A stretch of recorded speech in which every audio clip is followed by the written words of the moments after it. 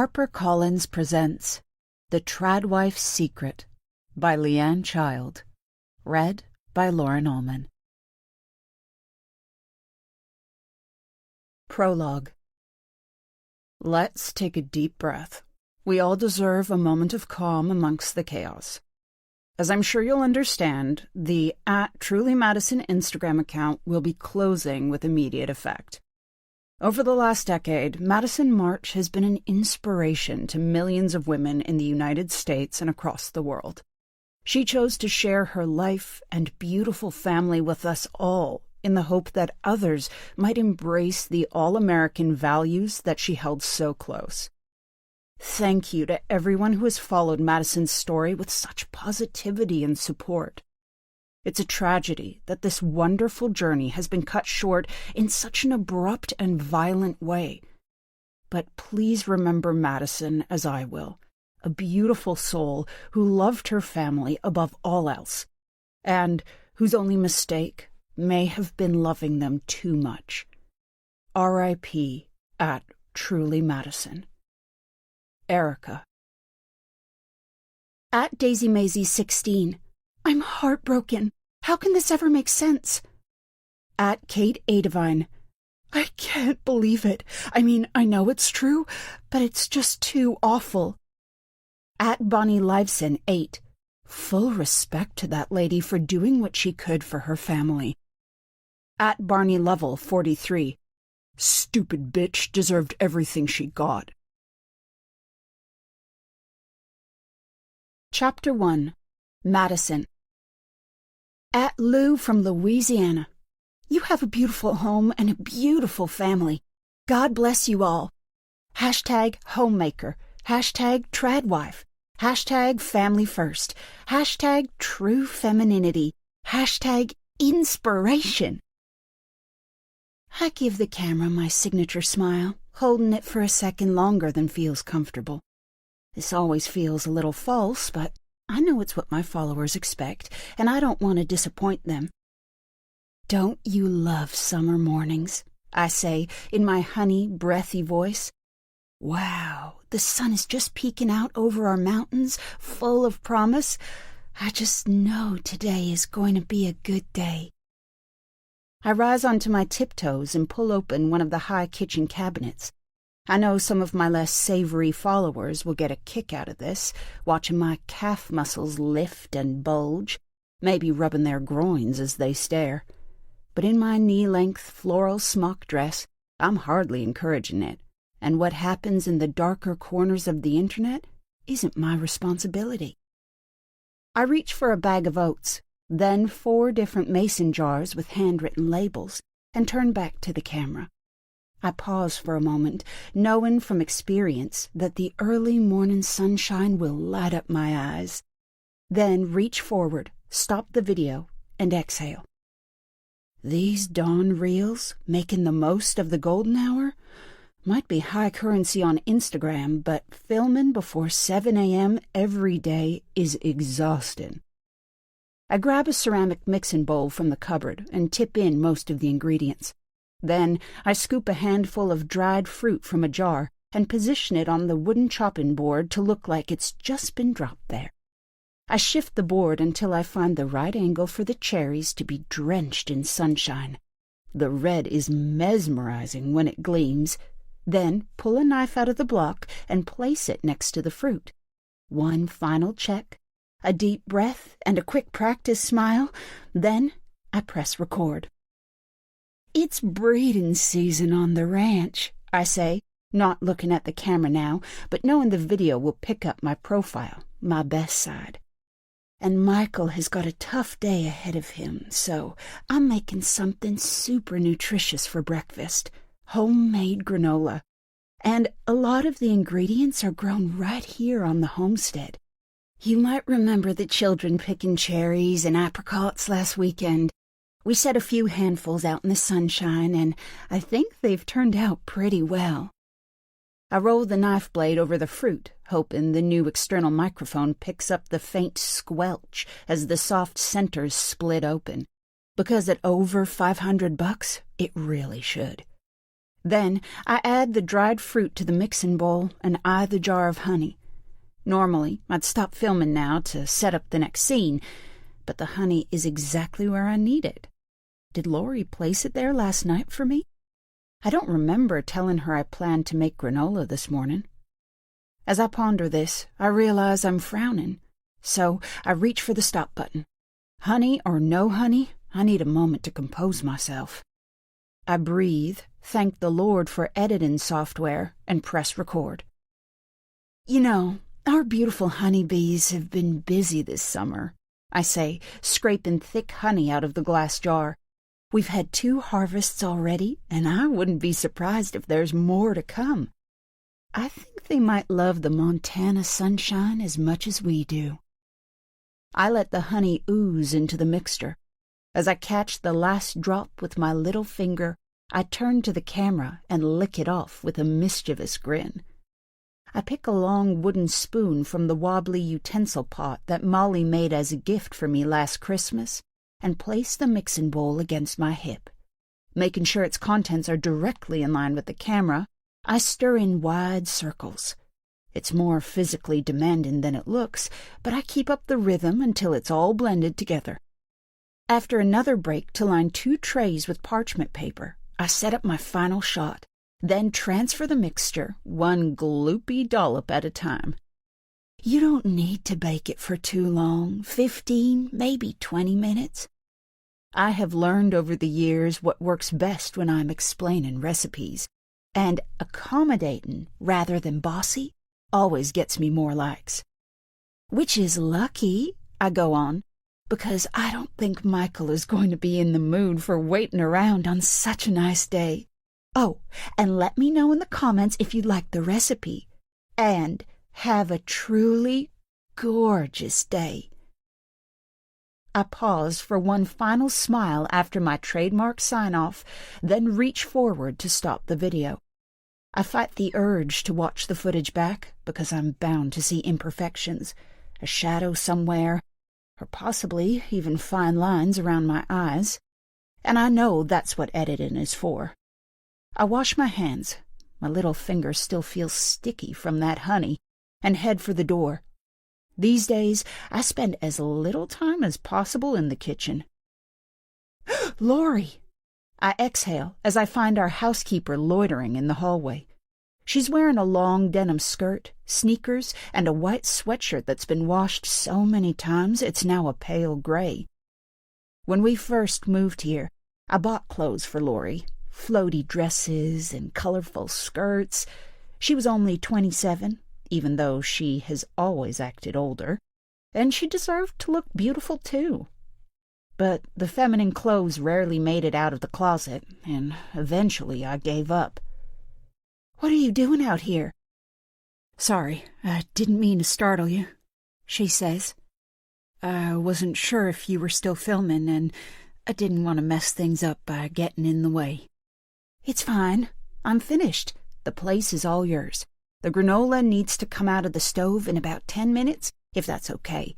So, can you leave it to cool and let Erica know to come film it? And do you have time to cook some steak and eggs for Michael? Yes, of course, Lori says.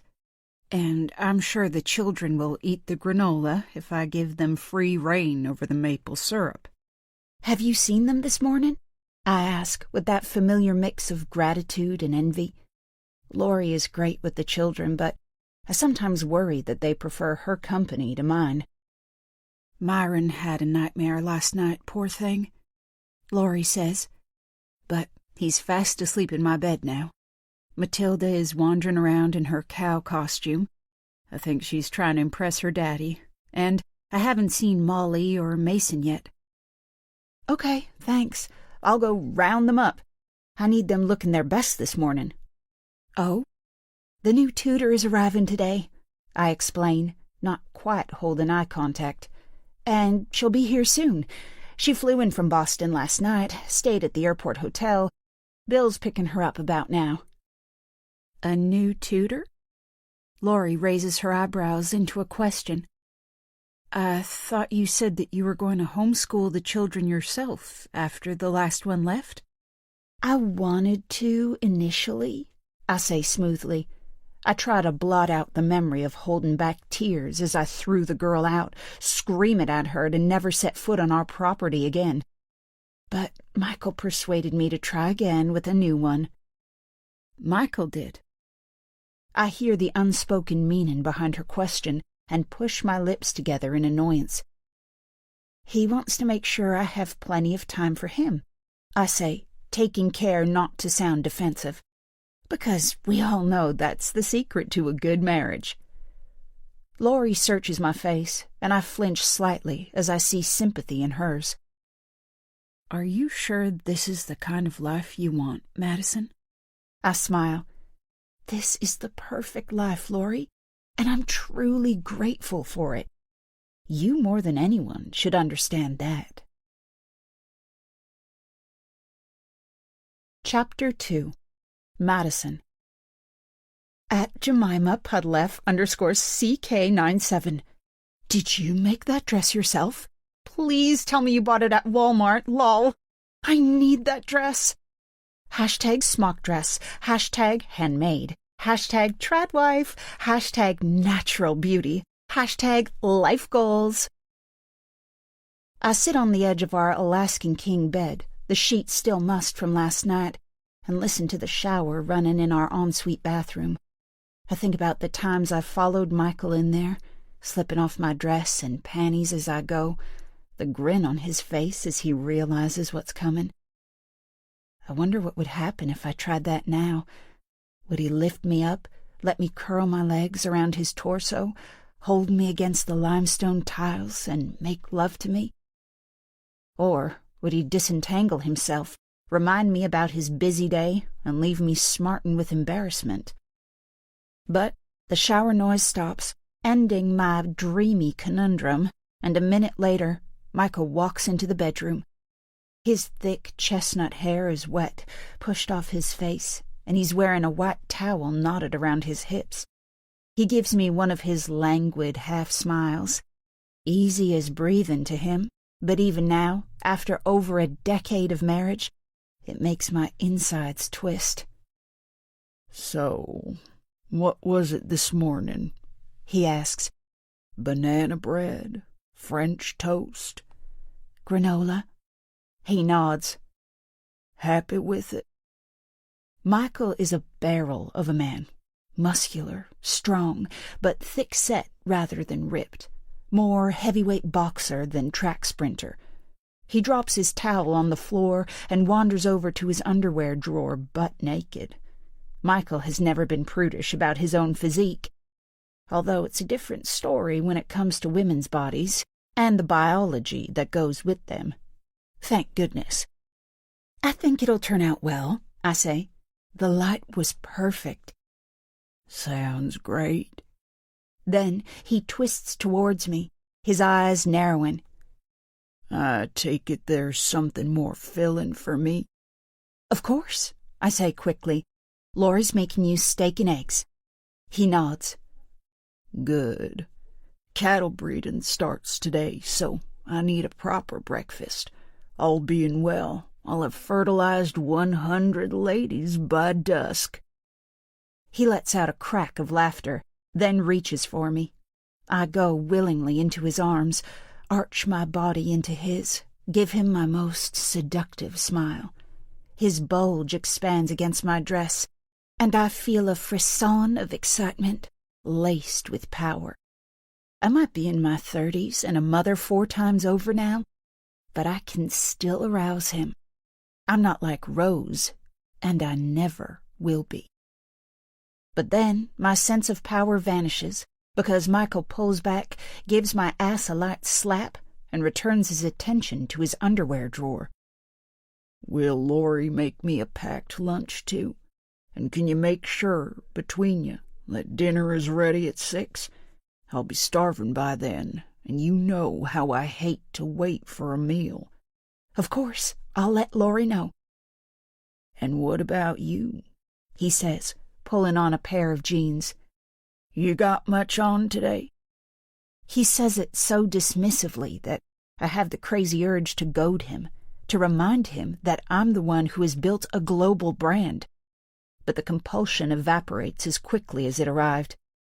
Oh, just the usual, helping Laurie in the kitchen, spending time with the children. And, I swallow. I find that I don't want to tell him about the new tutor, even though it was him who pointed out that we needed a replacement, that our children deserved someone more qualified than me to teach them.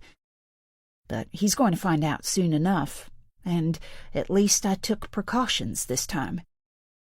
"What's up, Madison? Cat got your tongue?" "The new tutor is arriving this morning," I say, "ready to start lessons next week." He stops buttoning his shirt. "I didn't know you'd hired someone." His voice cools. "You didn't think to speak to me about something as important as that?" My cheeks sting with the error. Why did I let my pain at his straying blind me to something so obvious? "You're right. I should have done." I wring my hands in frustration at my own stupidity, hoping it looks like humility. "But you've been so busy working on the ranch, I wanted to take some of the burden of running the home off your shoulders." He resumes doing up his shirt, and it gives me the impetus to keep going. "And I used an agency that specializes in finding tutors who hold traditional family values, people like us." This is a lie, but I can't tell Michael the truth, that I chose an agency in Boston exactly because the area is liberal, progressive, full of people who are different to us, young women that Michael won't want to sleep with, because I knew a male tutor was out of the question. "You interviewed her?" "Yes, absolutely. She'll fit in, I promise." "If she doesn't smell right to me, she's gone, you understand? I don't care how much it will cost me." "Of course, honey." This is a familiar dance for us. I never mention the huge paychecks I get through my brand deals and advertising revenue, and in return, Michael turns a blind eye to the hours I spend developing my social media presence. While we can pretend it's just a wholesome hobby, even though he knows exactly what I earn because those dollars go straight into his bank account, our marriage can stay strong. But sometimes that pretense is harder to maintain. Needing to give staff a sweetener in return for their discretion is one of the ways it spills over into our family life. But there are trickier obstacles to navigate. Like security. The fence around the homestead is designed to keep animals out, not people. And whenever I get a particularly creepy message, I ask about hiring a security detail. But Michael always says that defending our family is his job, and that me suggesting otherwise questions his masculinity. Of course, I never want to push things after that. Michael's masculinity is more important to him than oxygen. But I do wish I could ask him about all the time he spends on his ranch, away from the homestead, and who would defend us then. I walk over to him, run my open palm across his broad chest. "A word from you, and she's gone. You've always been a better judge of character than me." I look up into his face and give him my most alluring smile, while internally praying that he doesn't decide to get rid of our new tutor. I need this one to work out. I can't let him replace her with yet another blonde-haired, wide-eyed good girl. Chapter 3. Callie. I gaze out the half-open passenger seat window, my eyes wide. I thought the coastline around Boston was beautiful, but this is scenery on steroids. Snow-capped mountains, lush green fields, high-definition blue sky, vast swaths of pine trees that make the whole place smell like air freshener. I had mixed feelings about this new chapter in my life when I flew out of Logan with just a heavy backpack for my year away from home, because having zero choice is never a good starting point. But with every hour that passed, fidgeting in an American Airlines middle seat, I became more excited about my new adventure. And now, with this incredible tableau, I'm even starting to feel a bit optimistic about how things have turned out. I uncoil my spine and lean back against the seat cushion. Finally, I've had some luck. And geez, it's been a long time coming. I didn't make it into an Ivy League university like my brother Luke did.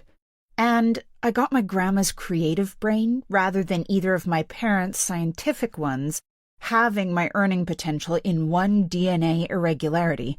And then I make one stupid mistake, and suddenly I'm exiled from my own city. But none of that matters now, because not only have I found a way to solve my own problem, I am deep diving into the crazy, wild world of Tradwife influencers. And not just any influencer, but Madison March, the absolute queen. I'm not buying the lifestyle she's selling, all that saying grace before dinner and kowtowing to your husband. But wow, that house, those cute kids, the amazing food she makes from scratch, and she's got to be one of the most beautiful women on the planet. When I started tutoring 6th and 7th grade children in my neighborhood back home, it was just a way to earn some pocket money while I decided what to do with my life. But after some false starts on the career front, marketing wasn't for me, and apparently I wasn't right for human resources. Suddenly, my 2 years tutoring was my only solid employment history. Then, one day, the tutoring agency said they had an interesting opportunity to run past me. I had nothing else on the horizon, so I agreed to an interview. And by the time that came around, I would have taken any job that took me out of state. "So, I hear you're the new tutor." I turn and stare at Bill, the driver. I've watched enough westerns in my 24 years to know that cowboys wear Stetsons and plaid shirts in the movies. I just hadn't realized they'd dress that way in real life, too. "That's right. They're live wires, those kids," he warns, his Montana accent like a slow smile. "I imagine you'll have your work cut out for you there, Callie, getting them to sit still for more than 5 minutes. I look at Bill with renewed interest. His description of the children is news. They always seem super well-behaved on Madison's reels, and I thought children and animals were the two things you couldn't stage manage. But it's more that Bill knows them well enough to make the comment. "It sounds like you spend plenty of time with the Marches, then?" "I'm there most days, yeah, depending on Mrs. March's schedule." "Oh, right. Of course, a woman with 4 children, 10 million Instagram followers, and a husband who's never changed a diaper has a schedule. Madison must spend a ton of hours editing her reels to make her life look perfect. But I guess I assumed the rest of her day would be spent getting through the mush of raising kids and keeping home." I look back at Bill. "So what's it like, then, her schedule?" Bill taps the steering wheel. He's quiet for a moment, a frown forming on his face. "I take it you've signed the legal stuff?" he finally says. "What legal stuff?" He tilts his head, then shakes it. "Ain't no way the Marches employed a new tutor without getting you to sign a confidentiality agreement." I dredge up a memory of the offer letter that arrived in the mail a few weeks ago, a large envelope stuffed with papers I skimmed rather than read. My interview had been via a Zoom call with Madison in mid-July. It wasn't easy. I had to pretend I shared her views on how children should be educated, and decide if I had any red lines on the issue, which, once my bonus had been explained, it turned out I didn't. The conversation had then widened to questions I found easier to lie about. The only sticking point came when I let slip that I was vegetarian. But it clearly wasn't too much of a problem, because a couple of hours later the tutoring agency phoned to say I'd got the job. And a week after that, the paperwork arrived. Once I'd seen my pay confirmed in black and white, my living costs covered, plus a $50 weekly allowance, and then a $50,000 bonus if I completed one full school year? I realized someone up there was soundly coming to my rescue, and nothing was going to stop me taking the job. So I signed the rest of the forms without paying much attention to the detail. I guess maybe I did, I admit, shrugging, trying to hide how dumb I feel. Listen, we all sign it, Bill says, the warm voice back. It's for our benefit as well as theirs, just so everyone knows what's what. All? So Bill and I aren't the only ones on the payroll? Madison never mentions having staff on her social media posts, and she always gives the impression that she does the domestic stuff herself. Originally, I thought that she homeschooled her children, but I'm not an avid follower, so I wasn't too surprised when I discovered I'd got that wrong. But now Bill's talking like there's a whole team behind her. My surprise must show on my face, too, because Bill cackles with laughter and shakes his head. I think you're going to learn a few things about the marches, Miss Callie. Then he turns up the volume on the car stereo and starts swaying in time with the music, a vaguely familiar country and western song. I stare out the windscreen and try to swallow my embarrassment. Of course Madison has an entourage. My parents only had 2 children, and Mom still talks about how hard it was when we were little, how going out to work felt like a rest. And she's an emergency doctor. Madison has got double the number of kids and enough money to hire all the help she needs. And if she wants to pretend that she does everything herself for gullible followers to lap up, then who am I to judge? I've made a fair number of morally questionable decisions in my time, too. Suddenly, the truck screeches to a halt, and I'm flung forward, the seatbelt cutting into my shoulder. My head ricochets back up to the sight of a huge black cow staring at me through the windscreen, nostrils flaring. I sense Bill reach forward, then watch him pull a pistol from under the dash. Jeez, the ease with which he handles that thing. Then my shock morphs into a hot, sick feeling as I realize he's going to shoot the cow. My eyes bulge as he maneuvers the gun out the window. But instead, he cocks his arm and aims at the sky. As he pulls the trigger, a deep boom rips through my eardrums. The cow tilts, then flees. And Bill carries on driving as though nothing has happened. Chapter 4. Callie. A long, bumpy track finally gives way to a smooth tarmac driveway. Bill parks up in the shade of a giant pine tree and nods for me to get out. I'm still shaky from the cow incident, but seeing my home for the next year proves to be a powerful antidote. I stand next to an imposing stone water feature and stare. The March homestead is like a ranch from the movies. There are even horses grazing on the lawn. The walls are made of stripped logs stacked horizontally, and there's a huge stone fire pit out front, plus a life-sized bronze statue of a stag. The March home is also bigger than I imagined, and swankier. There's a grand double-height entranceway with manicured flower beds either side and an intricately carved oak front door. It hits me that Madison never posts pictures of the outside of her home. There are plenty of valid reasons for that. Protecting her privacy, for one. There are probably hundreds of crazies out there who would stalk her if they could work out where she lives. Or she might not think it's appropriate to flaunt her wealth. Even Madison must know about the cost of living crisis. Yet, I can't help thinking that social media's favorite Tradwife hides her lavish home because she wants her gazillions of followers to believe she's just a simple homemaker. But truly Madison can be as false as she likes for all I care, I remind myself. She offered me a way out, and I grabbed it. What her fans believe is none of my business. I've got some errands in town, so I've got to run, Bill calls out from inside the cab. I'll drop your cases in your room as soon as I'm back, Callie, if that's okay. But everyone's expecting you, so head on in. I just have time to nod before he swings around the wide drive and disappears down the track, a puff of dust trailing after him. I walk towards the house, but when I reach the front door, I pause, because it's already open. Excuse me. I turn around. A woman in jeans and a navy blazer with blonde hair cut into a sharp bob is standing behind me, nodding impatiently at the doorway.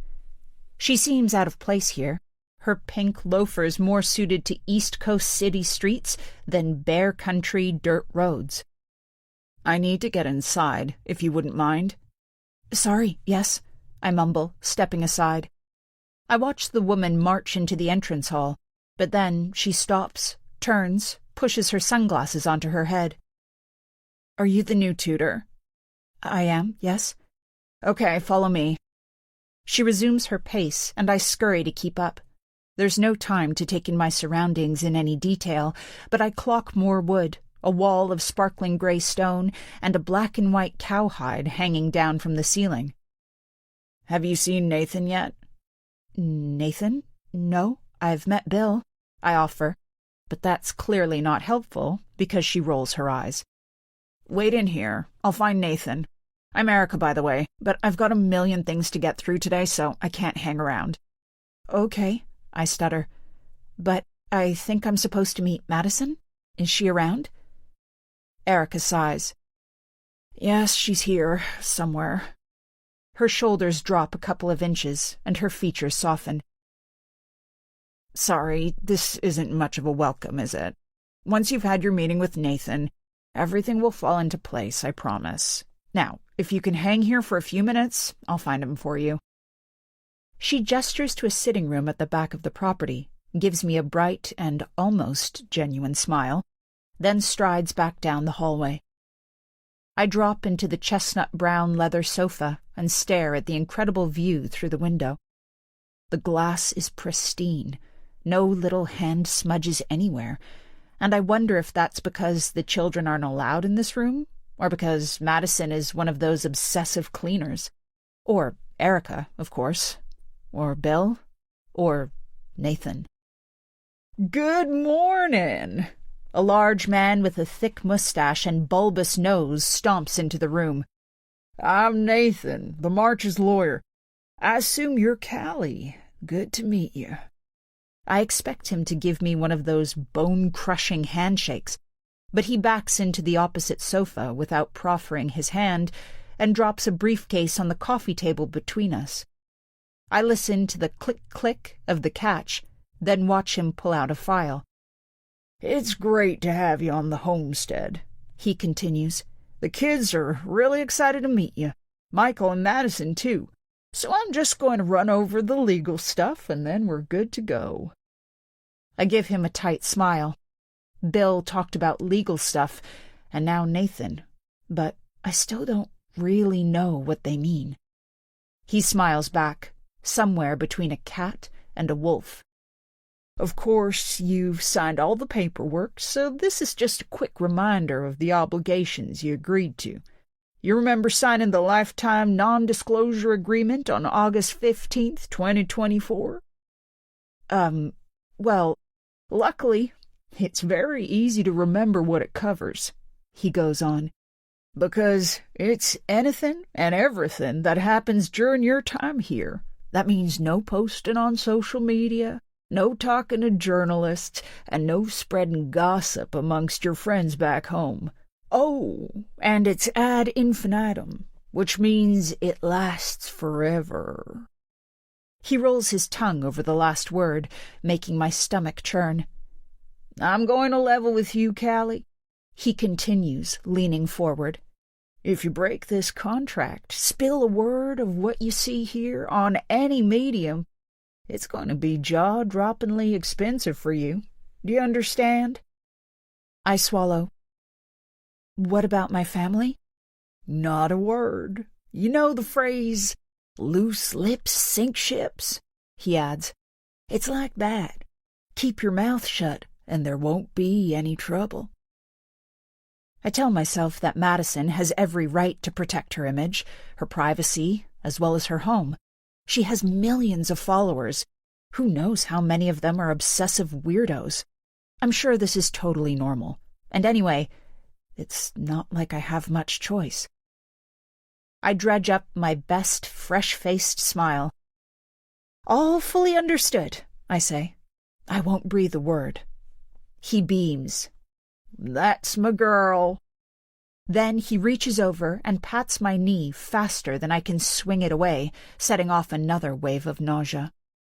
"Now we've got that sorted, Madison will be along any minute. See you soon, Callie." Once he's gone, I pull out my phone and tap into Instagram. There's a new reel from Madison, and I find myself wanting to watch it, as though, after everything I've just heard, I need to see this side of her again. Yes, it's a fantasy, but it doesn't stop me sinking back into the sofa and letting her soft voice wash over me. Chapter 5. Madison. At Debbie Colts 47. I'm sorry, but that man needs more than granola to fill him up. Hashtag hot husband. Hashtag ranch life. Hashtag man needs meat. She's prettier than I remember her looking on Zoom, but I'm not worried. She's still not Michael's type. Dark hair rather than blonde, and worn in a choppy bob rather than long and neat. Her brown eyes are framed with black eyeliner, but without contouring or blush. It makes her look both too made up and not enough. And the only sparkle on her face comes from a small stud in her nose. I know Michael will take one look at her and think, East Coast Gen Z progressive, and I allow myself a small inward smile. I did good. "Hi, Callie, wow. It's so lovely to finally meet you in person. How was your trip?" "Oh," she stutters. "It was fine, thanks." There's a reticence in her voice that wasn't there during our Zoom interview. This will be Nathan's doing, I imagine, his heavy-handed approach to guaranteeing her discretion. Secretly, I can't stand the man, but there's no way I could tell Michael that.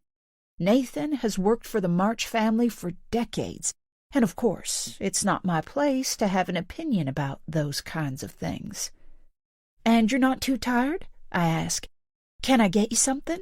I've just made some lemonade, although I can't guarantee there'll be any left now that Matilda's worked out how to climb onto the counter.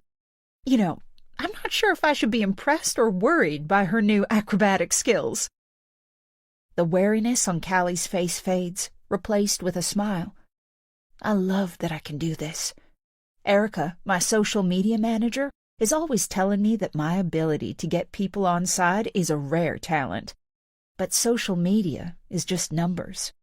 My adoration measured in views, likes, shares, comments. Even with 10 million followers, being able to see my influence unfold in real time gives me a warm feeling in my chest. "I can't wait to meet her," Callie says. "And the others, of course, Molly and Mason and Myron. And they can't wait to meet you, too. So, how about we go find them?"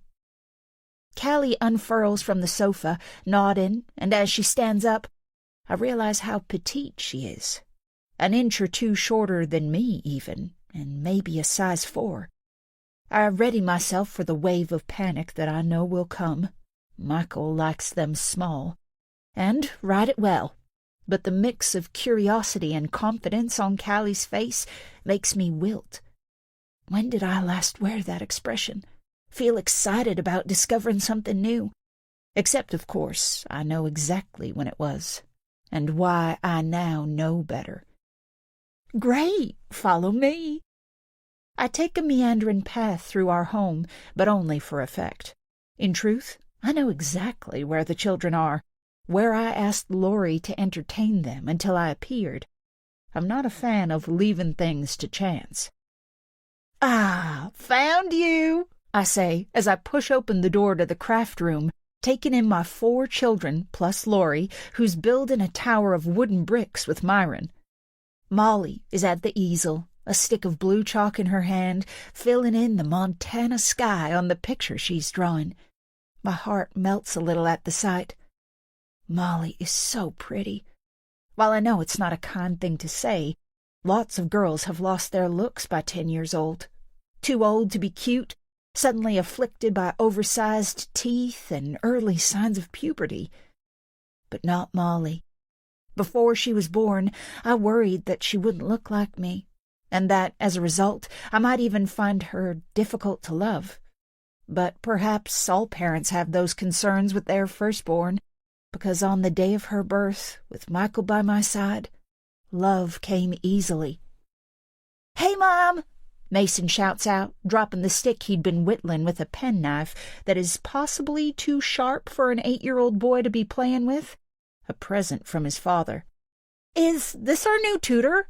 He stares at Callie, and for a horrifying moment, I wonder if he's assessing her in the same way I did, deciding whether she's going to make his mom cry like the last one. But I relax when he blurts out his question. "What's that in your nose?" Callie laughs, and it's a nice one, light and contagious. Laurie must think so too, because her face softens at the sound. "Well, it's a little stud," Callie explains. "Sometimes I pretend it's a diamond, but it's actually rhinestone. Do you know what that is?" "I do," Myron shouts out, lifting his hand. "Daddy shot one in Africa." "That was a rhino, Dumbo," Mason says. "Mason, don't call your brother a Dumbo," I say, while wondering whether Dumbo is cute enough to not be offensive, and whether I should be filming this exchange between my children, editing Laurie and Callie out, of course. "Isn't pretending like lying?" Matilda asks suspiciously. "Because lying is bad." "Oh." Callie's cheeks flush. "I didn't mean—" "No, Matilda," Molly says, shaking her head at her sister. "Pretending can be okay if you do it for the right reasons. That's right, isn't it, Mommy?" I tense, but then remember that Callie has signed an NDA. She's one of us now. "As long as we always put family first, that's the most important thing," I say smoothly. "Now, I think Callie would love it if you introduced yourselves. Who wants to go first?" As I listen to each of my children step forward in age order and reel off their name, age, and what they love to do on the homestead, from collecting eggs from the coop in the morning to swinging on the makeshift tire swing that Michael set up for the summer, I feel a swell of pride. Michael, Laurie, and me. Between us, we've done a great job raising them. "And this is Laurie," I say, when Myron has finished talking about butterflies. Laurie is our housekeeper, so she's the person who's really in charge. Matilda giggles. "I thought Daddy was in charge, Mommy. That's what you always say." "Of course that's right, honey," I say, slightly flustered by being pulled up by my 6-year-old. "I just mean that Laurie is the best person to show Callie the ropes." I turn back to our new tutor. "You might have seen from my content that I love cooking and work in the vegetable patch, and of course hanging out with the children. Well, it can get a little exhausting at times, so Laurie is here to help me out when I need it." "Hello, Callie." Laurie cuts in, instinctively knowing when I need a little help. "Welcome to the March homestead. Your room is ready, and Bill just dropped your bags in, so you're all set. Maybe this afternoon I can give you a tour of the place, but right now I need to get on with making—" She slows to a stop. Thank goodness. I need to ease Callie into our setup gently. She doesn't need to know that I can barely cook. "Anyway, Madison, are you okay to mind Myron for a little while?" Laurie finally continues. I look at my 3-year-old son. His shoulder-length, curly blonde hair is so adorable that it's hard to believe it's the subject of such furious exchanges. Erica loves its cherubic aesthetic, while Michael rails against its femininity. I secretly agree with Erica, covertly encourage her, I suppose, but I don't dare oppose Michael's wishes. Even the thought of challenging him directly exhausts me. I feel my hand move to my belly. Is there any chance you could take him with you today, Lori? You know how the first couple of months always knock me out. Lori gives me one of her understanding smiles. Of course, I wasn't thinking. Let's go, Myron. Wait, you're pregnant? Callie blurts out, then blushes. Sorry, that's none of my business. I smile at her. Of course it's your business. You're one of the family now. And yes, all being well, there'll be a new March before March. Chapter 6. Madison. At Tradwife.bestlife. Wow, your kids are so cute. I hope I get lots of babies like you. Hashtag Tradlife. Hashtag Tradwife. Hashtag big family. Hashtag family is life. Hashtag blessed. A new March before March. Michael came up with that little quip when I told him about the baby, and Erica practically salivated at the prospect of using it to reveal my 5th pregnancy. But I'm not ready to share the news with the world just yet. I want to keep this one to myself for just a little while longer, because I think this will be my last. I drop down onto my huge mattress and stare at the imposing rosewood ceiling fan above me. The quiet whir is verging on hypnotic, but it doesn't calm me. I don't exactly feel old. I'm barely into my 30s. But I have this sense that things are slipping away, that I've reached my peak, and there is now only one direction for me, downwards. I pull out my phone, open the camera, and switch it to the reverse lens. I stare at my face. I know it's a form of self-torture, that iPhone cameras are brutal in the wrong light, but I take note of every new blemish and unfamiliar fine line. I wonder how I will look in a year's time after the baby is born. Older? Too old? An image from this morning appears behind my eyes. Michael's fading interest, his gentle slap on my backside, like I'm one of his more likable cows. Then I think about Rose, his ex-wife.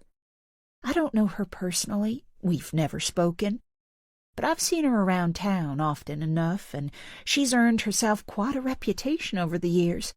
Old, unattractive, unfeminine, either angry or morose. She works in the grocery store in the mornings, but spends most afternoons drinking liquor in the bar. I couldn't understand how Michael could choose someone like that. So, one day, I begged Bill to explain it. And then I wished I hadn't, because Bill told me that when Rose and Michael were married, she'd been beautiful. Long, blonde hair like mine, piercing blue eyes, bright smile. Not the woman I see now with her cropped white hair, darting faded eyes, and heavy crow's feet. But when I pointed out the change in her appearance, Bill just shrugged and went quiet, as though women are a puzzle that he never expects to solve. I know it's crazy, but I've never asked Michael what happened between them. There are plenty of rumors I've heard over the years that Michael found hidden birth control pills, even that she hounded him about wanting to work on the ranch. But in over 11 years of marriage, I haven't dared ask him directly, in case the truth is that he simply got bored of her. I flick the camera closed, shuffle up onto the pillows, and open Instagram instead. My post this morning is doing okay. Only 200,000 likes, but over 1,000 comments. I scroll through a few, and for every nasty one, there are 20 good ones, and it lifts my mood. They love my dress, my granola, my utensil pot, my positivity. I sigh, wonder if that's the biggest lie of them all. Except it makes no sense to feel down. I have everything I have ever dreamed of, things I fought so hard to get.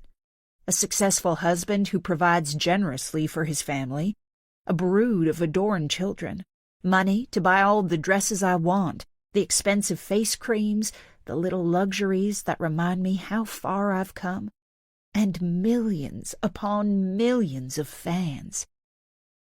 But somehow it feels like it's all resting on a precipice, and that one wrong move could bring it crashing down. I click out of my notifications and start scrolling my feed instead. I set up my Instagram account while I waited impatiently for Molly to be born over 10 years ago. I was in full nesting mode at the time, so my early posts were of cute knitted mitts and socks, or the homemade stencils Laurie made to decorate the nursery. I wasn't called a Tradwife back then. I was just a homemaker fresh on my journey. But a lot can happen in a decade. Now I give talks at conventions. I'm quoted in articles, interviewed on podcasts, invited to judge beauty pageants.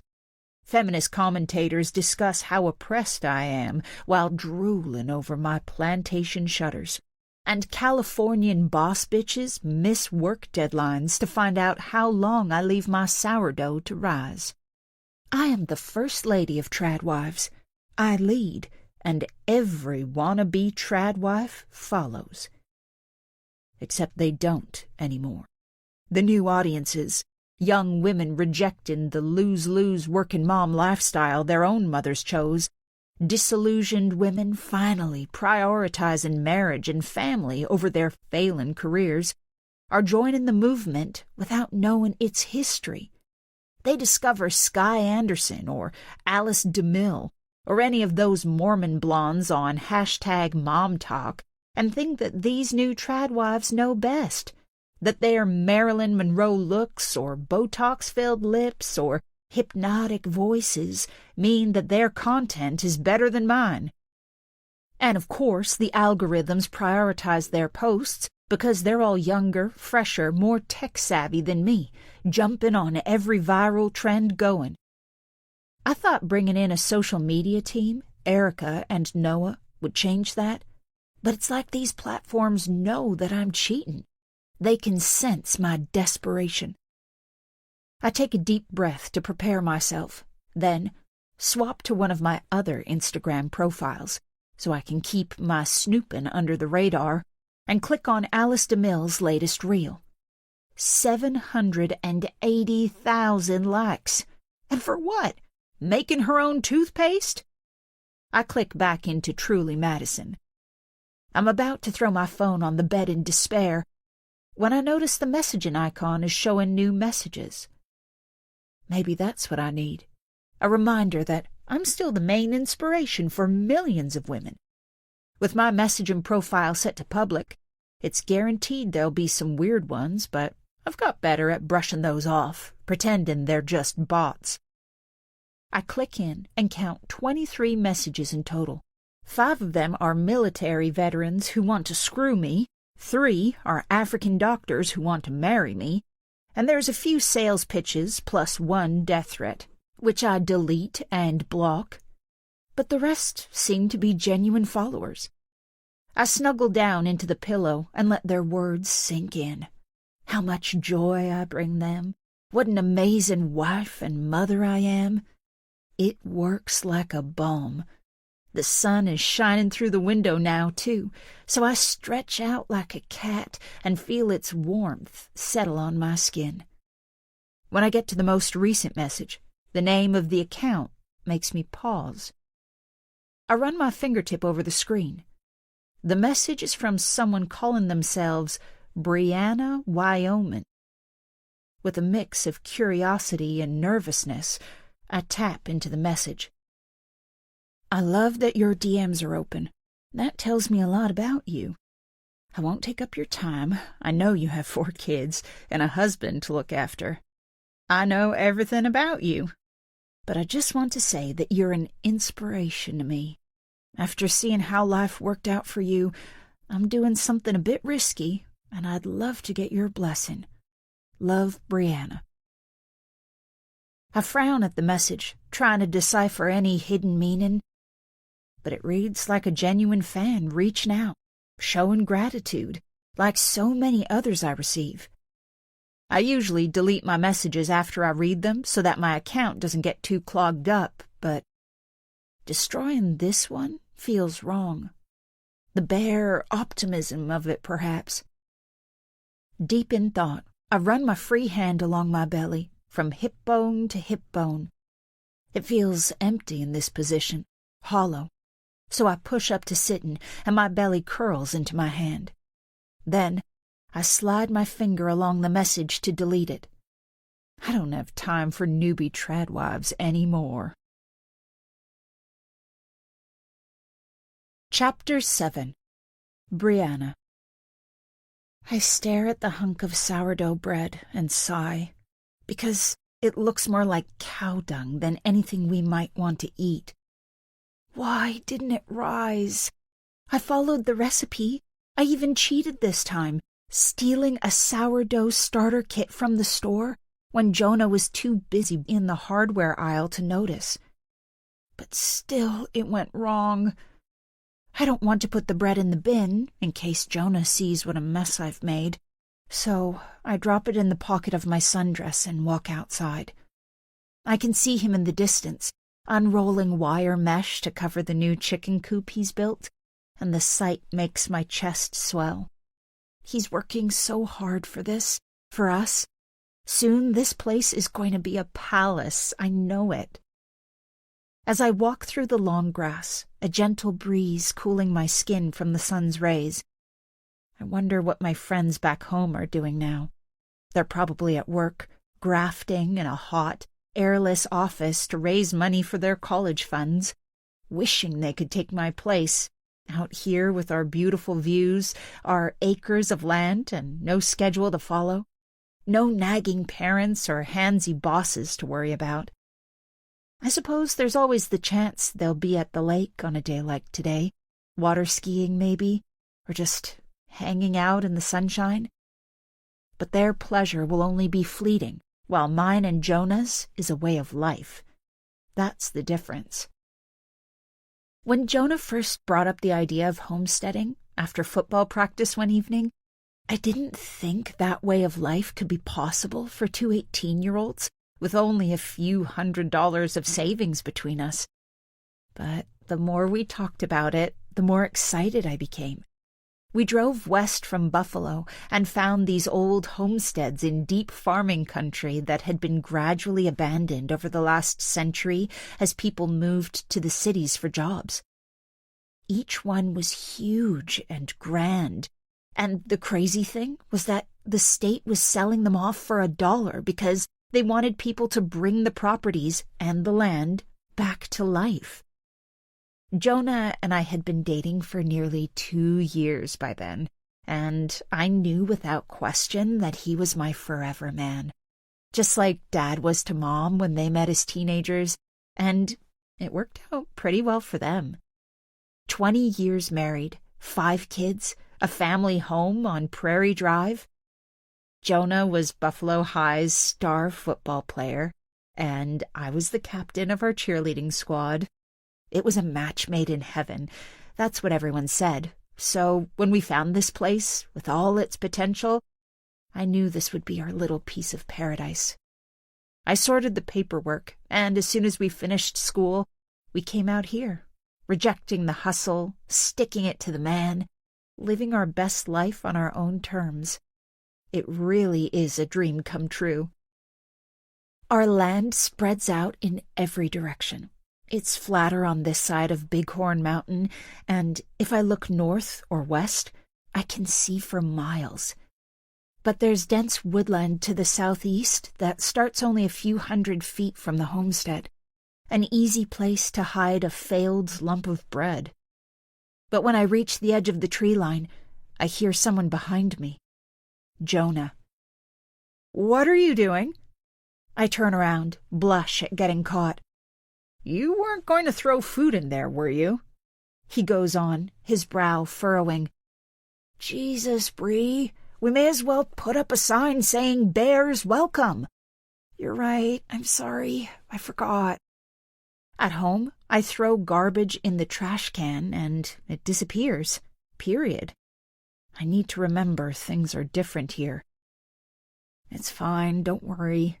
We're both still finding our way. Just remember that food needs to be eaten, used for compost, or burned, okay? I hang my head and nod. You know, you could just tell me that you mucked up the sourdough again. Jonah gives me his wide, lopsided grin, the one that's impossible to resist. I take it that's what happened? Honest to God, Jonah, can we not just buy Wonder and save on the cooking costs? Not to mention the ton of ingredients I've thrown away.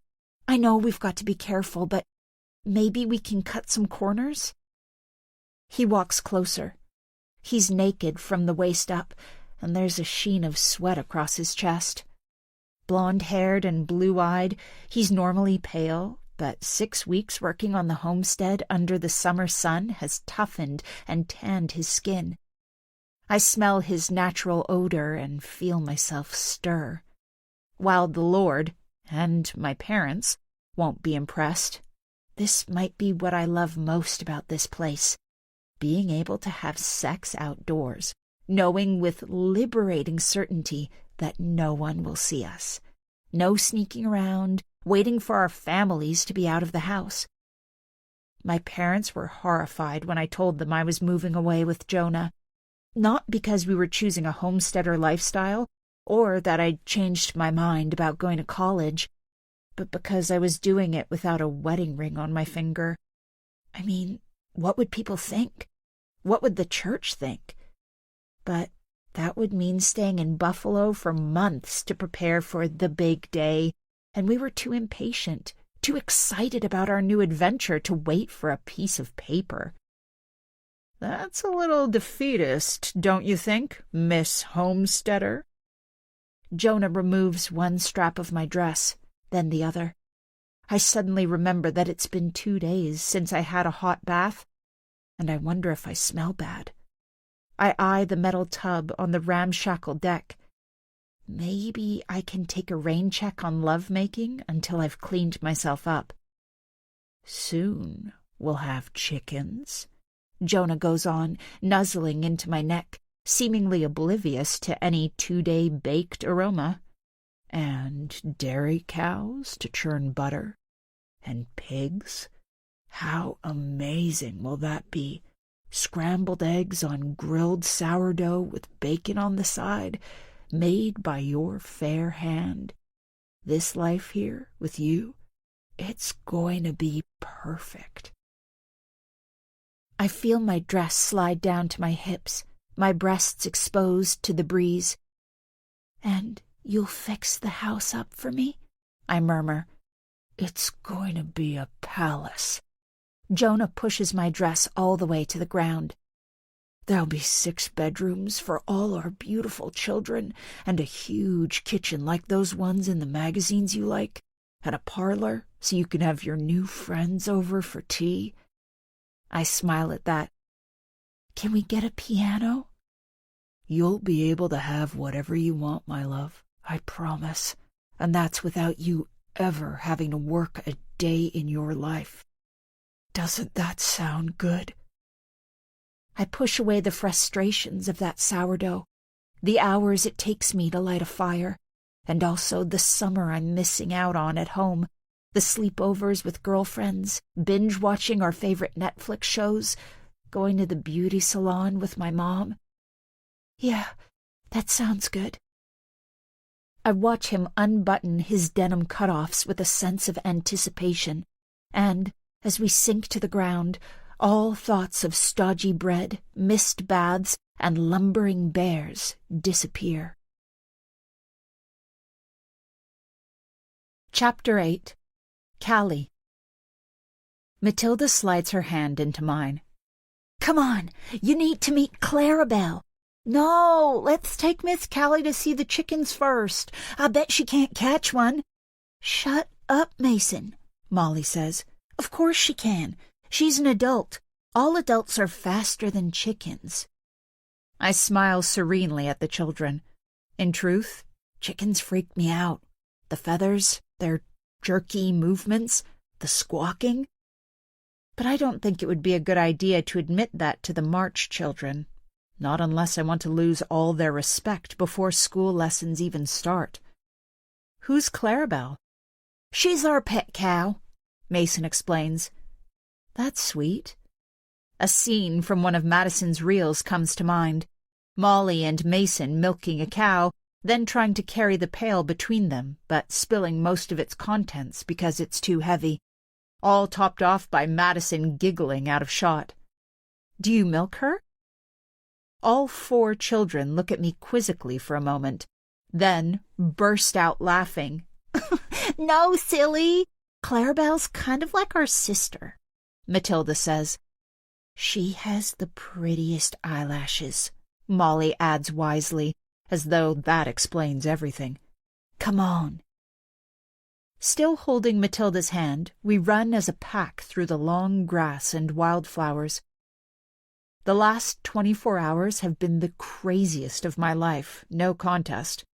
I've witnessed the kids act like the polite, helpful, bordering on submissive, children that I see on Madison's reels, but only when Michael's around. The rest of the time, they're cheeky, loud, hyperactive. Mason sulks, and Matilda does the opposite of what she's asked. And it feels surprisingly special to be behind the scenes, like I've been given an access all areas pass to the hottest show in town. And also, the homestead is officially gorgeous.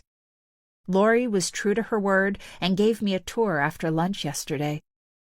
The main house has 10 bedrooms, 12 bathrooms, and what feels like a dozen living spaces over its 3 floors. And there are 3 big barns outside. One has been set up as a stable for their 6 horses. The second was empty, but based on the pink bunting, I'm now guessing it's Clarabelle's home. And the third barn is full of gym equipment, which I can't pretend to get excited about. On our walk around the grounds, I saw beehives, fruit trees, and a huge vegetable patch. I also noticed a weird structure beyond the barns, a dark green door cut into the hillside. Mostly, Lori was warm and generous with her knowledge on our tour, but she clammed up when I asked what that was. Yet, for all the positives, there have been some less comfortable moments, too. As the clock moved closer to 6 p.m. yesterday evening, I felt a rising tension in the air. Lori upped her pace in the kitchen. Madison came downstairs, looking amazing in a white dress and shimmering makeup, but with a nervous expression underneath the shine. The children scrubbed their hands and faces without being asked, and Molly glared at the youngest 2 every time a suppressed giggle rose too close to the surface. And then the door banged open, and Michael stomped in. And I felt a mix of awe and discomfort as everyone submitted to his every whim, me included. "Here she is!" Matilda calls out proudly when we arrive at a small fenced-off meadow. "Clarabelle!" Myron shouts gleefully, jumping up and down. I take a tentative step forward and look at the March family pet. Pink nose, white face, black patches over each eye, and Molly's right, weirdly long eyelashes. "Hey, kids, what are you doing?" I spin around. Michael is walking towards us. His gait is purposeful but slow, like he's used to people waiting for him. "Oh, hi, Daddy," Molly says. I sense her take a few micro steps towards me. "We're showing Miss Callie around," Mason says. "Mom says lessons don't start till next week, and that Miss Callie needs a few days to settle in." "Have you done your chores?" Michael asks. "Tuesday's laundry day, isn't it?" "Lori said she wasn't ready for us, that we could play for a bit first." But Mason's voice is losing its conviction under Michael's hardening stare. "Did she now?" Michael rubs his chin, and a noise like sandpaper on stone filters into the air. "Well, you know my feelings about that." "We can go now," Molly suggests. "You know, she's probably ready for us." "Matilda, what are my feelings about work and play?" Michael asks, ignoring his eldest daughter. "Oh, work before play?" she offers in a wobbly voice. "That's right, sweetie." His face finally breaks into a smile, then he widens his gaze. "Now, if a 6-year-old girl can get it right, why is it that you two can't work it out? Now go!" He claps his hands like a crack of thunder, and the 4 children run, Molly dragging Myron across the bumpy ground. I stand awkwardly, not knowing if his command was meant for me, too. "You probably think I'm too strict with them," Michael muses, staring after his fleeing children. I think about Madison's Instagram reels, how I love watching Molly lift a heavy pot off the stove, or Matilda chase chickens for eggs. Why have I never wondered if they're too young for such tasks? "No, not at all," I say, because I know it's what he wants to hear, then add, "You and Madison have raised 4 great kids." Because it seems like they have. "Thank you, Callie." His gratitude sounds more genuine than I was expecting. "You know, I love those kids with all my heart, so that means a lot." I turn to look at him. If I asked any of my friends to describe Madison March's cowboy husband, they'd call him a classic misogynist, forcing his wife to live a life of child-rearing and servitude. But in my 2 years of tutoring, no parent has ever even hinted that my opinion might be of value. And it's not like any of my friends have actually met him. "Well, you've given them a pretty idyllic life here. You have a beautiful home." "It is special," he says, nodding. "And Madison does a great job of keeping it that way. But its real beauty runs deeper than the timber and stone. This homestead has been in the March family for 5 generations, built in 1870, following the Homestead Act 8 years earlier. And it's that legacy that gets me up every morning, makes me work hard for my family, you know." I'm surprised by the sense of envy that floats through me, because the answer is no, I don't know. I've lived in 5 different homes in my 24 years. In our latest house, my parents redecorated my bedroom when I left for college, and I'm still not a fan of the Japanese sakura feature wall. I wonder if I would feel less uncertain about my future if I had stronger roots to hold on to, like the Marches. "And you're settling in okay?" Yes, thank you." "That's great." He's quiet for a few moments, and I find myself drawn to the sound of his breathing. And his scent, some heavily spiced aftershave that I normally can't stomach, but seems to smell different in the fresh Montana air. "And Madison gave you the list?" The list. He uses such an amiable tone that it's hard to reconcile it with the thin folder Madison handed me last night, because the list is an uncomfortable read. All the topics I should avoid in my lessons, and the ones I should focus on. It's like a curriculum from the 1950s. "She did, yes?" He beams at me again, and I feel slightly better about the directive to skirt over the Clinton presidency. "Anyways, I've got work to do," he says. "It's good to have you here, Callie. The kids already seem to love you, and I'm sure you'll fit right in." As I watch his large frame shrink into the distance, I wonder if that's true, and why fitting in is starting to feel like a compliment. Chapter 9. Madison. At Barbie Girly 99. Damn, girl, how do you look so hot with all that delicious food you cook?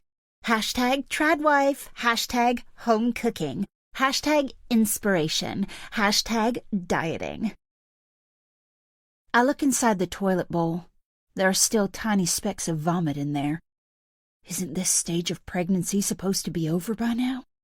I shudder, sigh, then hit the flush and try to erase the image from my mind. I can't be distracted by thoughts of babies or morning sickness or Michael's disapproving expression if he'd spotted the mess before I did. Especially today, after I checked my engagement stats this morning. My last post got less than 50,000 likes. I can't remember the last time that happened. I swear it's that Alice DeMille stealing my followers. I really feel this is crunch time. If I don't come up with some fresh ideas, my brand is going to disappear into mediocrity forever, and I can't allow that to happen. It doesn't help that the weather has cooled. It's only September, but the vibrant skies and warm sunshine of summer have already transformed into patchy clouds and faded colors, causing Erica to mumble about unflattering light whenever she walks past a window. I wash my hands and make my way into the kitchen. With the children in the classroom with Callie, it's quiet in this large room, and I take a moment to watch Lori at work. She looks tired, too, and I feel a rush of affection for her. Lori has always done so much for my family, but whenever I tell her to slow down, she promises me that she's fine, that she enjoys being busy. I wonder if it's more than that it's her way of paying penance, but I'm not about to start discussing that. "Morning, Lori," I say, breaking the silence. "Oh, hey, Madison." Lori stops chopping onions and turns towards me. Her eyes are red-rimmed, which I assume is down to the task she's undertaken. "How are you feeling?" I shrug. "Oh, you know." Lori has played a key role throughout all my pregnancies, looking after me, making sure both me and the baby are healthy, so I don't need to say much for her to understand. "Want a coffee?" she asks. "I dug up the chicory root yesterday, ground it fresh this morning." "Sounds delicious, thank you." As I watch Lori drop a filter into the hourglass-shaped flask and add a spoonful of the tan-colored powder, I process her words. "Is there any root left to dig up?" "No, I got it all," she says with pride. "In case we get an early frost. There's enough to last us through the winter, and then I'll get the kids to help me sow more seeds as soon as the ground thaws in the spring." It's smart of her to think ahead, but still, a spike of annoyance tightens my shoulders. I know it's unfair. Lori has done a good thing, but I wish she'd taken 2 seconds to think. My whole brand is built on wholesome tasks like digging up flippin' chicory root, and I'm in desperate need of some good content. "I was going to collect the chicory root today," I lie, making my face look sad. "Erica and I had it all planned out. Me and the children digging it up, then roasting and grinding it into coffee. I've been waiting 6 months for this opportunity, and now it's gone." Lori's eyes grow wide. "Oh, I'm sorry, I didn't think." She looks crestfallen, but I find I'm not ready to let her off the hook yet. I listen to the drip, drip, drip of the coffee.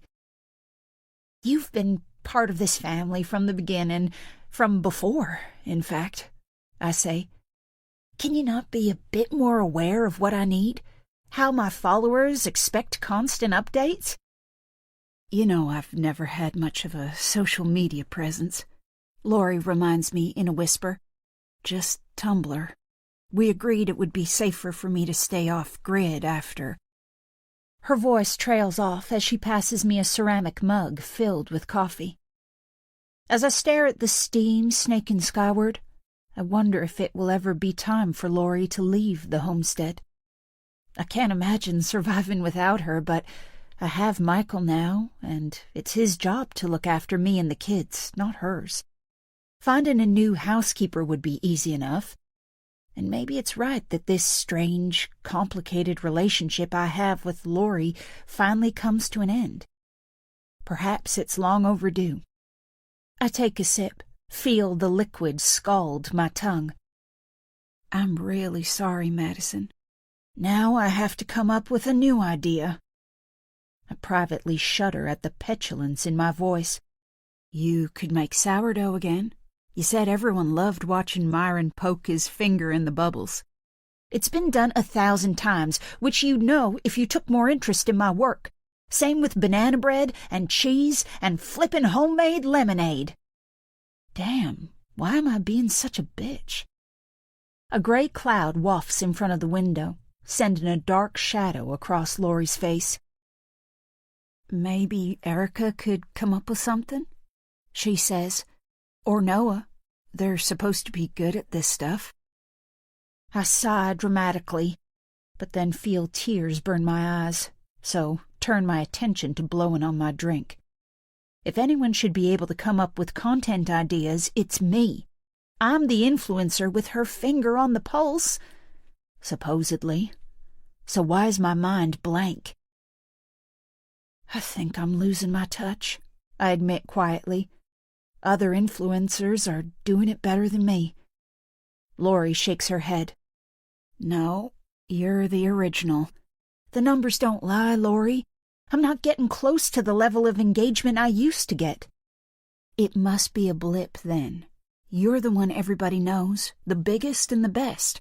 There's no way anyone could take your place. I can't stop time, though. I'm 32, soon to have my 5th child. What if I'm past my prime? And what if Michael thinks so too and throws me out like he did to Rose? No beautiful homestead then. My followers would abandon me, the brand deals would dry up, and there'd be nothing left. Michael loves you. Lori pauses. At least, he loves having you as his wife. Well, I imagine he liked Rose in that role too once. Lori shakes her head. Madison, there's no comparison. Rose is a sour-faced drunk who always looks a mess. You can't blame Michael for wanting to get rid of her. Except Bill says she wasn't like that before.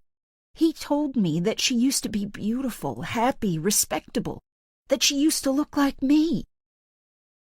Lori doesn't say anything, as though she's run out of reassurances, and the silence makes my stomach lurch. I need to find a way to build my social media profile back up and keep hold of Michael, I say. But I don't know how. It's such a tightrope as it is, being the perfect wife for him and then acting the perfect wife for all my followers. Lori's brow crinkles in thought.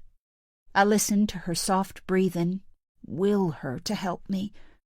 Of course, Lori could never leave here. We're too entwined, too dependent on each other for that to be possible.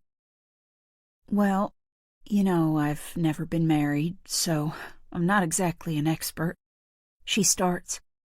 But I reckon if Michael came up with the idea that rescued at Truly Madison, you'd be killing 2 birds with 1 stone. I think through the wisdom of Lori's words, how Michael loves to be right. It is a good idea, but sadly, it couldn't work. Maybe, but Michael doesn't understand social media. There's no way he'd ever come up with a good idea in the first place. Lori gives me one of her proud, motherly smiles. I'm pretty sure the Madison I know could make him think he had without him suspecting a thing. Chapter 10.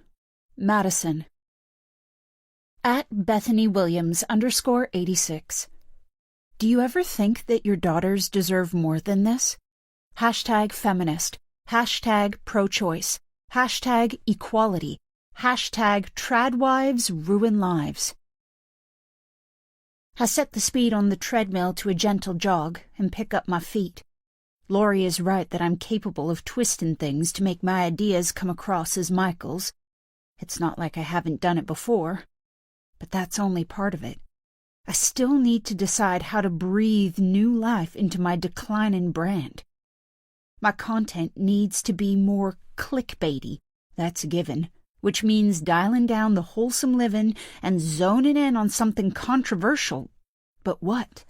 We're anti-woke, anti-vax, anti-immigration, anti-tax.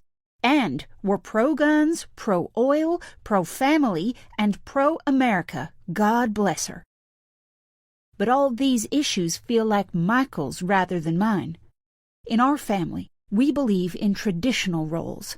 I'm a wife and mother first and foremost, a caregiver, not a commentator on societal issues. It's not my place to have an opinion. I keep running, but I can't think clearly. The sound of my sneaker soles against the rubber treadmill belt is too distracting. So, after 20 minutes, I admit defeat. I slow it to a stop, grab my phone, lower onto a stability ball, and start scrolling. And that's when I realize something. Alice DeMille might look like she's just making toothpaste, but there's other messaging going on too. In one reel, she mentions her neighbor being burgled in the same sultry sentence as a new immigrant family moving in. Then she giggles with delight while showing off her new pink pistol pouch in another. Her politics are subtle, but they're there, and on brand. I turn at the sound of the gym door swinging open and watch Molly walk in. I know I'm not supposed to have favorites, but secretly, Molly is mine. I love my boys, but I know they're only mine temporarily. Mason is already turning into his father, and while Myron may be cute as pie now, he'll follow in his brother's footsteps soon enough. There's hope for Matilda, I guess. She has great spirit, but she's a tomboy who doesn't care about her appearance, so we're not exactly kindred spirits. Although Molly doesn't look her usual sweet self this afternoon.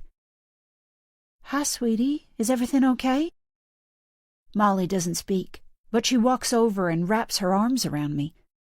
I need to hold tightly onto my core to stop us both toppling over, but once we're stabilized, I return the hug and wait for her to explain what's going on. Eventually, she pulls away, but there are tears bubbling in her eyes. "Daddy disciplined me," she whispers. She turns over her hand, and I see the familiar red stripe across her palm, the mark of Michael's spank paddle that he had carved for himself soon after Molly was born. It might not be as painful as the thin whip that his father used on him, but it's painful enough. Thankfully, Michael is around so little that it doesn't seem much use. "What did you do?" I ask calmly. It's hard to stay loyal to my husband sometimes, but vows are vows. "I mentioned Auntie Madeline." "Oh." Michael is the eldest of 4 siblings, excluding Mason, our firstborn son's namesake, who died in a car accident when he was 17. Michael's brother, Matthew, runs a milling plant in Great Falls, and his younger sister, Macy, moved to Colorado after meeting her husband, Jeff, at a ranching event down there. We see them both from time to time, but never his other sister. Madeline's first crime was going to college out of state, to Cal Tech, to study computer science with law. Her second crime was staying in California after she graduated and then getting pregnant without a ring on her finger. But what severed the link with her family for good was Madeline getting herself a high-flying career. She's now on the board of one of the biggest tech companies in the U.S. and probably earns more than Michael and Matthew combined. "Miss Callie told us that her brother works for Cisco," Molly explains. "And I remembered that's where Auntie Madeline works, so I asked Daddy if she might be Miss Callie's brother's boss. But he got mad at me for asking, and then started saying that my cousins from Auntie Madeline were abused children. And then I cried, and he told me off for crying about people who bring about their own downfall." She pauses to catch her breath, then drops her eyeline. "And that's when he took me to his study." I stroke Molly's hair, wipe the tears away with my thumbs. But as I do what I can to console my daughter, a small smile grows on my face, because Molly might just have given me an idea. I try to concentrate on Michael's story about a group of local kids trying to steal one of his cows, but my mind is elsewhere. I know tonight is my best shot at convincing Michael that he's the man to save Truly Madison. I've prepared well. My makeup is perfect. My usually iron-straight hair is curled. I'm wearing Michael's favorite dress, not one he allows me to wear in public. Too low-cut, too sexy, but one that gets him hot under the collar behind closed doors. The diamond earrings he gave me on my birthday are sparkling in my ears, and Lori has made a romantic meal for two, complete with candles and a bottle of wine. Not that I can partake in that. I can sense Michael relaxing in front of me. I just need to find the right moment. Anyway, Aaron taught them a lesson, so I doubt they'll be back in a while. Michael finishes the story and leans back in his chair. By the way, that steak was incredible. You know, when you told me that you came as a pair, I was pretty dubious, but it's turned out to be the best decision I've ever made. Lori is one hell of a cook. There was a compliment in there somewhere, and on another evening I'd go fishing for it, but I have a job to do tonight. That's true, but I reckon the steak tasted great because you raised the best beef cattle in the world. His face spreads into a lazy smile. Anyone would think you're after something, Mrs. March. He leans forward, raises an eyebrow. Care to enlighten me? My skin fizzes with pleasure. This evening couldn't be going any better. Nope, nothing at all.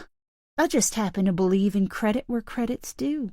You run a very successful ranch, and that's because you work damn hard at it. Well, I couldn't do it without you. Raising our beautiful children, looking after my home. And your gratitude is my most powerful motivation. But, I sigh, I just wish that everyone could have what we have. I feel so sorry for those children whose mothers go out to work. They're suffering because of the selfishness of those women. He nods, his face souring at the image of women in suits and sneakers flinging their babies through nursery gates. Well, we both know that's where things went wrong in the first place, telling women they should go out and work. And then they make up some bullshit narrative about households needing 2 salaries. Is there any truth to it nowadays? I ask, knowing just how to prod the bear. I mean, I guess there has been inflation lately. Maybe women genuinely do need to work now. No! Michael's fist slams on the table, and even though I was expecting something like it, I flinch. It's just lies put about by those scheming feminists. Every household can be run on a man's earnings. These women are just too damn lazy. They don't want to cook meals or clean their houses, so they order takeout and line the pockets of immigrants and then claim they're broke. It's close to criminal in my book. And do you know why? Why? I pretend to be oblivious while waiting for the line I know is coming. Because those poor children are being neglected to the point of abuse. I nod sagely. It's shocking, really, the state of our country. Some of the comments I get on my videos, it's like these women don't know how brainwashed they are.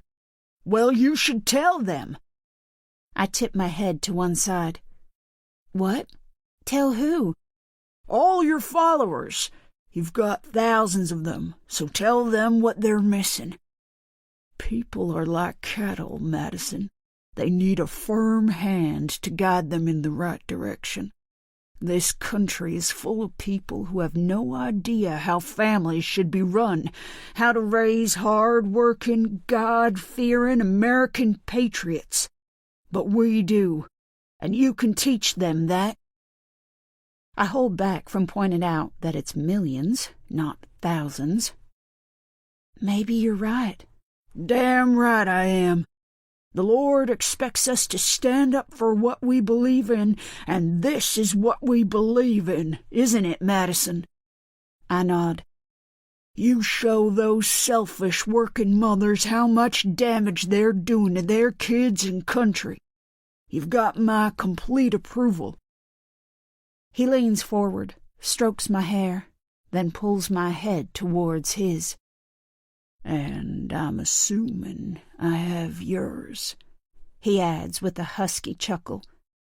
But I don't have a chance to answer before his lips land on mine and his hand slips inside my dress. Chapter 11.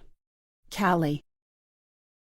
Kids, this morning we're going to have a geography lesson, I say, leaning back onto my desk. We're going to learn about all the different states in America, which also gives me a chance to tell you a little bit about where I'm from. Educating the March children on America sits high on the list, so I know this is a safe lesson, but my reason for choosing it is personal. I've been feeling a little homesick lately, and knowing I can't go back yet, that I'm exiled from my own city until next July, only makes it worse. I thought you were from England? Matilda asks, chewing on a yellow pencil. It's New England, silly, Mason says, which is owned by America. I smile sympathetically at my 3 students, or 4 if you count Myron, who is currently racing wooden cars under Molly's desk. Geography clearly isn't their strong point. New England is an area of America, I explain. It's made up of 6 states on the northeast coast, including Massachusetts, where I'm from. The first settlers came from England, which is a country in Europe, about 400 years ago, and they gave the region its name. That's not a very exciting name, Molly notes, scrunching her nose in distaste. I'd have called it Mason's country if I'd found it. Well, I come from a city called Boston in Massachusetts, which I'm afraid is also named after an English town. Bosstown, Mason says, nodding approvingly. I like that. I screw my face up, wonder why I'd never thought of that. So, who knows how many states there are in total? I ask. 50! Mason shouts out. Everyone knows that. I shouldn't let emotion guide my teaching, but I do find his smug expression slightly triggering. How about you name them all for us, then? He narrows his eyes like a cartoon villain. That's too many. I know all the ones I need to know. Oh? Montana, Idaho, Wyoming, Utah. You're talking about the western states, I say, feeling oddly proud that I know this. Nah, they're the red states. The real red states that you can always count on. Red's my favorite color, Myron shouts from under the table, stretching down his red t-shirt. See? Yes, those states do tend to vote Republican, I say. But there are Democrat-leaning states in the area, too. The door flies open. Madison steps inside. What an interesting topic, Callie. What was it you were saying about the Democrats? She asks, her words more friendly than her tone. My cheeks flood with heat. Oh, nothing. We were having a geography lesson on America, I add quickly. Anyway, is everything okay? I see, she says, sweeping further into the room. You know, I heard most of America will be voting Republican this time. She pulls a chair from behind my desk and positions it in front of the children. Then she sits down, laces her fingers, and smiles. I have a strange sense of being thrust into the shadows, even though I'm standing by the window.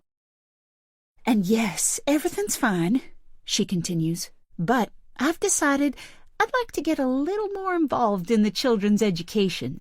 So I thought we could share lessons." "Mommy's going to teach us!" Matilda exclaims, clapping her hands. "What can you teach us?" Mason asks suspiciously. "Does Daddy know?" "Of course Daddy knows. It was his idea, in fact.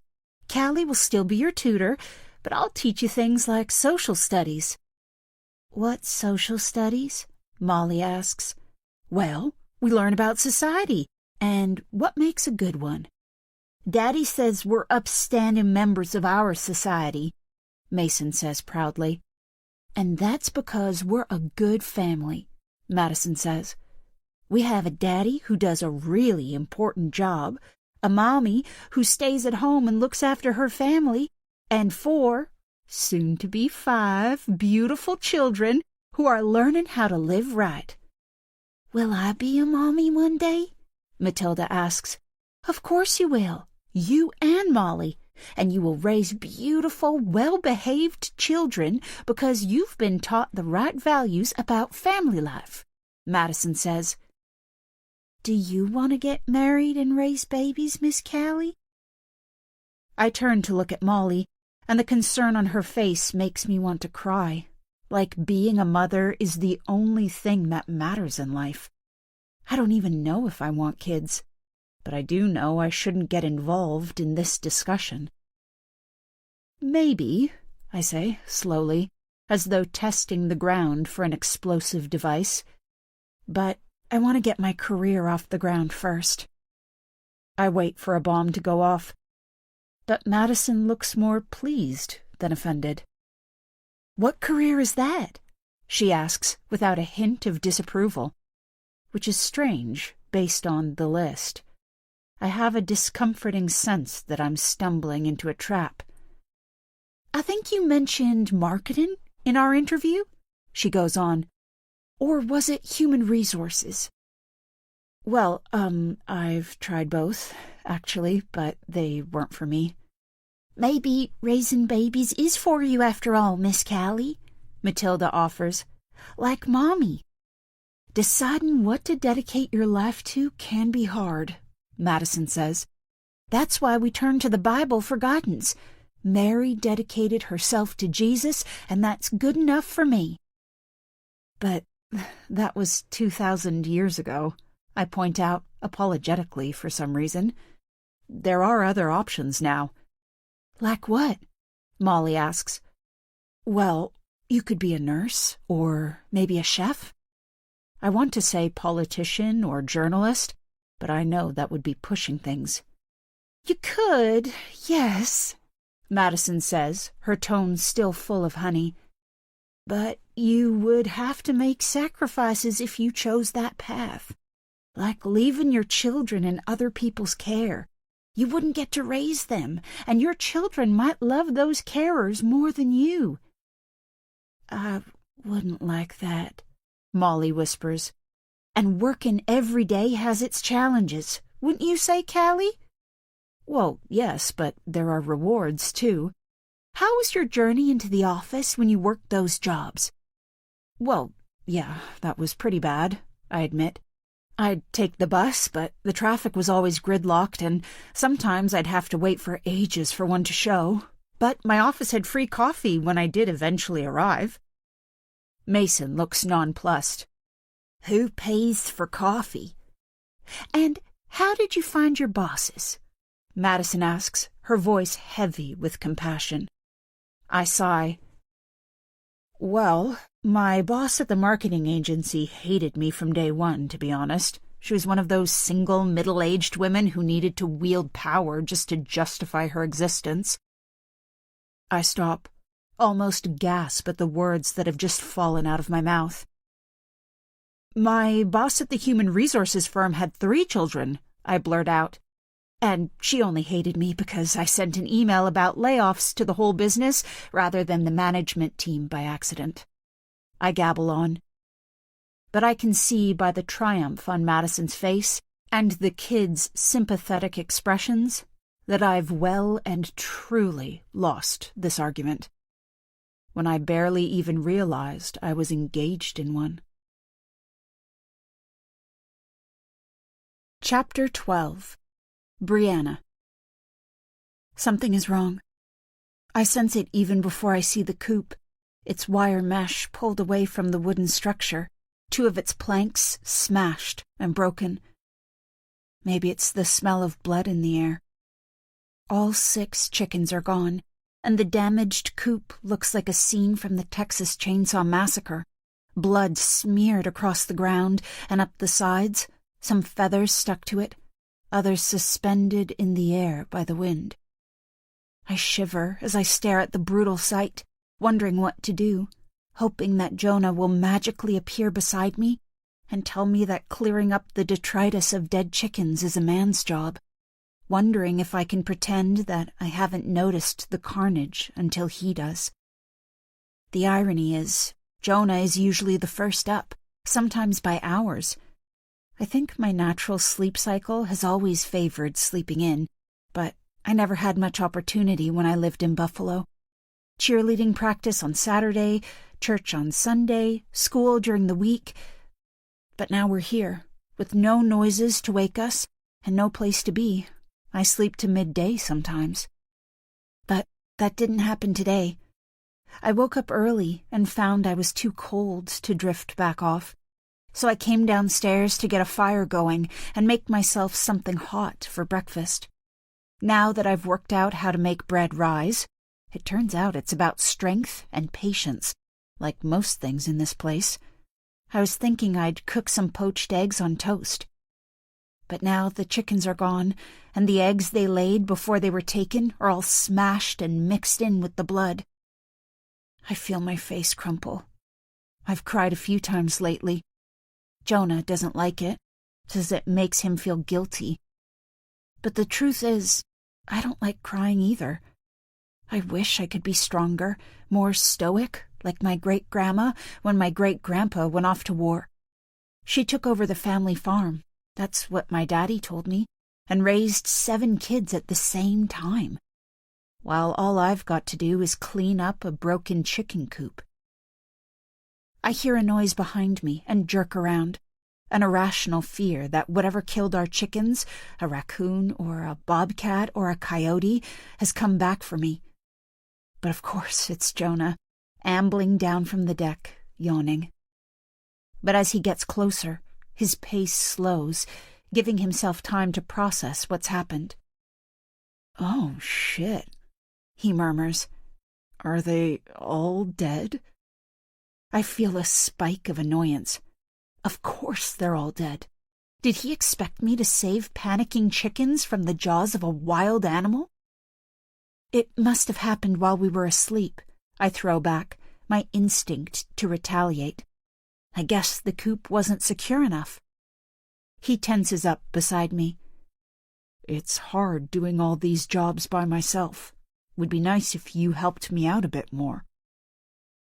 I pull my coat tighter around my body. There'll be snow in a couple of months, and then we'll really notice the cracks in the woodwork, the lack of insulation and central heating, the isolation. Those pictures in magazine articles, the homesteading posts on social media, they never showed this side of it. The sun always shines in their photos, even in winter, and the whole aesthetic screams of abundance. Food, space, time, family, they seem to be overflowing with it all. So why do I feel like my life is shrinking and shriveling? Sometimes I wonder if we're ready for this, I say quietly. The thought that has simmered softly in the back of my mind for a while, now bubbling with a new intensity. We could press pause for a little while, go home, have some fun with our friends, come back in the spring maybe. There's no sell-by date on dreams after all. Jonah edges away from me. "What do you mean by fun, Bree?" You know, be teenagers, hang out, watch TV, see friends, go to parties. "Laze around at your parents' house, you mean? Expect them to bankroll you?" No, of course not. Then you'd have to get a job. And would you really prefer to work in a stuffy office than be here with me, working together to make our dream come true? No, listen.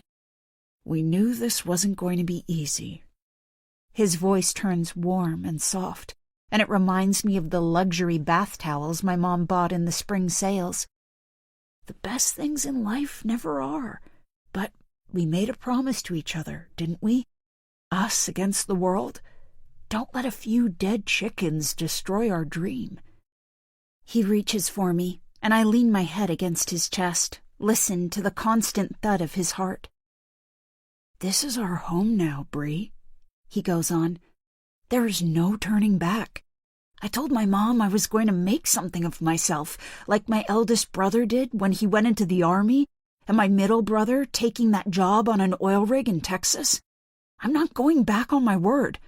And remember, you didn't leave on the best terms, did you? I doubt your parents would welcome you back with open arms. I bite my chapped bottom lip. It's true that my mom begged me not to go, and my daddy said if I chose this path, brought dishonor on my family, he'd disown me. And they never call to check how I'm doing. But would they really turn me away if we came back? I've been Daddy's little girl for 18 years. Mom made the pajamas I'm wearing now. They can't have meant it.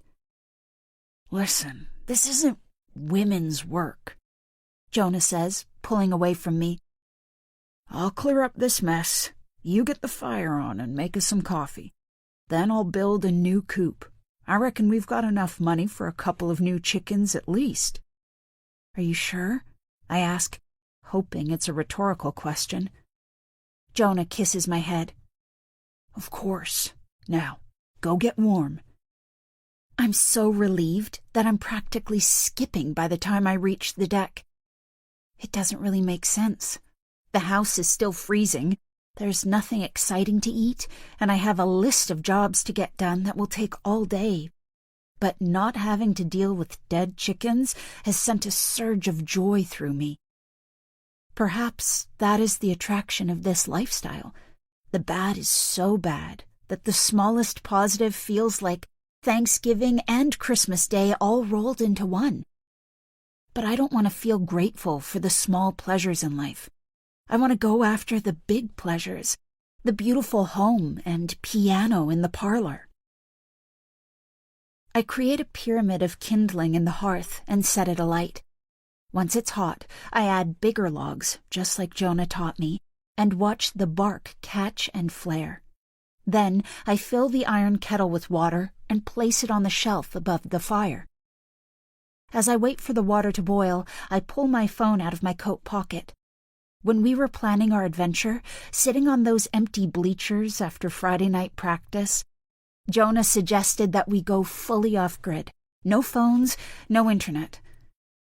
But I told him that I couldn't live without a connection to the outside world, so one of the first things he did when we moved out here was buy a second-hand diesel generator and set up a basic electricity rig. It's not reliable, but it's enough to give us light at night and charge my phone every day. I thought signal might be a problem, but it turns out the wide Wyoming plains can pick up a lot from those satellites in space. Jonah isn't into social media, but he doesn't mind me scrolling once I've got my chores done. I look at them all, but Instagram is my favorite. All those beautiful people with beautiful things, and I love taking inspiration from the amazing #homesteading women. I've even messaged a couple of my favorite accounts, although I haven't heard back yet. I guess they're busy. I now know how much time this lifestyle takes up. And maybe Jonah is right. Maybe our dream is worth working for. Then one day, I'll be posting photos, and people will be coming to me for advice. Chapter 13. Madison. At Mom of Girls 1992. Stop poisoning your children, and don't you dare poison mine. Hashtag progressive. Hashtag feminist. Hashtag social justice. Hashtag tradwives ruin lives. I run my fingers through my dresses, pick out a lavender smock dress with pale yellow flowers, and sneak a thermal vest underneath, essential for what I've got scheduled in this morning. To be honest, I don't have high hopes for this content anymore, but I can't tell Lori that after the effort she's put in. And it was me who made a fuss about digging up the chicory root, I suppose. I have a few minutes until Bill picks me up, so I sink onto the bed and reach for my phone.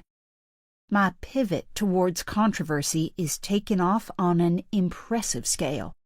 In the last 3 weeks, I've gained 100,000 new followers.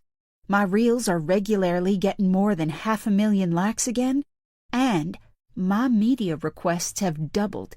Even Fox News contacted me for comment. My loyal followers love me for it, too. They tell me that I'm speaking truth to power, standing up for true American values, doing God's work by taking on those dangerous progressives. And this shift has sparked new life into my marriage, too. At least, for now.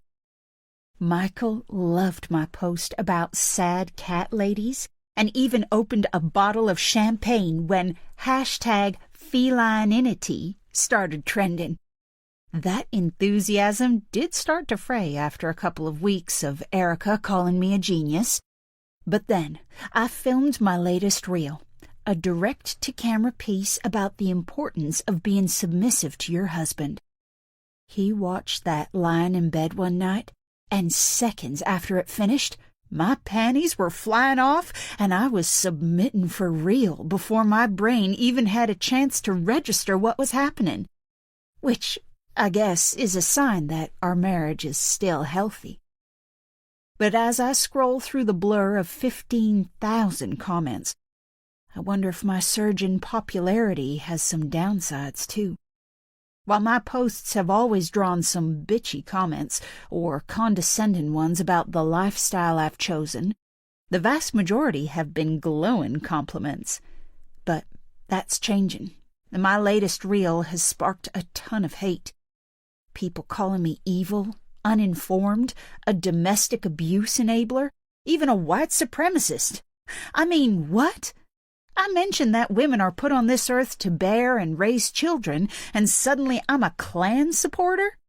I like sharing these truths because it's so clearly needed, but some of the comments are so hateful and violent, I can't help wondering if I'm putting myself in danger. A frisson of something unpleasant passes through my body as I think about what I've done. The can of worms I've flexed open with my pretty white teeth and honey smile. But I can't think like that.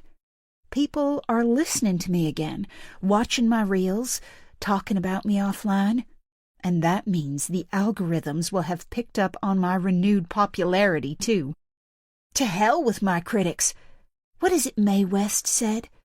It's better to be looked over than overlooked. I stand up, smooth down my skirt, grab a cream-knitted cardigan, and head outside to Bill's Chevy Silverado. Half an hour later, Bill drops me at the front door of the Stewart's homestead and promises he'll wait. This visit might be at my behest, but I want to spend as little time here as possible. The door opens, and I steel myself. "Madison, so lovely to see you. It's been too long." Gemma Stewart's cheeks are rosy, and her blue eyes sparkle with wholesome energy. But tufts of coarse red hair have escaped from her side plait, and her dress looks like it's from the thrift store. "You too, Gemma, and thank you so much for today," I say, taking care to sound as effusive as she does. "I really appreciate your generosity and your discretion." The words stick a little, because I really don't want to be indebted to this woman. I know Lori thought she was doing me a favor, arranging for me to dig up the Stewart's chicory root and pretend it's ours after she took away my opportunity to do it at home. But everything about this twee homesteading family makes my teeth itch. Oh, honestly, it's nothing. I love being part of your little conspiracy, she giggles. Now, come on in. It's getting cold, isn't it? Winter's knocking. Not that I'm complaining. The kids love the snow, and we're well stocked up for the cold months. And there's nothing like hot chocolate around a toasty fire with a jigsaw puzzle to conquer, is there? Nothing at all. I walk inside with my tripod clamped between tense fingers. My facial muscles are twitching with the effort of fake smiling, too. So I'm relieved when Gemma turns and leads me through the house and out the back door. But my gratitude quickly slides as a barrage of different-sized children come running at me. "Whoa, slow down," Gemma calls out, laughing. "Anyone would think you haven't seen another human being before." I count 8 children in total, 5 girls and 3 boys. How does Gemma not look exhausted with this huge brood to contend with? "Hi, Mrs. March," the middle-sized girl says. She's around Molly's age, but fatter. "I made bran muffins this morning. Would you like one?" That's very kind of you. They look delicious, but I'm still full from breakfast. Her face drops a little, then recovers. "Now, kids, Mrs. March is here to do some filming for her homesteading blog, so we need to give her some space, okay? So go play while I help out, and then we'll head inside for Bible reading afterwards." "Yay!" A couple of the smaller children shout in unison. Then they all veer away like an unrehearsed murmuration. "Those kids just adore you, Madison," Gemma says, radiating life on a disconcerting scale. "Now, Marty has set up everything you need to dig up the chicory. He sends his apologies for not being here. He's gone to buy a new goat this morning. His goat cheese is really taken off in the general store, and poor Gertie can't keep up." She takes a breath, then relaunches. "And you'll be pleased to know I'm getting pretty good behind the camera. You know, I've been accepted on a couple of those image websites, and my Montana skylines are selling like hotcakes." She shakes her head. "Who would have thought someone like me could make money online?" "Who indeed?" I smile. "That's great, Gemma. I'm so happy for you. If you could just hit record when I give the word, that would be perfect." 20 minutes later, I have enough footage for my reel. Gemma asks me to stay for lunch, and for a fleeting moment, I find myself wishing I could. Gemma and Marty are well known around town as the local do-gooders, which is why I generally keep my distance, helping strangers not really being my thing. But a few years ago, when cannons started trending on Instagram in a big way, I asked Gemma if she'd teach Lori and me about preserving food. Then she didn't hesitate. After our lesson, we were invited to stay for dinner. They didn't treat me like a global influencer, which normally might irk. But I remember how relaxing it felt that evening. Except I am a global influencer, of course. So I tell her I need to take a rain check, grab my tripod, and head off to meet Bill at the car. Chapter 14. Madison. At anon, X7659. I will come for you when you're sleeping and cut your pretty little throat. Hashtag promise. Hashtag incel. Hashtag black-pilled. Hashtag watch out. Back home? Bill asks as he starts the engine. I shake my head. I'm due at Shelley's salon at midday, so could you drop me in town?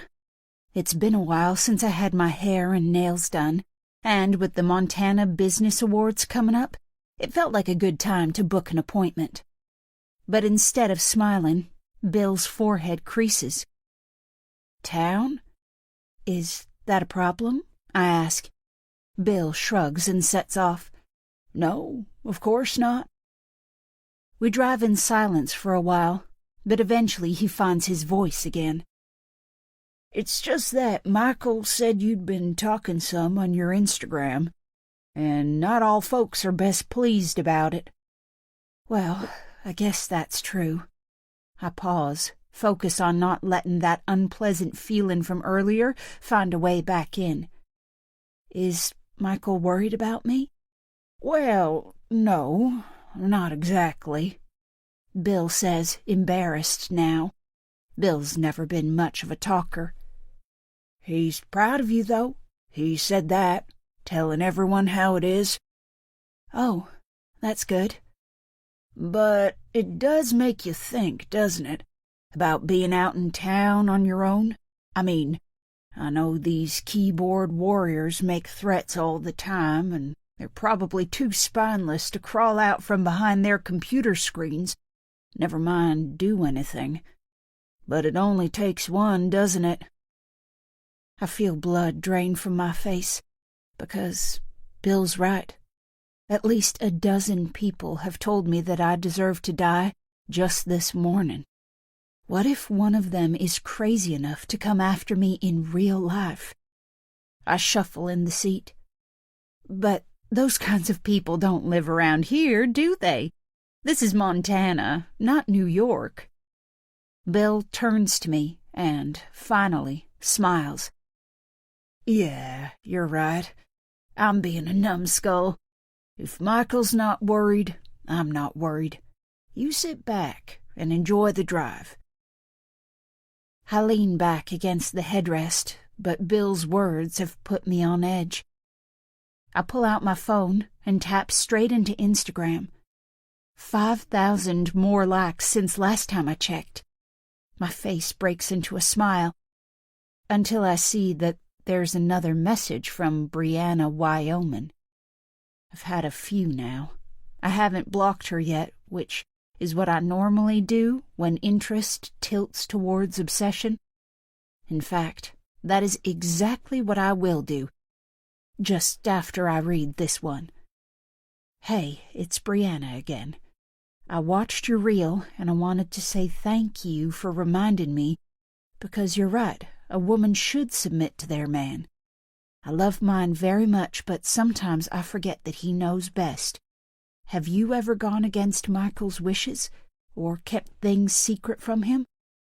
I know you're so famous now, but I'd really appreciate you messaging me back." I judder out a breath. It's a stupid message from someone I've never met, but something about it has struck a nerve. You're right. A woman should submit to their man. I think about the sex Michael and I had the other night. Of course, I wanted it. I know intimacy is the key to a successful marriage. But I didn't actually tell him that. I didn't get the chance. But that's because our marriage is so perfect that we can communicate without words. Isn't it? I look down at my engagement ring, the 1.5-carat diamond solitaire that I remove or twist out of sight on my Truly Madison posts. When Michael threw me and a bottle of champagne into his truck, then drove us into the middle of a cattle field and pulled me down onto his one knee, I thought life couldn't get any better. This gorgeous, rich man wanted me to be his wife, and I have no regrets. But did Rose wear this ring before me? Did he rip her panties off whenever he felt like it? And what did she do to make him stop? Ask him to? I drop my phone into my pocket and stare out the window until Bill pulls up outside Shelley's salon on Big Timber's main street. "I hear congratulations are due," Shelley says a while later, jolting me out of my daydream. My hair is in foils, My nail varnish is barely dry, and no one is supposed to know about the pregnancy. Nancy told me, she goes on. Nathan's wife?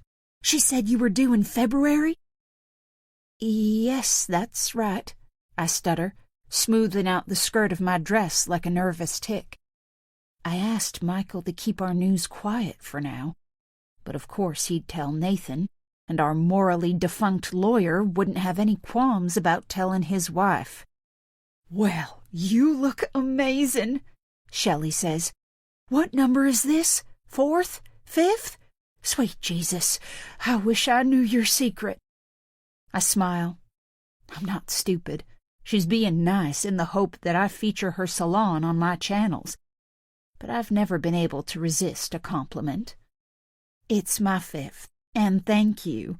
Just between us, my secret is having a home gym. I don't know how you find the time. Looking after your family, cooking all those delicious meals, making it look easy. You're an inspiration to millions of American women, Madison. You certainly are to me. Thank you, Shelley. I half wish I could tag her salon on my next post now, but I know Erica will persuade me otherwise. And my more recent content? I ask tentatively. Have you seen any of that? I've never been good at guessing ages, but Shelley must be mid-20s by now. And she's here, working, childless, as far as I know. I really hope she doesn't own a cat. Oh, yes, and I couldn't agree more. I mean, I'm still waiting for Mr. Right, but when he comes along, there's no way I'm working 12-hour shifts in here. I want someone to look after me the same way Mr. March takes care of you. I lean back against the plastic seat cover and smile. Of course, there's nothing to worry about here, surrounded by my people. An hour later, my hair is natural blonde all the way down to the root, and my nails are smooth and shiny. I leave Shelley a big tip. It's the least I can do, and head outside. As I look up and down Main Street, I spot 2 old guys heading for the bar and watch them disappear through the saloon doors. I check the time on my phone. I've got another 20 minutes until Bill picks me up. I wonder if she's in there now. She will have finished working at the store, and everyone knows how partial she is to a bourbon. Could I? Should I? Without giving myself a chance to change my mind, I stride across the road, then slow my pace and slink inside the bar, plunging into near darkness. When Lori and I first arrived in Big Timber, we came here a few times. Now, I only come once a year, on Labor Day, when they host a party for local working families. But in a dozen years, it hasn't changed. I walk deeper into the gloom, ignoring everyone, the bartender and the smattering of daytime drinkers. And then I see her. She's sitting on a stool at the end of the bar, head down, an empty tumbler glass by her hand. She's wearing jeans and an old Bobcat sweater. Slowly, she looks up. We stare at each other for a few seconds until I can't stand the tension anymore. Hi, I start. I know who you are. Oh, I've been to the salon. I got thirsty and... She nods. If you're buying, mine's a dry hills, no ice. It's not like me to be speechless, but I nod mutely, then turn to the bartender and order Rose's drink, plus a lemonade for me. So, he's looking after you? She asks as I set her drink down. The directness of her question creates a strange desire to confide in her, to tell her about my flying panties, the welts on Molly's hand, Mason's rudeness. I shake my mane of salon-polished hair. Absolutely. Michael is a wonderful man. She releases an almost silent laugh. Yes, he is, she says, swilling the rusty liquid around her glass. Until he isn't. And I hope you're ready for that, because, trust me, it's a stinger. I feel conflicting urges to burst into tears and punch her in the face. Although, isn't that how people describe Rose's erratic behavior? I shouldn't have come here. We're different, you and me, I say, with more confidence than I feel. Not so different, she murmurs. I used to look a bit like you once upon a time. Hard to believe now, I guess, but it's the truth. Oh, I heard that, but that's not what I meant. No? Rose shifts slightly to face me. I'm smarter than you, Rose. I know how to keep hold of a husband. Rose looks at me, an unsettling mix of sympathy and distaste, then downs her drink.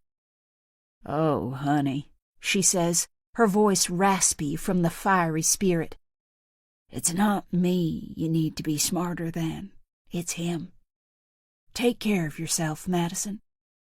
Then she swings off her bar stool, and a moment later, she's gone, the saloon doors swaying to a stop behind her. I stare after her, suddenly feeling exposed in this place built for men. The two old dudes are deep in conversation, but I can sense another man watching me from the corner booth. Instinctively, I know not to turn towards him, but the intensity of his gaze still makes my cheeks burn. I need to leave. I feel his eyes tracking me as I walk towards the exit. But as I push on the saloon doors, breathe in the daylight, and see Bill waving from across the street, my nerves settle. I'm Madison March. Of course men are going to stare at me. Chapter 15. Callie. I look at the caller ID on my phone, Luke, and feel my heart rate tick up. Even though we're polar opposites in lots of ways, we've always been close. But I haven't spoken to him since that night, the 4th of July, when I made the not-to-be-recommended transition from dumb idiot to actual criminal. He saved my butt when I begged him to, but that didn't stop him kicking it once the dust settled. And it's been the silent treatment ever since. Not that I deserve more. I take a deep breath and accept the call. Hey, Luke, I say breezily. How's life in SF? Good, I guess, when I'm allowed out of Palo Alto. He goes quiet, and I know I need to say something. But what? Sorry? I'm a changed person now, so you've got nothing to worry about? It's good to hear from you. I thought I should check in, he says. You know, make sure you haven't resigned yet. It's been 2 months, and I figured that was about your usual limit. He chuckles, but it fades away because we both know he's deadly serious. I guess I have more of an incentive this time. When he doesn't respond, I close my eyes and remember that terrible night.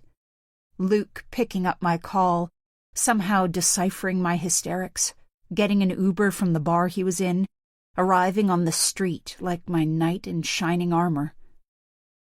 Listen, of course I'm going to stick it out, I continue. I promise. I'm going to be the best tutor the March children have ever had, earn my big fat bonus, and be home before the 4th of July to make everything okay again.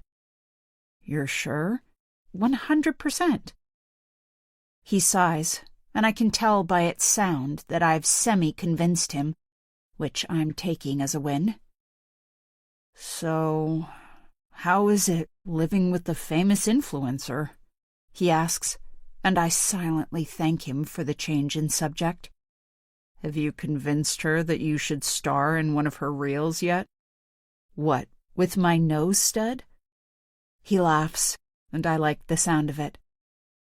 What about her hot rancher husband, then? Has he force-fed you slabs of cow? No, although the veggie gravy does taste suspiciously beefy, I admit. But overall, it's pretty good. The kids are better behaved than most of the entitled terrors I tutored in Boston. Madison is everything you'd imagine. Beautiful in that good girl kind of way, all demure and grateful. Well, that's dull. What about their marriage? Please tell me the husband beats her, or at least locks her in a cupboard in between Instagram reels. That's a bit dark. Yeah, sorry, he says sheepishly. I forget that they're not Netflix characters. Is he just an upstanding, loyal husband like she makes out? I pause to consider Luke's question. Michael is charming. He rough and tumbles with the kids if they catch him in the right mood, and I saw him give one of his farm workers a fistful of dollars when he announced that his wife was having a baby. But he also expects total obedience from everyone. And there are those welts I've noticed on Molly and Mason's hands from time to time. But either way, I signed Nathan's form. Pretty much, I say vaguely. Traditional, you know? But that's fine, because Madison loves things that way, and she adores him. True love, eh? Looks like I need to do some work on my cynicism. We talk for another 5 minutes about nothing, which is what I've missed most. Then we say our goodbyes. Without giving it too much thought, I tap into Instagram, and Madison's latest reel is the first post I see. She's sitting in the classroom with the children all gazing up at her, rapt. I know Erica will be somewhere out of shot, bribing them with something illicit like M&Ms, making them perform like circus monkeys for a few extra likes. Madison is talking to the children about family life and how it needs protecting. There's a transition to Matilda and Molly baking cookies, splatters of the mixture on their faces.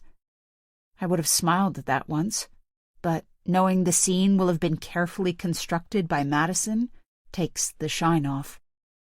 The next clip shows Mason outside chopping wood and Myron stacking the logs, enforcing stereotypes before any of them have learned long division. I shuffle up against the headboard and tip my face towards the ceiling. I always thought Madison March was harmless. Maybe not someone to admire, but laid-back entertainment, an antidote to real life. Her soft voice and brood of sweet, innocent children like a lullaby after a long day. But does that send some brain cells to sleep? Specifically, the ones that believe in smashing the patriarchy? And I swear she's getting worse. Like that reel she made a couple of weeks ago, direct to camera, not her usual style, but still delivered in that honey-coated voice. Submitting isn't losing, she'd said. It's winning. Because the secret to a good marriage is both of you knowing your place. I mean, seriously? Didn't those views die with birth control and LSD? But there is the awkward truth that I'm her children's tutor, complying every day with the list. Does that make me part of this? Madison has already used my failed careers as currency for her cause, but there are worse things than dwindling employment options, hopefully. Women's reproductive rights, Andrew Tate's manosphere, Harvey Weinstein. How would I respond if Molly asked me what consent meant? A knock at my bedroom door makes me sit up. My room is on the same floor as all the March family bedrooms, but at the far end, so no one ever walks past it. Hello? The door opens, then closes, and I feel a jolt of panic. Is everything okay? Yeah, all good, Michael says, leaning against the heavy wooden door. He's blocking my only route out of here, I notice, which feels a little overdramatic, but still, there it is. Does one of the children need me? No, nothing like that. They're all fast asleep. Madison and Laurie, too. But I was outside seeing to the horses, and I noticed what a clear night it is out there. Not a cloud in the sky. Oh, I bet that looks pretty, I say carefully. Pretty doesn't do it justice, Callie. Nowhere close. He gives me that lazy smile, which, I'm horrified to discover, makes my stomach flutter. I promise there is nothing quite like a clear Montana night sky. You really need to see it. Well, I can't go out there into the dark alone with Madison's husband. Can I? But maybe it is more appealing than scrolling myself to sleep. And I've got the fire pit roaring, so it's not cold. Come on, no excuses. I did a whole psych module on coercive control, so it's not hard for me to pick up that Michael has smoothly turned an invite into a demand. But it's less clear why I unfurl from the bed, pull my Uggs on, and follow him outside. I can't drag my eyes away. It's like nothing I've ever seen. There are the stars, yes, hundreds of them, like pure white dust floating around pearls in the darkness. But it's the sky itself which is truly mesmerizing. The epic, expansive size of it. I feel so small and insignificant, but also special to be its witness. Worth coming out for? Michael drawls next to me. It's amazing, I whisper, feeling like an awestruck 7-year-old. It's hard to believe we're on Earth, never mind still in America. I've never understood why anyone would move to the city, not when so much of what's great about America is hidden behind concrete and artificial light in those places. Hey, see that? Michael leans closer towards me, and I feel his hand rest on my back, but it's between my shoulders, more fatherly than flirtatious, and I'm shocked to feel a slight disappointment at that. He uses his free hand to point at the sky. It's a shooting star. I watch what looks like a sparkling droplet of water descend and disappear. Then another one. Wow, I murmur, the word floating away, my mouth too spellbound to close. How about I get us a glass of wine? Michael says. Then we can sit by the fire and take it all in. Yeah, sure, I manage, still staring skyward. But as Michael's hand leaves my back and his shadow disappears, I find myself lowering my gaze, becoming more aware of my surroundings. It's not only the sky that goes on forever. The homestead stretches into the darkness, and with only the faint crackle of wood burning behind me, I can hear the eerie cry of wild animals in the distance. It sends a shiver through me, and I back up towards the warmth and light of the fire. By the time Michael returns, I'm curled up on one of the small outdoor sofas directly in front of the fire. He hands me a glass of wine and sits down next to me. You know, we've always had tutors who come from states closer to home, Utah and Idaho. I wasn't sure about you at first, Callie, but now I'm glad Madison hired you. Thank you. I take a mouthful of wine. I don't ever drink red wine, but this is potent and heady. It suits my mood. Showing city folk this way of life feels like God's work, and I reckon I'm doing a damn fine job with you." He chuckles, then clinks his glass against mine and takes a long gulp. I manage an eyebrow raise and sardonic smile in response to his words, but as I push the glass against my lips again, I wonder if it's pride that I'm feeling for making Michael think he's won me over, or worry that I am, in fact, being taken in by his charm. Chapter 16. Brianna. I look at the rancid fish peeking out of the plastic bag, listen to Jonah throwing up upstairs, and wonder what to do. He was so excited when he came back from the lake yesterday evening. He'd positioned himself close to where the river flows in and used crickets that he'd caught over the summer as bait. It only took him 3 hours to catch 2 cutthroat trout, and they were a good size, too, at least 2 dinners' worth. Gutting that first one was gross, chopping its head off, slicing it down the middle, then pulling out its insides, trying not to retch at the smell. But I looked up how to do it on Google and followed the instructions, so I don't understand why Jonah is so sick now. Did I do something wrong? Or was the fish bad in the first place? The whole experience of preparing the fish put me off eating it, so Jonah had the lion's share, and the small portion I did give myself got pushed around the plate. So it's not surprising that he's the one vomiting this morning rather than me. But Jonah didn't see it that way. He even accused me of poisoning him on purpose, which is pretty unfair after all the effort I went to. And I know he only accused me because of our argument yesterday.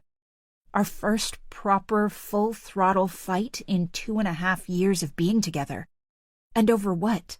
A couple of half-price dresses? I should burn the second trout. That's what Jonah said we should do with old food.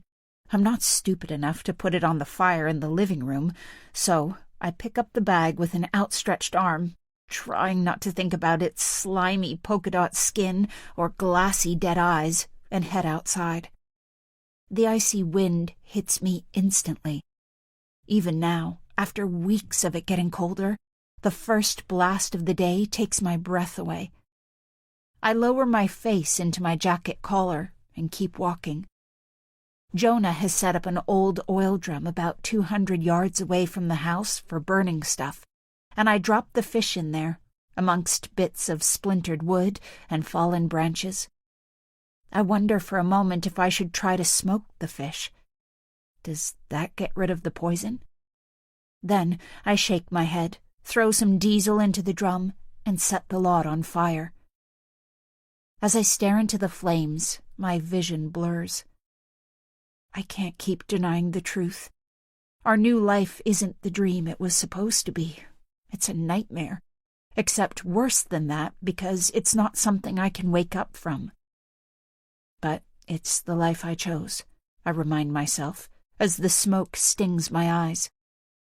Jonah is determined to stay, to make it work somehow, and he's my forever man. We might not be married, but we made that commitment, for better or worse, when we ran away together. I can't leave him.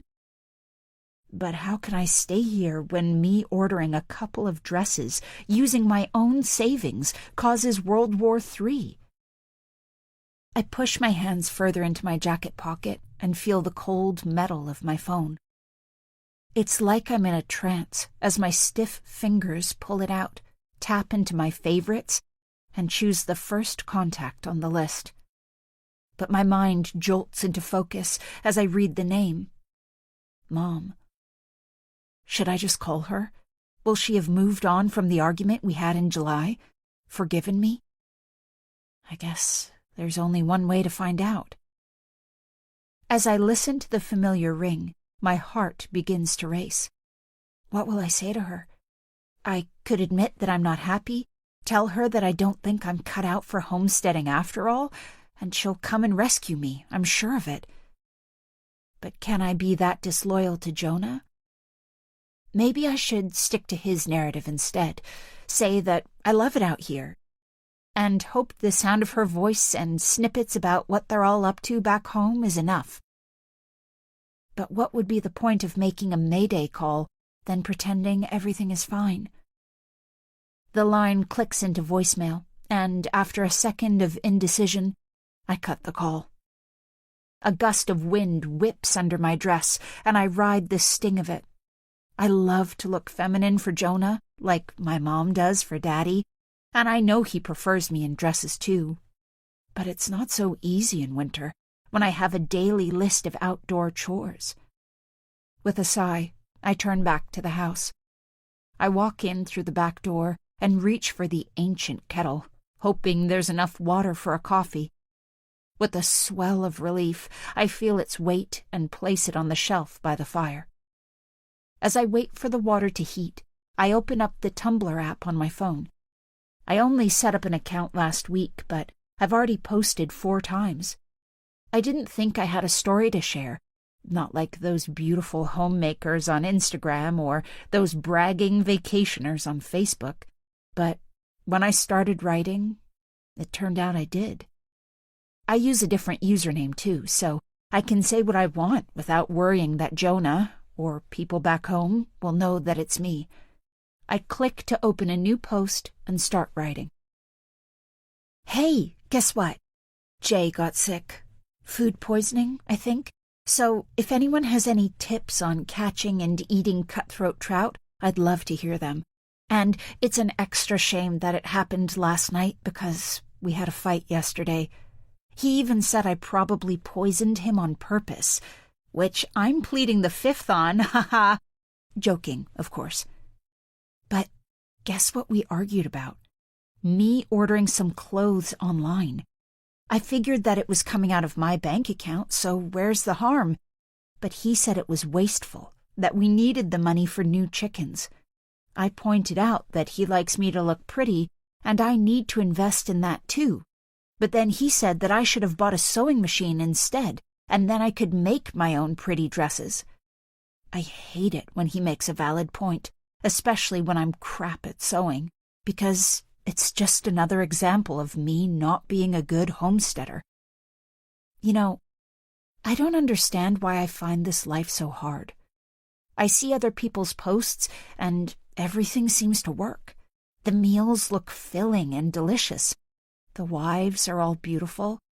Nobody seems tired or cold or hungry or grouchy.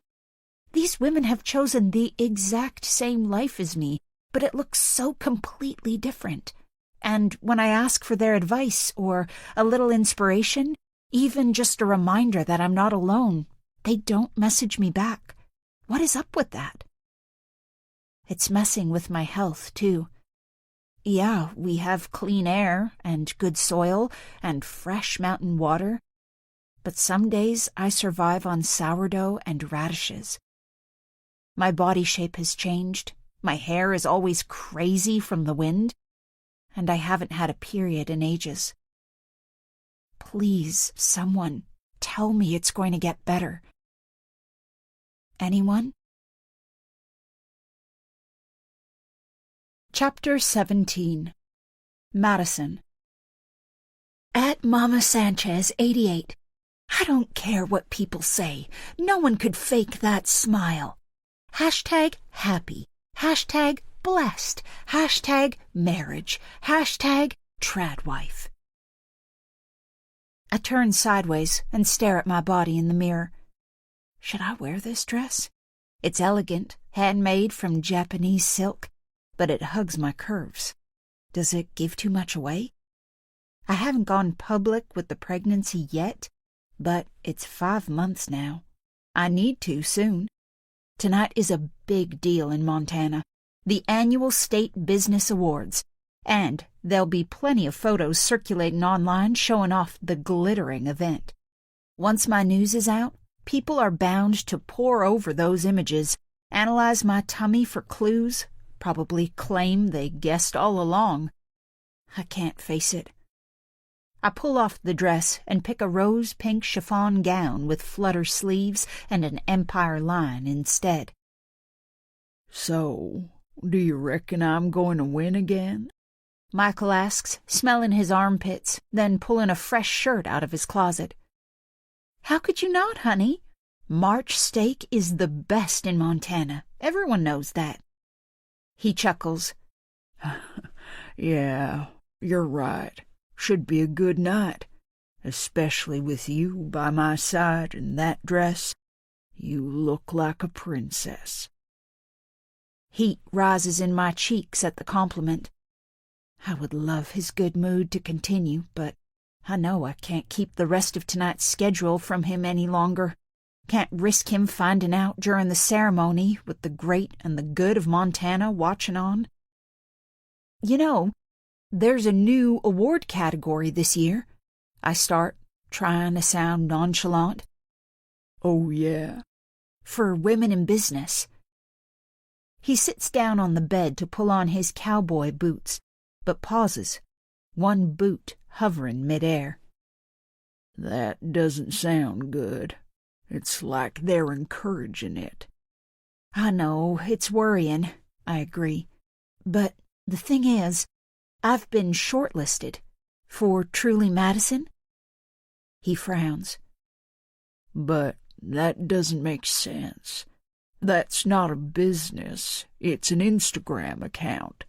I mean, I know you have a fair few followers, but that's only because they want to see our home, our kids, how committed you are to raising a decent American family. It's not like you make or sell anything. I think about the $100,000 contract that Erica recently negotiated with a new fashion label, then push the thought away. Which is why I won't win, I say. In fact, they probably only shortlisted me to make doubly sure you turn up. His face breaks out into a smile, the tension gone in an instant. Yeah, you're right. Can't believe I didn't think of that. By the way, I'm driving us tonight. Bill's otherwise engaged. Oh? It's a 90-minute drive to Billings, and Bill always takes us. Yeah, something happened today, so I've sent him on a little fact-finding mission. Sounds intriguing. What happened? I wonder if it wasn't my place to ask, but he seems happy enough to explain. Bill spotted some drifter hanging around the perimeter fence, and when he told him to get lost, the guy stayed put, mumbling some crap. I reckon he had a few screws loose. I bet he got the vaccine. But Bill didn't like being ignored. What did he do? Pulled his gun. Bill shot him? My mind races, weighing up the pros and cons. With the right narrative, it's a strong example of doing what it takes to keep your family safe. But I guess it's also against the law. No, little Miss Airhead. The guy ran. Some random drifter is hardly going to risk death so he can make out with Clarabelle, or whatever. Yes, of course. I wasn't thinking. I pause for a moment, my mind wandering to all the death threats I've been getting online. Some from those ugly incels. Not that they show their faces, but everyone knows what made them incels in the first place. But most from deluded progressives who call me a danger to society. I mean, they're the ones threatening murder, and I'm the problem? So, what did he want, this drifter? Michael pauses for a moment, as though weighing up how to answer. Then he sighs. How the hell should I know? He says tightly, but then softens his voice. But that's what I've asked Bill to find out. He's going to the bar tonight to ask around, see if anyone knows him. The guy was quite distinctive, apparently. I'm sure it's nothing, but I don't like surprises or strangers near my home. I lower myself onto the bed. Did he say anything to Bill about why he was here? I ask. Or mention me at all?" Michael's face darkens. "For Christ's sakes, Madison, it's not always about you." Shit, I can't rile him. Not tonight. "I know, I'm sorry. It's just these comments I'm getting. But you're right. It won't be about me." Michael's expression clears, and he drops down next to me. "Look, I'm sure it's nothing to worry about. Maybe the guy heard that I had a good survival setup going on here and got nosy. Either way, Bill will get to the bottom of it." I give him a weak smile. "Yeah, I guess." "You know that I'll always protect you, don't you?" He continues. "I'm not letting any man near my wife, whether they want to sleep with you or kill you. They have to come through me first." He puts his arm around my shoulder and pulls me into his chest. It's more gentle, more intimate than I was expecting. And as I lean against his solid frame, I find myself wanting to cry. But I need to pull myself together. It took me a full hour to get my makeup right, and I can't risk tears, especially as Alice DeMille lives in Montana too, so there's a good chance she'll be at tonight's ceremony. I need to look better than her. "I appreciate that, honey. I really do." I kiss Michael on his cheek, then draw away. "But I guess we should get going. Don't want to be late for your award." "Oh, I doubt they'd start without me." He chuckles, and I smile in response. But the muscles in my cheeks ache with the effort. Chapter 18. Madison. At Shelley's Salon Big T. "Congratulations, Madison. I knew you'd win. Can't believe Michael missed out. Hashtag MTBA 2024. Hashtag Montana Girl. Hashtag True American. Hashtag Influencer. Hashtag Inspiration." When I found out the event was being held in a converted train depot, I had visions of hard wooden benches and drafty high ceilings, but the room is sparkling.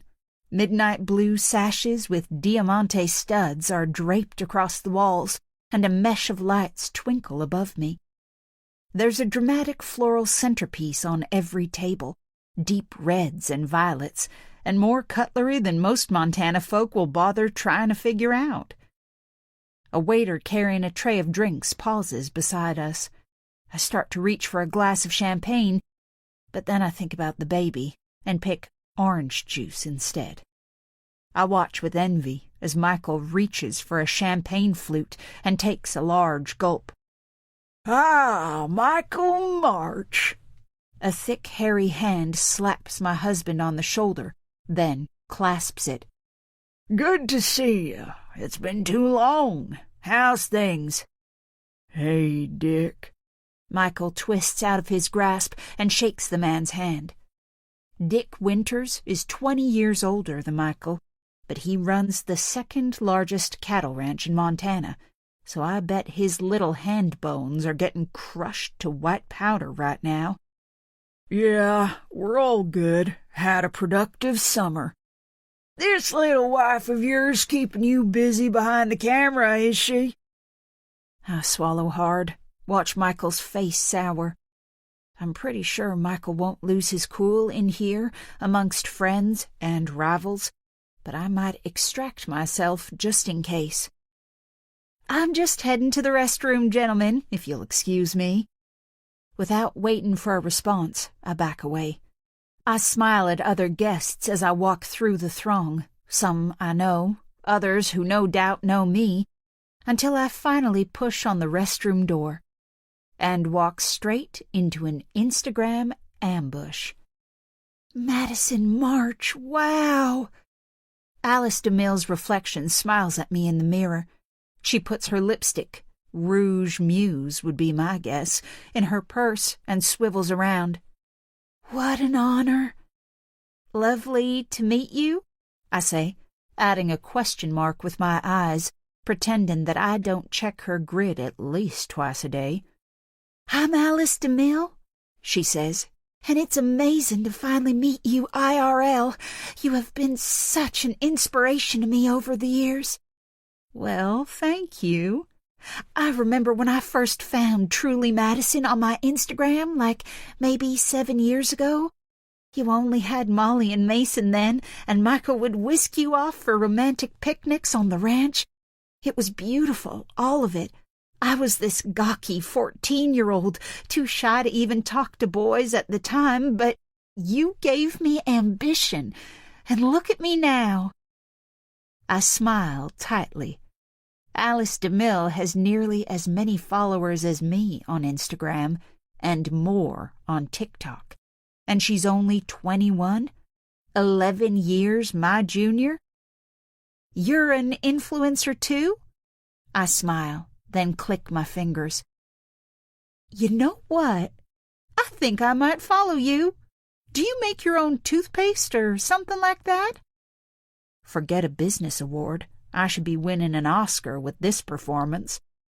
Her smile broadens, exposing her perfect white teeth.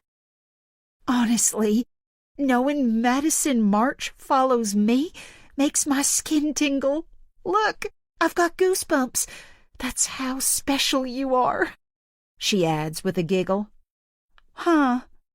I look at her arms. The fine blonde hairs are lifting up. I feel my stance soften. "Listen, can we meet up later?" she goes on. "Get a photo together?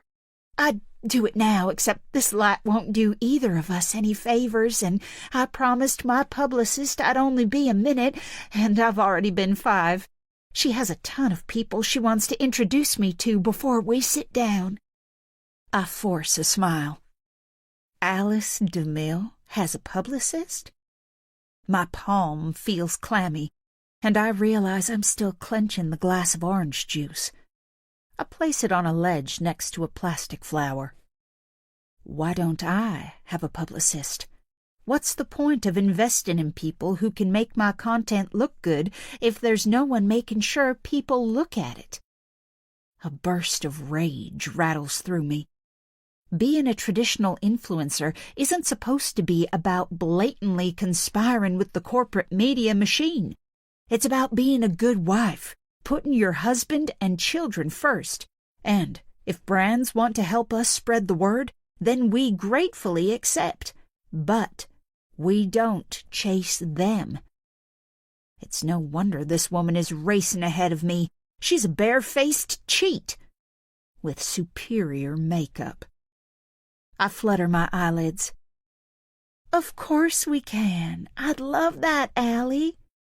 "Oh, it's Alice, but that's awesome. Thank you. See you later, then."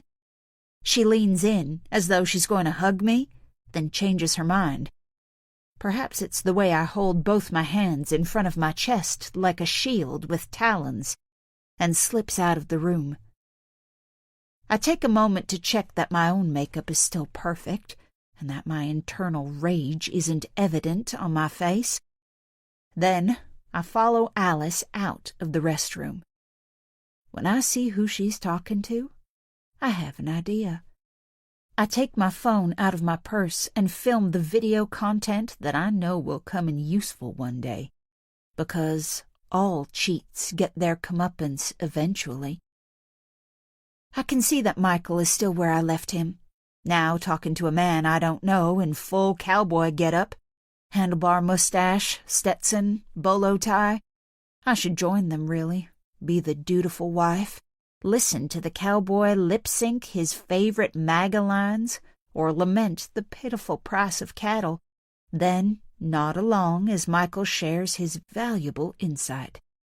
But it will be time to sit down soon, and then I won't have any choice but to listen to the men, divide my attention between whoever the event organizers deem worthy of seating to my left and right. It's something I want to put off for as long as I can. I notice a fire door that's wedged open, and I slip outside, onto a concrete platform with iron bars overlooking the old train tracks. It's arctic, and the night sky hangs heavy with cloud. But I must be protected from the wind on this side, because the air is still. I stare out towards the crazy mountains, the snow on their peaks ghost-like under the shine of distant streetlights. I wasn't born in Montana. It was just the place I ended up when the gas in Laurie's car ran out. But I've grown to love it. Out of nowhere, a single snowflake lands on my hand. I study it for a moment, its intricate pattern, then look skyward. The first snowfall of the season, and it's beautiful. Picture perfect, in fact. I pull out my phone and take a mix of selfies, landscapes, and close-up shots, and when I check the photos back, there's one that's so gorgeous. Snowflakes resting on my hair, a giggle-shaped smile on my lips, that I post it straight onto my grid. And that's when I notice there's another message from Brianna, Wyoming. Why didn't I block her? I have almost done it countless times. But something always stops me. Even though I know that keeping the line of communication open only encourages her. With fingers shivering from the cold, I open the message. Why don't you ever message me back, Madison? Do you think you're too good for me? Is that it? Or are you scared that you might spill a secret? Is your perfect life really a lie? Chapter 19. Callie. It's only October 27th, and there's already snow on the ground.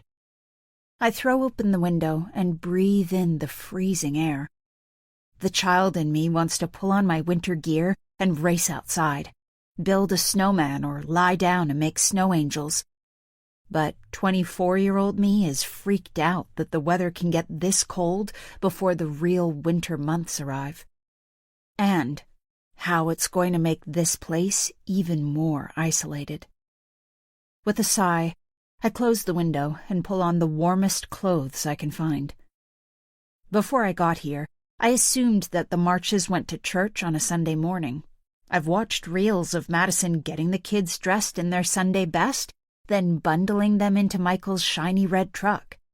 Yet, church hasn't been mentioned since I've been here, and as a lapsed to the point of comatose Catholic, I haven't felt it was my place to ask.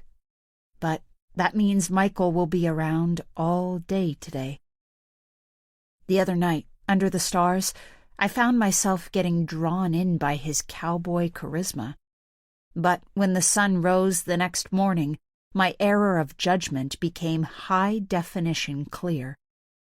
Michael thinks women belong in the home and sees no problem with hitting his own children. How could I be charmed by that? I want to believe it's just the loneliness that's been creeping in, that I'm not swayed by his masculinity, or his rock-solid belief in himself, or his rock-solid torso. But I can't wholly trust that to be true, which is why I've made a big effort to avoid him since, and I don't want that to change now. So instead of going to the kitchen for breakfast, I head straight outside. The sky is the blue of summer, but the ground sparkles white. There's no wind, and while the air is cold, when I turn my face skyward, the sun feels warm on my cheeks. I think about Michael's words that night, how city life hides what America has to offer. I guess even misogynists can be right about some stuff. But I jolt as the stillness is broken by my phone ringing. It's bound to be my dad. He always calls on a Sunday, so I blindly click to accept the call. Callie Brown? Shit. Why didn't I check the caller ID? My heart thuds. Hello? The voice continues. Is it him? I know you're there, Callie. Fucking talk to me. I cut the call. My whole body is shaking. I wait for the inevitable ding-ding of a voicemail being left, then I quickly swipe to delete it. I feel a moment of uncertainty, Like maybe I should have listened to it first, that it could have been good news, a reprieve. But I shake the fantasy away. There's no way this is being fixed until I can get hold of that 50 grand. Because that's why I'm here. Not to teach kids or look at stars or question the morals of misogynist cowboys. I'm here to free my brother. With an unfamiliar sense of purpose, I step further into the snow and then walk around to the back of the house. I thought the kids would be out here, throwing snowballs or building a snowman. But then I remember. Work before play. The man who talks up the great American Wild West is also the father who won't sanction fun until all the chores are done, even after the first snowfall of the season. As I walk past the gym barn, I half expect to hear Madison's footsteps thumping on the treadmill. She swears by her daily workout. But that's quiet too. I'm pretty sure I wouldn't be so committed to working out if I was in her condition, but then again, I doubt our exercise routines have ever aligned. I pause when a metallic click-click noise cuts through the silence. I can't see anything, but my instincts tell me it's a gun, so I slip behind a barn, out of sight. I walk along its back wall, in the direction of the sound, then peer around the corner. Michael is stood outside that weird mound with its dark green door, and he's carrying a shotgun. It's slung over his shoulder, broken open with the top of the barrel resting on his collarbone, nonchalant, like he's carrying an old sweater. I watch him walk around the side of the house and then disappear from view. The only people who carry guns in Boston are the bad guys, but I need to remember that it's different out here. A gun is a God-given right, a crucial part of the American dream. Laurie told me that it's hunting season at the moment, so that's probably where Michael's going. Killing, yes, but a more civilized kind, supposedly. I look back at the strange little hill. I've been curious about that place since I arrived here, and with Michael not around, it's the perfect time to check it out. I wait a couple of minutes in case he comes back, then walk inside Michael's footprints so that I can keep my snooping a secret. As I get closer, I see that the green door is set into a thick slab of sand-colored concrete. The door is made of steel, and it's secured with a heavy-duty padlock. Suddenly, I know what it is. One of those post-civilization bunkers. I watched a Netflix show about them once. Which means Michael must be a doomsday prepper. Men who we laugh at back in Boston for being either weird or overdramatic. Is that what Michael is? The man who runs the biggest ranch in Montana? Who rules his family with an iron fist? Who can spot shooting stars in a blanket of natural glitter while swilling a glass of Shiraz? A crazy fool prepper? I can't believe it. And yet, it makes total sense. I reach out and run my hand over the smooth concrete. I hope the end of the world doesn't happen before July. I really don't want to be stuck in there with the marches. When I'm in need of food and warmth, I head through the back door into the kitchen, and it's the exact opposite of outside. Warm, noisy, chaotic. Laurie like a conductor leading an untrained orchestra. Madison playing the role of unimpressed audience member. "Callie!" Matilda shouts, waving a knife in the air. "I'm making garlic." "You're peeling garlic," Laurie corrects. "Now, be careful with that." "I'm laying the table," Myron says, clinking 2 spoons together. "I'm tenderizing the steak," Mason announces before slamming a wooden mallet with a ridged head against a large piece of red meat. Molly gives him an envious look and then returns to turning the roast potatoes. It all looks delicious, especially those potatoes, I say, winking at Molly. Michael's out for the day, Laurie says. Him and Bill have gone hunting. We're cooking lunch for the rest of us. Aren't we, Madison? What? Madison looks up from her magazine. Oh, yes. Hi, Callie. She smiles at me, but it's a weak attempt. Nothing like her usual sparkle. How was the award ceremony? I ask. Mommy won, Molly says with a proud smile. And Daddy came second in his category. It was stolen from him, Mason grumbles, hitting the meat harder. By that bastard Dick Winters. Mason, Laurie reprimands. Matilda giggles. It's lucky Mommy isn't filming today. I look back at Madison, then scan the room. I'm so used to seeing tripods set up in strategic places, usually with cameras attached to them, that I barely register them anymore. But they're missing today. I wonder why. With all the children involved in the cooking and lots of homegrown produce on show, I would have thought that this was a perfect scene of wholesome family living. Is everything okay? I ask, notionally directing my question at Madison. What? Yes, I'm good. Madison stutters. Just tired after last night. Now, how about I help Myron with the table? Without waiting for a response, she slides off the bar stool and walks over to where the water glasses are kept. There's something weird about her gait, I notice, like she's stiff. Did you go to the gym this morning? I ask. I think it's so impressive that you train all the way through your pregnancies. Sucking up to Madison makes me feel a bit queasy, but it seems to be the only way to get a decent response out of her. I guess 10 million followers can do that to a person. No, not today. I frown. Normally her face lights up at a compliment like that.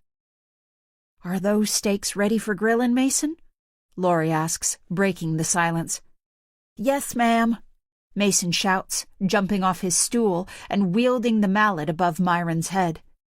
And leave your little brother alone.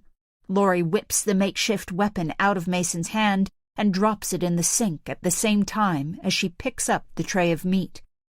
That woman has superhero powers, no question. Hey, Matilda, catch this! Mason pulls his other hand from behind his back and hurls a cutoff from the steak at his sister's head. Matilda screams and launches herself at Madison, wanting protection from the flying slice of animal fat. But the momentum carries her straight into Madison's midriff. Madison gasps, screws her face up in pain. Matilda bursts into tears. Sorry, Mommy. It's fine, darling, she says, her face somewhere between a smile and a grimace. I had a little fall last night, bruised my ribs. Nothing to it, really. Her face finds full beam. But, you know, I'm not that hungry after all, so I might sit this one out. And then she turns and walks out the room. Chapter 20. Callie. Laurie hands me a serving dish dripping in warm water, and I run a tea towel around the smooth ceramic. Lunch was awkward. Matilda's sobs settled down quickly enough, but were replaced by exploding hiccups. Molly spent the meal coaxing Myron to eat his green beans, and Mason moaned about being in a room full of girls and babies when he should be out hunting with the men. And however much I tried to catch her eye, Laurie hardly spoke at all. She filled her plate up with food and worked through it slowly, deliberately, as though it was a challenge she was not prepared to fail at. When the ordeal was finally over, Laurie told the kids to go outside and play in the snow. Molly was the only one to hesitate, stealing a look towards the stairs that Madison had disappeared up. But she was soon swept along by her siblings' enthusiasm, leaving Laurie and me to clear up. It's a shame that Madison's winning night ended with her falling over, I say, trying to cut through Laurie's reverie. It looked like she was in a bit of pain. Laurie stops scrubbing the meat tray for a moment, then resumes with more gusto. High heels and snow. Not a great combination, I guess. Michael must have been distraught, I continue. His pregnant wife hitting the deck like that? I'm sure he was. It's clear that Laurie wants to shut this conversation down, which adds to my suspicions. Michael won't have enjoyed watching his wife win an award after missing out himself, his ego bruised as badly as Madison's ribs. And it makes sense that a man who disciplines his children by hitting them takes his frustrations out on his wife in a similar way. It's also a shame that Michael didn't win his award, I go on, undeterred.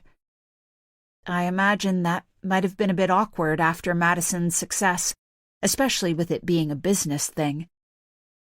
As Laurie places the clean tray on the drainer, I shift my gaze towards her face, but she's giving nothing away. No one likes to lose, she says. I turn back to the window. The white blanket, now punctured with footprints, reminds me of being outside earlier, the way Michael held his gun so casually, the bunker that shows how his mind works. Expect the worst. Every man for himself. Do you think Michael could have hit Madison? I ask quietly, wondering how Laurie will take it, whether female solidarity trumps employer loyalty or Montana madness. Laurie turns to face me. Can I give you some advice, Callie? Sure. Meddling in other people's marriages brings nothing but trouble. Trust me. I know. But domestic abuse is a crime, I remind her, not willing to give this up. And don't you and Madison go way back? Even if there's only the slightest chance that Michael hurt her, don't you want to find out? Laurie turns away, but not before I see her eyes blinking furiously. Madison wouldn't thank me. Why not? I mean, I know Michael is a persuasive guy, but gaslighting is a crime too, you know. Callie, have you ever done something you've regretted? I mean, set the wheels in motion for something truly terrible? Wheels in motion? My eyes widen. My heart booms in my ears. Has Murphy found out where I'm working? When I cut him off earlier, did he call here instead? How do you know? I whisper, the words catching in my throat. But then my phone starts ringing, and the noise sets my pulse racing so fast I think I'm having a heart attack. Jesus, I exhale. Then I see the caller ID. Fuck! I scrabble for the off switch. Callie, what's going on? Ding, ding. The answer is yes, I blurt out. I have done something truly terrible, and now the guy is calling me, and I don't know what to do. My eyes fill with tears, and I can't stop them bubbling and snaking down my face. I wipe at them roughly. Laurie's eyes soften with concern. She runs her hand down my arm. I bet it's not that bad. It is. Do you want to talk about it? You can't tell Madison. I really need this job. It happened before you came here? Before you met Madison? Yes, I whisper. Then you can trust me with your secret. Her voice is so thick with kindness that it makes my eyes burn again. I slump into a chair, drop my head into my hands, and it feels good to finally say the words. If I don't raise $50,000 by next summer, then I'm subjecting my brother to a life of, I don't know, really, looking over his shoulder, being at the whim of a drug-dealing asshole, maybe even physical danger. I hear Laurie suck in a breath behind me. Yeah, exactly, I continue. Pretty terrible. She steadies her breathing. What did you do? I close my eyes, remembering that night again. I was at a house party. I start. 4th of July thing. There was this guy, dark, floppy hair, fake tan, really full of himself. Kept name-dropping actors and musicians that he supposedly hung out with. Sounds like someone to steer clear of. Yeah, I murmur, wishing I had Laurie to advise me that night instead of my old school friend, Lily. He drove a vintage Porsche 911, and everyone knew it because he kept dropping that into conversation, too. So, when he left his keys on the table, my friend dared me to steal it. Not permanently, just take it for a joyride to get one over on him. I don't know why I said yes. And he found out. It was a stick shift. I've only ever driven automatics. I crashed it into a fire hydrant maybe 100 yards from the party. Oh, Callie. It was the guy whose party it was who grabbed me out of the car. And the look on his face, how scared he was for me, was when I realized how badly I'd fucked up. He told me to run, but it was only seconds later that the asshole owner came outside. And your brother was involved, too? I shake my head. Not at first. But when the host told me who the man was, why he's so friendly with all those celebrities, and how he makes his money, I panicked. I called my brother, who was in a bar not far away, and he came to my rescue. Somehow, Luke squared up to one of Boston's biggest cocaine dealers and bought me some time, but it came at a price. I've got a year to pay Murphy back for the damage I did to his car, and if I don't, he says he's going to make life very uncomfortable for Luke. Whatever that means. Luke's got a good job, so I asked him to get a loan to pay Murphy, but I can't bear the thought of that. This is my fault, my debt, my problem to solve. My face contorts again. And now the guy's calling me, and I don't know why. And that's why you took this job, for the money? Yes, and to get out of Boston. Luke was only there for the holiday weekend. He lives in California now, so he could keep out of the guy's way easy enough. But with my track record and luck, I worried that he'd find me, and probably when he was coked up and looking for a fight. Laurie drops down next to me, reaches for my hand, and smiles. So, what Michael says about city folk is true after all, that you're all a bunch of hoodlums. Maybe it's Laurie's touch, or the shock of her choosing humor, or just the relief of getting things off my chest. But a giggle works its way up from my chest and escapes. And then Laurie joins in, and soon we're sniggering like two naughty schoolkids. How did she do that? A fresh wave of gratitude and fondness sweeps through me. Will you keep my secret? I ask, when I find enough breath to speak. Of course I will, Laurie says. We're all allowed to make mistakes as long as we face up to them.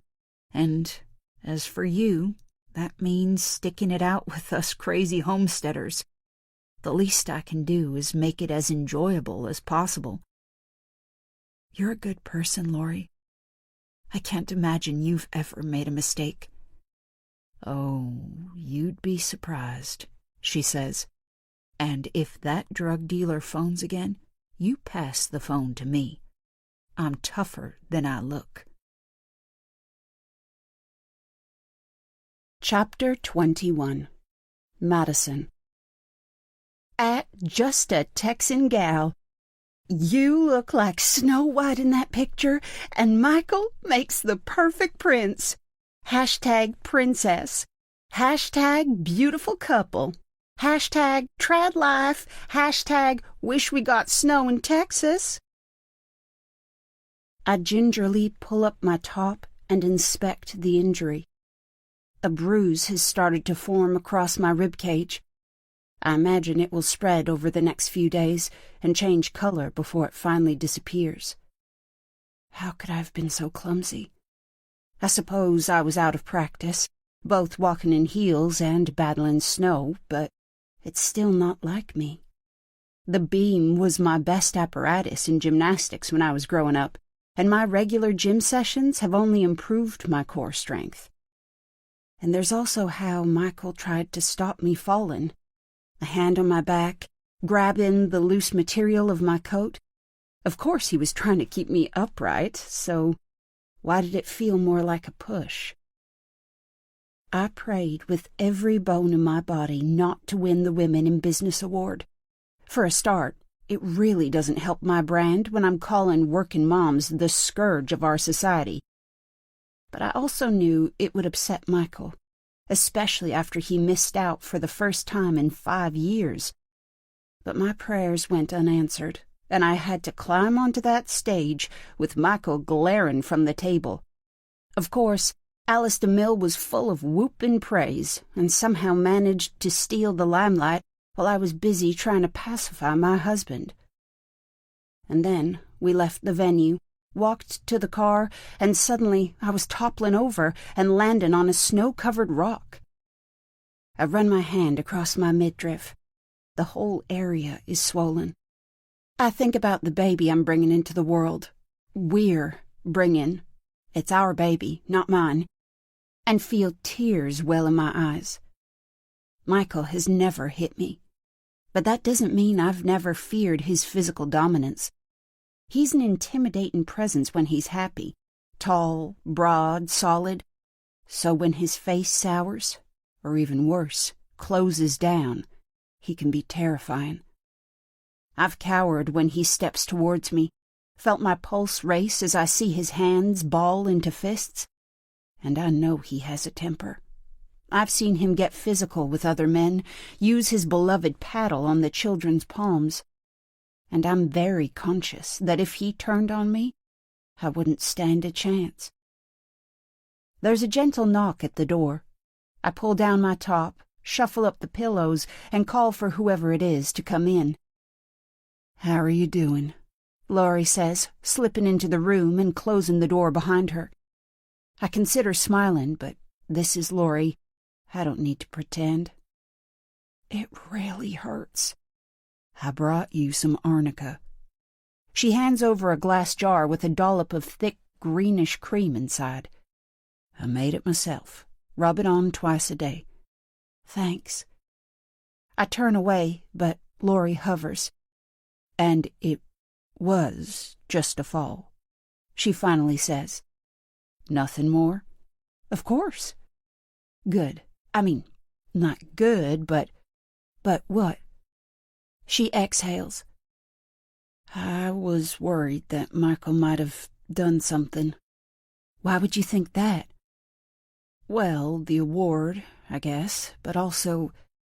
She sighs.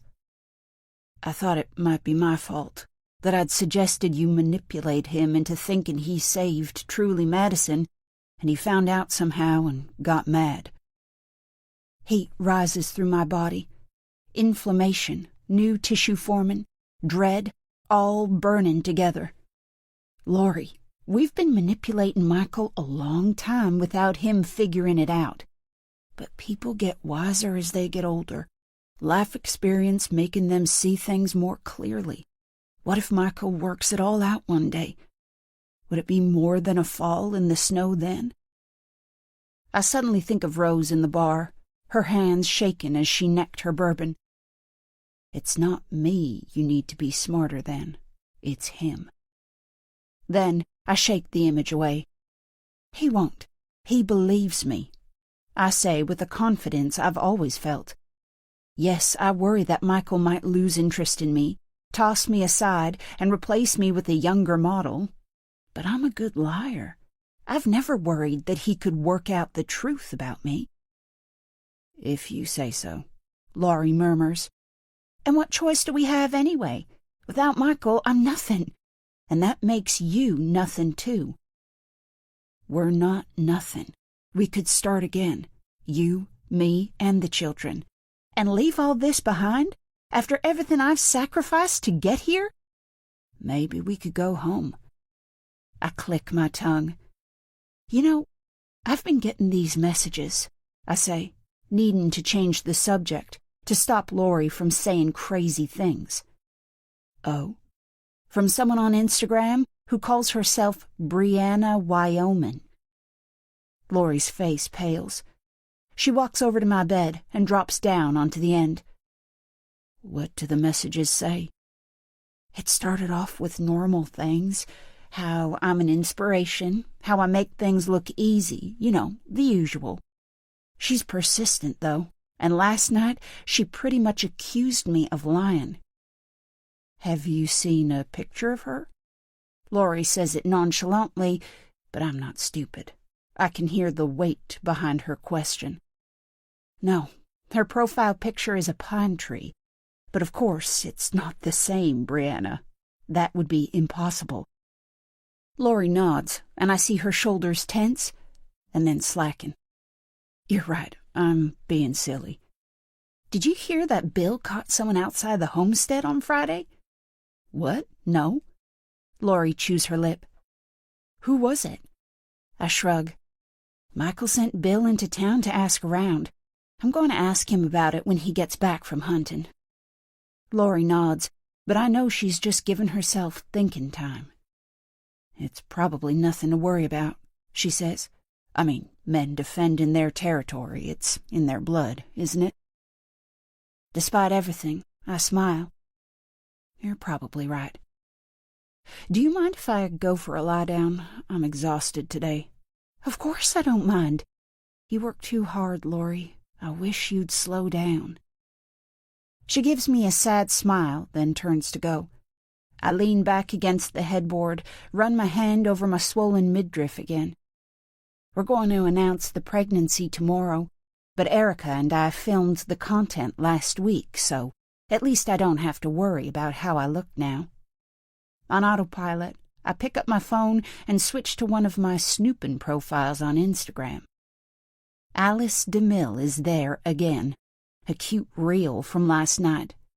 There's some footage of me accepting my award, but weirdly, she hasn't tagged me.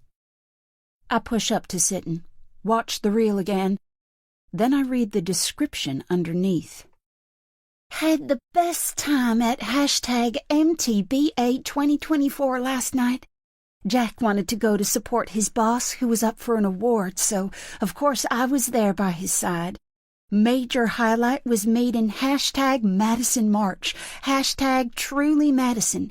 She won a business award, which seems crazy to me, especially as poor Michael at March Ranch MT missed out. I would never put Jack in the shadow like that, but we're all on different journeys, and I'm not going to criticize the original #Tradwife for her choices. #LoveYouMadison, #TradValues, #Montana, #Homemaker, #HusbandFirst, #NoJudgment. I sling my phone across the room, scream. Hot tears burn my eyes. My midriff throbs. I need to destroy that woman, make her regret the day she crossed Madison March. But I need to be clever about it. Not get into some petty tit-for-tat like a pair of underdressed rappers. I pick my phone off the floor, click into my photos, and find the video content I filmed last night. There's a much smarter way to do this, and if I can deceive my husband for 12 years, I don't think I'm going to have much trouble with a 21-year-old airhead. Chapter 22. Brianna. I'm just going to chop some wood, Jonah hollers up the stairs. Chickens need feeding, Bree, and the water container is empty. Do it yourself, I murmur, staring at myself in the cracked bedroom mirror, knowing he won't hear me. My wavy hair looks more unruly than ever, and there's a cluster of new pimples on my chin. I listen to Jonah whistling before the back door bangs shut and feel an irrational rage pulse through me. Doesn't he know how hard this lifestyle is? Why is it only me who misses Wendy's burgers and Starbucks iced coffees and going to the movie theater on a Saturday night? Now, my only highlight is eating stolen chocolate bars and scrolling through my phone, trying to live out the fantasy that my life will soon be worth sharing on social media. Because I know it's a fantasy now.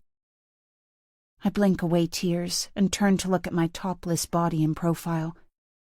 There's no hiding it anymore. As my limbs have shrunk and my cheekbones have sharpened from lack of food, my belly has grown. If that was the only sign, I might think that I'm suffering from malnutrition, like the children in those UNICEF adverts with spindly arms and pot bellies. But there's something else going on too. A fluttering sensation inside me. A baby. A brood of kids is supposed to be the most joyous part of the homesteading dream, but right now, it just makes the nightmare scarier. I spent a week wondering whether I'd tell my mom about my pregnancy suspicions when she returned my call. I didn't leave a voice message, but she would see my number in her missed calls. As it turned out, I didn't have to decide because she never phoned back. I don't know whether my dad demanded it or if my mom cut the apron strings all by herself. She's still got another 4 children to get it right with. But there's no clearer sign that I'm on my own now, that I made my choice when I ran away to live in sin. I haven't told Jonah about being pregnant yet either, and amazingly, he hasn't asked. We still have sex regularly enough, so he's had plenty of opportunity to notice my thickening middle. But we do it at night now, both of us too lost in our chores during daylight hours to feel sexy, which means it's dark, he's half dead with exhaustion, and I'm not sure how much he really sees me at all these days. But he deserves to know, and more than that, it's about time I'm treated with a bit more care, as the precious mom-to-be. I plod downstairs and pull on my boots.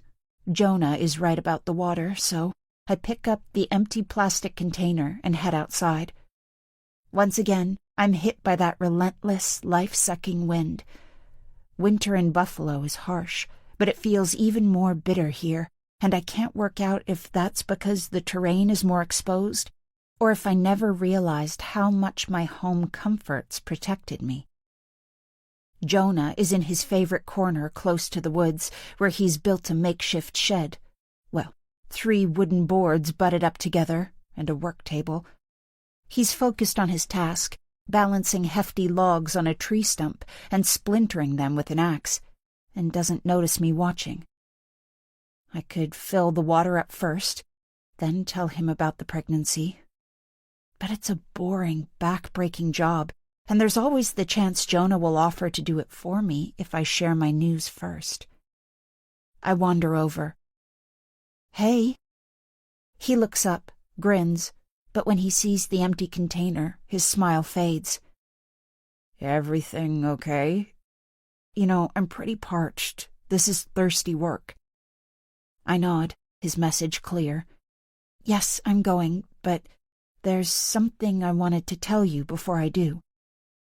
His face tightens. He's waiting for me to make an excuse, and it reignites my anger. Fuck him.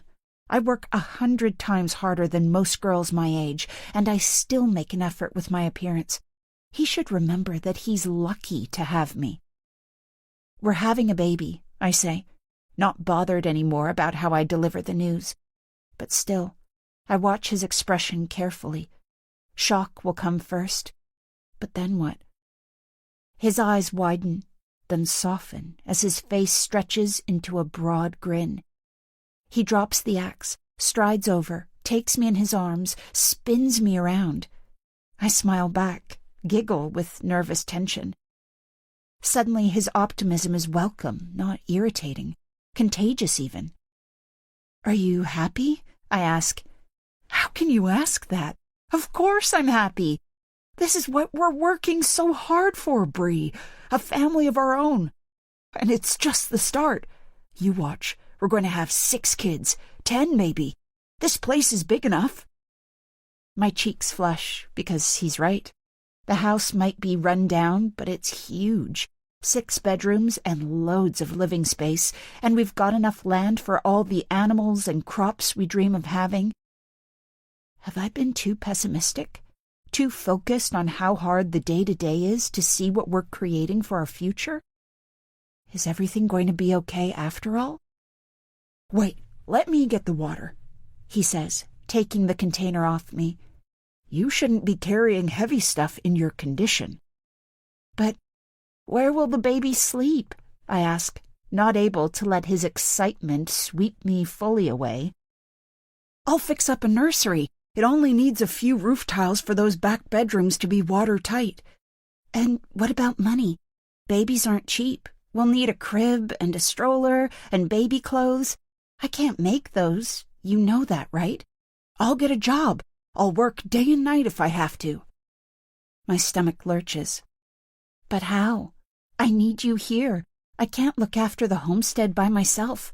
"Just for a few months, before the baby comes. There's not much we can do here until the spring anyway, so I can earn enough to see us through until we can be self-sufficient." "But where will you get a job?"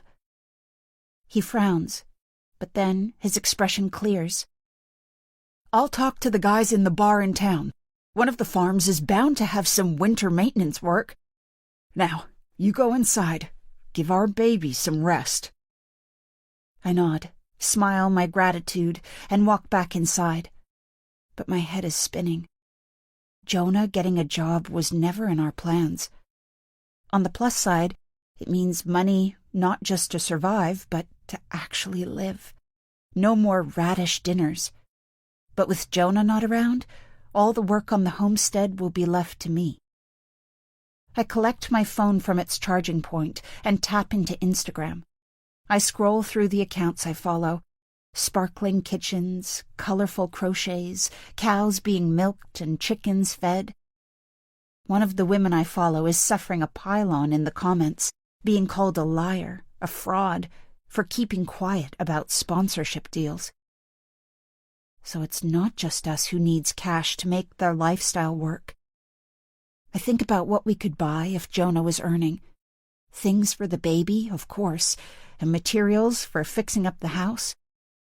But I guess there'll be enough left over for Christmas presents. Maybe a new duvet, a warmer, more stylish coat, even a trip to the hair salon. I smile. Maybe Jonah working is a good idea after all. Chapter 23. Madison. At SallyAnn.Sykes100.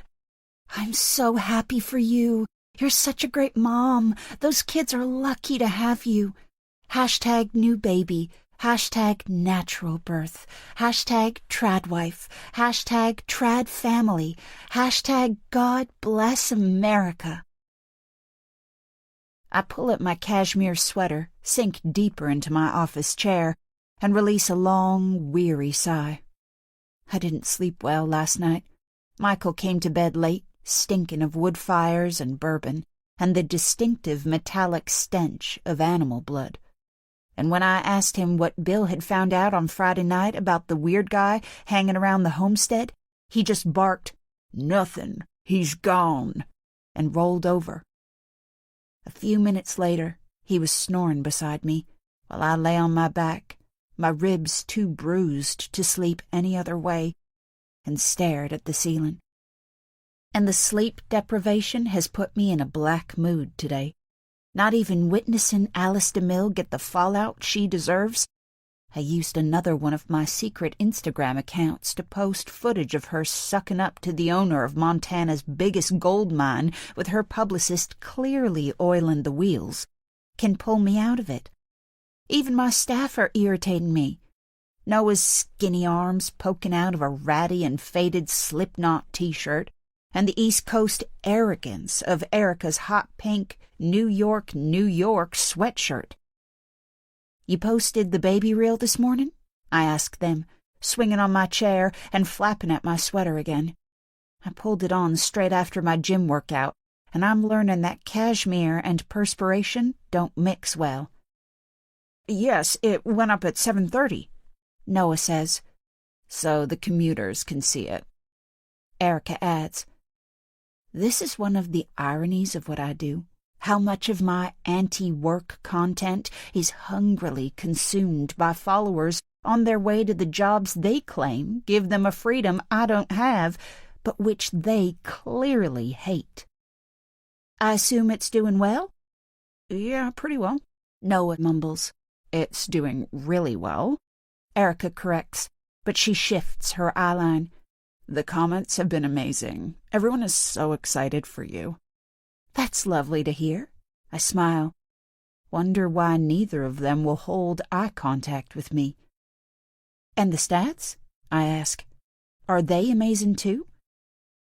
Noah's face pales. "Geez, yes," Erica says. "Thousands of likes and shares." My shoulders tense. My skin dampens even more. Thousands? How many thousands? Well, I don't have the data to hand, but, a lot. She's so transparent. The reel is tanking. How can that be? Pregnancy reveals have always been like catnip in the past. My post announcing that I was pregnant with Mason got more likes than Kylie Jenner's new lip kits. How can another March before March be of such limited interest? I think of Rose, rotten in the bar. Alice DeMille's lipstick-coated smile in the mirror. God, it's hot in here. "Get one of the other accounts to comment," I snap, pushing out of the chair and pacing the floor. "Something from the pro-choice camp. See if we can spark a debate." Yes, good idea, Erica says. "And tag a couple of hardline pro-lifers to really ignite things." I'm in full boss mode now. Noah pulls the laptop towards him. I'm on it. I don't understand why it's always me who finds solutions. I'm sorry, we'll sort. I'm going to get coffee. And then I want you to film me with the kids. Something that will grab people's attention, like how we're donating 10 grand towards weapons training for teachers. Sure, Madison, Noah stutters. I slam the door shut behind me. I don't really want coffee, but I do want to see Lori, to be reminded that I can do this, stay relevant, remain one step ahead of my rivals. And I know I'll find Lori in the kitchen. But when I push open the door, I freeze. Because while Lori is in here, she isn't alone. And I don't like how guilty the pair of them look, like I've caught them stealing from the cookie jar. "Callie, why aren't you teaching my children?" I give her my best boss bitch stare. "Oh, it's break time." She sounds flustered, which doesn't help her cause. "They're playing in the craft room. I was grabbing a quick coffee with Lori, but I'm going back in a minute." I sink into the chair at the end of the table, the one reserved for Michael when he's home, still irritated. "So, what have you guys been talking about?" Lori says, "Christmas," while Callie blurts out, "The snow." I narrow my eyes, feel heat rising in my chest again. I circle my shoulders, but the wool sticks to my skin. "So which is it? Or are you both lying?" "We were talking about it being a white Christmas," Lori says smoothly. "And how are you today? Is the arnica helping?" "They posted the baby reel and no one cares." "I saw it," Callie pipes up. "I thought it was great." "Did you like it?" I ask. "Share it?" Callie's cheeks turn immediately crimson as she scrabbles for an excuse. "I thought I wasn't supposed to post stuff on social media." God, couldn't she have come up with something better than that? I click my tongue. Come on, Callie. A fancy East Coast college education, and you can't figure out what content we're happy for you to engage with? Well, The truth is, you didn't care enough about the content to share it, and if my kid's own tutor isn't bothered, what hope have I got with anyone else? I push out of the chair. My throat is burning now, and my chest throbs. "I do care," Callie whines. "I just didn't think. I can share it now." I listen to her tap frantically at her phone. Forget it, it's too late. I yank at my sweater and pull it over my head. I feel instant relief.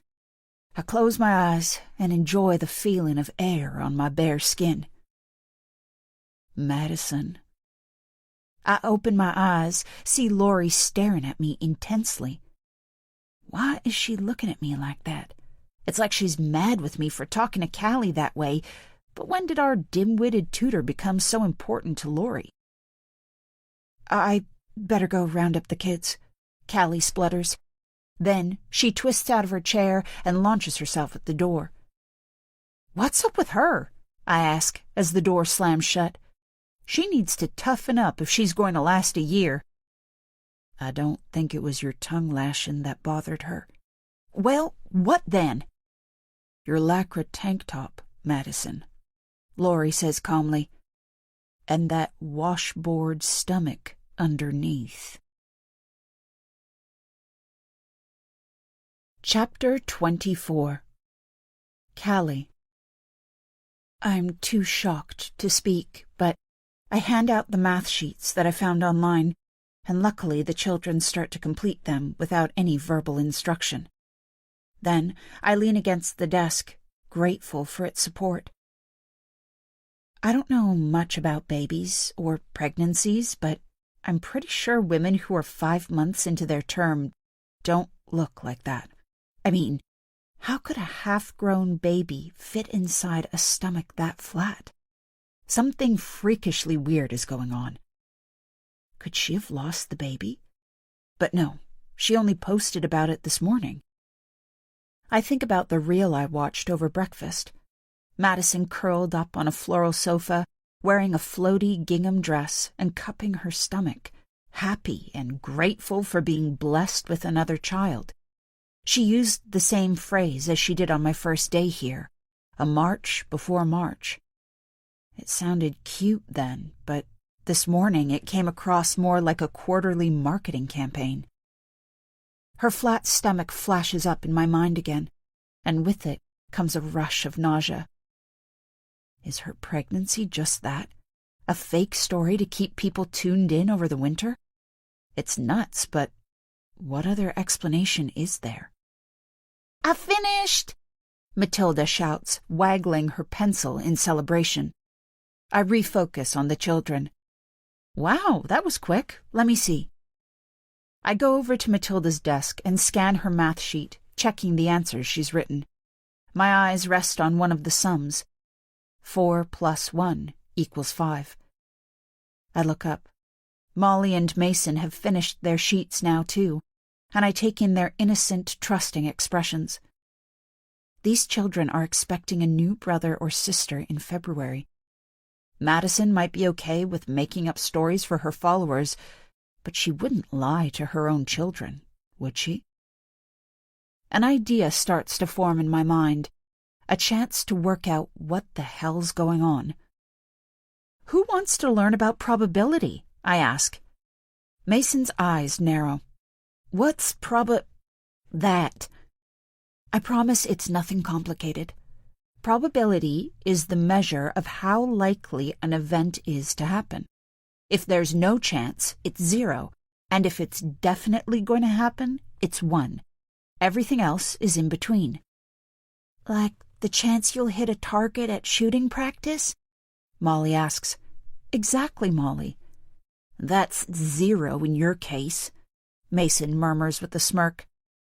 Then maybe you should let Molly practice with your gun, I suggest. I'm not sure why I'm encouraging shooting, but the more time I spend around this family, the more I feel Molly needs a wingman who believes in equal rights. You could give her some tips. Mason looks suspicious for a moment, but when I smile, he returns it with a nod. He's not his father yet. And what about with your new sibling? I continue, shame beginning to needle between my ribs. Do you know if it's going to be a boy or a girl? I want a girl, Matilda says, but Mommy says we have to wait and see. She drops her bottom lip and frowns like the lead in a Hollywood brat movie. Well, that helps me out with your math lesson, because now we can talk about the probability of your mommy having a girl. What do you think it is?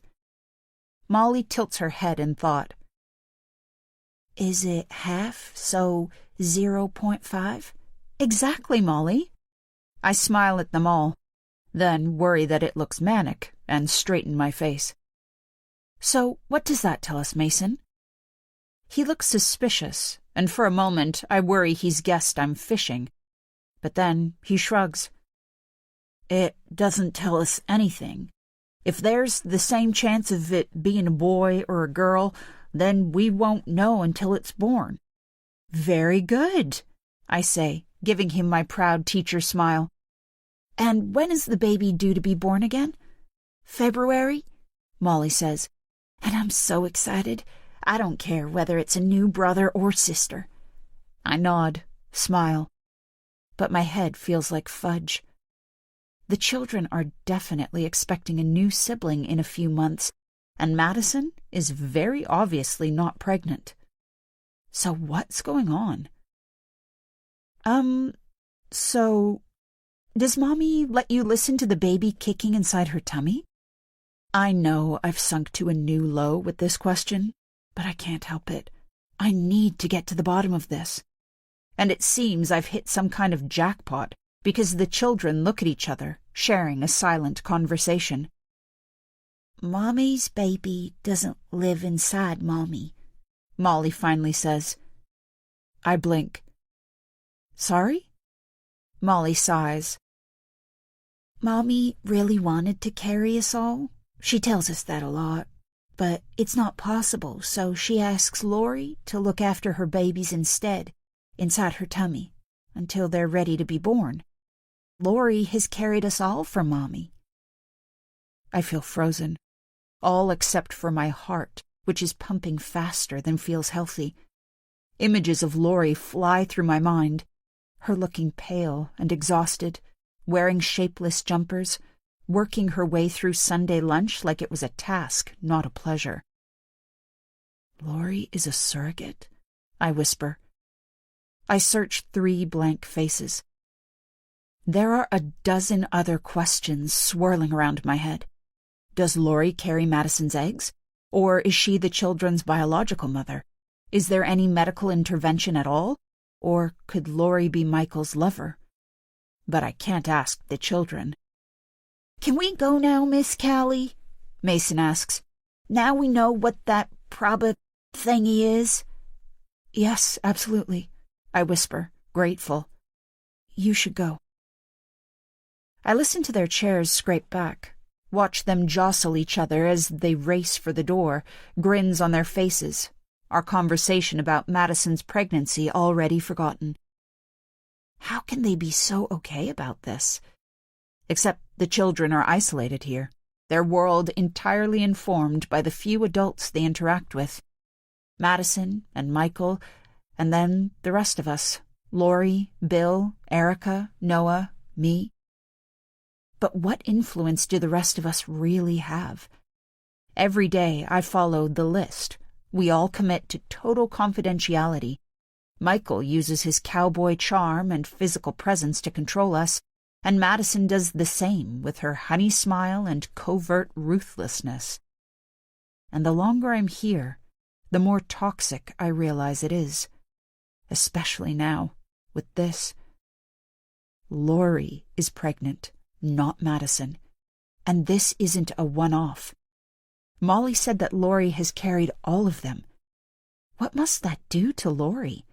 Having to give up the child she's carried 4 times, soon 5, and then watch on while they're raised by someone else? Someone like Michael, who thinks it's okay to hit a child. I've got nothing against surrogacy, but even I know it's complicated. It needs rules and scrutiny and impartial experts, not lies and cover-ups and an imbalance of power. It's clear that Lori is being exploited, but by whom?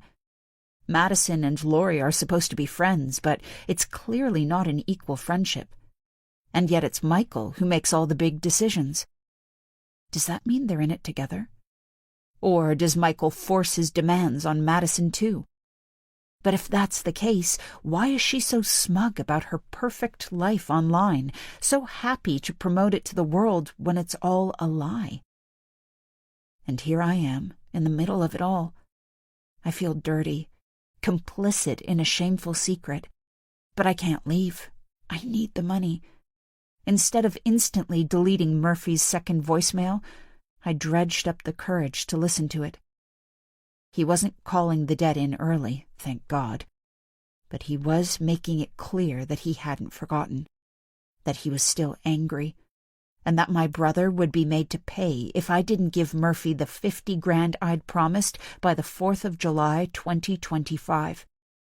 I need to make that Luke's Independence Day, which means staying with the Marches until the bitter end. Chapter 25.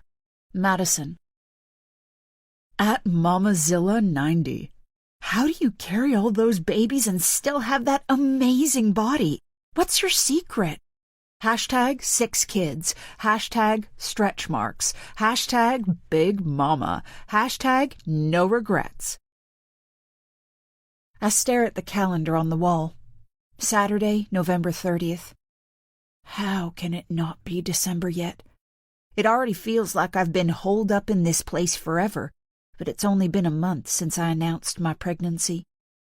Going out in public means wearing a very uncomfortable fake bump that I swear makes me look like I'm having twins, so I try to avoid it. But that means I've still got weeks of hibernation ahead of me. I reach forward, flip the pages. It's a homemade calendar, of course, and I move through photos of a family Christmas and then Mason fishing before I reach February, my due date, circled in sunshine yellow, as though I might be able to entice spring with a marker pen. Clarabelle stares back at me from the photo, and I smile at her, because Clarabelle's predecessor, Bluebell, is how I sold the idea to Michael in the beginning. Our precious, never-to-be-impregnated pet cow. In the past, breeding cattle was a messy business.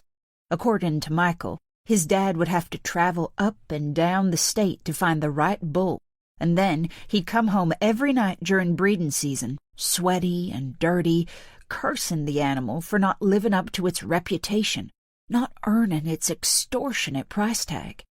So, when the industry introduced the practice of artificially inseminating the herd, a cleaner, quicker, and easier way to breed cattle, soon after Mr. March Sr. died and Michael took over the ranch, he didn't hesitate to adopt the new method. And if it works for cows, why not humans? Michael wasn't sold on the idea initially. He likes things to be traditional, which to him means plenty of sex until one day your wife announces that you need to go gentle.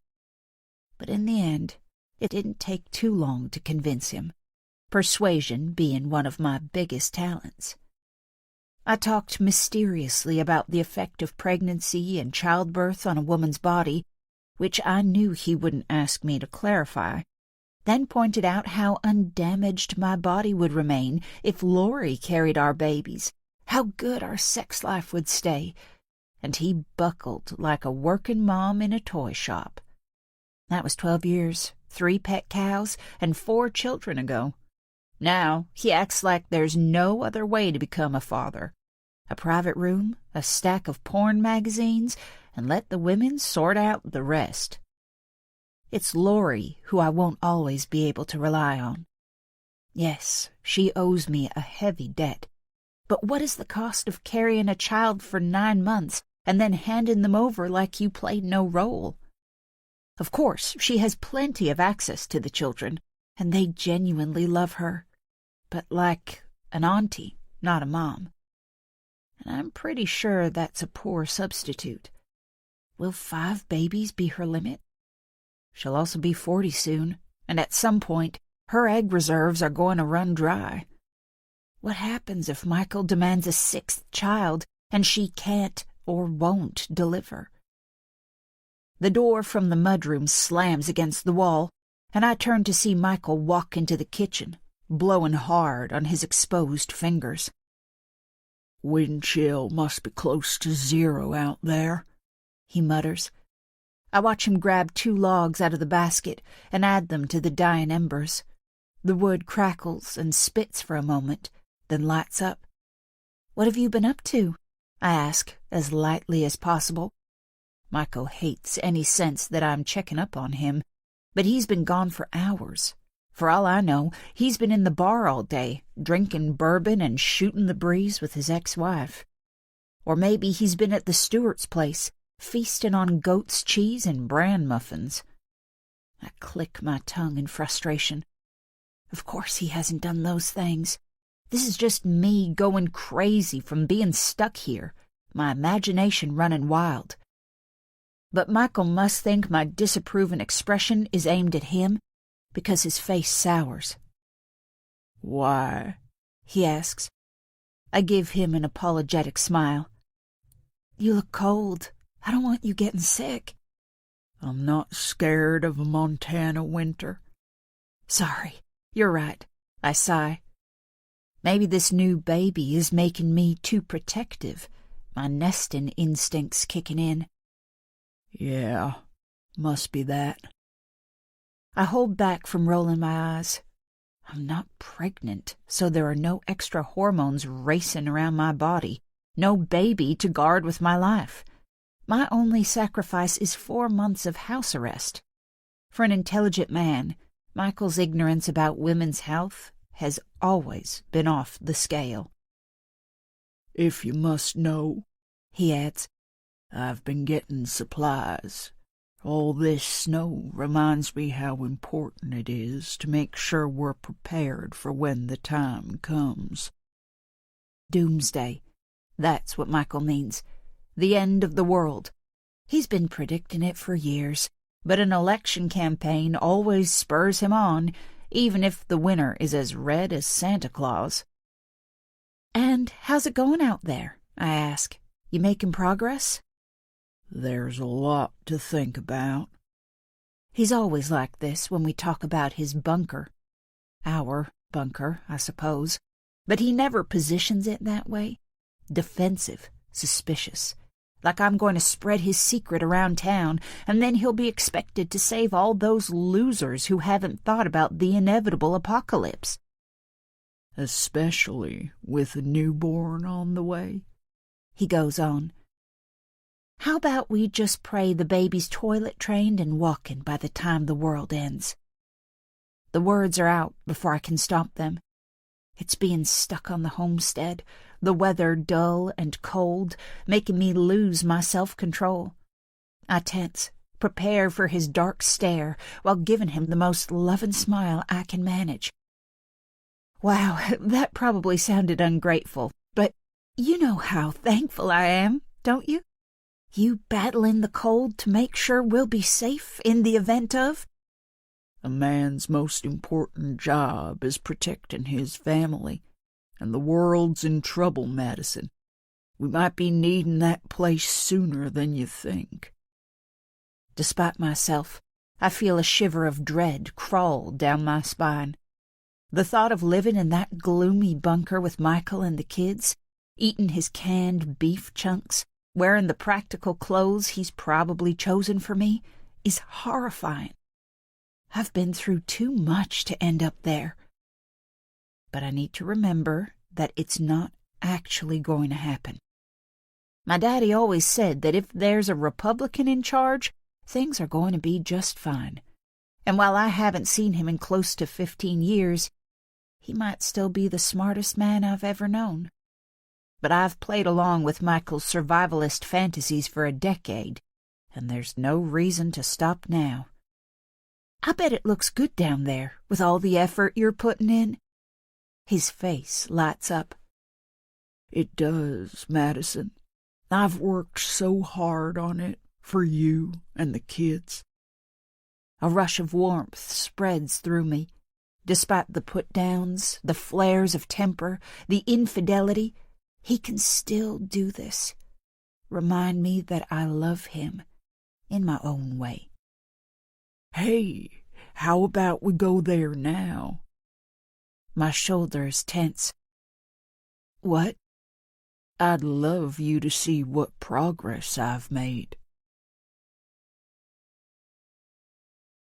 Chapter 26. Madison. At Jenna Simpson MT. So, I've done a thing. Wish me luck, Madison. Hashtag quit my job. Hashtag Tradwife. Hashtag family first. Hashtag husband first. I have the hood of my coat up to fend off the wind, but tiny beads of ice have formed on its fur lining, and I can feel them grazing my cheeks. I silently curse Michael for making me come out here to see the prison he calls a safe haven. I pray I'll never have to spend more than a few minutes inside. Are you ready? He nods toward the heavy steel door that he's painted forest green.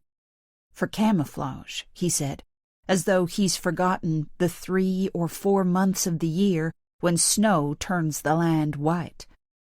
I give him a half-smile of encouragement, and he turns, hunches over the handle to obscure the padlock. I listen to the metallic ticks as he lines up the code that he's never been willing to share with me, like I'd ever come here of my own volition.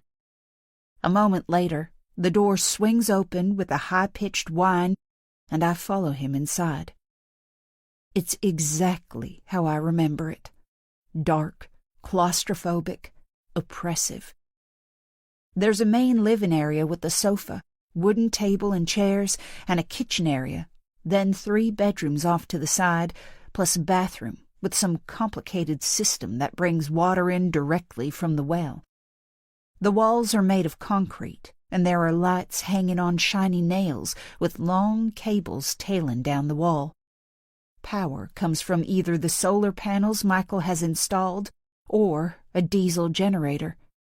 At the far end of the living area, storage boxes are piled high, all of them labeled with important terms like medical supplies, dry goods, cleaning products, ammunition. There are guns on the wall, and I count 2 rifles, a shotgun, a small pistol, and an old-fashioned revolver. And in case that's not enough weaponry, there's also a crossbow. So many ways to kill, I can't pull my eyes away. I think about my fall on the night of the Montana Business Awards, Michael's hand on my back. If I was forced to live down here with him, would he ever get mad enough to turn one of those weapons on me? Impressed? Michael asks. I turn to face him, taking his proud expression. It looks like you've thought of everything, I lie.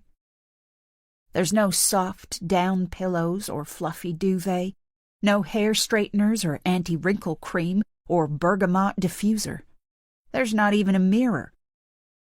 It's not too hard. My dad taught me young that I need to be self-sufficient. When this country goes to the dogs, and mark my words, it will, we'll be ready for it. I run my hand over my stomach. Even though there's no baby in there, I feel the weight of it.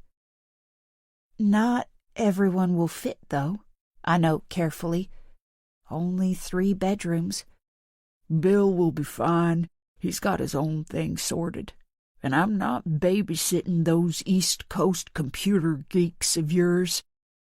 I could point out that Noah comes from Wisconsin, but I don't. I don't mention Callie either, because the last thing I want is her at close range.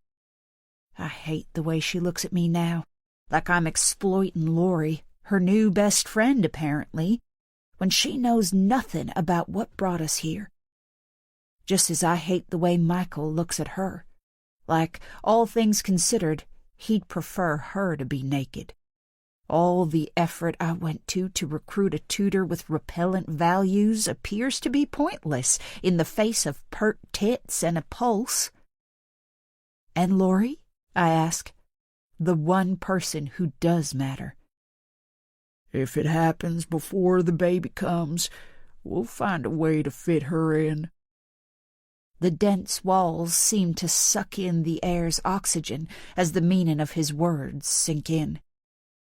"And if it happens after?" He shrugs.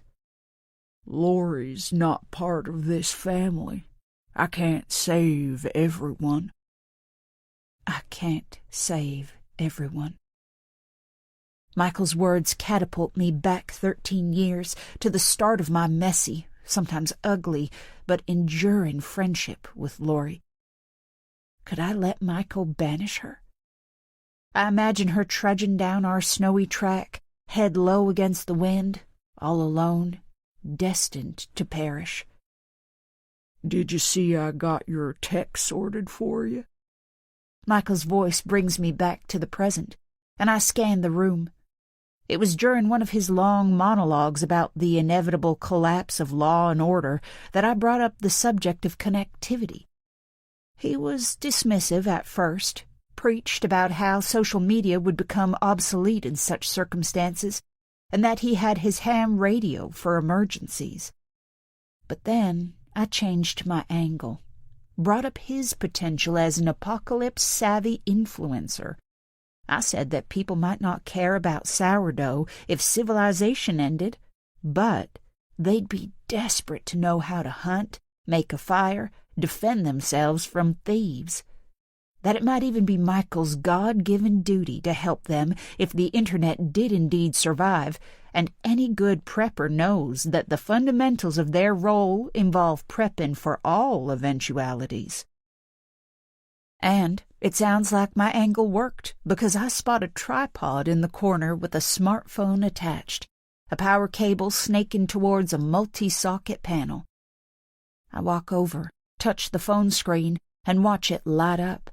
The familiar app logos calm me a little, and I tap into Instagram. My account profile pops up, and I feel both grateful and annoyed that he knows how to log in to what is supposed to be my private business, albeit shared with 10 million followers.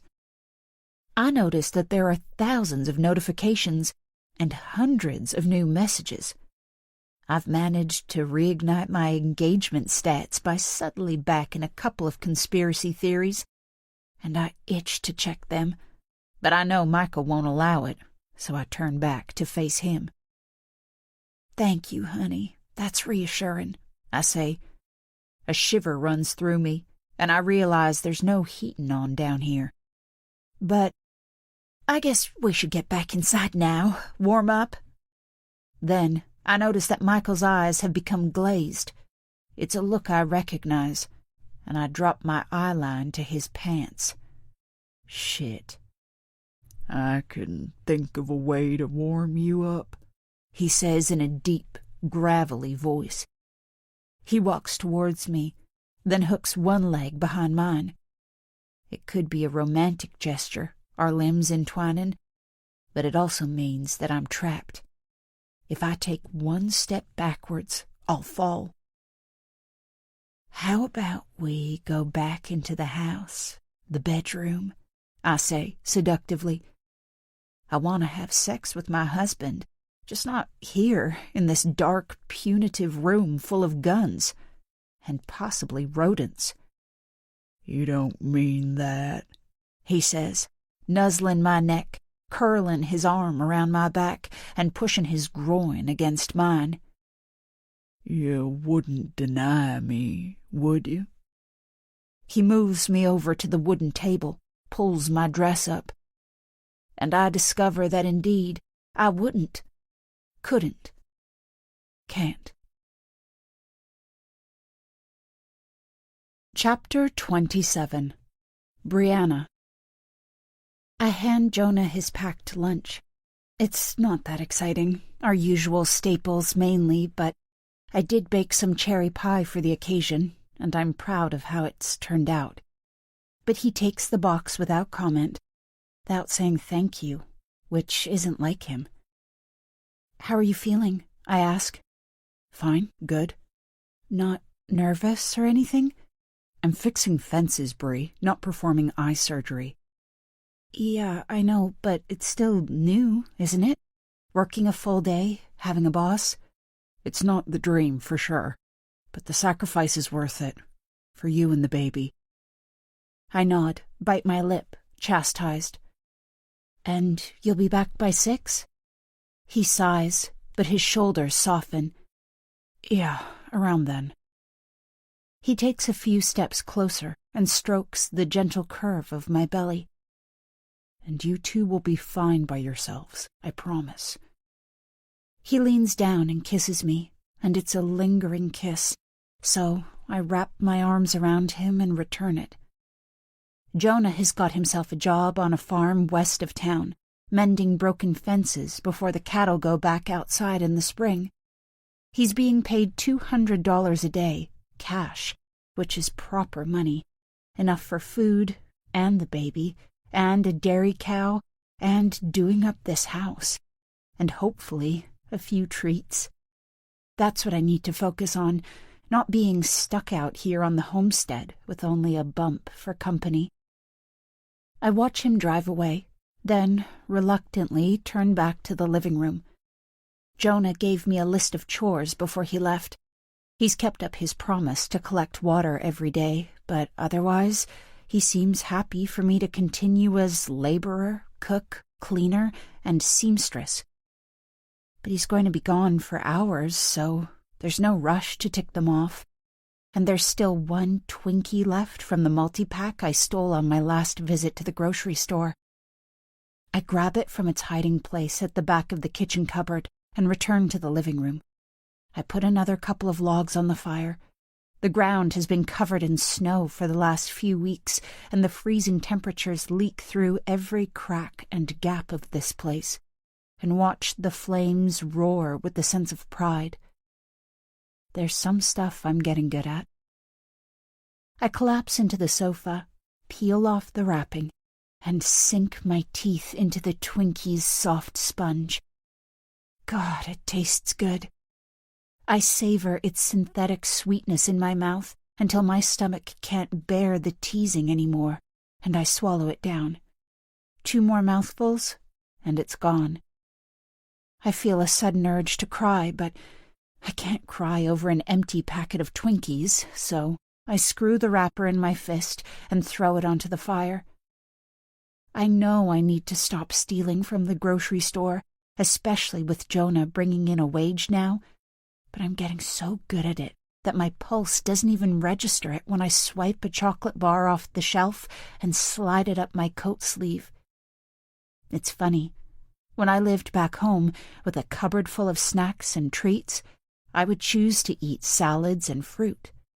Now, I'll risk my liberty for a sugar rush. As I lean forward to grab another log for the fire, I eye my pile of wool. I'm supposed to be making a blanket for the baby's crib, and really, how hard can knitting a couple of dozen squares be? But I drop more stitches than I catch, and I'm not sure how cozy it's going to be when it's finished anyway. Knitted with scratchy, cheap wool.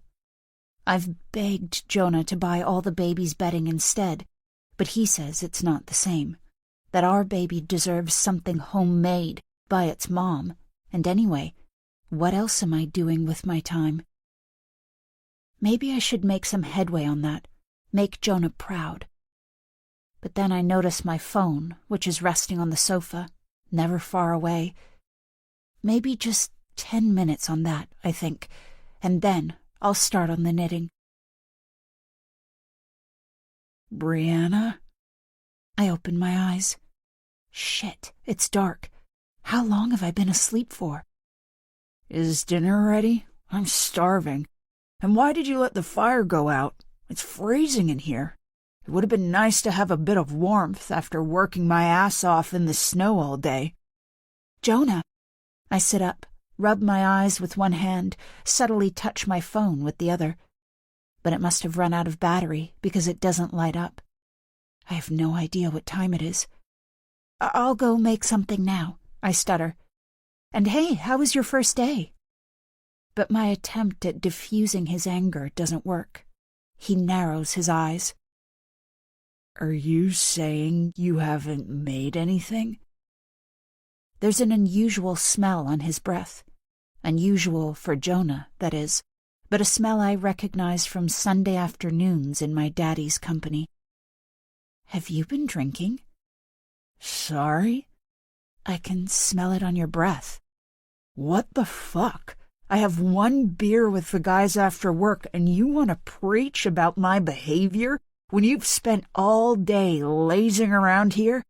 I bet you've been on that fucking phone. I haven't, I say, which is the truth, for once. I've spent most of the day sleeping. Jesus, Bree, there's a real world out there, he shouts, flinging his arm towards the window. In case you hadn't noticed. And real people like me and the baby who need you to step up. Step up? Seriously? I'm fully awake now. I'm pregnant, remember? That's why I'm tired. Pregnant with your baby. Are you really going to begrudge me one day of rest? One day? Come on, what do you actually do around here, Bree? Yeah, you cook most of the time, but the place is filthy. The chicken coop is rancid. You haven't fixed any of my ripped shirts, and the baby's blanket is still a flippin' ball of wool. Actually, I'm going to eat in town.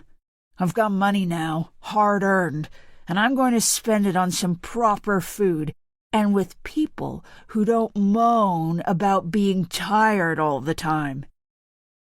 Tonight?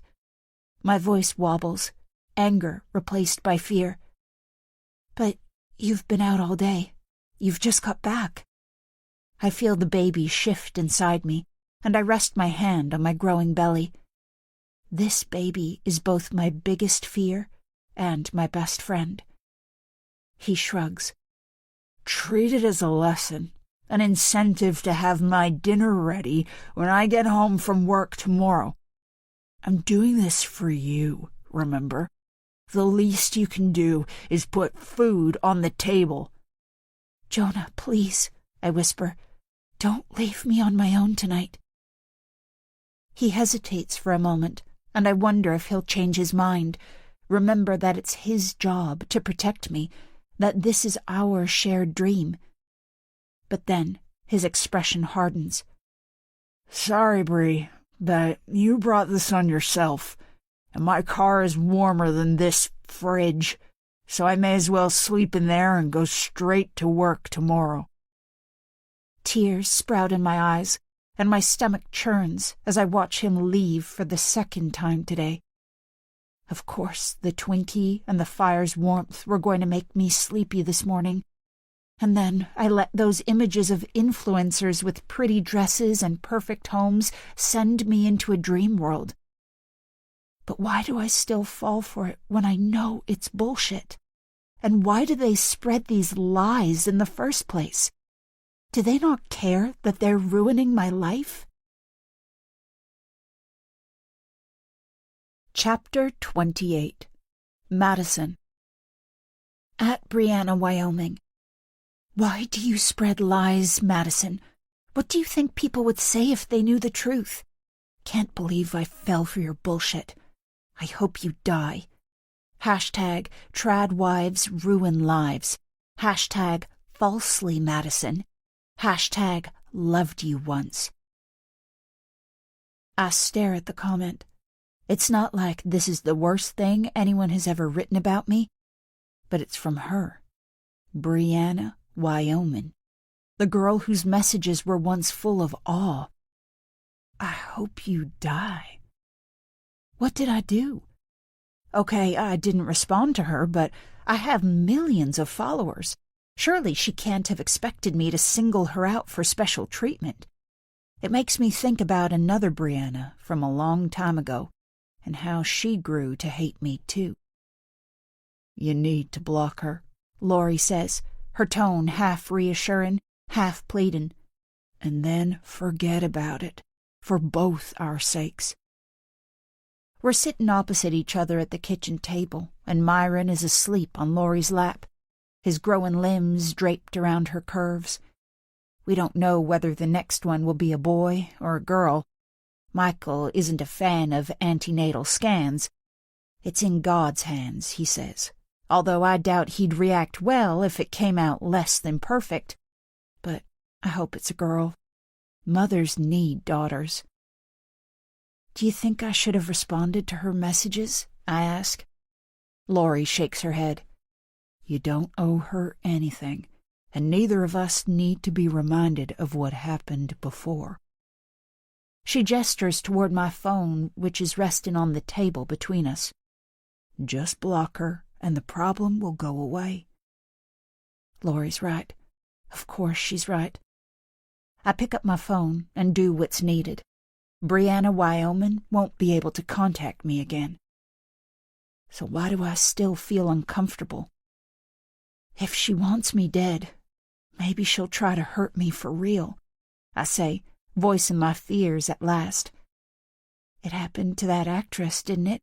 Her stalker waited until she came off set and then threw acid in her face. I shudder. There are some evil people out there. I want Laurie to rebuff me, remind me that keyboard warriors barely leave their computer screens, never mind cross state lines. But instead, she sighs. I wish Michael wasn't so stubborn about not having security. Not because I think Brianna's going to show up, she adds. I mean, her husband probably doesn't let her leave the house, and there's no one from your past life who would be able to find you after the effort you've put in. But there are other threats out there. I think about the drifter Bill confronted last month, and how I haven't asked about him since Michael's gruff rebuttal after his day's hunting.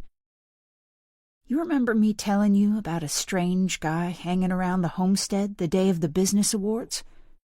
Sure, I remember. Did Bill find out who he was? I don't think so, but I haven't asked lately. Well, why don't you check with him now? He's outside washing Michael's truck. I could get him to come in? I guess it can't hurt, I murmur, wondering if, in fact, it could. Laurie lifts Myron up and shifts him onto my lap without waking him, then heads in the direction of the back door. I look at my slumbering angel. I love them when they're asleep, especially when they get those little pink flushes on their cheeks like Myron has now. As I gently stroke his soft, warm skin, I wonder if my children love me back, and if they had to choose between Laurie and me, who they would pick. Hey, Madison, how are you? Bill's easy Montana drawl spreads through the kitchen. Long time no see. Michael said you had a fall a few weeks back and were taking things easy. I smile. Bill is a true gentleman. I just wish he wasn't quite so enamored by my husband. I did, yes, but I'm all fixed now. We were just talking about that stranger hanging around here a few weeks back, Laurie says. The one you were forced to pull your gun on? Madison wondered if you ever found out who he was. Bill's face clouds over. He chooses the kids' bench to sit on and straddles it like a horse. No luck, I'm afraid. You know, even on the afternoon he came, there was something about him that scratched at my brain. But it was only when Michael got me to ask around in the bar that I worked out why. There's this guy I'd seen him there a couple of times before that day. I couldn't tell you what his face looked like, but he wore a hat that stood out. Just one of those regular trapper hats, but he had it really low to his eyeline, and he was wearing it indoors. And I realized that the guy who tried to get onto the homestead was wearing the same hat. I lean forward. So he did try to get onto the homestead? It's just that Michael said you spotted him wandering around. Bill looks embarrassed. Sorry, yeah. He was just hanging around, staring up at the house, but I assumed that he would have come closer if I hadn't stopped him. It's an impressive house, though, Laurie muses. Maybe he was just admiring it. Well, if that was the case, why was he talking about Mrs. March? Bill's words are like an electric shock.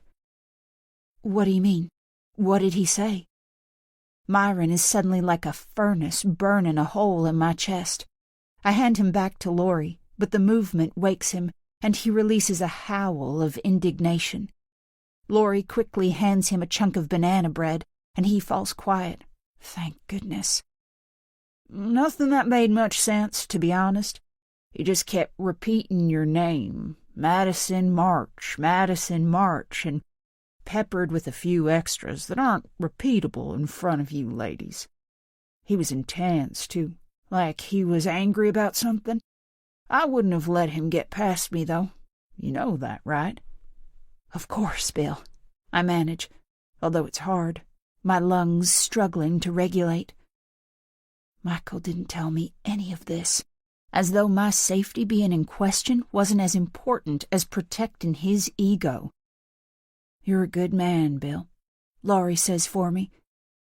When I didn't get anywhere in the bar, I mentioned to Michael about maybe getting the sheriff involved, he goes on, but he didn't think it was necessary.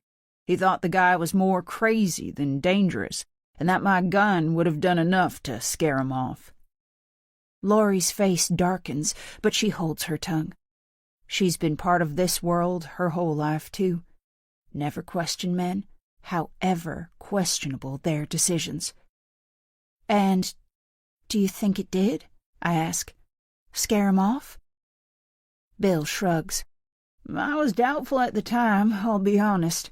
There was something freaky about the guy, like my gun didn't faze him, and those are always the most dangerous types, aren't they?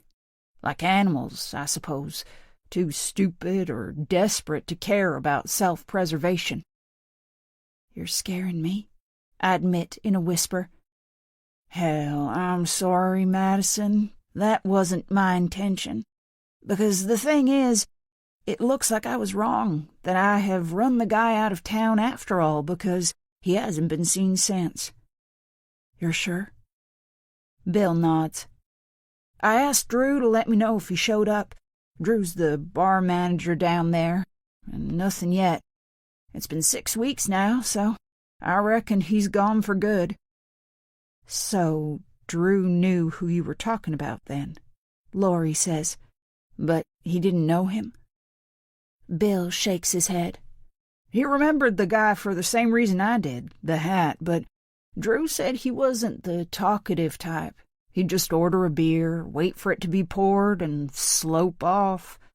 The only thing Drew did say was that he'd seen the guy talking to Rose a few times, but Rose and me aren't exactly on friendly terms, so I couldn't ask her about him. Rose, I mumble. A woman I can't quite purge from my life. But he's not been back since you pulled your gun on him? Laurie pushes. A full 6 weeks. Nope. So it sounds like we've got nothing to worry about. Do you think, Madison? I lean back against the hard wooden chair. With everything going on, it's a struggle to appear unworried. But I'm a professional. It sounds that way, I manage, and even follow it up with a smile. Chapter 29. Callie.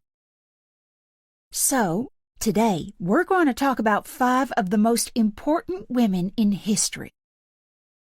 I lean against the back wall, my arms crossed, and watch Madison deliver her lesson at the front of the classroom.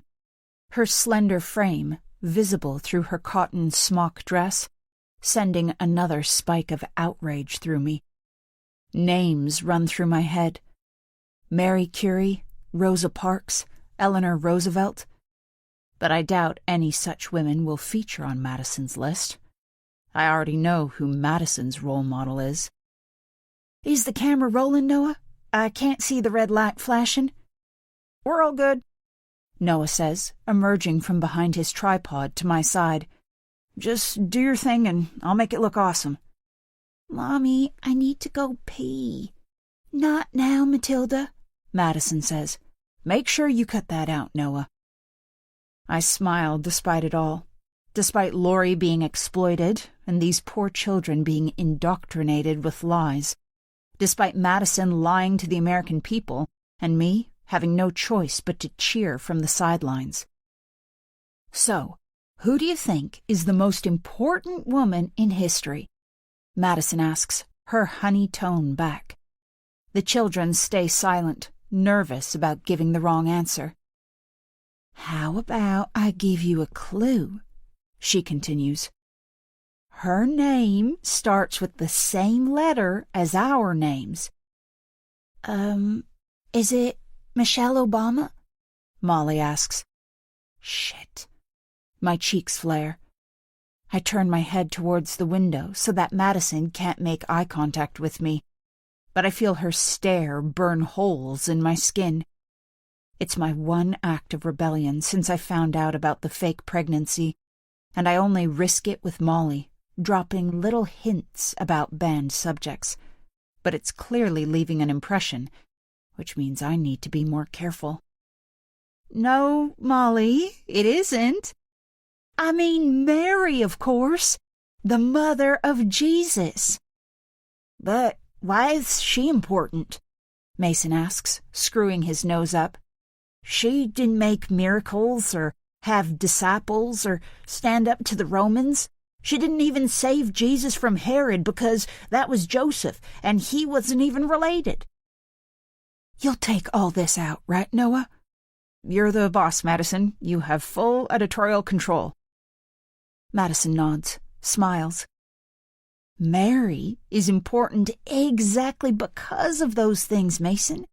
Her purpose was purely devotion to her husband and son, which she carried out with God-given fortitude. If she had turned her attention to other things, she would not have been carrying out the work God intended for her. She takes a deep breath.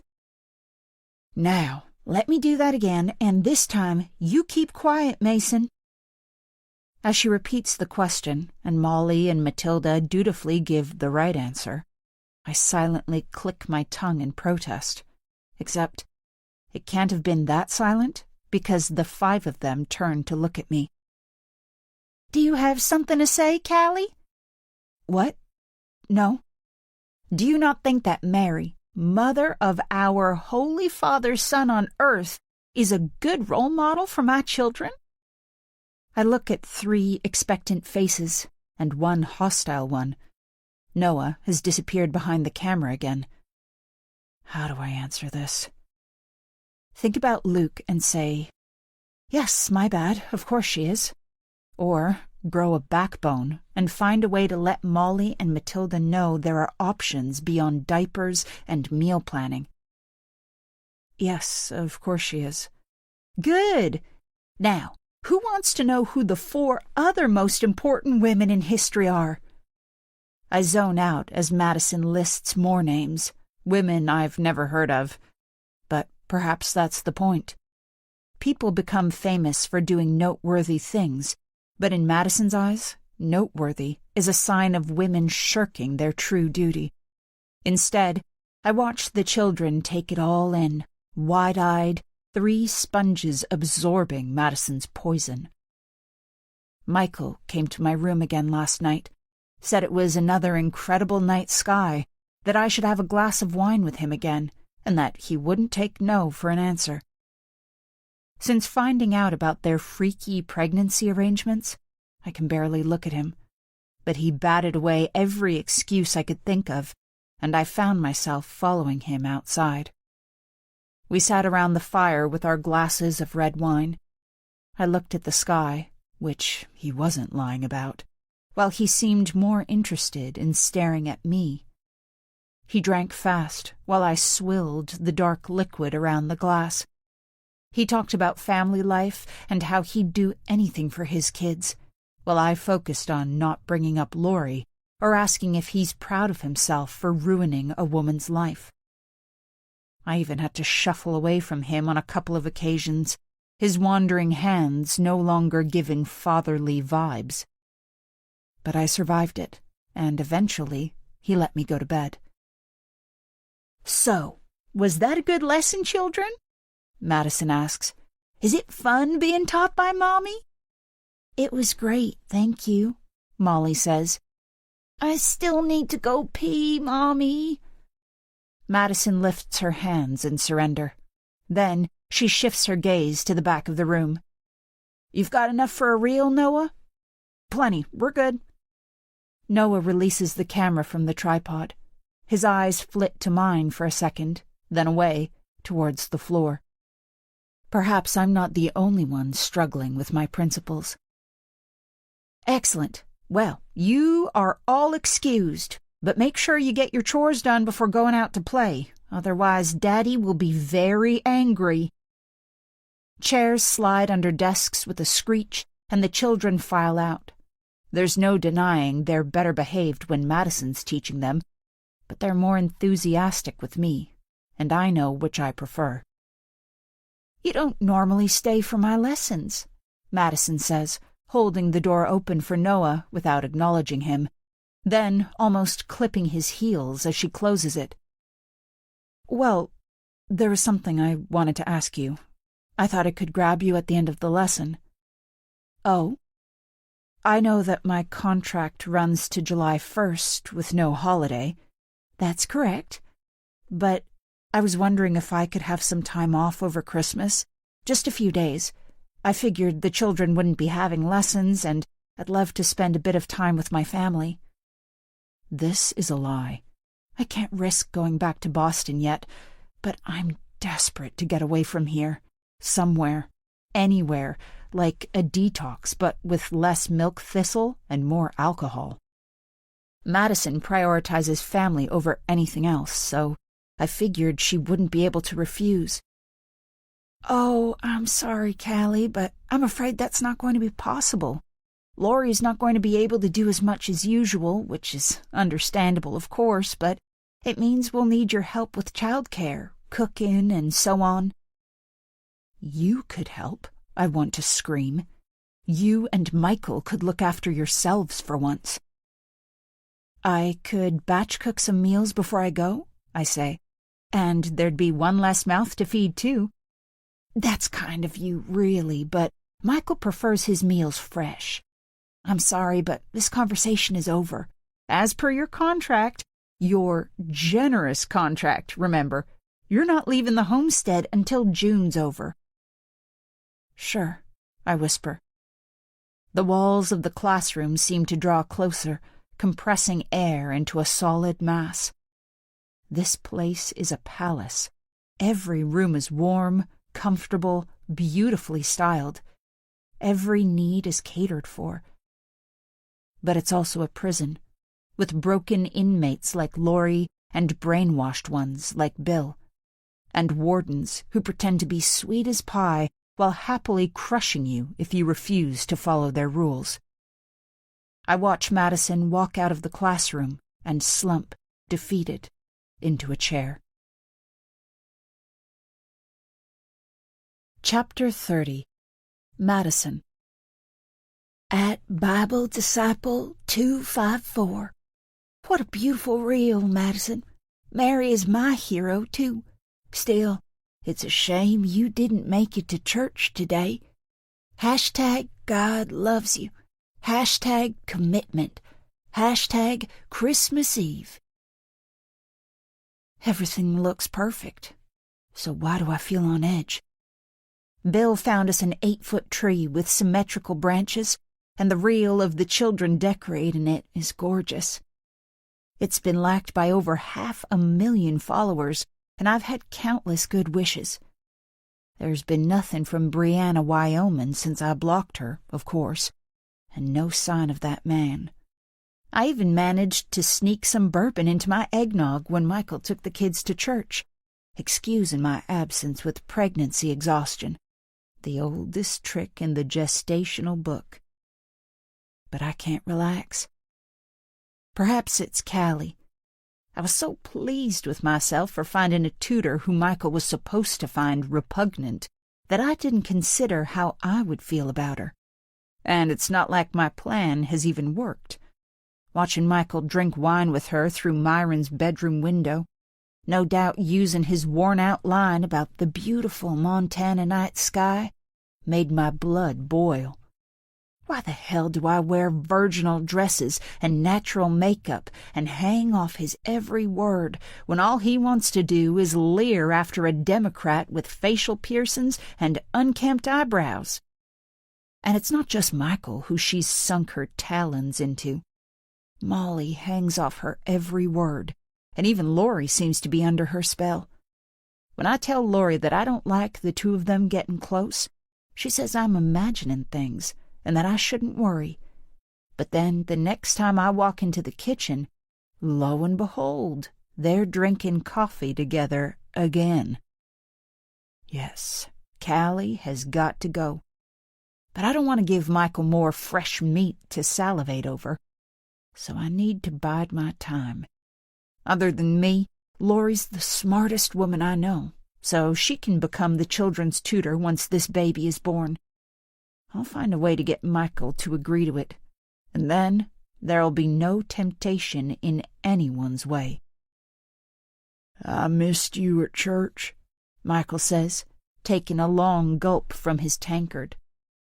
What he really means is that he missed having someone to keep the children in line. But I smile anyway. Then I lean forward, pick my glass of illicit eggnog off the coffee table, and take a slow sip. Bill took the kids off to Clarabelle's barn after church, helped them set up the nativity scene, and then we all applauded as they reenacted the story of Jesus' birth. It was a beautiful moment, made even more special by how exhausted they were afterwards, and consequently how quickly they all fell asleep. And now it's just Michael and me in here, celebrating Christmas Eve together. The best thing about this room is the floor-to-ceiling window and the spectacular rolling views that go with it. But the sky is thick with cloud tonight, and I can't see anything but darkness. Was church full? I ask. Everyone there? "You know how it is. Everyone crawls out of the woodwork on Christmas Eve. Nathan sends his regards, by the way." No surprise he was there, I murmur. I imagine he's got a lot to repent for. "Maybe you should mind your manners." I take another sip. Michael is so hard to impress, so easy to offend. "And your ex-wife? Was she there?" He looks at me quizzically. "Why would you mention her? I thought this holiday was about peace and goodwill." I smile. I know I should rein it in, but I don't want to. Maybe the festive spirit is spurring me on. Or maybe it's the bourbon.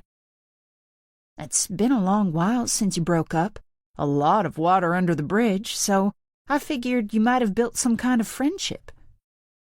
He leans forward, rests his forearms on his wide knees. "Are you testing me? Because if you think I've still got feelings for that old hag—" "Why did you split up?"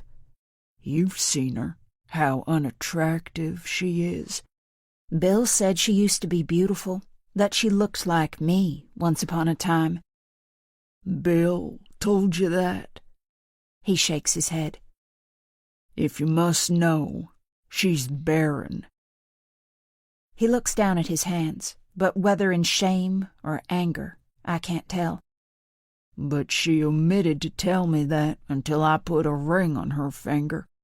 I mean, she must have known that I wouldn't marry her if she'd told me before. But she forced me into putting my dad through all that divorce drama, and with his heart problems, I'm sure it's what killed him. I couldn't let her get away with that." I think about the broken woman, her shaking hands and words of warning. I swallow, bite my lip, drain the eggnog. "You know, when you first floated your little idea by me," he goes on, "I thought history was repeating itself, that you didn't function properly down there either." I smile, raise my eyebrows like I can't believe he jumped to that conclusion. I did it for us, I manage, to keep things exciting. Yeah, I know. And I realized it was smart once you'd explained it. I feel my cheeks blush at the compliment, but the stakes are too high for me to relax. If he ever found out the truth. But I was thinking, he goes on, Lori is getting on a bit now, isn't she? And it's not like we're at it like rabbits anymore. I reckon we should do the next one the traditional way. You never know, I might even like you fat. The lights on the tree flicker, and I will them to go out, anything to distract us from this conversation. But they stay stubbornly bright. Or we could thank God for giving us 5 healthy children, I suggest. Show him how grateful we are by not asking for any more. Michael screws his face up. 5? You're kidding, right? Even Matthew's got 6, and he's 4 years younger than me. You're still young, Madison. We can have 10 babies. Think how proud the Lord would be of us then. A whimper escapes from my lips, but before I have a chance to cover it up or excuse it, the room erupts with bright light. I blink, my eyes taking a moment to adjust. When I can see again, I realize it's coming from outside, and Michael is standing by the window staring out. That's the security light, he says. Someone must be out there. Do you think it's the same man as before? I ask, my voice rising a few octaves. Has he come back for me? Michael gives me a withering look. It's not always about you, Madison.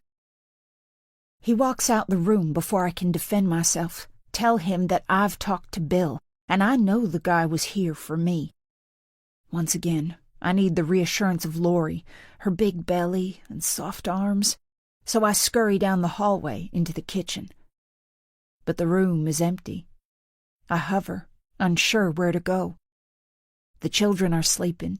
Bill went home, Erica and Noah too, and Callie could never be a comfort. But I don't want to be alone either. The answer is obvious. I pull my phone out of my pocket and click into Instagram. I don't check my comments or messages, just in case, but I swipe through other people's stories, try to lose myself in sparkling lights, blue-eyed children with tinsel in their blonde hair, and the sweet sound of carol singers on driveways. Someone has posted about a Christmas pageant in Buffalo, Wyoming, and it makes me think about Brianna and what kind of Christmas she's having. Her early messages were so full of hope. I wonder if she really had been stupid enough to think homesteading is possible without money behind you. Suddenly, the front door bangs open. I hear the unmistakable thud of Michael's footsteps in the hallway and the high-pitched clatter of something metallic against the floor. I click out of Instagram. He storms into the kitchen, and Lori is with him, walking silently behind, her head down. "Are you okay?" I ask, staring at his clenched fists. You were right. It was the same stupid bastard as last time. I caught him leaning on the fence like he was biding his time until we all went to bed. Michael is breathing heavily. And I found a knife on him. Oh, my God. I feel a rush of nausea. I look over to Lori, needing her familiar smile, but she's still staring at the floor. Don't worry. I scared him off. What happened? I whisper. I shoved the barrel of my gun into his chest and told him that I wasn't afraid of shooting a man at close range. Michael chuckles. You should have seen his face. He went white as a sheet. And then he left? Yep. I told him he was a pussy, and that he better not come back, else I would shoot him straight off." "And the knife?" Michael looks flustered for a moment. Then his expression hardens. "I'm not a thief, Madison." I scream silently. "Why do you think he was here?" Michael sighs. "Who cares, Madison? I showed him who makes the rules around here and protected you, and you haven't even said thank you." "Thank you," I say on cue, but I'm too numb to feel gratitude, because all I can think about is who the man is, what he wants with me, and why the hell Michael didn't take his weapon off him. Chapter 31. Brianna. I look at my phone again, check the date for the 100th time, but it doesn't change. How can it possibly be Christmas Day? The house is silent. Jonah still dead to the world, sleeping off whatever made him stumble rather than walk up the stairs in the early hours of this morning.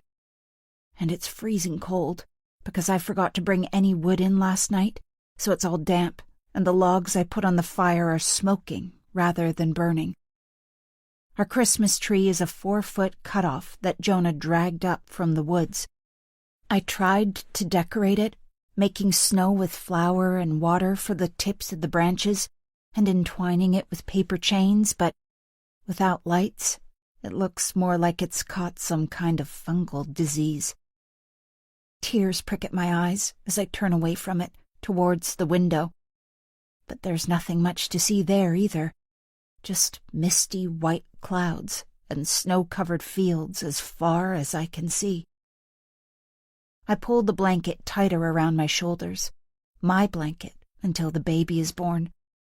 After Jonah's first day at work, him finding me asleep on the sofa, I resolved to try harder, to figure out how to knit and do one thing right for a change.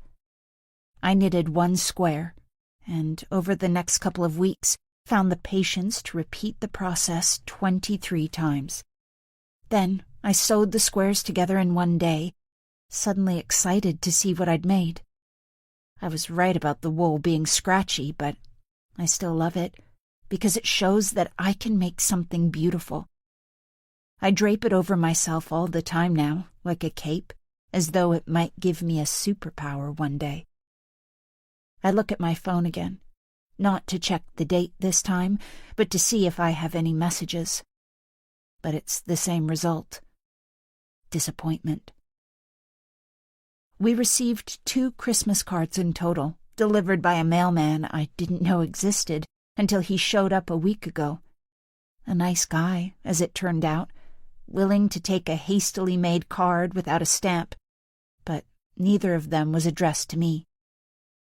Jonah's mom's card had a nativity scene on the front and a long paragraph inside about how proud she was of him, some loose references to Mary's hardship in Bethlehem working out for her.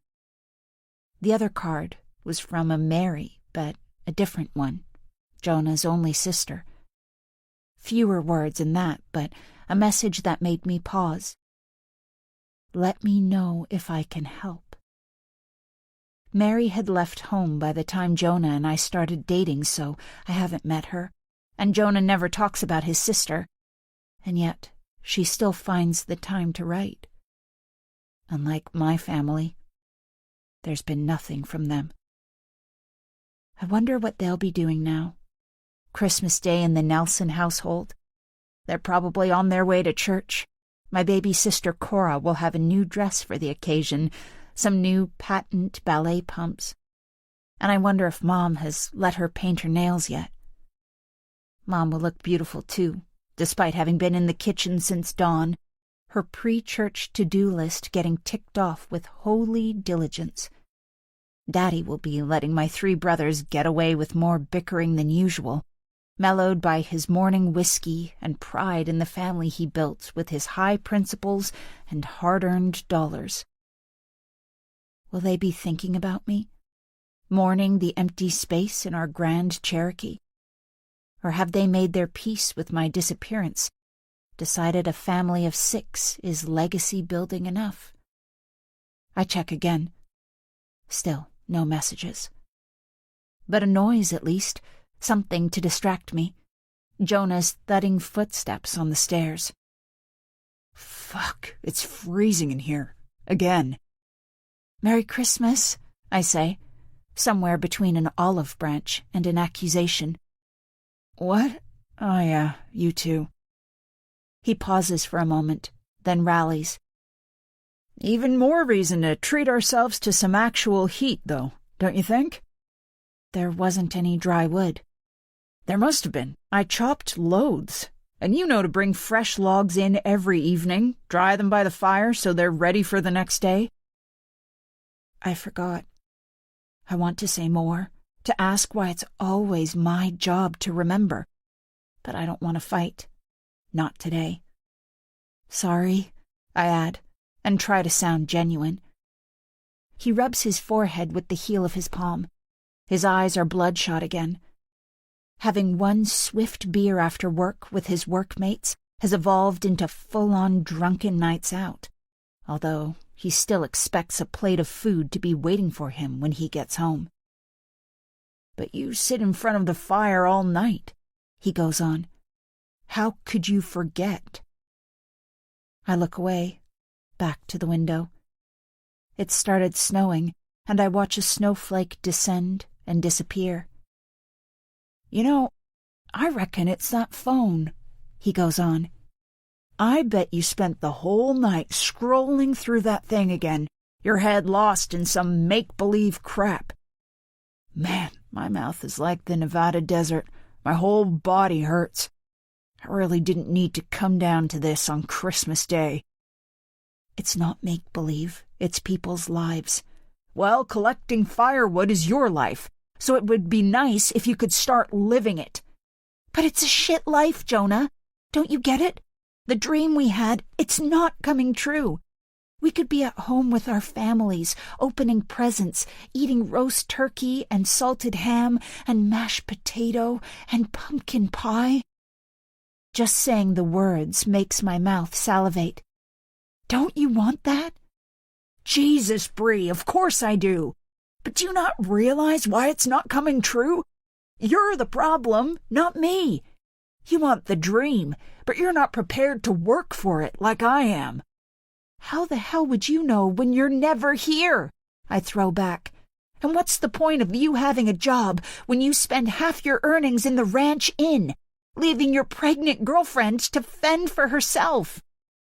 He takes 1, 2, 3 strides towards me. His hands are curled into fists. Our bodies don't touch, but I can feel the warmth radiating from his stale breath filling my nostrils. Jonah played fullback for our school football team. He may have a narrow frame, but he's 6'1" and weighs 180 pounds. I've never known him to get in a fight, but that doesn't mean anything. Is Jonah going to hit me now? And if he does, who will stop him? I take a step back. I'm sorry, I shouldn't have said that. Jesus, am I scared of Jonah? Damn right you shouldn't. We only have a Christmas dinner at all because I'm out working. I know, I wasn't thinking straight. It's that phone. What? He nods. It's putting ideas in your head. No, it's not. What ideas? Women's rights, equality, my body, my choice, all that shit. I'm not interested in those causes, I say, horrified that he could think that I might be. I was not raised to treat family values with contempt. I follow other women like me, homesteaders, wives, and mothers who like to do things the traditional way. They're my inspiration. I don't believe you. What? Why not? Because those women wouldn't tell you to disrespect me, or to sit around expecting everyone else to do the hard work either. Jesus, Jonah, I'm pregnant. That's why I need you to do more. Give me your phone. He reaches out, and I flinch, his closeness now a source of fear. But he just hovers his hand in front of me, wriggling his fingers. I grip my phone tighter. His face sours. My heart rate ticks up. My phone, my choice, I say, but silently inside my head. And then I hand it over. His voice instantly softens. Listen, Bree, I know it sounds like a punishment, but I honestly think I'm doing you a favor. Without your phone, you can concentrate on the baby, on our home, on us. I nod. My baby kicks, maybe in protest at my yearning for a slab of glass and metal. Maybe you're right, I whisper. His face beams with that lopsided grin I used to love so much. That's great, Bree. That's really great. Except it doesn't feel anywhere close to great to me. Chapter 32. Madison. At Adele Meadows, 1996.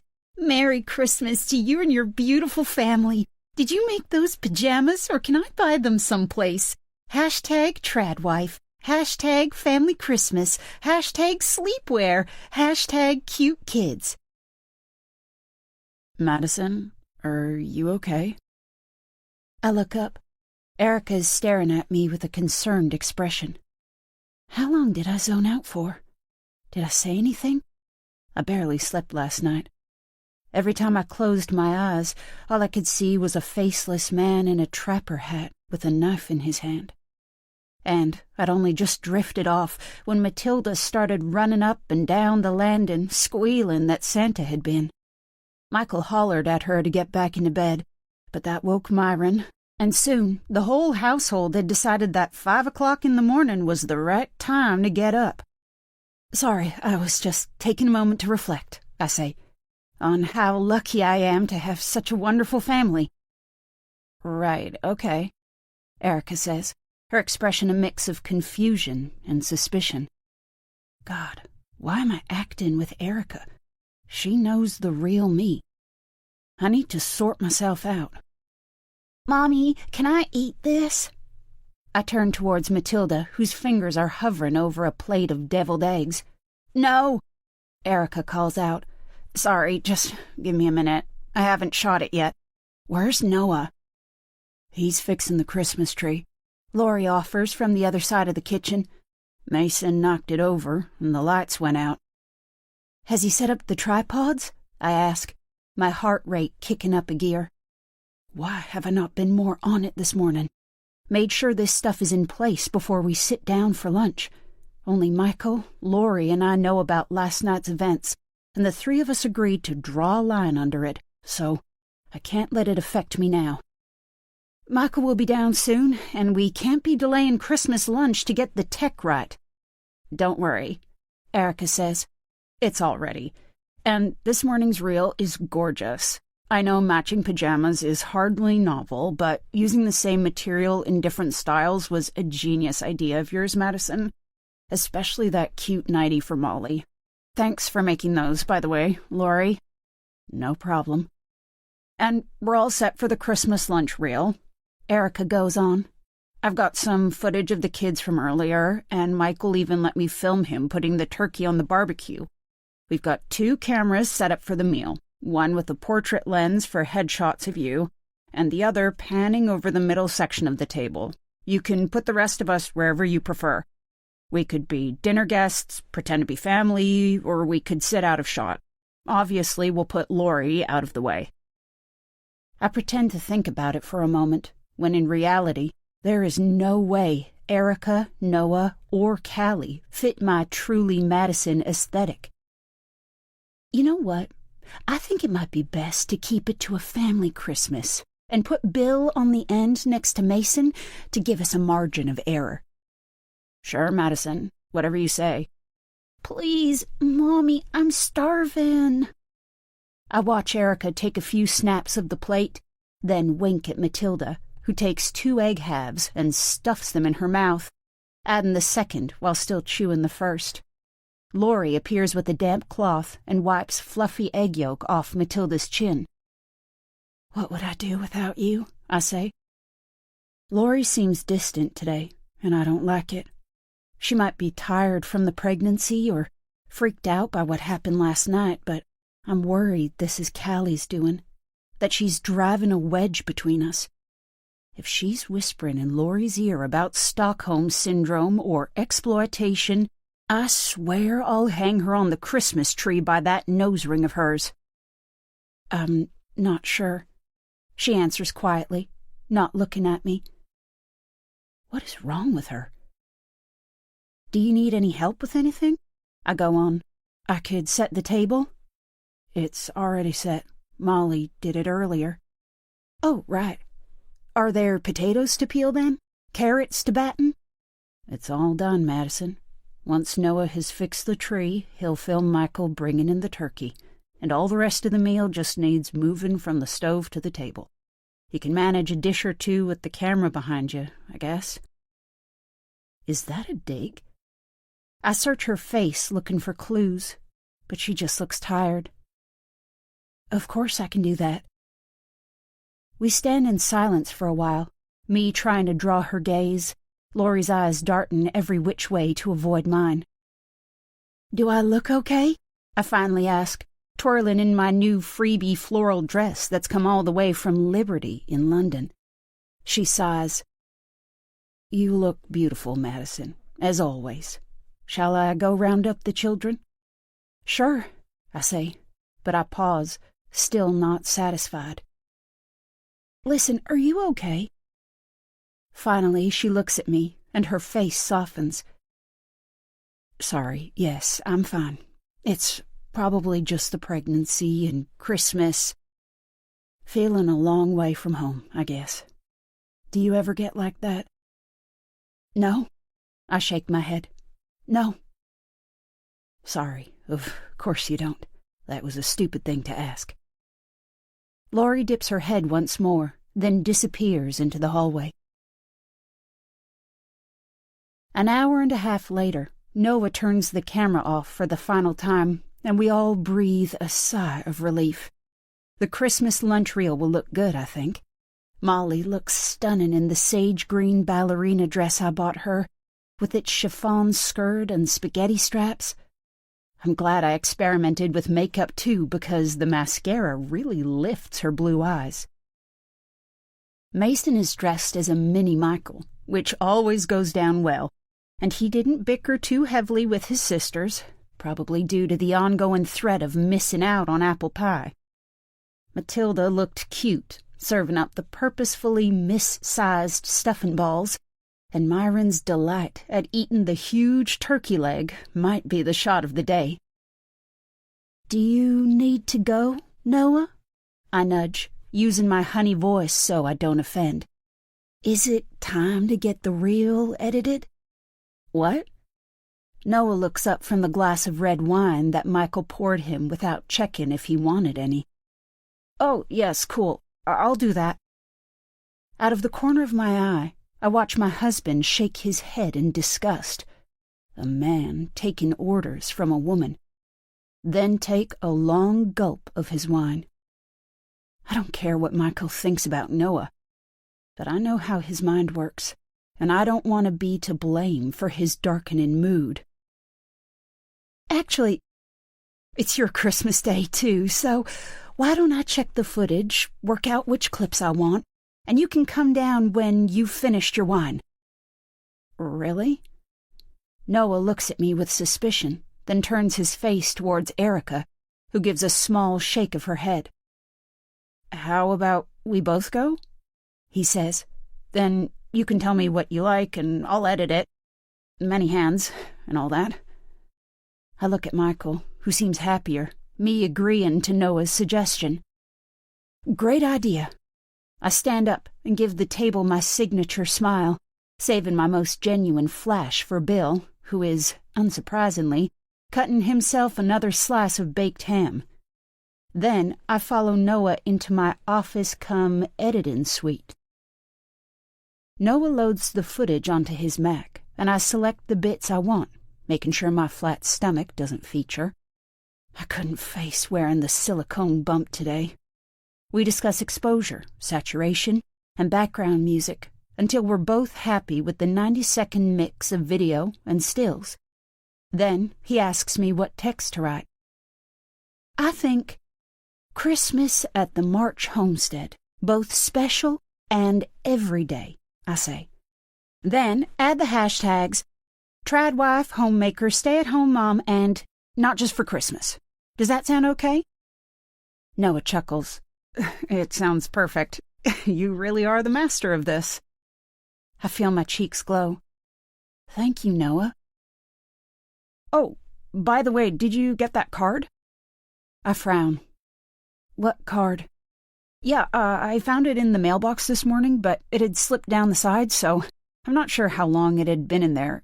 It didn't have a postage stamp, but there was ink on it, like it had come through the system. Really messy handwriting, too. Noah, I don't know what you're talking about. Oh, right, well, I gave it to Lori. She said she'd pass it on. I guess we've all been busy, though. Chapter 33. Callie. Lori, sit down. I've got this. I give Lori my best teacher stare, and it works because she lifts her hands in defeat and lowers into one of the kitchen chairs. I turn back to the sink and continue washing the pans. At home, Luke and I play rock, paper, scissors to decide who does the dishes after Christmas lunch, and I always lose, so I'm quite the expert. How's your day been? Lori asks, her voice floating over my shoulder. Spending Christmas with the Mad Marches rather than with your family? From nowhere, my eyes grow hot.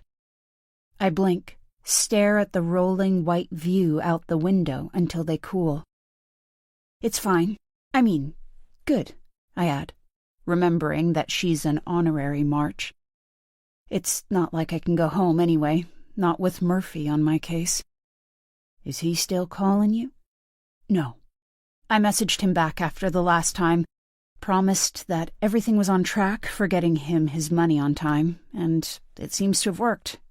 For now, at least. Well, I'm pleased you're here for Christmas, Lori says quietly. For your help and your company. Each pregnancy seems to get harder. I attack the stainless steel tray with the scourer, rip at stubborn balls of congealed animal fat left behind by the prime ribs. But you still do it, I murmur. This surrogacy thing, or whatever you call it. I do, yes. As I rinse off the tray and stack it on the drainer, I notice my hands are shaking. Can I ask why? I think it's too complicated to explain properly. You could try and see how we do. Lori releases a soft chuckle. Well, let's start with I've never had strong maternal instincts of my own, and Madison is a great friend, so why not help her out?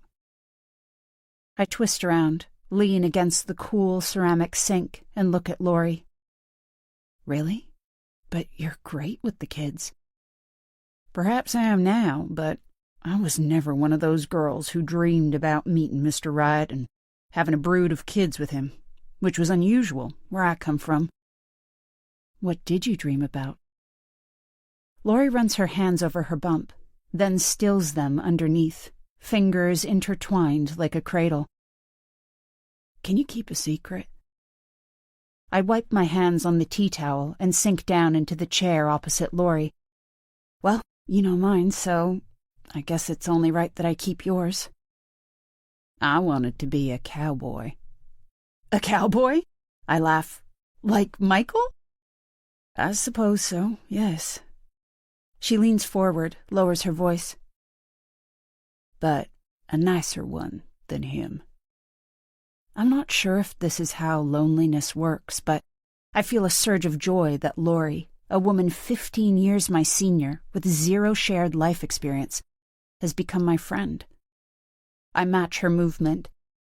I don't think that would be very hard, I whisper back.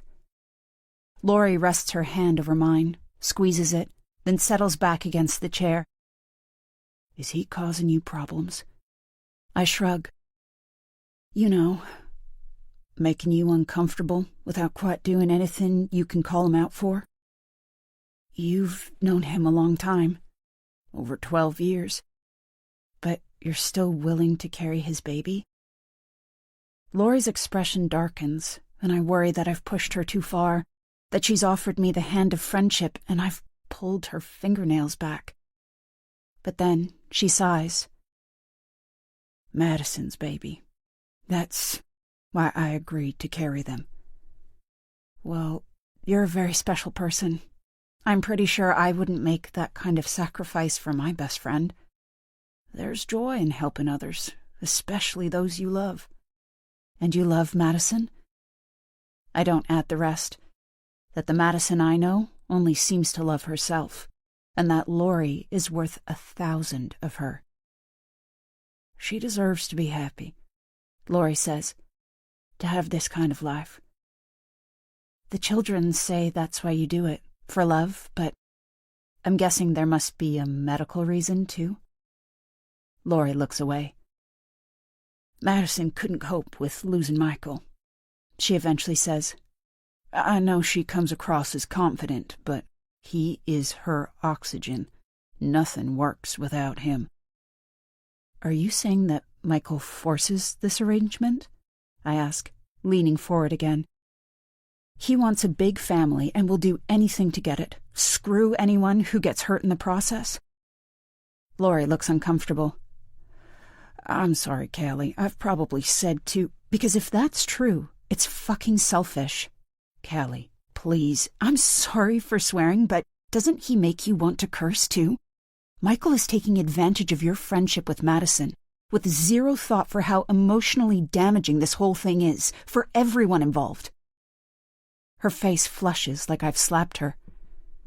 Michael isn't a saint, far from it, but this isn't manipulation, not in the way you think. You're talking in riddles. I push air through my lips, exasperated. Why can't you just tell me? I already know that Madison lies to her followers, that she pretends to be this wonderful homemaker, when in reality she has a bunch of staff who do everything for her, including you. That thousands of women are choosing to give up their jobs or be submissive in their relationships because she's duped them into believing her lifestyle is all home-baked bread and soft-focus honeybees. And what could be worse than that? You'd be surprised, Lori mumbles, turning away from me. I open my mouth to respond, but hold my tongue. She looks scared, I realize. Is all this talk of love and altruism actually bullshit? I think about Michael, his size, the casual way he carries a gun, how his charm gives way to coercion when he doesn't get what he wants. And then I think about his doomsday bunker and why it needs a massive padlock on the outside. Why has Michael built a bunker? Lori looks up. Michael believes the apocalypse is coming. At least he's convinced enough to spend thousands of dollars getting that thing built. And why the padlock? I mean, doesn't he just need a lock on the inside? Michael's a suspicious guy. He doesn't talk about his bunker because he thinks all the townsfolk will come knocking when Russia sends a nuke, or Big Pharma turns us into zombies, or whatever. I imagine the padlock is to keep people he doesn't trust away, which is most people. I saw him outside at once, with a shotgun slung over his shoulder. Michael believes he's the next Rick Grimes. I imagine he stocks quite a few weapons in that bunker. And that doesn't worry you? You've spent too long in Boston, Callie. That doesn't really answer my question. Lori looks down, strokes her bump again. There are dangers everywhere, Callie. It's rarely the obvious ones that you need to worry about. Chapter 34. Brianna. I push my fingers into my lower back, circle them against my tight muscles. I have worked like a maid today, cleaned the house, made a stew with the turkey leftovers, even collected the water. and I've sewn up the rips in Jonah's shirts. But while I've been doing these chores, Jonah has been sitting on the sofa with a book that one of his drinking buddies lent him, something called Mandate for Leadership, which sounds a lot duller than his usual Liane Child novels, plus a bottle of whiskey. When I asked if he was going to pull his weight at any point, he bit my head off, told me he'd been given a few days off work over Christmas and it wasn't my place to question how he spent it, and that him raising a few toasts to the man who'd gifted him a bottle of Jack Daniels was a sign of respect, so I should quit giving him daggers for it. I didn't push things because I need Jonah in a good mood, and maybe him being a bit loose from the booze could work in my favor. It could get me my phone back, because I can't survive another day without it. At least my hours of hard labor have given me a chance to work out my argument, and it's a good one. Jonah spends hours away from the homestead, so having a way to communicate is safety 101. And if I need to know how to preserve fish or mend clothes or unblock our ancient drains, I always use Google to find out. How will I do that without access to the internet? And most importantly, we had a deal.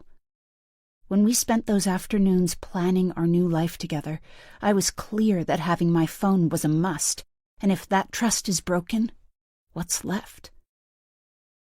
It all adds up. I just need to find the right moment to ask.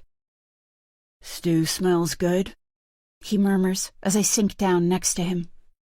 "Is it ready? I'm starving." 5 minutes, I say. Just cooking some vegetables to go with it. He nods, takes a large gulp of his drink, then leans forward and places his glass on the wooden crate we use as a coffee table.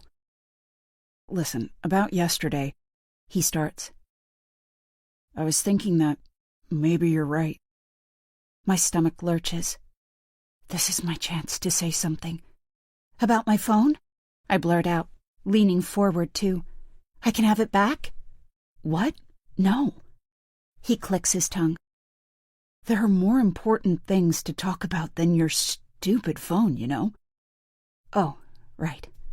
I look away. Personally, I can't think of anything more important. Like what? Like our homestead? For fuck's sake, Bree.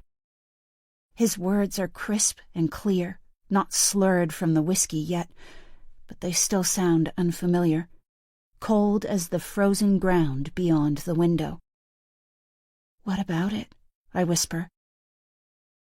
"I think it's time I stopped working on Jacob's farm, dedicate myself to our home before the baby comes. I mean, you're only going to get bigger, aren't you? Less capable?" He's right.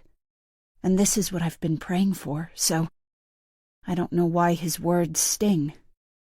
I guess. "I'll tell Jacob when I go in on Monday, give him a week's notice so I stay in his good books, and I can keep in with the guys, go for a drink with them sometimes, just in case I need a job in the future."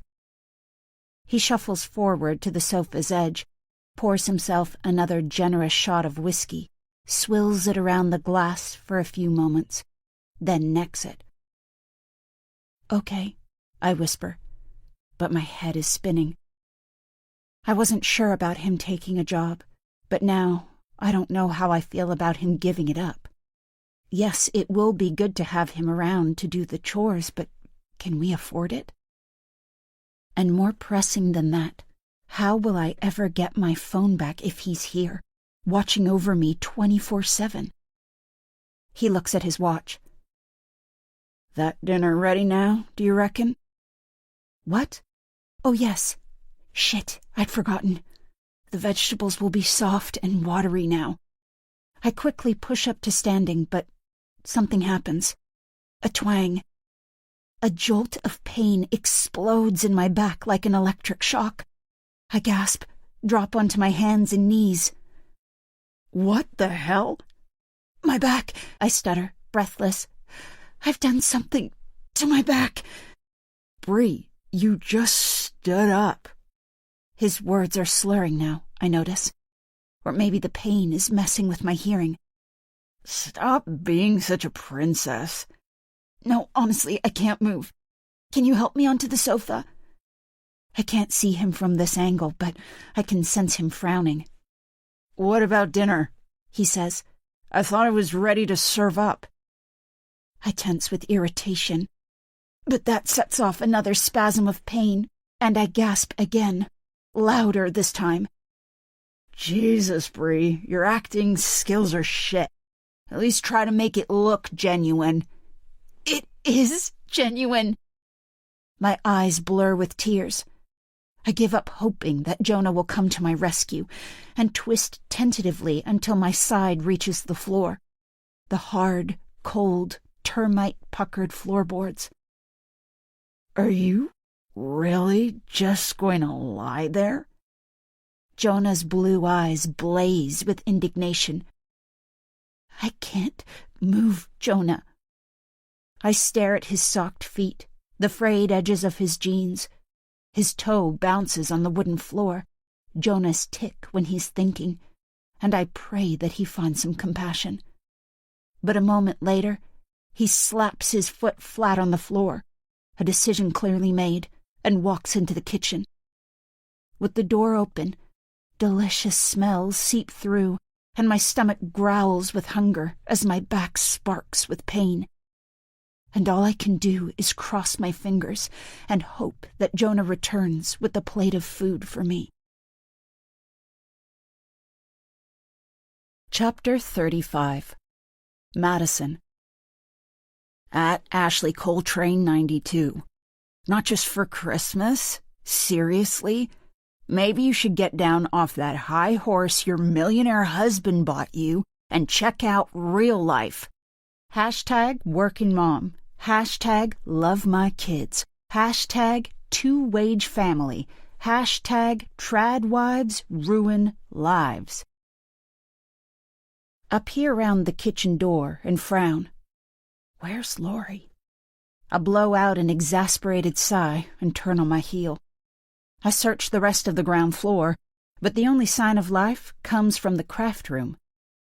The kids sound like they're having fun, but I'm not ready to engage with them until I've worked out why Laurie is still acting so strangely. So I head upstairs instead, both flights.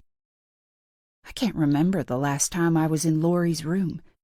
We have a couple of young girls from town who do all the cleaning and laundry that the children aren't tasked with, and get paid well to keep quiet about their jobs. And Laurie spends so much of her time in the kitchen that there's never a reason to visit. But something's going on with her, and I'm losing my patience. I knock on the door, then push it open. Madison, she says, her eyes widening. Is everything okay? Laurie is fully dressed, her hair neatly braided. The curtains are open, and her bed is made. But she's sitting on top of the bedspread with her back pushed against the wall, and there's a musty smell in the air.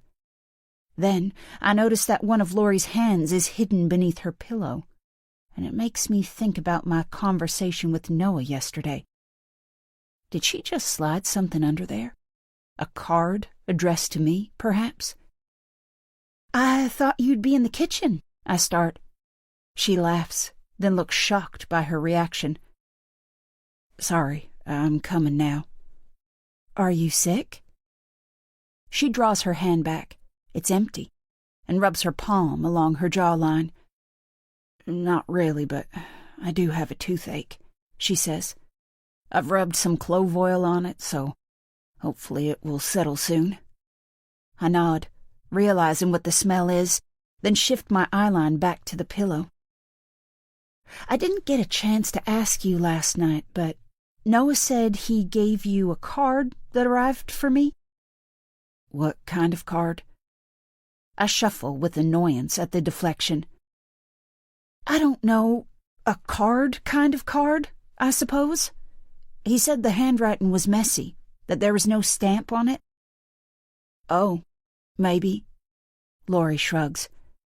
You and Michael get so many Christmas cards, I don't pay much attention to the envelope. You really don't know what card I'm referring to? It was the only mail in the mailbox on Christmas Day. He thought maybe it had been there longer because it had slipped down the side? No, sorry. She gives me an apologetic shrug. Maybe it's this toothache messing up my memory. Anyway, I guess the kids will be hungry soon, so I better get myself in gear. She pushes off the bed and looks at me expectantly, like she wants me to leave first. I consider reminding her whose house this is, but that's crazy. I can check under her pillow whenever I want. So I back out of her room with a gracious smile and walk downstairs, Laurie trailing just behind. You know, Madison, I might need to go to the dentist about this tooth, Laurie says as we take up our usual places in the kitchen, me sitting down, Laurie preparing lunch. But you can't leave the homestead until the baby comes, I point out. And you've always said clove oil performs miracles. It does sometimes, but I'm worried the tooth might get infected if I don't see someone about it. I'm sorry, Laurie, but you're 6 weeks from giving birth. There's no way you could hide the pregnancy now. What if people in town see? Put 2 and 2 together. I'll wear one of Michael's big coats and keep it done up the whole time. People will just think I'm a middle-aged woman who's eaten a bit too much Yule log. And I'm an invisible kind of person. You know that. Barely anyone will notice me anyway. I don't know. It feels risky. Please, Madison. Laurie's plea jolts me. She sounds so desperate. Does her tooth really hurt that bad? I drum my fingernails against the wooden arm of the chair. Letting Laurie go into town feels like the wrong thing to do, but if her tooth gets worse, she could end up in hospital, and that would be bad. She has managed to give birth to all our children at home, with only the help of the same private midwife, Kate, a woman whose silence is easily bought due to her lifelong shopping addiction. I don't want to mess up Laurie's unblemished track record for the sake of a dodgy tooth. Okay, fine, but don't engage anyone in conversation. Strictly tooth talk only. 100%, I promise. Thank you, Madison. There's so much relief in her face that it's as though me agreeing to it has taken the pain away. But that's not possible, of course. It's the clove oil. I might go hang out with the children, I say, suddenly feeling restless. Although, when I say children, what I really mean is the girls. Both Molly and Matilda love having their nails painted. In truth, Myron loves it too. But the only time I gave in to him, Michael nearly had a heart attack when he saw Myron's gold toenails. So that is off the table now. Because Laurie knows me better than anyone, I wait for her to offer to mind the boys. Great. Have fun. Laurie walks over to the fridge and pulls out the leftover turkey. I'll prepare lunch. Right. Okay. I hesitate. I'm not used to having to work at these things. Myron might want to hang out with you, though, I finally say. And Mason could be sent outside to chop wood or something. Sorry? Laurie's brain calibrates. Oh, yes, of course. I wasn't thinking. Send the 2 of them down here and I'll sort them out. Laurie, is anything wrong? What? No, not at all. I'm completely fine. Apart from your tooth. Exactly. I linger for another few seconds, trying to make sense of this change in Laurie, then give up and head towards the craft room. But I have a detour to make first. I walk slowly up the first set of stairs and then quickly up the second. I push open Laurie's bedroom door, walk over to the bed, and slide my hand underneath the pillow. My fingers connect with paper almost instantly. I was right. I allow myself a triumphant smile as I pull the envelope out.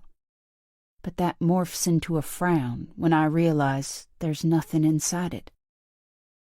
The envelope is as Noah described it. Messy handwriting, no postage stamp, but a smudged ink postal service stamp. Although, I guess the envelope could be secondhand. And they've only written a partial address. Madison March, March Homestead, Montana. I drop onto the bed, not caring if I ruffle the bedspread, half wanting Laurie to know I've been here. Why did she steal mail that was addressed to me? What has she done with the card inside? And who sent it? Chapter 36. Madison. At Angel_Mackenzie97. Hey, we're mom twins. I'm due in February too. But damn, how come your jawline is so defined still? I have hamster cheeks. Hashtag mom life. Hashtag new baby. Hashtag 3 kids and counting. Hashtag family is life. My mind is full of noise about what a bad idea this is, but I focus on the road and keep driving. I can't believe Laurie is forcing me to take these risks.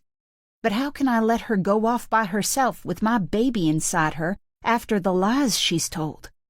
The weird way she's behaving?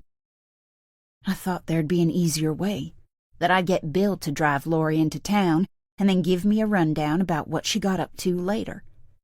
Bill might save most of his loyalty for Michael, but I know there's some left over for me.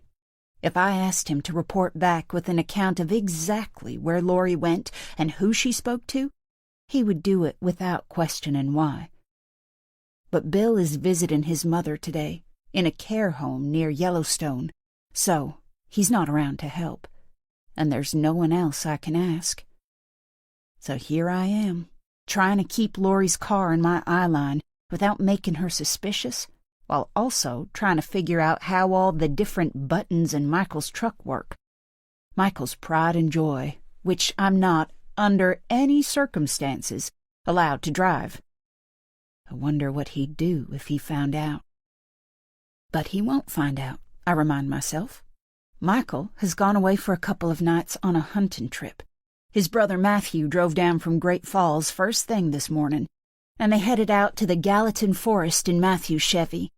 They're not due back until late on Sunday, so even if Michael decides there aren't enough elk, grows impatient with the park's pointless rules, and cuts the trip short, he won't be back any time soon. I just need to make sure I get the truck back to the homestead without it picking up a scratch. My front wheels spin on some black ice, and I grip the steering wheel to steady it, my heart racing so fast that it takes my breath away. I learned to drive when I was 16, but the way my life has turned out, I haven't had much opportunity to practice. Michael doesn't even like me driving around the ranch in case I injure myself. At least, that's what he says. I suspect it's more to do with him not trusting me to navigate around his precious cows. The truck straightens, and I breathe a sigh of relief. Laurie drives a brightly colored Buick Encore, a tiny car compared to most on these roads, so it's easy to spot. I watch as she signals right towards town, and when she disappears around a bend, I follow.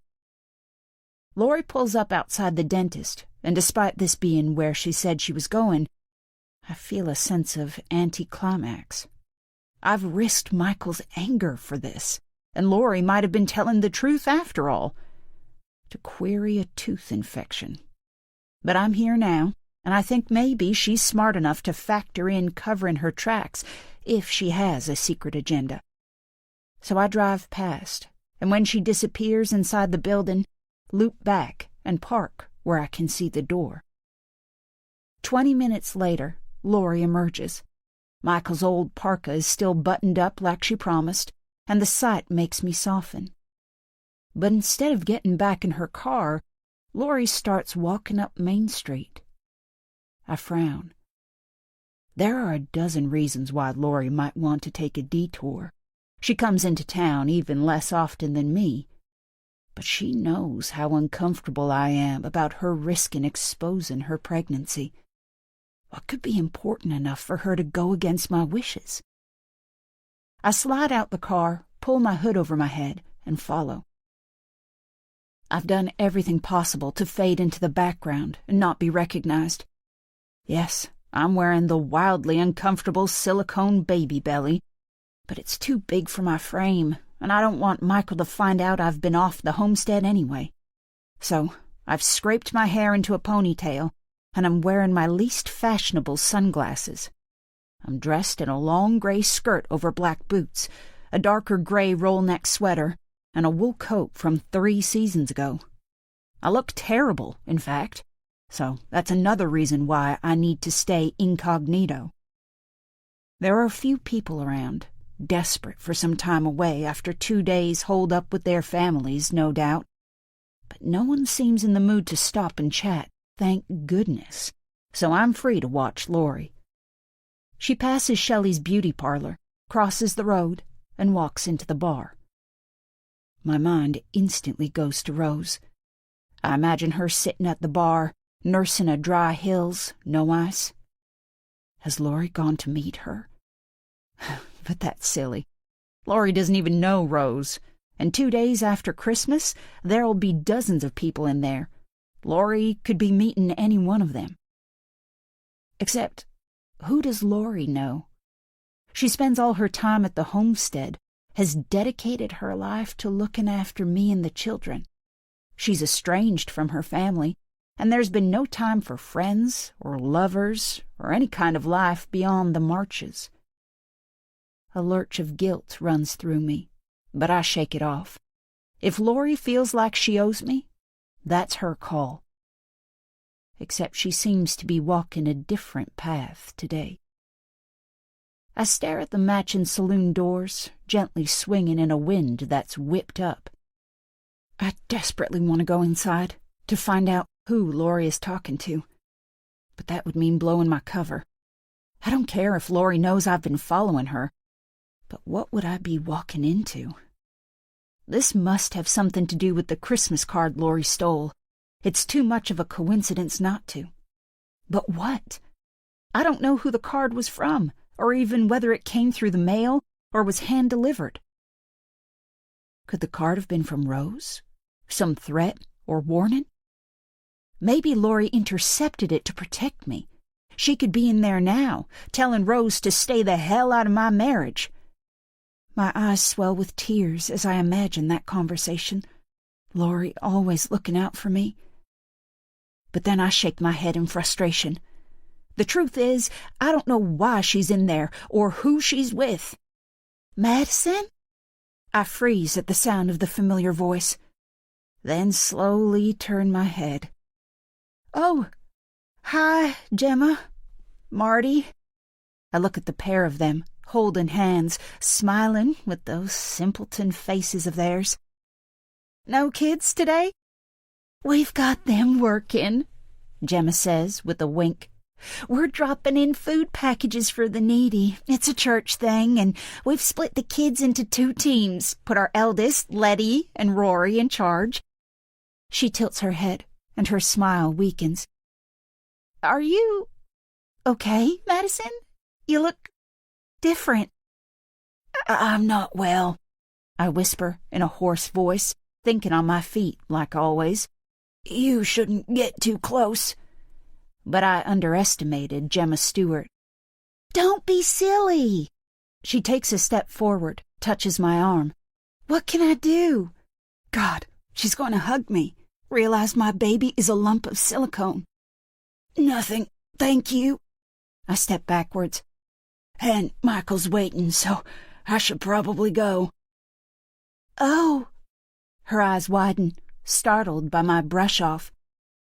And the baby's okay? Yes, it's fine. Bye, Gemma. I turn away from her and do my best waddling impression back towards the truck. Lori is still in the bar, talking to God knows who, but I can't wait around to find out. This whole trip, the risks I've taken, feels like a waste of time. But it isn't. I've found out that Lori is lying, that the dentist appointment was just a cover, and when she gets home, I'll get the truth out of her. Chapter 37. Madison. At Ring of Roses 16. Your life is so perfect. Do you ever worry about it falling apart? Hashtag blessed. Hashtag beautiful. Hashtag big family. Hashtag live every day like it's your last. So, how was the dentist? Lori looks up from the rocking chair. She's sitting by the fire in the den, knitting something wholesome, maybe a jumper for Myron. I think about how good the image would look on my grid, the burnt orange-colored wool against the backdrop of logs and flames. Then I remember why I'm here and narrow my eyes at Lori. Oh, it was fine, thank you. A false alarm, no infection, but I'm glad I got it checked out. I bet you are. I flash her one of my fake smiles, and Lori responds as I hoped, her bottom lip quivering and eyes widening, because my expressions are like Lori's first language, and she's the only one who can spot a fake. And have you had a good day? She asks, trying to change the subject, to put off the inevitable. She also resumes her knitting, except that her hands are quivering now, too. I listen to the irregular click-clacking for a moment, draw some pleasure from the number of stitches she must be dropping. An enlightening day, I'd call it. That's nice. Oh, damn it. I gestured towards the point of her needle, now empty, an orange loop of wool suspended in the air. I know I'm not much of a knitter, but I guess that isn't good. Lori bunches the whole ensemble together and drops it on the side table with a deep sigh. I'll sort it out later. It's time to start supper anyway. She starts to push out of the chair, but I take a couple of steps towards her and rest my hand on top of hers. She stiffens. I took a trip into town today, Lori. Half of Lori's face is flushed from the fire, but the other half pales. I thought Bill was visiting his mother, she whispers. It takes me a moment to realize what she's saying. Lori must have put the idea in Bill's head. Christmas visit to see his ancient mother in her care home. Having Bill out of the way meant Lori could drive herself to town, and also that I would be stranded on the homestead. It's almost impressive. I took Michael's truck, I tell her. Followed you. I wanted to check you got to the dentist okay. I did. Thank you, she whispers. And then you went to the bar. She curls her arms around her bump, and I fight the urge to pull them away, to tell her she's lost the right to hug my child. You weren't supposed to know, she finally says, her voice low. Of course I wasn't, because if I did, I'd also know that you were willing to put my whole life, my brand, in jeopardy. But for what? That's what I want to know. I didn't take off my coat. No one could tell I was pregnant. There was no risk to you. In that case, why lie about it? Why tell me you were going to the dentist? I did go to the dentist. Was Rose there? I throw back. In the bar? Did you meet her? Lori looks up at me, and the guilt in her eyes is so clear that I know I've hit the jackpot. What the hell have you and Rose got to discuss? I shout. Madison, I don't want to talk about this. I need to make supper. No way you're getting out of this. Why did you meet her? What did she want with you? Lori runs her hands along her thighs like she's calming a child who's desperate to run. It's better if you're kept out of it, safer for you. I talked to Rose, but you don't have to worry about her. How do you know?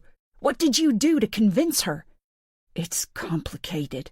So tell me. I start pacing the room. Was that card Noah gave you from her? I know you stole it. Where is it? I pause, point my finger at her. I demand you give it to me. Lori looks at the fire. I'm sorry, I can't. I follow her gaze. Wait, You burned the card? You don't want to read it. It's better this way. Destroyed. Oh, God!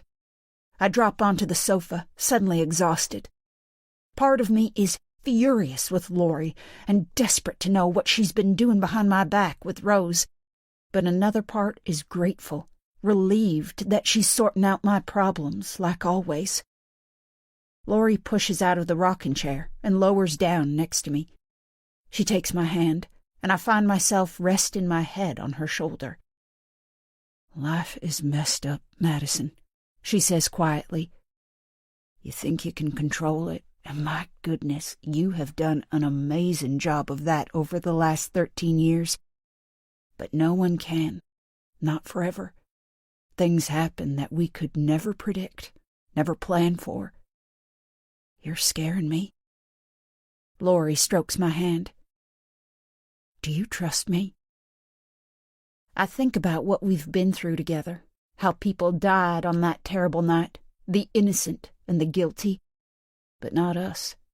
We were the only two who survived, and Laurie, the only one who came out unscathed. She made a promise to me then that she would make up for her mistakes, help me get the life I deserved, and I've had no reason to doubt her commitment in all that time. I do, yes. Well, trust that I'm handling it. You have nothing to fear from Rose or anyone else. I lift my head off Laurie's shoulder and drop it back against the sofa cushion. I stare at the ceiling, the colonial-style wooden fan, stilled for the winter. I could keep on at Laurie until she tells me everything.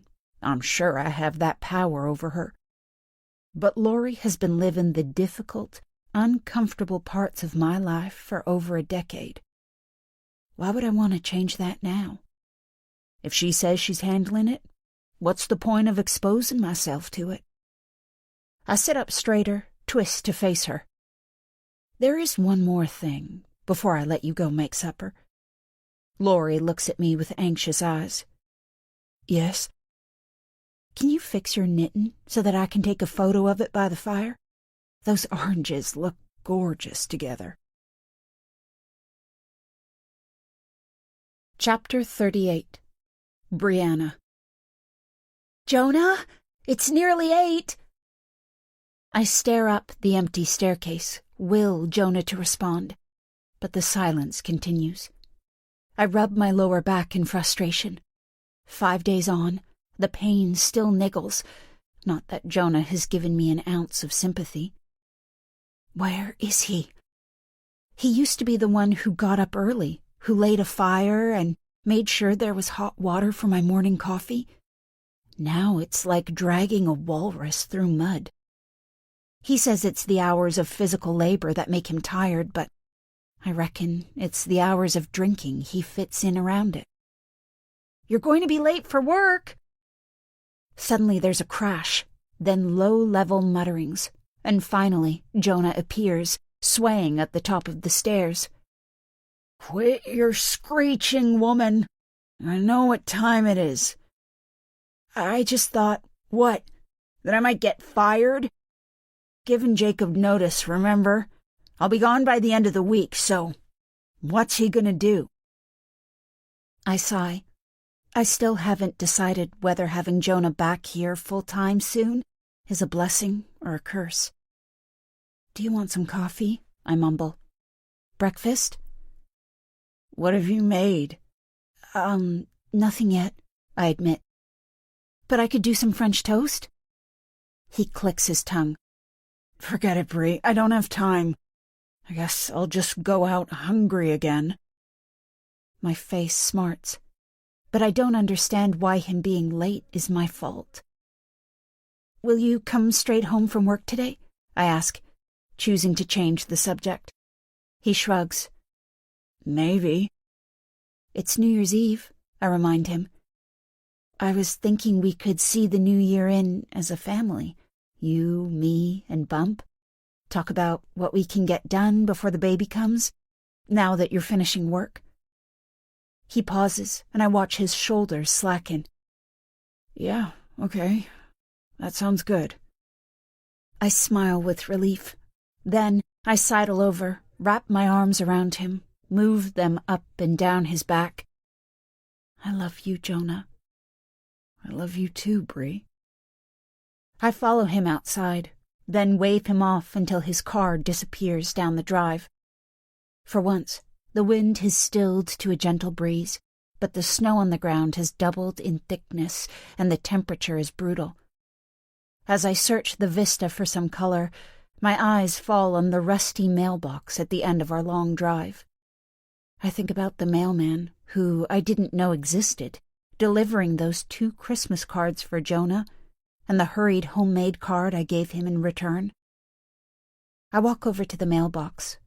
I'm not expecting anything, so I'm not sure why my eyes sprout tears when it's empty.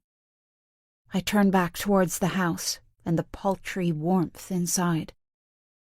But I need to focus if I'm going to find my phone.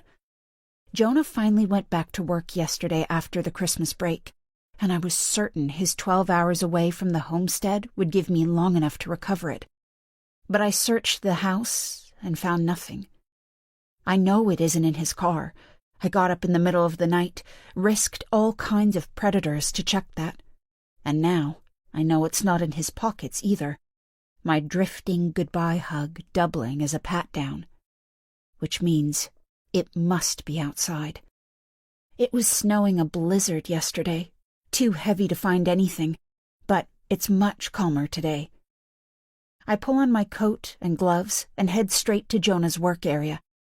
There's lots of junk behind the boards of plywood, rusty tools, fishing equipment, ripped newspapers, an old cash box with a few coins inside. I kneel on the frozen ground and pull a wooden crate towards me. It's covered with a slab of heavy stone, but I use all my strength and manage to slide it onto the ground with a thud. The crate is jam-packed with stuff, and it's hard to find purchase in the bulky gloves, so I pull them off. My fingers instantly burn with cold, but I ignore the pain and keep searching. I touch cool, curved metal, and my heart slows. Carefully, I pull out a pistol, hold it in my hand. My daddy has guns.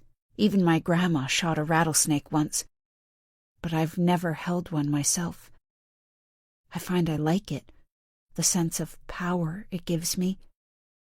I aim the gun at a tree in the distance and pull the trigger. It clicks. Not loaded, of course. But it's not the only weapon in here. I pull out a smooth, rigid handle, a hunting knife. It's covered with a black leather sheath, and I slide it free. It's maybe a foot long, the blade serrated on one side and smooth and sharp on the other. Gleaming. Deadly. I grip the handle tighter, draw a cross in the air, then stab at nothing.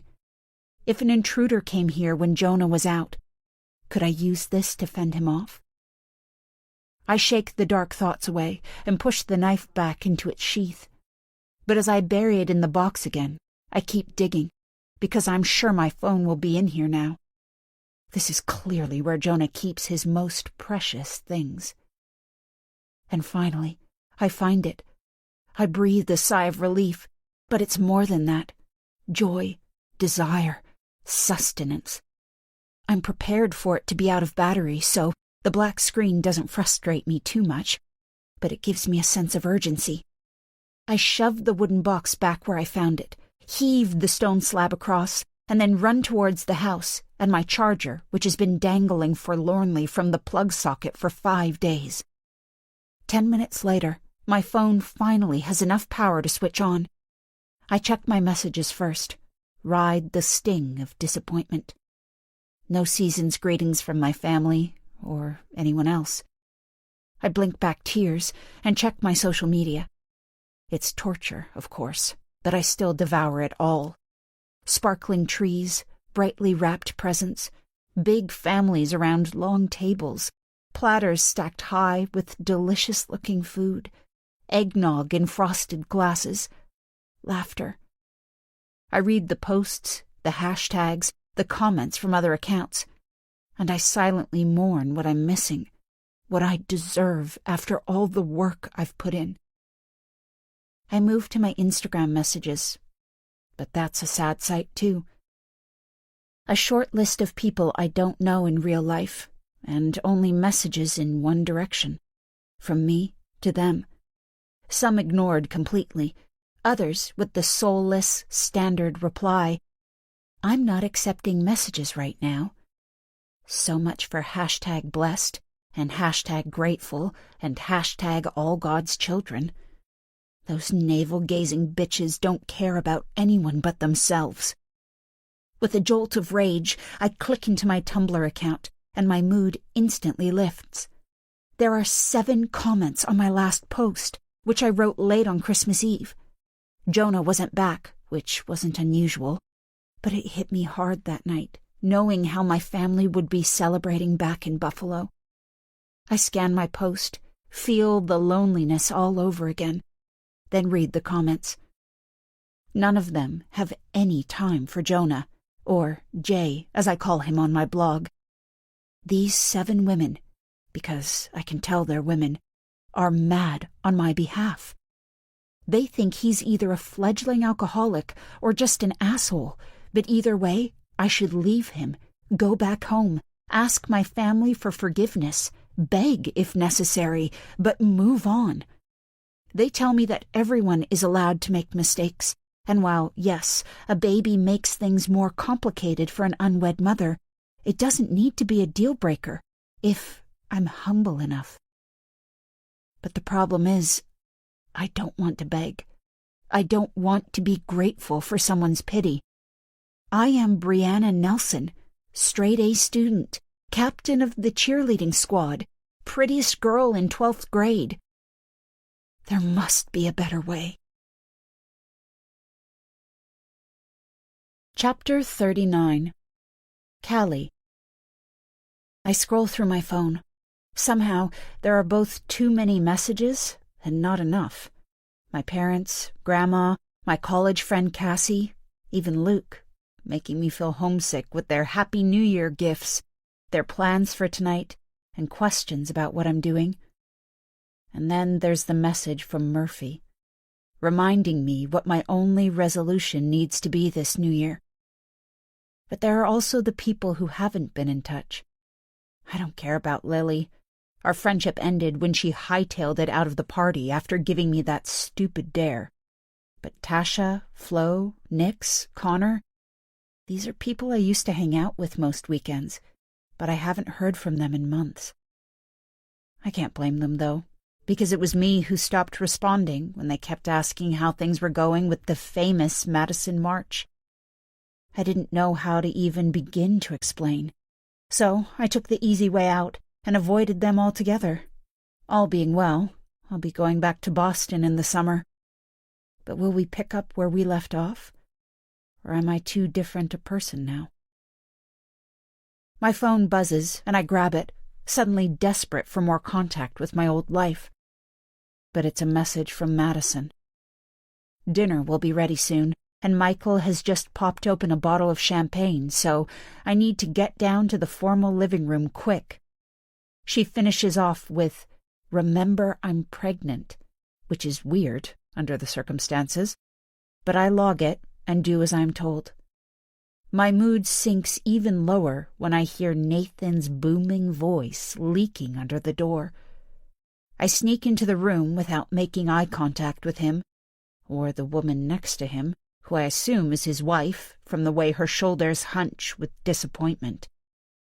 Erica is perched on the sofa arm, watching Noah carefully as he distributes drinks, and I suppose it's good to see some role reversal in this place, even if it is from the 2 people who were born out of state. "Do you want some fizz, Callie?" I take a glass from Noah's tray. Other than those 2 glasses of wine with Michael, I've barely drunk since I've been living here, partly because none of the women seem to drink, although Erica is sometimes slow to remove her sunglasses on a weekend shift, but also because I feel I need to be on my guard, just in case. But it's New Year's Eve. All my friends back home will be getting bombed, and it might just be the only way to get through an evening with Nathan. I gulp a few generous mouthfuls and then proffer my glass to Noah for a refill. "Hey, Callie." I turn around and smile. "Hey, Bill. How are you?" Bill was the first man I met in Montana, and as it's turned out, the only one worth meeting so far. "Things aren't too rosy, to be honest," he says. "Oh? I'm sorry to hear that." I've never heard Bill complain about anything, and my concern must show on my face, because he shakes his head and gives me an apologetic smile. "Listen to me. Bringing my favorite Yankee down on New Year's Eve. It's just my mom. I went to see her the other day in her care home, and I don't think she's much longer for this world. But she's 84 and hasn't ever missed a Sunday service, so she'll be going someplace better when the time comes."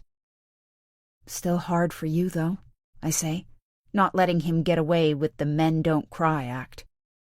We only have one mom. "Yeah, true. But the sun will still rise in the morning. The stars come out at night. Life goes on." "What was that about stars?" Madison slides between us.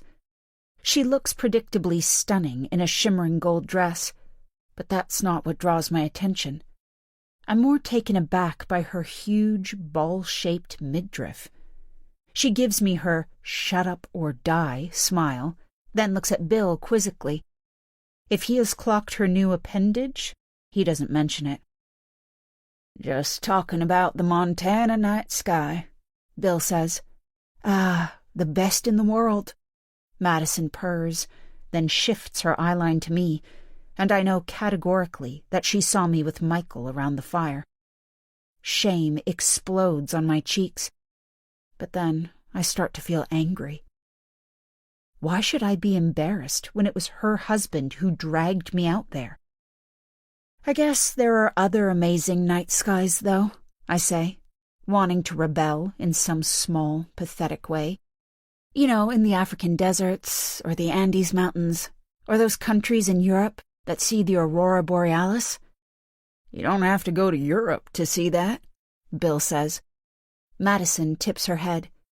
"Is that the green and pink light show? Do we get that in Montana?"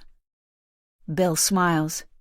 "We sure do, from time to time, when the atmospheric pressure is right. In fact, they were talking about it on the radio this morning. Apparently, it's happening soon." "Really?" I ask. "When?"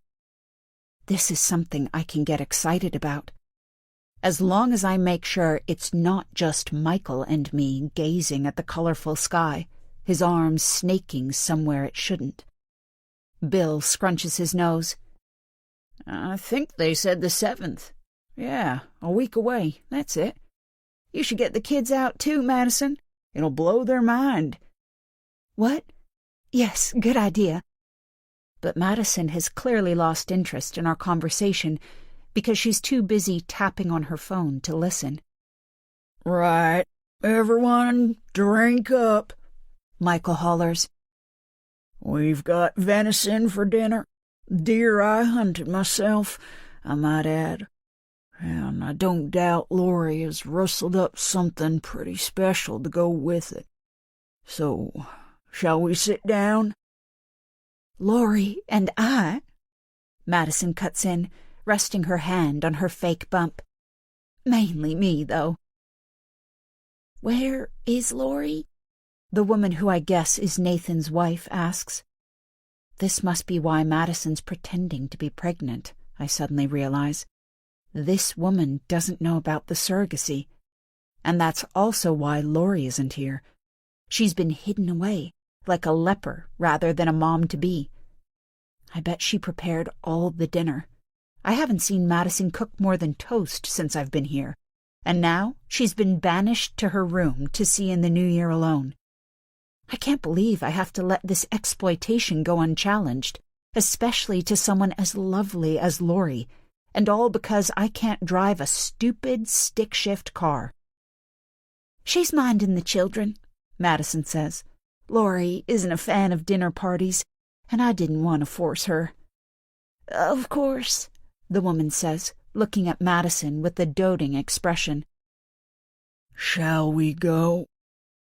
Michael suggests again, and this time there's a clear edge to his voice, so we all file quickly out the room. Chapter 40. Callie. I sigh when I see there are name cards on the table, then louder when I find mine. I'm sitting at one end next to Michael and opposite Nathan. I thought my New Year's was going to be dull. Now I know it's going to be hellish. "Don't look so nervous, Callie," Nathan booms. "I don't bite." Michael leans towards me, our shoulders touching, and whispers, "I might." Then they both burst into laughter, and I need to grind my feet into the floor to stop from running away. I take a mouthful of wine and pray for intoxication to get me through. The evening feels like it goes on forever. Nathan's wife, who I discovered is called Nancy, apparently wants to be an influencer. She has talked constantly about handmade Christmas decorations and monopolized Erica and Noah's time. Bill and Madison are sitting at the other end of the table, Madison not holding court like I'd expect. Maybe she's pretending to be tired from the pregnancy. And I've been listening to two big egos go head-to-head all night. "Guys and gals, it'll be midnight soon," Nancy exclaims, her words sliding into each other. "Michael, is there any special champagne to see in 2025? "Nancy, you're being rude," Nathan says. His voice carries an icy undertone, and Nancy pales in response, literally sobering up in real time. God, this place. Why can't a dinner guest politely request another drink on New Year's Eve just because she's female? Well, I would love a glass of champagne, too. I regret my comment almost instantly, the rebuke it might bring. And why am I sticking up for a woman who can talk about Christmas wreaths for a whole evening? But Michael seems more pleased than put out. "Well, in that case, let's go." I frown. Go where? "To get some very special all-American champagne. I take it you're not too important to help me collect it from the cellar? Or do you East Coast types expect to be waited on?" He winks at me, but if that's meant to put me at ease, it doesn't work. No, Come on, then. Otherwise, we'll miss the big countdown. Michael cups my elbow and stands, levering me up with him. I send a Mayday signal to Erica. She's my best bet without Laurie here, but she looks away. I don't dare turn to Madison for help, and Nancy is too busy digging herself out of her own hole to notice my developing crisis. I feel Michael's hand on my back, his fingers spreading, but I have no choice but to let him guide me out of the dining room. It's darker in the hallway, just a table lamp for light, and I feel Michael's arm around my waist. "You know, it's really great having you here," he murmurs, his hot breath spreading over my neck. "I don't usually have much time for women who sabotage their face like that, but it didn't take you long to change my mind, Miss Callie. You're damn sexy, but you know that, right?" I hide my growing horror behind a grimace-tinged smile. Then I wriggle, trying to disentangle myself, but he holds on. "Shall we get the champagne, then?" I squeak. Anything to distract him, so that we can get back to the kitchen with plenty of time to pour it before midnight. He slides his arm away, and I almost cry with relief, except that his eyes light up. "Yes, let's go." He claps his hands, then walks toward the cellar door. He's swaying, drunker than I'd realized, but I follow because what other option is there? He opens the door to a set of stairs and gestures for me to go first. My legs are shaking so much that I have to grip the banister to keep myself steady. I pray to a God I desperately hope is real to make all these frenzied red flags just false alarms. But as soon as my feet hit solid ground, he's there too, his hands on my arms, turning me around to face him. He walks me backwards towards the cold stone wall. "Michael, we should get back." "Come on, don't pretend you don't want this too. After all our romantic stargazing." "No, I don't. Please, Michael." But I can't say any more, because his mouth is on mine, his tongue prizing my lips open. His hands are everywhere, too. Panic makes my head swim. I can't stop this. "Michael!" He pulls away. I suck at the air, try to get some purchase over my breathing. Madison is standing at the top of the stairs, hands on her hips, biting fury on her face. "What's going on?" "Oh, nothing for you to worry about," Michael says, wafting one hand in the air while pulling at his groin with the other. The sight makes me want to vomit. "Callie and I were just having a little private celebration." "Callie, go to your room." In other circumstances, I might rail at being treated like a child, but I'm so grateful that I scrabble up the steps with my head low and don't stop running until I'm in my bed with a chair butted up against the door handle. I stare at the ceiling through a glaze of tears until I finally cry myself to sleep. Chapter 41. Madison. At Madonna Fangirl 456. I wish I was as beautiful as you. Then maybe my low-life #motherfucking husband might stop screwing around. #faith. #marriage. #commitment. #judgment day. It takes every morsel of energy I have to hold my head up and my tears back. I did everything to avoid this. Found a tutor that was supposed to be the opposite of Michael's type. Made sure I was available to him, always. But here we are. "Why are you looking at me like that?" Michael demands, on the defensive. "We're celebrating the start of a new year, for Christ's sakes. I can't believe you spoke to Callie like that, in front of me, like you're in charge around here. You're taking liberties, Madison. You need to watch your step." He clicks his tongue, then starts stomping up the stairs towards me. An apology bubbles on my lips, my instinct to survive, to keep him happy. But I'm tired of him treating me like his possession, the trophy wife and model mother, too unimportant to have opinions or feelings, because I'm the one with 10 million fans, not him. I'm the one who put the March homestead on the map, not him. As he gets closer, I steel myself for an argument, but he just pushes me out of his way. Knocked off balance, I stumble, but he doesn't slow down, either to check I'm okay or to mock my clumsiness.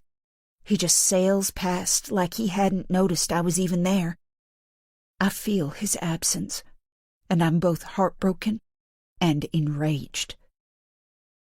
I breathe, try to find some strength, use every new burst of oxygen to remind myself that I need to let this go. Barely anything happened between Michael and Callie because I got there in time to stop it. And these loose women who pass through his life mean nothing in the end. It's me who has the ring on my finger and access to his wealth, his name, the lifestyle his money provides. I am the true winner here. But after more than a decade, that logic is so faded, so withered, that it curls and dies almost instantly. I hear a noise from the hallway. Michael yanking open one of the drawers by the front door. Then the jangle of keys. Shit. The sound spurs me into action, and I race to catch him up. "What are you doing?" I ask, in as steady a voice as I can manage. "Why have you got the keys to your truck?" "I'm not staying here with you and that weird techie crowd of yours. I'm going for a drink with the guys from the ranch. Men who know to respect their boss." The only place to go for a drink around here is in town, the bar, which will be open for hours tonight. But it won't just be Michael's cowboys in there. I think about Lori, the card, her asking me to trust that she's dealing with Rose. But what if Rose is as drunk as Michael? Everyone knows she's unpredictable, wild. Will she blurt out whatever she and Lori talked about? "It's late, Michael," I say, trying to sound both conciliatory and suggestive. "And you've had plenty to drink already." "Don't you dare tell me how much I can drink." I raise my hands, part apology, part self-preservation. "I'm sorry, you're right. I shouldn't have said that. But it's only 10 minutes until midnight," I try instead. "And town is at least a half-hour drive in this weather. You don't want to see the new year in all by yourself in the truck. Why don't you stay? Come back to the table?" I reach out, run my hand down his arm, then try to curl my fingers around his. But he whips his hand away, then grabs the door handle and pulls it open. "You can't tell me what to do, Madison. You know that." I look past him, through the open front door. Our Christmas lights twinkle against the navy blue sky as big balls of fluffy snow drift towards the ground. It's beautiful, but also deadly. Michael's truck is built for weather like this, but not when its driver is drunk and any natural light is hidden by heavy cloud. As I watch Michael stomp outside, I wonder if I should just let him go. Go upstairs and kneel by my bedside. Pray for God to take him early, for him to drive too fast and hit black ice, for Michael to be spun into a centuries-old tree or an uncompromising wall of snow. But I shake the images away. Michael is my husband, my one true love. And what would I do if he's left his entire estate to Mason? I scurry after Michael, taking care not to touch him, to rile him again. "Please, Michael, the roads will be treacherous in this snow, and you're too important to me to risk your life like this, too loved." "I've been driving these roads for 30 years, he growls. "Snow up to my waist sometimes. You think I can't handle a few flakes?" "No, I don't mean—" "Listen, Madison," he cuts in. "Can I give you some advice?" "Sure," I whisper. "If you want forgiveness for undermining me in front of Callie, you need to step aside now. And you better hope I have a good time tonight, because the more fun I have, the more likely it is I'll be in a forgiving mood when I get back. Does that make some sense in that pretty little head of yours?" I don't speak. I can't trust myself not to verbalize what's actually swirling around my pretty little head. But I nod and take a step back. I watch him climb into the truck and rev the engine. As the wheels spit out gravel and his taillights shrink to pinpricks, I think about my own journey in that truck only 4 days ago. How proud I was to be outsmarting Lori. And then, later, the relief of knowing she was taking care of whatever dangers lurked out there for me. Now I feel helpless. Despite my fame, my huge brand value, my survival feels like it's in the hands of others. Michael, Lori, Rose. I hear rustling in the pine trees that border our driveway, and I turn towards it. It's too dark to see anything, but as I stare into the snow-spattered blackness, I think about the man Michael confronted on Christmas Eve. Who was he? Bill said he kept repeating my name when he came across him, but I've never seen him. And if he's only come here twice in 2 months, he's hardly an obsessive stalker. Michael said he was carrying a hunting knife, but most men around here carry some kind of weapon. Was he planning on using it on me? Would I be dead now if he hadn't tripped the security light? The thought makes me walk back inside, but I turn towards the stairs rather than my guests. I know I won't sleep, but I can't face them now, after everything that's happened. Bill will see everyone out. Chapter 42. Brianna. Jonah promised he'd come straight back after work, but it's close to 10 and there's no sign of him. It's not like he hasn't spent nights away from the homestead before, and he's sometimes slept in his car rather than making the journey home. But this feels different. It's New Year's Eve, for Christ's sakes. That's why I made a big mac and cheese for supper, and apple pie with custard for dessert. I even found a candle in the drawer when I was looking for my phone yesterday, and I've stuck that into an empty beer bottle. It was supposed to be a special evening, but now the pasta is cold and half-eaten. It's been a long time since Jonah's absence stole my appetite, and the candle is just a stub, its melted wax making bulbous patterns on the glass. The weather has got worse too. The blizzard has returned, dropping snow in clumps too big to look pretty. Jonah's car was a 17th birthday gift from his mom, a 2-wheel drive Ford something more suited to Buffalo gridded tarmac than icy rural tracks. Is he stuck out there somewhere? Could he have run out of gas? Is he so exhausted from repairing fences that he's lost control of the car and crashed? I look at my phone. It hasn't left my side all day.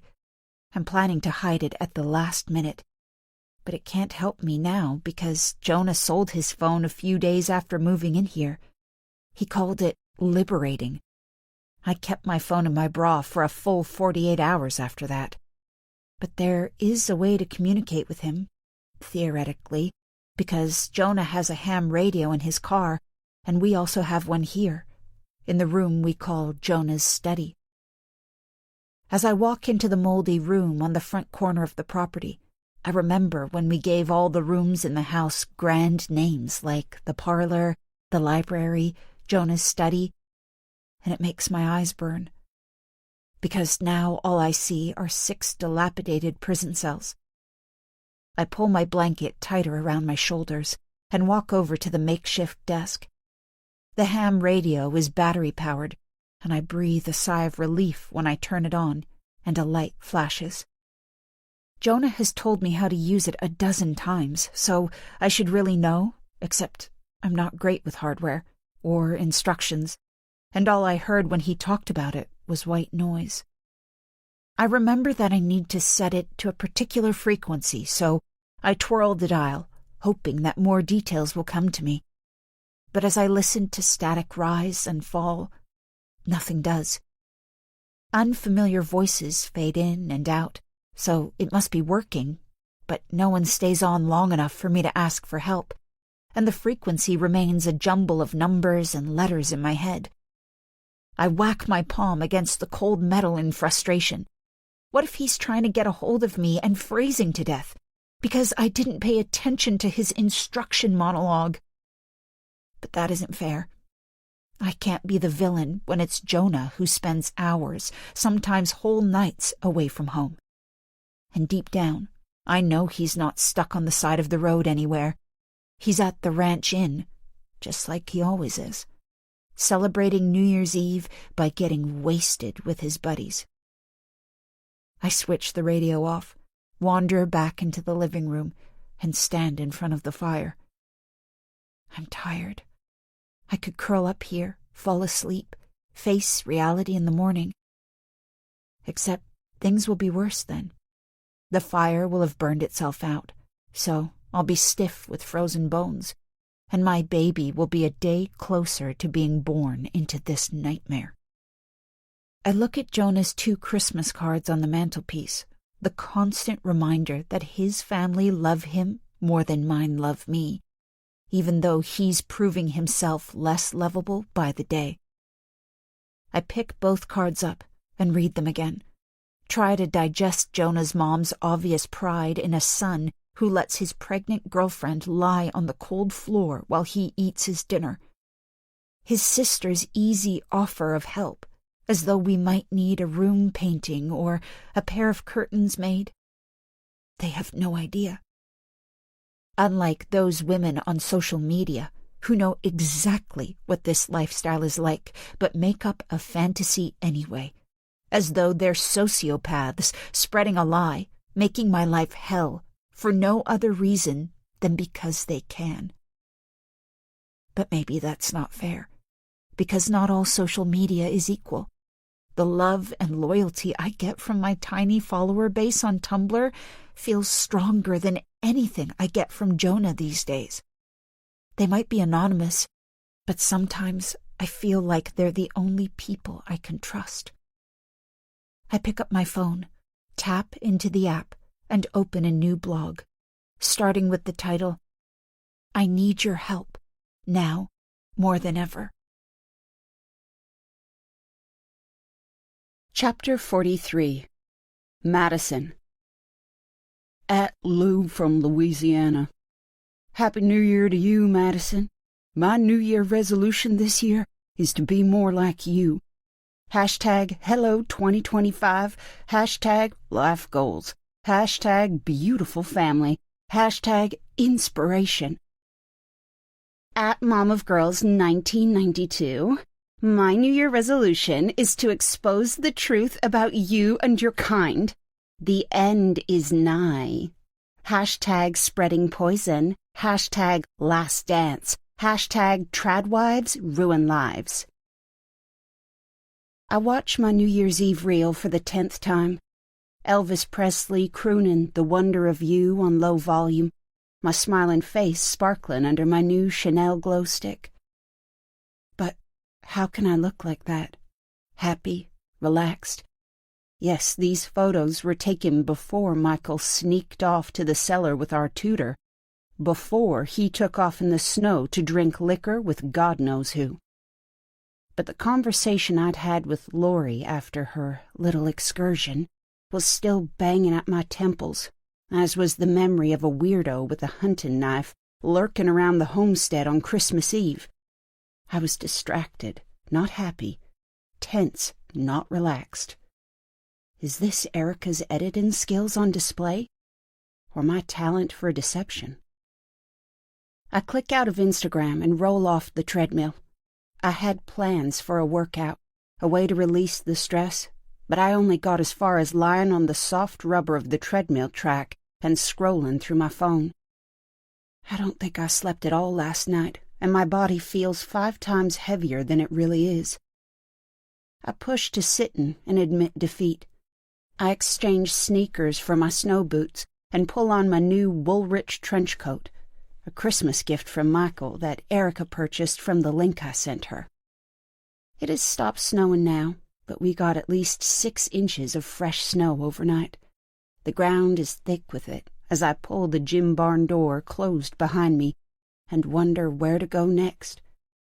The children are building a snowman close to the deck, laughing and shouting, oblivious to their absent father. Lori is watching over them, a fleece blanket wrapped around her. From here, she looks like she's crying, but the wind is strong, so it could just as easily be her eyes watering. I could go over, praise the kids' building skills, help find pebbles for the snowman's eyes, too. But I'm too tired to deal with their boundless energy today, so I head away from the house instead, towards the animal barns. I've left Michael 2 voicemails and sent him 3 text messages. I want to do more, keep prodding speed dial until he picks up. But I know how Michael hates being hassled by a nagging wife, so I've had to keep my discipline for now. I'm not going to call the police. There's no way I want that kind of scrutiny. But I could alert Bill, maybe Nathan. Get them to track him down? It would incense Michael, though, and while it would get him home, it might be at too high a price. We have 6 horses on the homestead, but I've never been a big fan. Too sweaty, too skittery. So I walk past the stables and head inside the smaller barn next door. Clarabelle's winter home. I take in the scene with an approving smile. Clarabelle is lying down in her pen, a look of rapture on her pretty face. There's more bedding in there than a newborn chick gets, and the pink bunting wound around the railings give the place a rosy hue. I sink into the pink sofa outside her pen and do what I always do when I'm conflicted. Pick up my phone and check my social media. There's a new message on Instagram that catches my eye. Not from Brianna, Wyoming this time. She's still blocked. But another account that makes my heart beat faster. @AliceDeMille. I hover over the message. We haven't had any contact since I posted the award night content from my secret account. The revelation that forced her to beg her followers for forgiveness, to promise to learn and grow into a better person. Content that no doubt stymied her earning potential, too. And while the vast majority of Instagram might not know who @GossipGirlie is, I'm willing to bet Alice DeMille has a pretty good idea. But what harm can a private message do? I open it, then frown. Just a couple of lines and a video. Sent this by a friend. Thought you should know. I take a breath and press play. It's a bar scene. A load of drunk people trying to line dance, on, under, and around wooden tables, bodies colliding, chairs clattering. It takes me a couple of seconds to recognize the bar in town, and a couple more to spot Michael. It's proof that he didn't die on his drive over there, which is something, I suppose. But I don't think that's why Alice sent it. Michael's arms are around a young girl's waist, maybe 20s, possibly teens, and I watch as he pulls her towards him, then spins her away, never loosening his tight grip. Her face is a tougher watch. Glazed eyes, slack smile, her body curling and slipping in his grasp like overcooked spaghetti. Someone might watch this and see an innocent celebration. Others might see Michael taking advantage of a vulnerable semi-child. I swear at Alice DeMille and shift my gaze away from the uncomfortable scene. But that doesn't help, because I see someone else that I recognize in the crowd. Rose. She's sitting in her usual place, alone at the bar. She seems to be watching Michael, but her expression is unreadable on this grainy video. Then another person catches my eye. A man sitting behind the rowdy group of dancers in one of the booths, wearing a bulky hat, even though it must be baking hot in there. Bill said the drifter who came here never took his hat off. Is that him? From his gesturing, it looks like he's talking to someone, but I can't see who. They're out of shot. I close the video down. I've got a more pressing issue to deal with first, stopping Alice DeMille launching her missile. But luckily, I've got some ammunition of my own, because there's no way Alice DeMille would forfeit the chance to appear on state TV. I type a message. Thanks so much for your kindness, Alice. I'm doing a feature for KULR TV about family life in a few weeks, and now I'm wondering if we should do it together. I grimace slightly as I add a heart emoji. Then I send the message and reopen the video. I slide my fingers to enlarge the man's face to see if I recognize him, but the image blurs all his features together. I lean back against the sofa cushion, looking at Clarabelle. Her expression is always so free of worry that I have to fight a wave of envy. I can't be jealous of a cow. Is this the man who came to the homestead, who Michael pulled his gun on? And if it is him, what might he have done if he discovered Michael drunk and oblivious just a few feet away? I look at my watch. It's nearly midday. 12 hours since Michael left. 7 since the snow stopped falling. The roads will be clear enough to drive on now, and there's plenty of time for Michael to have slept off the booze in the cab of his truck. Is he not home because he's with that young girl somewhere? Or because a strange man in an ugly hat took the opportunity to exact his revenge? Chapter 44. Brianna. "Where the hell have you been?" I hiss, tears already bubbling as I look Jonah up and down. He turns 19 in a few days, but standing in the doorway, he seems both ancient and adolescent. His eyes are bloodshot, and his skin has a grayish pallor, but his blonde stubble is patchy like a teenager who isn't sure whether to start shaving or not. "Whoa, easy," he says, lifting his hands as he walks further into the house, like he's fending me off. "My head is banging. I can't deal with you screeching at me the minute I get home." He slings his car keys onto the table, rubs his hands together. "Is there anything to eat? Any coffee? I'm starving." "What, so you're nearly a full day late for our New Year's Eve supper, and I'm supposed to just welcome you home without a word? Forget that you stayed out all night after promising you'd be here, and just cook you a meal because you're hungry?" "Actually, yeah, something like that. I worked yesterday while you were sitting around here like a princess, and I don't expect to be bawled out for adjusting my plans. I get that you're pregnant, but if it's not the baby, then it's your back. If it's not that, you're bitching about me having a beer with the guys. All you've got to do is cook and clean, for Christ's sakes. Is it really that hard?" My vision blurs. I feel unbalanced, and I reach for the wall to steady myself. I think about the blog post I wrote last night, the comments that came back. And today, I ask. I can't let him off the hook again, not when he keeps treating me like I'm nothing. Why are you not working today? "That's none of your business." He glares at me.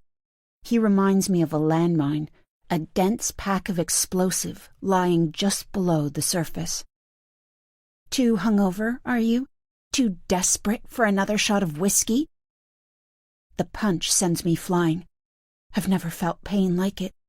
My head ricochets back, and I fall, land on the hard wooden floorboards with a thud. My face burns. My skull throbs. I close my eyes. All those times I've been scared that he might hit me, those false alarms that I've judged myself on, not him. And then it happens without a second's warning. I listen to him stomp up the stairs, slam our bedroom door shut with such force that I can see wooden panels splintering behind my eyelids. I listen to my own breathing, short and ragged. How did I end up here, lying on a cold floor, unmarried, pregnant, living with a violent man? I knew my path once. Handsome husband, cute children, church on Sundays, organizing the Veterans Day parade every year, being thanked by brave men in uniform. I thought our dream would give Jonah and me all that and more. I believed those women who told me that being a homemaker was the fastest way to happiness. But all it does is destroy people, destroy love. Jonah and I were both sold this lie, and there's no coming back from it now. Eventually, I find the strength to open my eyes. Everywhere is quiet. Jonah is probably fast asleep, exhausted after a night of celebrating and a morning beating his girlfriend. Moving 1 inch at a time, I slide my body along the floor until I reach the sofa, then use its solid structure to push up to sitting. My whole head feels like it's on fire. Nausea bubbles and flares in my stomach, but doesn't climb any higher, thank God. I need to get into the kitchen, find the Tylenol, hope there are still some left in the packet. But there is something else I must do first. It's time. I slide my hand under the sofa. My fingers catch the cool metal of my phone, and I pull it towards me. I hug it to my chest for a moment, then click into my camera and switch to reverse mode. I stare at my face. It's so swollen that I barely recognize myself. I can't imagine ever being pretty again, but I can't think about that now. I take photos, my puffy eye, the bruises that are already forming across my cheek, the cut along my eyebrow where Jonah's ring caught. When I'm finished, I take a few breaths, then push up to standing. My head feels too heavy on my shoulders, but I stand for a while, and slowly my body accepts the burden. I stumble into the kitchen, find the packet of Tylenol, and almost cry with relief when I see there are still 4 pills left in the pack. I fight the urge to take all of them. I have the baby to look out for, and swallow 2 down with some water. Then I sink into a kitchen chair and drop my head into my hands. And when the pills have done enough for me to focus, I pick up my phone again and connect with the only people I have left to trust.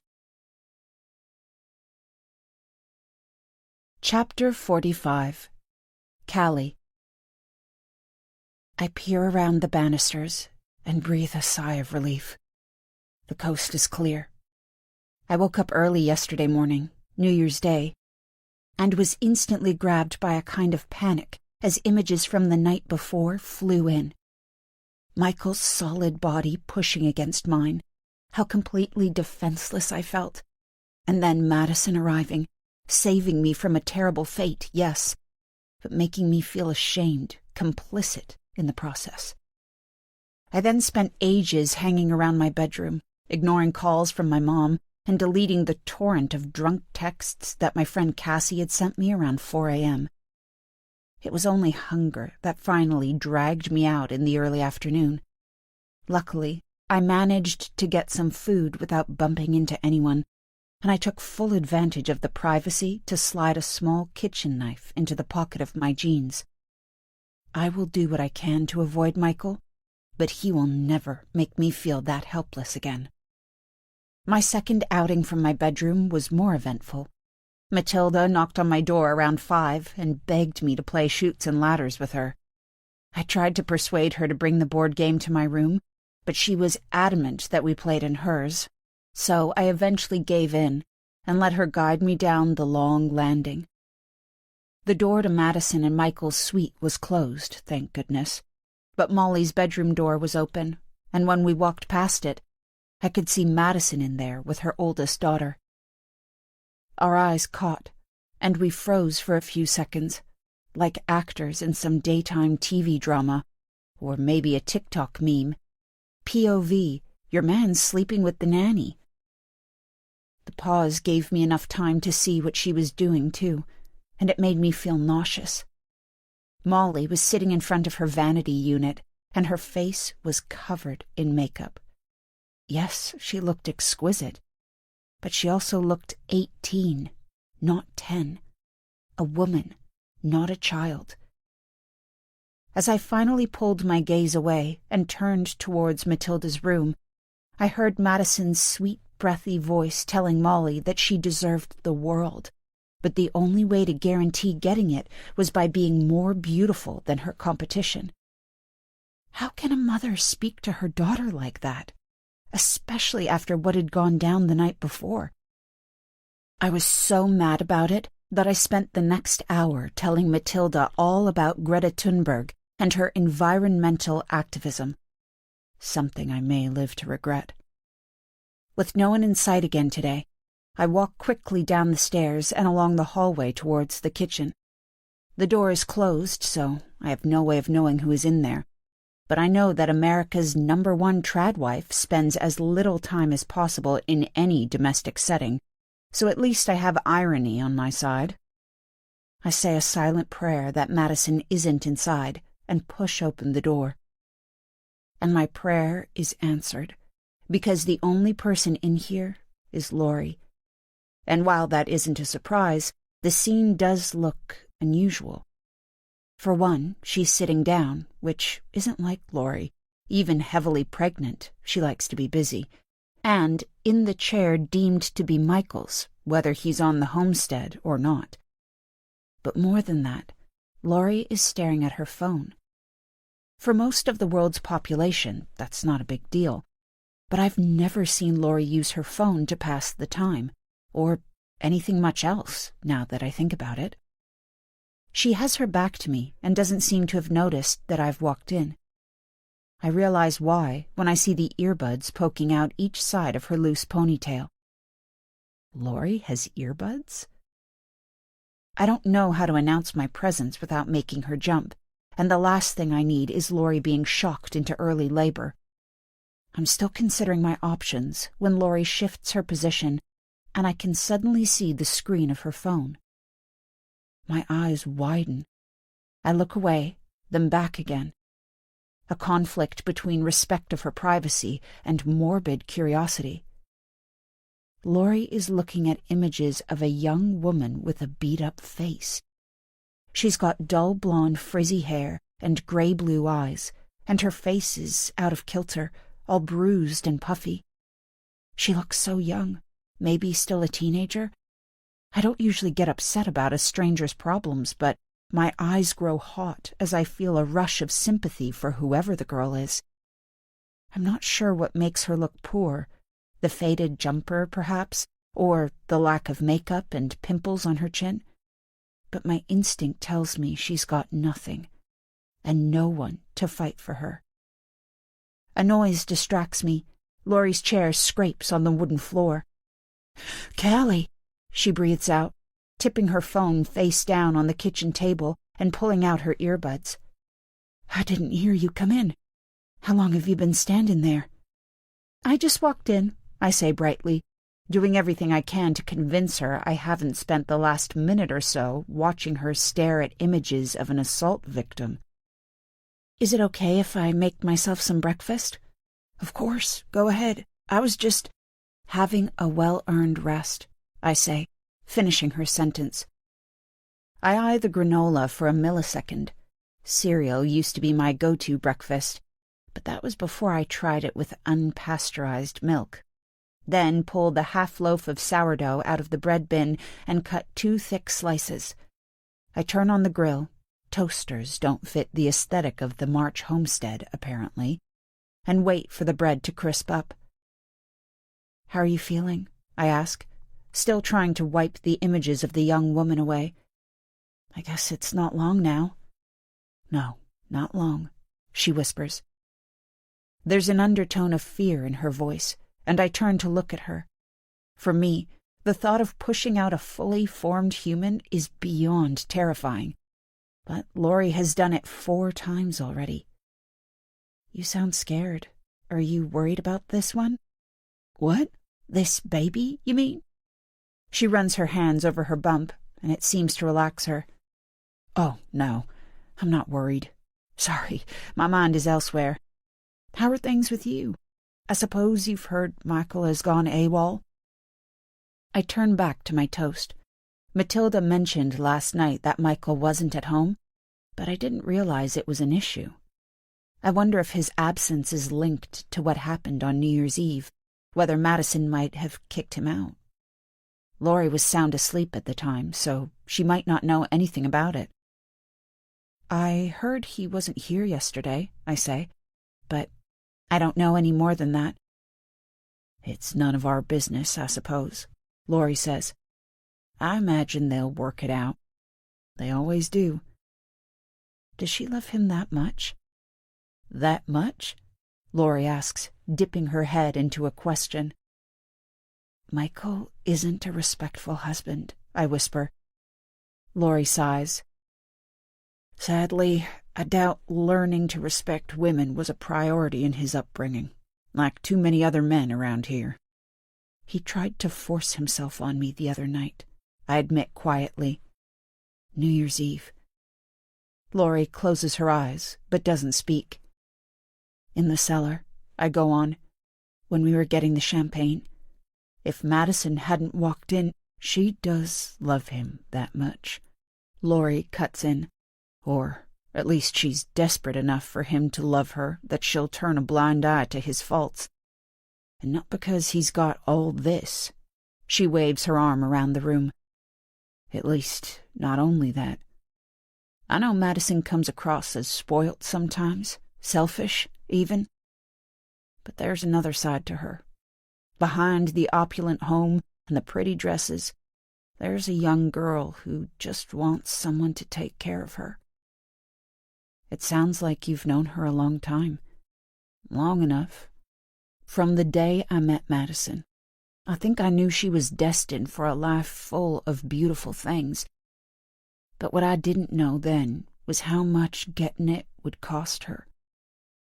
Do you think Michael has left her? I ask. Laurie gives me a sad smile, then shakes her head. This was Michael's home long before the rest of us moved in. If he doesn't come back, it'll be because he's dead. Chapter 46. Callie. Dead? I repeat, mainly horrified, slightly hopeful. Why would he be dead? I think about the relaxed way Michael carries a gun, how Bill used a deadly weapon to scare a cow on the day I arrived. Is this the way people in Montana settle their scores? Has he got beef with another rancher or something? Beef? Laurie smiles and shakes her head.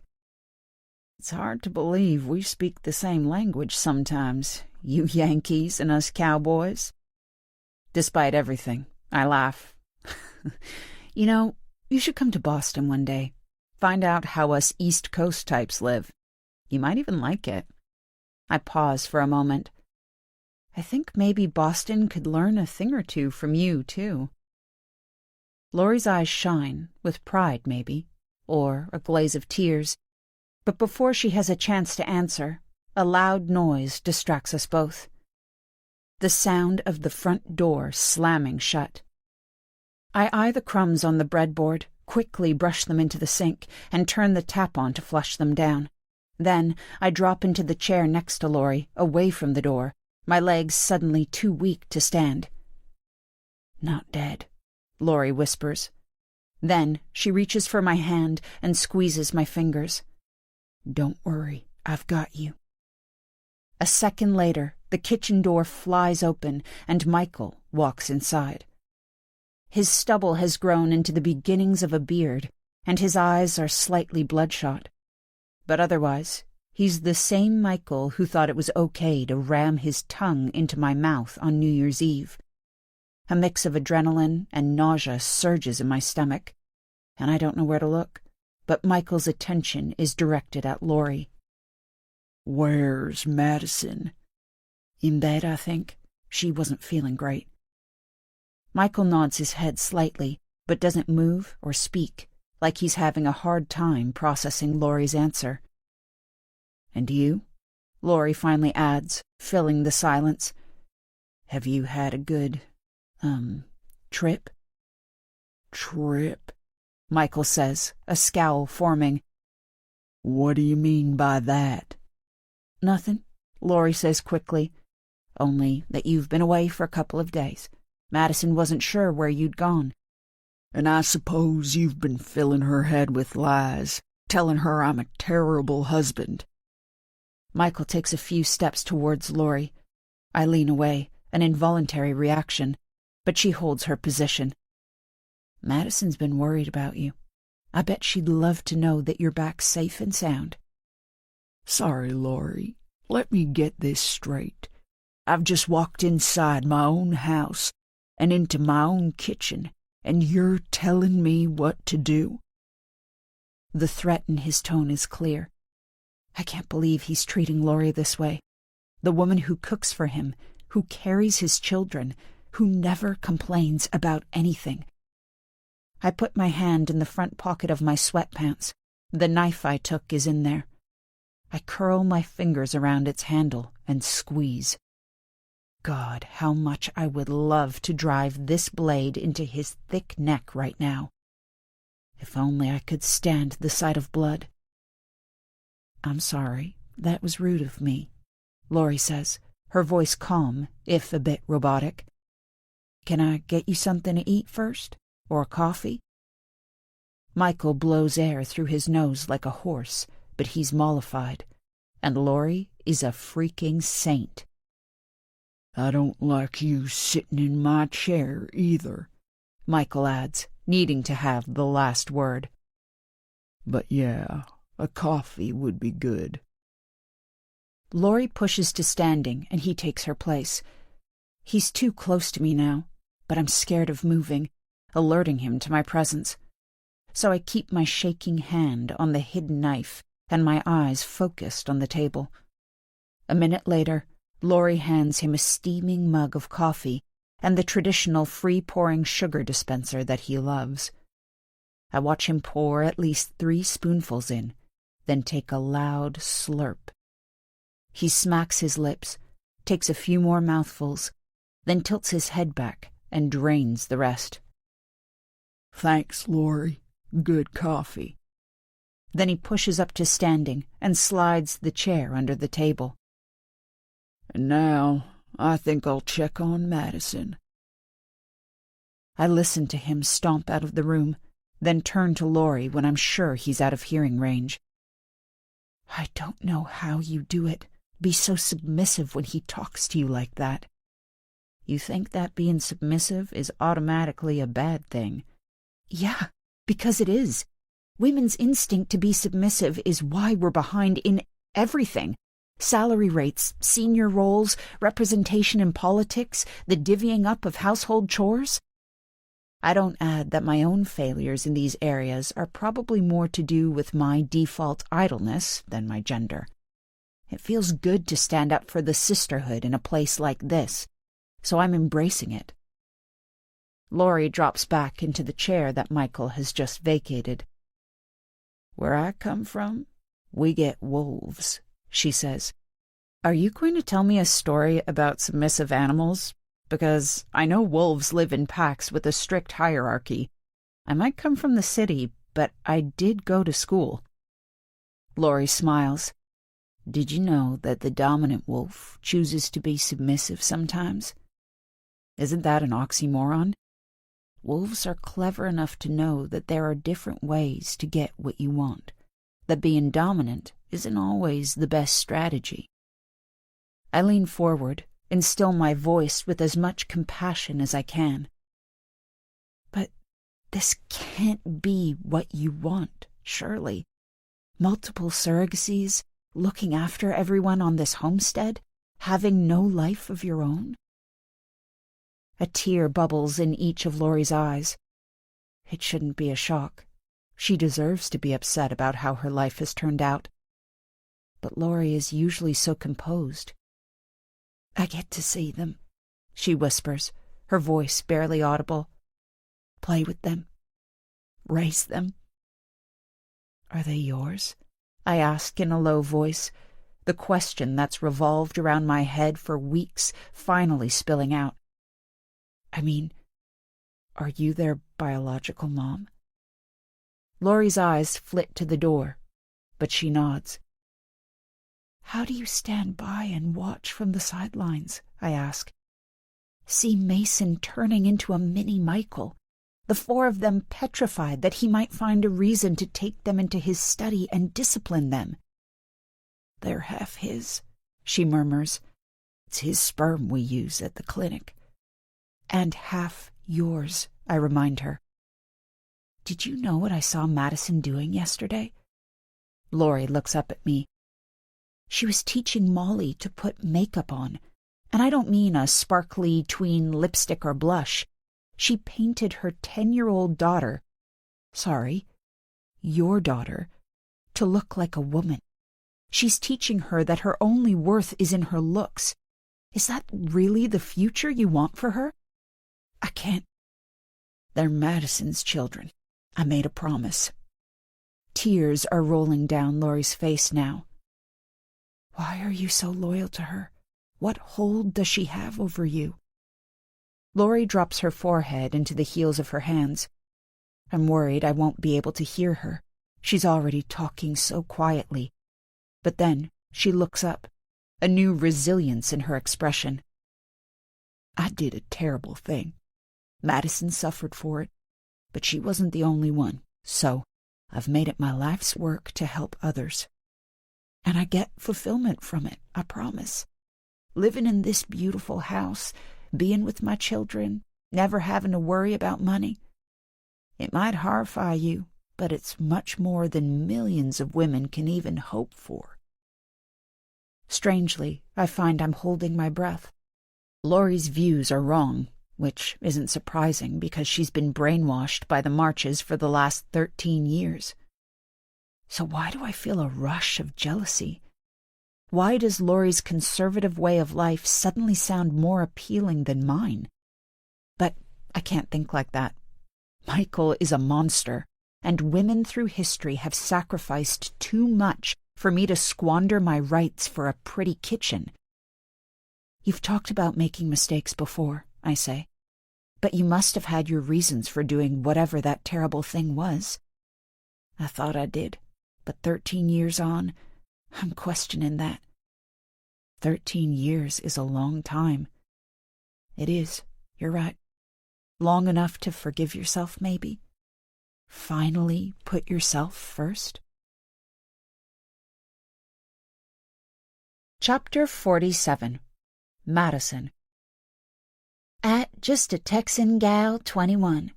Hey, honey, you okay? Not heard from you in a while. Hashtag beautiful soul. Hashtag inspiration. Hashtag homemaker. Hashtag Tradwife MIA. The slamming of the front door reverberates around the house. There's only one person who causes that kind of racket. I stare at my bedroom ceiling and wonder how I feel about Michael being home. The last time I saw him in person, he was kissing our tutor. The last time I saw him at all was on the video that Alice DeMille sent me, showing Michael pawing a girl even younger. For the last 24 hours, I've boomeranged between imagining him cozied up with her and worrying about him bleeding to death in some alleyway, the man he raised his gun to on Christmas Eve taking his revenge. And now, I know one of those scenarios didn't come to pass. I pushed the duvet away in frustration. I should hate him. I do hate him.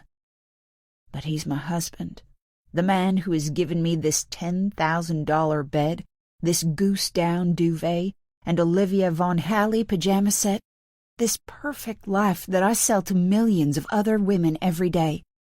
I can't get angry with him, because I'm the one who will end up suffering for it.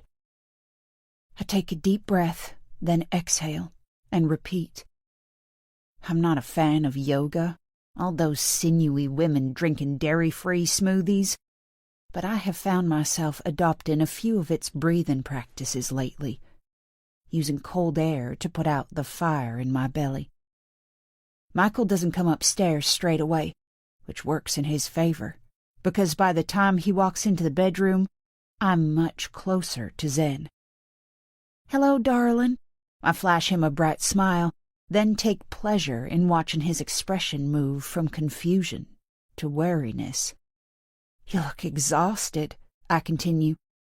Why don't you take a shower? Then maybe we can cozy up in front of the fire together, if you want to, of course. He coughs, a sign that he's feeling awkward, and I ride another swell of satisfaction. So, you're not mad anymore? He finally says, somewhere between a statement and a question. I can never stay mad at you, darling. You know that. He nods, settling into our familiar narrative, my advantage only ever fleeting. You did step out of line the other night, he reminds me.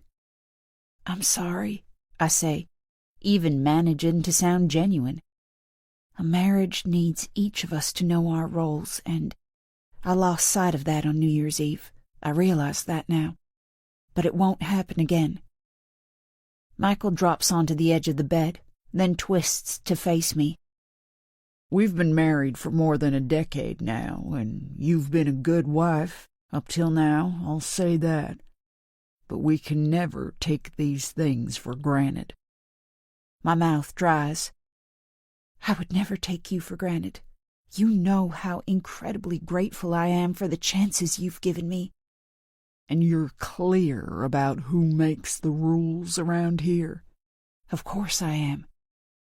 Good, because I've been thinking, and for the sake of our marriage, I want you to give up the social media stuff. I blink. I can't catch my breath. Can't think. My yoga zen crushed. But I can't stay silent on this. Every woman around here knows that saying nothing means yes. But honey, isn't that how we spread our message? I ask. Show the world how wonderful our way of life is? What they're missing out on? It has been, yes, he says, nodding. And we've done an amazing job of it. But you said there are lots of other families doing it now. It's time for you to step back, concentrate on our family, our marriage. But why? I ask, barely managing to keep my composure. I've always put you first, and that will never change. You know that my social media is just a thing I do while you're busy on the ranch. I know, and that's why I've let you do it all these years. But it's encroaching now. I don't like it. Is this about the man on Christmas Eve? I plead, panic starting to take over. Do you think my fame is putting our family at risk? Did he find you in the bar? Threaten you? Michael scowls. What are you talking about? It's got nothing to do with that loser. And you're not famous, Madison. You post videos of yourself online, same as billions of other people. I mean, it's encroaching on us. The truth is, these last couple of days have made me realize that I'm feeling undervalued in our marriage, and that's not my doing. They're the words I have feared for so long, but now that he's said them, it doesn't feel real. How can he feel undervalued? I have dedicated my life to him, or at least the bits of my life that he cares about, my body, my agency. How can he just announce that I'm failing him and that becomes the accepted narrative? But then I think of Rose, and how this is the natural way of things between powerful husbands and their wives, and if I fight it, I'll end up like her. What can I do? I whisper, to prove how much I value you.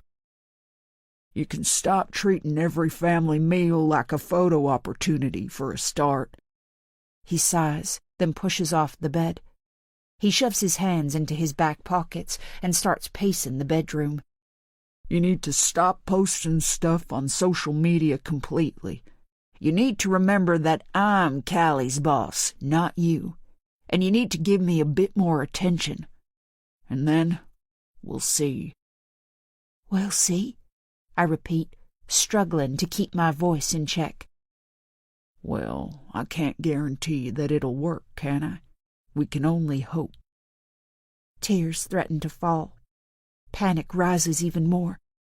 He wants me to give up my influencer role, the one thing that proves I'm a real person and not just someone's puppet, and won't even guarantee that it will be enough. Could I end up with nothing? How do I stop that from happening? We'll have a new baby in a few weeks, I say, finding my only bargaining chip. And Lori is convinced it's a boy. This isn't true. Lori says her pregnancy is a carbon copy of when she carried Matilda. But the truth has always been less important to me than survival. I thought we could call him Michael Jr. Michael stops pacing. Oh, yeah? A son to carry your name, like you carry your daddy's, and Mason carries your brother's. Slowly, a smile starts to form on Michael's face. Yeah, I'd like that. And so would my dad, God rest his soul. I sense my opportunity, push to standing and run my hand down Michael's arm. This baby will mend our marriage. I just know it. Maybe it could. His voice is lowered, become huskier, and I step closer, brush my breasts across his arm. And then we can start making some babies of our own, he finishes.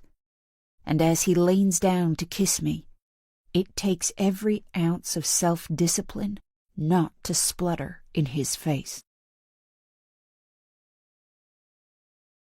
Chapter 48. Brianna. I hear the rumble of an engine and straighten up. It's not Jonah. For once, he's home, grumbling and cursing as he tries to build a crib from scratch. It's still biting cold out here, but at least the sun is shining today, and I wonder if the approaching vehicle is bringing good news, too. I fling the last of the chicken feed into the coop and walk up to the house. I head in through the kitchen and make my way to the front door. But before opening it, I pause to look in the hallway mirror. It's been 5 days since Jonah hit me, and the bruising has finally faded enough for the concealer he bought me, the most bittersweet of apology gifts, to be of some use. He's still saying sorry multiple times a day, but every apology seems laced with the residue of blame, and I'm finding that quantity is a weak substitute for quality. I pull the door handle and walk straight into a woman on our front porch. "Oh," I exhale, taking a step backwards. I glance behind her and see a canary yellow car parked up. It looks alien in this drab black and white setting. "You're not the mailman?" "No," she says gently. "I'm Mary, Jonah's sister." Then she tilts her head and her expression shifts. "Have I got the right place? It wasn't easy to find." "Let me know if I can help." Yes." I'm flustered now, uncertain how to act. "Jonah's out back." I rest my hands on my bump, an instinctive gesture, but it draws her eyes. "And you must be Brianna. It's nice to finally meet you. I can't believe I never met you back in Buffalo, but I was away studying for a while and I didn't get home much." I give her an awkward smile. I don't want to tell her that I had almost forgotten she existed until her Christmas card turned up, that Jonah has talked about his 2 brothers plenty of times over the years we've been together, but rarely mentions having a sister. I also can't be sure what her views might be on her brother living in sin, his girlfriend 6 months pregnant. But she doesn't seem fazed, and I smile my gratitude. "So you went to college?" She looks sheepish. "Kind of.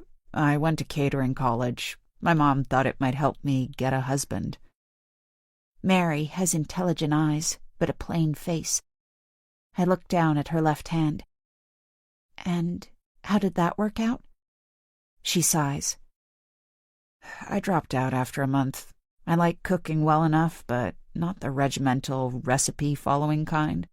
When I discovered that I couldn't give a monkey's backside whether a soufflé rose or not, it seemed like the right thing to do." I start to laugh, and it makes me realize I haven't done that in months. I don't laugh anymore. Ever. That can't be normal for an 18-year-old, can it? Sorry, where are my manners? Would you like to come in?" "Thank you, yes." I stand to the side and let Mary walk inside. She makes it into the living room, then pauses. "And you've been living here since the summer?" she asks. I follow her gaze and see what she sees. The fire has gone out, so our breath is creating tiny clouds in the freezing air. There are big mounds of ash in the grate.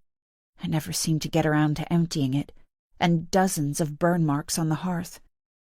The sofa is our sole piece of furniture, bought secondhand from a guy in town, other than the makeshift tables built out of crates. I hope she hasn't noticed the blood stain on the wooden floor. I pick my blanket off the arm of the sofa and wrap it around my shoulders. "I made this," I murmur. "I'd never knitted anything before. It's for the baby, really." It's a pathetic attempt to impress her, but she picks up on it anyway. "That's beautiful. You should be really proud of yourself." I nod, but I can't speak, my throat constricted by a solid ball of regret. "Did you say Jonah's outside?" she coaxes. I nod again, then follow Mary out the back door. I watch her walk up to her brother. He doesn't realize she's there until she taps him on the shoulder. He twists around, then his eyes double in size. Of course he would be surprised to see her, but is it more than that? He looks uneasy. Jonah's real mom never appeared to hold much sway over him. She was always too sad, still mourning the death of her husband from his fatal accident at work when Jonah was young. Mary is a fair bit older than her brother. Was she forced into a proxy maternal role, expected to raise 3 unruly boys? Their conversation starts friendly, but I soon notice a tension rising between them. Mary has her back to me, but I can see Jonah's features harden, his speech speed up, and Mary's hand movements grow bigger, gestures of appeasement, but also persistence. Finally, they walk over to me. "I take it you've met my sister," Jonah says. I nod. It's nice of Mary to come and see us. "I was just saying to Jonah that I could stay over for a few days, help you get this place sorted in time for when the baby comes. And I've told her that we're grateful for the offer, but we're not ready for guests yet." To which I responded that I'm not really a guest. Mary continues brightly. "I'm family, which is different. You know, I pretty much brought Jonah up, so he's used to my meddling ways." She laughs again. Family. Tears burn the back of my eyes. Do I miss my own family? Or do I hate them for abandoning me? I run my hands over my belly. I've only known Mary for 5 minutes, but already I want to fold into her arms, soak up her offer of help. But if I want her to stay, I need to win over Jonah first. I don't think you realize how much you have done, Jonah. It may not be a palace yet, but you fixed the window in that end bedroom, didn't you? And you got the blow-up bed in that garage sale for a crazy good price. I bet Mary would be impressed if you showed her. Jonah looks at me with annoyance. He must know what I'm doing. But then his eyes soften, and I exhale. "Fine, but I can guarantee you won't want to stay long." Mary beams. "I'm not sure about that. This homestead lifestyle is the adventure I always dreamed about, but was never brave enough to try." Jonah's expression brightens a notch at that. Maybe she knows how to get the best out of him more than me. And he leads her back into the kitchen with almost a half smile. Chapter 49. Madison. At Debbie Colts 47. Are you and Michael on a romantic holiday someplace? Pictures, please. Hashtag January blues. Hashtag winter sun. Hashtag trophy husband. I run my fingers through the dresses in my wardrobe. They're all a similar style, and I love every one of them. They're mid-calf or longer, all made from natural fibers, cotton mainly, but linen and silk too. Most are light in color, and there's a mix of plain, striped, and floral patterns. It's a shame that there are going to be fewer opportunities to wear them now that Michael has served his diktat. But not none. I've made sure of that. I pick out a plain white peasant dress with a square neckline and push my arms through its puffed sleeves. Then I turn towards the long mirror and appraise. I look angelic and sexy. The padded push-up bra has the dual benefit of keeping my pregnancy story on track and giving me a Marilyn Monroe vibe. The new anti-aging cream I'm trying has had a rejuvenating effect on my face. Sadly, not a freebie, but there was no way I was awakening that algorithm. And the full 30 minutes I spent on my makeup this morning has paid off. I give one final twirl in front of the mirror, then head downstairs. And I need to look my best, because this is my first chance to create content since New Year's Eve. When Michael dropped his bombshell about me coming off social media, I thought my life was over. I had to let Erica and Noah go, and while I put them on extended leave rather than firing them, never say never, it felt like there was no coming back. But their absence turned out to be more liberating than confining. I've always had a sneaking suspicion that they don't approve of me, which is rich coming from a woman approaching 35 without a husband and an aging man-child who's scared of cows. So, being back in the driver's seat has given me an unexpected boost of confidence, especially now that I've worked out a way to hold on to my status as one of the world's most popular influencers without Michael knowing a thing. I've always known Michael's Instagram login details because I set up his @MarchRanchMT account in the first place. Soon after, I started posting my homemaker content when I was waiting for Lori to give birth to Molly. So, it was easy to access his account and unfollow Truly Madison without him knowing, which means he'll stop seeing my posts and assume that it's because I've stopped making them. I love it when genius is simple. And while I'd never risk filming or posting anything when Michael's around, he spends most of his time on the ranch, so I felt there'd still be plenty of opportunity. What I didn't factor in was Mason, or how readily he'd agree to spy on me for his father. Luckily, Molly warned me. It seems that Mason is a more willing spy than a discreet one, telling his sister, so I haven't been caught in the act. But it has reduced my window of opportunity to a sliver. Callie has taken all the children on a nature trail this morning. Lori's idea, apparently, I imagine for my benefit. So now is my chance. It's the Epiphany today, so I'm going to film myself taking down all our Christmas decorations. Hopefully there'll be some cute angles I can use to keep my midriff out of shot. I don't want to spoil this look by trying to wrestle a silicone ball underneath my dress. I've got a plan for tomorrow's content, too, which I'm also excited about. The kitchen is empty, which is disappointing because I had hoped Lori, the only person I confided in, would be here to help with the filming. I pause for a moment, drum my fingernails on the counter. I think about her little excursion last week, her change in mood. I think I'll feel better if I know where she is before I start. I check the whole of the first floor, and when I don't find her, I take both sets of stairs to the top floor. I suppose with only 5 weeks to go, there's always the chance Lori's in labor, and a lurch of panic twists in my gut. I knock at her bedroom door first, but when she doesn't answer, I push it open. I'm immediately hit by a sense of emptiness.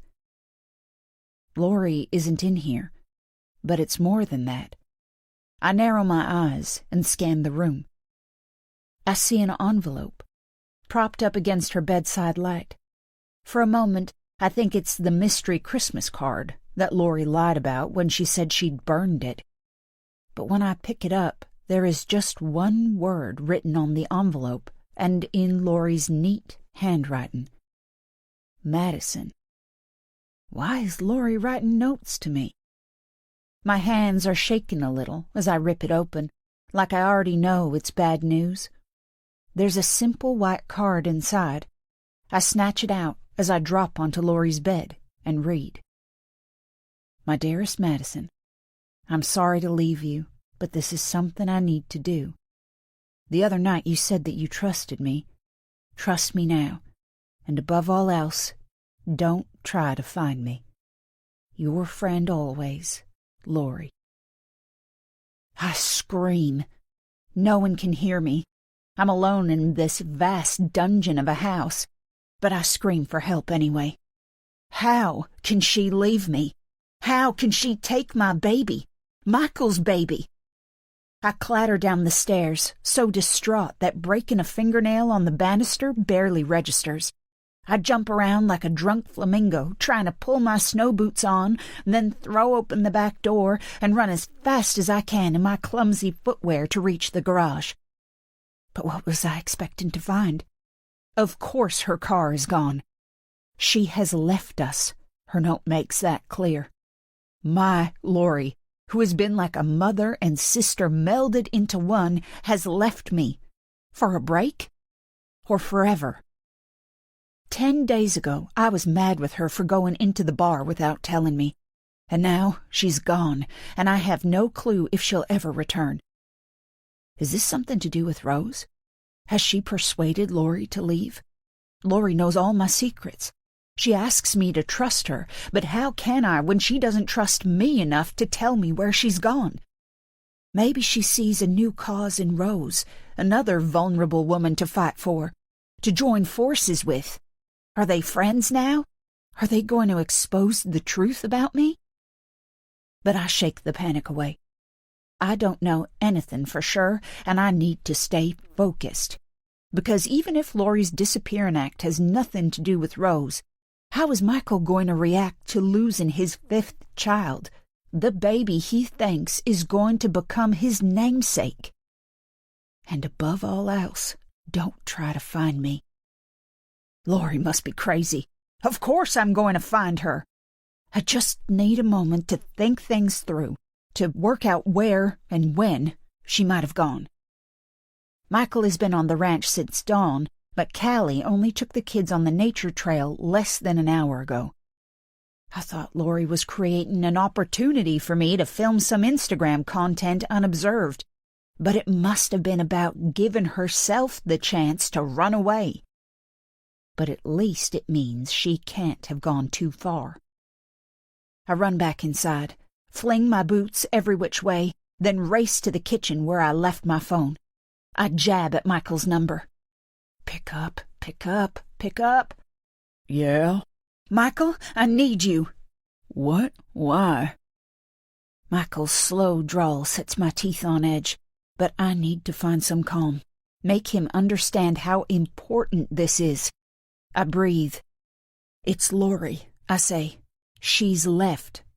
What do you mean, left? Where's she gone? That's just it. I don't know. The downside of dialing back the adrenaline is that it lets the emotion in. Tears carry Dior brown mascara down onto my cheeks. She left a note, I whisper. Says we shouldn't go after her. What the hell? Michael's slow brain is finally starting to get it. She's run off with my kid in her belly? Michael Jr.? We need to find her. Bring her home, I plead. Too fucking right we do, Michael growls. The line goes dead. Suddenly exhausted, I drop my phone on the kitchen table and rest my head alongside it. Tears roll down my cheek. But am I crying for my baby? For Lori? Or for how my whole life seems to be falling apart? Chapter 50. Callie. I look at Molly. Her shoulders are hunched up to her ears, and her body is shivering. But of course she's freezing in these temperatures. She might have a coat on, but she's only wearing a thin dress underneath and frilly ankle socks, so her legs are bare.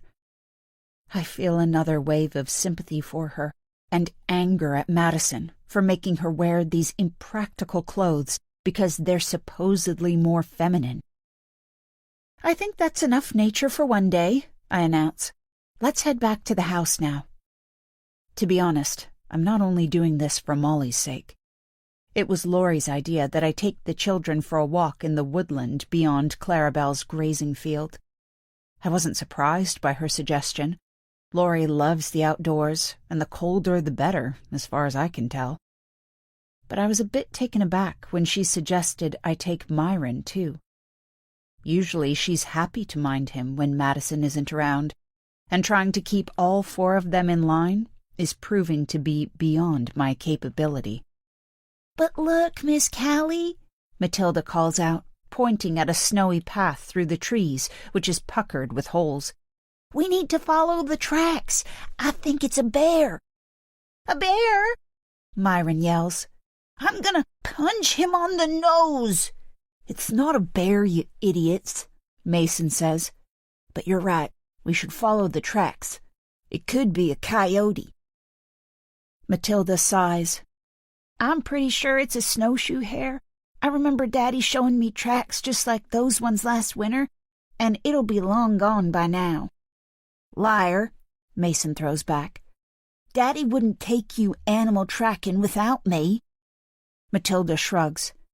"Well, he did, so get over it." I guess, correctly, that Mason is going to lunge for his sister and leap into his path to block him, but I knock into Myron and he wails as his head connects with my ribs. I suck in a breath to ride the pain, then feel Matilda's ice-cold fingers curl into mine as a shadow passes across her face. "Hey, Callie!" I twist around at the sound of Michael's voice. He's striding towards us, wearing an angry expression. Molly slots in behind me. Mason hesitates for a moment, then joins his sister. Myron grabs my other hand. "Is everything okay?" I ask, trying to hide my breathlessness. "Where's Lori?" I don't know. In the kitchen, I guess? "Don't bullshit me. I'm on my way back from the ranch now. Madison's in pieces, so quit protecting that woman." My heart revs up. Lori was in the kitchen when we came out, wasn't she, kids? Shit, I can't believe I'm involving the children. How low can I sink? "Yes," Molly whispers, remembering she's the oldest, that she needs to be the bravest, despite Madison treating her like a dress-up doll. "Well, she's not there now. Selfish bitch has run away."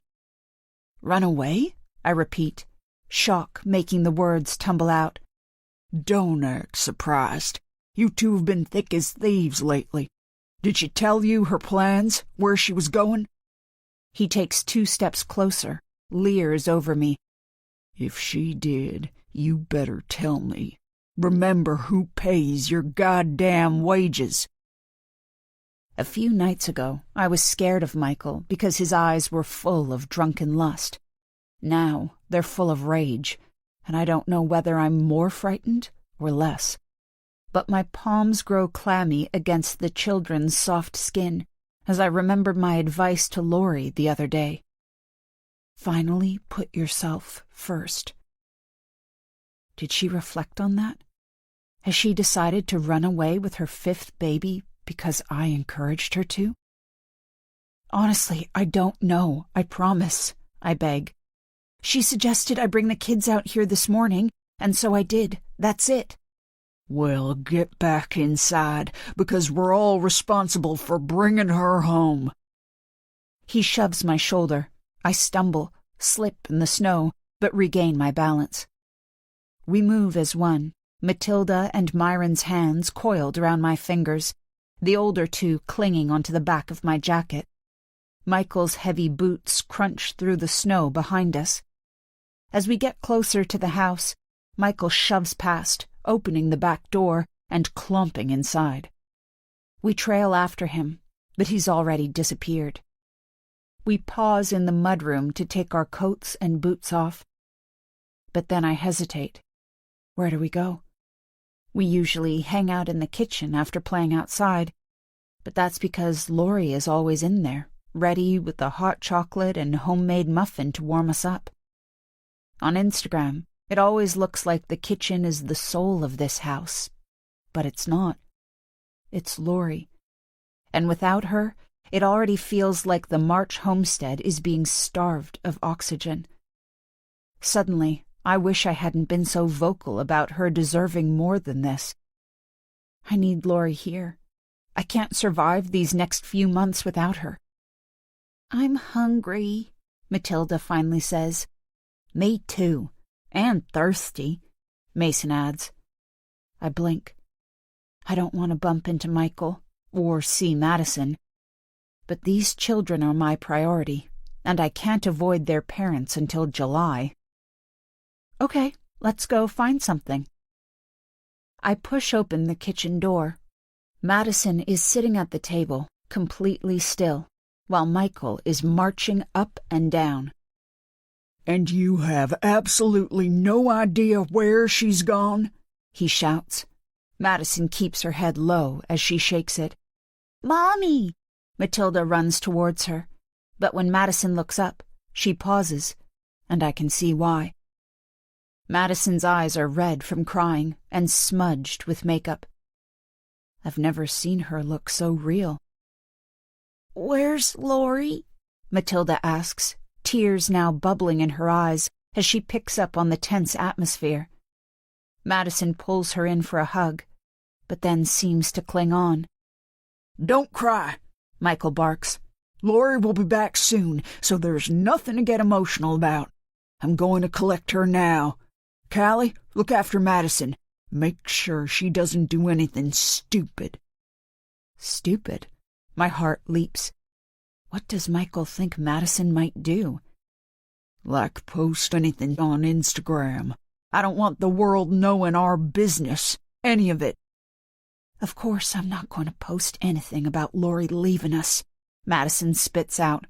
I'm not an idiot. "And you?" Michael looks at me. "Can I trust you?" Me? I haven't posted anything since I arrived, I splutter. It's in my contract. I haven't broken it. "I didn't mean that. Are you going to message Laurie? Tell her I'm coming for her?" My cheeks flare, because the thought had crossed my mind. A warning to make sure she stays safe, and I can feel guilt shining on my face. "Give me your phone," he demands. What? "Quit stalling," Michael shouts, walking towards me. He holds out his hand. "Your phone, Callie." I bite my lip. I can't bear the idea of giving away my only connection with the outside world. But what choice do I have? Michael is a towering bully, and Madison would never stick up for me. And even I'm not unprincipled enough to expect the children to step in. I pull my phone out of my jeans pocket and drop it in his hand. Chapter 51. Madison.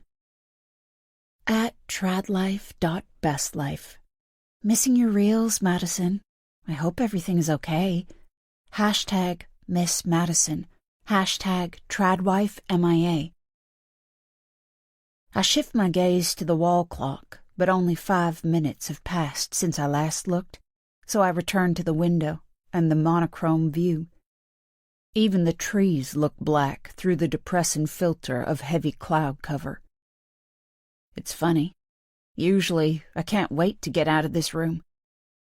Once I have enough content for whatever reel I'm filming, I find much more pleasant places to hang out until Michael gets back from the ranch. But I can't seem to drag myself away today. Michael left in a furor of anger and disbelief about 5 hours ago.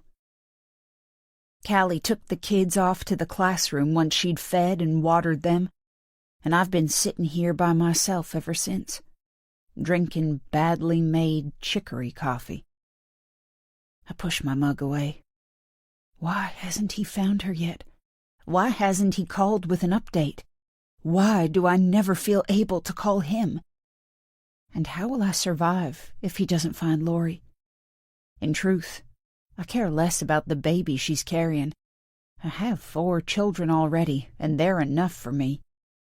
But there are 100 other ways she looks after me. She makes me look like the best cook, the most thoughtful mom, the most successful homemaker, the perfect wife. And without her, I won't be able to hide the truth. Michael will throw me out, like he's already threatening, and my followers will abandon me. I'll have nothing. Not even Laurie. Where has she gone? When I first read her note, my instincts jumped to this being Rose's fault, her toxic influence. But it could be a lot simpler than that. Laurie has done everything I've asked of her for the last 13 years. Maybe she's just snapped, decided she wants to keep one of her babies for herself. I think about the time she came to my room the day after the business awards, when I was lying on my bed, nursing my injuries, and wondering whether my husband was a clumsy hero or a sly abuser. She suggested then that we run away together. Has she been planning this since then? Should I have said yes? Laurie is much more resourceful than me, and, ironically, richer, too. We don't pay her a fortune, but she earns a fair salary, which is more than I do. All the brand deals I negotiate, my appearance fees, it all goes straight into Michael's bank account. I've always been grateful that he allows me a credit card, the opportunity to spend a minuscule portion of the money I earn. But I need his approval for large purchases, and more than that, I have no control over it. It would only take one click of his mouse for that tap to be turned off. My chance at independence gone. Except I don't want to be independent. I want a husband to take care of me. It's what I've dreamed of since I was a little girl. And I already have that. I don't need to work out how to change my life to avoid its destruction. I need to work out how to protect what I already have. And I might not be resourceful in the traditional sense, but I'm shrewd. Just look at what I've achieved so far. Not being able to get pregnant could feel like a death sentence in a place where every lifestyle choice is measured against traditional family values, but I didn't let my biological limitations hold me back. I found a different way, a better way, and I'm married to the man once dubbed Montana's most eligible bachelor, and the mother to his children, without anything demoralizing like stretch marks or reduced bladder control. It is also my personal genius that has allowed me to successfully navigate the path between traditional wife and world-famous influencer for years. I am gifted.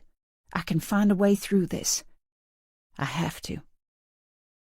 I push out of the chair and walk towards the window. I lean over the kitchen counter and stare out. There's a thin break in the clouds, a blue line of hope in the sky. Michael will find Laurie, I'm sure of it. He owns a fair proportion of this county for a start, and he knows everyone who lives here. Laurie's car is easy to spot, and while the roads are quiet, they're not empty. Someone will have seen her, and Michael is a hunter. He knows how to track animals, and he's always telling me that people are no different. I just need to be patient. I should bake a pie. Distract myself. I consider looking up a recipe on my phone, but no. I'm going to do this from memory. I take butter out of the fridge, flour and sugar from the pantry, and a mixing bowl from the cupboard. I don't film it in case Mason walks in.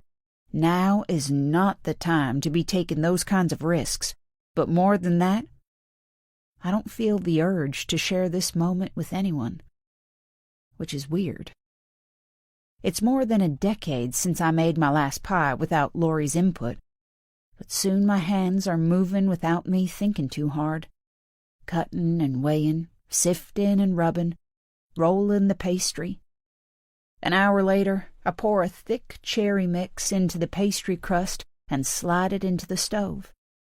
I watch the red liquid bubbling through the glass, and the image reminds me of Michael, his face frothing with rage.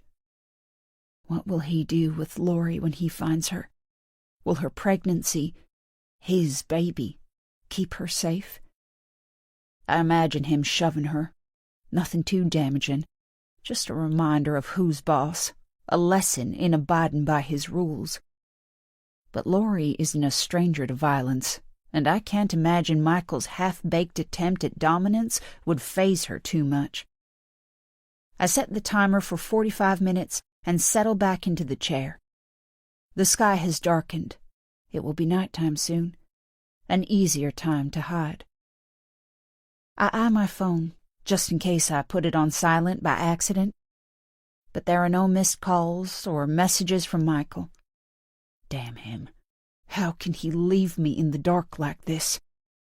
I pick the device up, but swerve away from his number, away from inflaming his anger, and click into Instagram instead. As I look at all the beautifully edited posts, I feel a wave of annoyance crash over me. The epiphany reel I planned but haven't filmed, my perfect makeup ruined by tears, my beautiful white dress now spotted with cherry juice. Then I brush it away. There's always tomorrow's idea for content, which will outclass my competition for sure, and Lori will be back by then. I have to believe that. I don't look at my notifications. The drought is too depressing. But I start swiping through the stories. So many beautiful people, amazing homes, happy families, stylish couples. Alice DeMille on a beach in Florida. Sky Anderson skiing with her kids in Colorado. When I can't take the purgatory anymore, I click into my messages. There are dozens of them, but everyone wants to leech something out of me. Money, or tags, or parts of me I'm not willing to share. I almost miss those messages from Brianna, Wyoming. Her genuine emotion, good and bad, evident in every word. A sense of foreboding descends on me, so heavy it makes my shoulders droop. Lori has left me. My marriage is teetering on a precipice. And less than 2 weeks ago, a strange man brought a knife to my home. The timer goes. The pie is ready. But I'm not sure I am. Chapter 52. Brianna. Jonah closes our bedroom door. And what is she doing here? He asks, his voice quiet, but his tone menacing. I bite my lip. Mary is his sister, not mine. Just because I'm grateful that she's here doesn't mean I should take responsibility for her visit. But the memory of his violence is still raw, and I don't want to antagonize him. I don't know. She offered to help on her Christmas card, didn't she? Yeah, but people always write stuff like that, he says. It doesn't mean anything. Don't you think it's weird, her showing up without an invite? I lift my shoulders into a shrug, but then they want to stay like that, tight around my ears, and it takes effort to ease them back down. Maybe it was an impulsive thing. It's the season of goodwill, after all. Or maybe someone called her, asked her to come. Jonah's words make my heart race. Does he know that I found my phone amongst his stash of weapons, that I use it whenever he's out? I force myself to face him, to trust my own deception. Do you mean me? How could I have called her when I don't have my phone anymore? Because the card arrived before Christmas, Bree. You had plenty of time to call her before I took it off you. Relief floods through me. He doesn't know I have it. He probably can't imagine I'd be that disobedient. But the rush of emotion makes my head swim. I lower myself onto the bed, fighting the urge to go further, to drop my head onto the pillow and close my eyes. I need food, and not homemade stew, but something with instant energy. A Snickers bar, or a Twinkie. I didn't contact her, I say. Has she asked about the bruises on your face? No. Have you told her anything about what happened? No. Jonah nods, drops down next to me. If I find out you're lying, I won't be happy. You know that, right? I run my hand over my hard, round belly. I'm not, I promise, I whisper. Either way, we need to get rid of her. I think about the hug Mary gave me, how she made me laugh for the first time in ages. Maybe she could stay for a few days, stick around until your birthday, I suggest. She could help get the nursery ready, like she said, and she brought a stack of food, too, so we can save our money while she's here. Jonah clicks his tongue. It sounds like you prefer her company to mine. Of course not. I smile to mask the truth. But she seems nice, and she is family. I rest my hands on my bump. Our baby's aunt. And what about us? Jonah asks. Didn't we always plan this as our adventure? The two of us living out our dream without any interruptions? It's just a few days, I whisper. Jonah stands up, then turns and stares back at me with a mix of suspicion and disappointment. I'm not sure you've ever cared about this dream as much as me. What? Of course I have. If there's any opportunity to cut corners, to offload your chores, you take it. You're asleep more hours than you're awake, and you'd spend all day on your phone if I let you. A white-hot rage suddenly rattles through me, and I push off the bed. How can he criticize me for sleeping late after what he's done? Going out and getting wasted whenever he gets the chance, while I'm here all alone? But I can't bring up his failings because he might hit me again, overpower me when I don't have the strength to fight back. That's what I hate the most. I'm pregnant, remember? Sweet Jesus, how could I forget? And I do more around here than you've ever given me credit for, I go on. Well, if you're such a hard worker, you can have the job of getting rid of Mary. She's your sister, I remind him. If you're so desperate for her to leave, you tell her. Or do you not think she'd listen to her baby brother? I wonder if I'm pushing him too far, if having Mary here protects me, or if I'm walking into trouble again.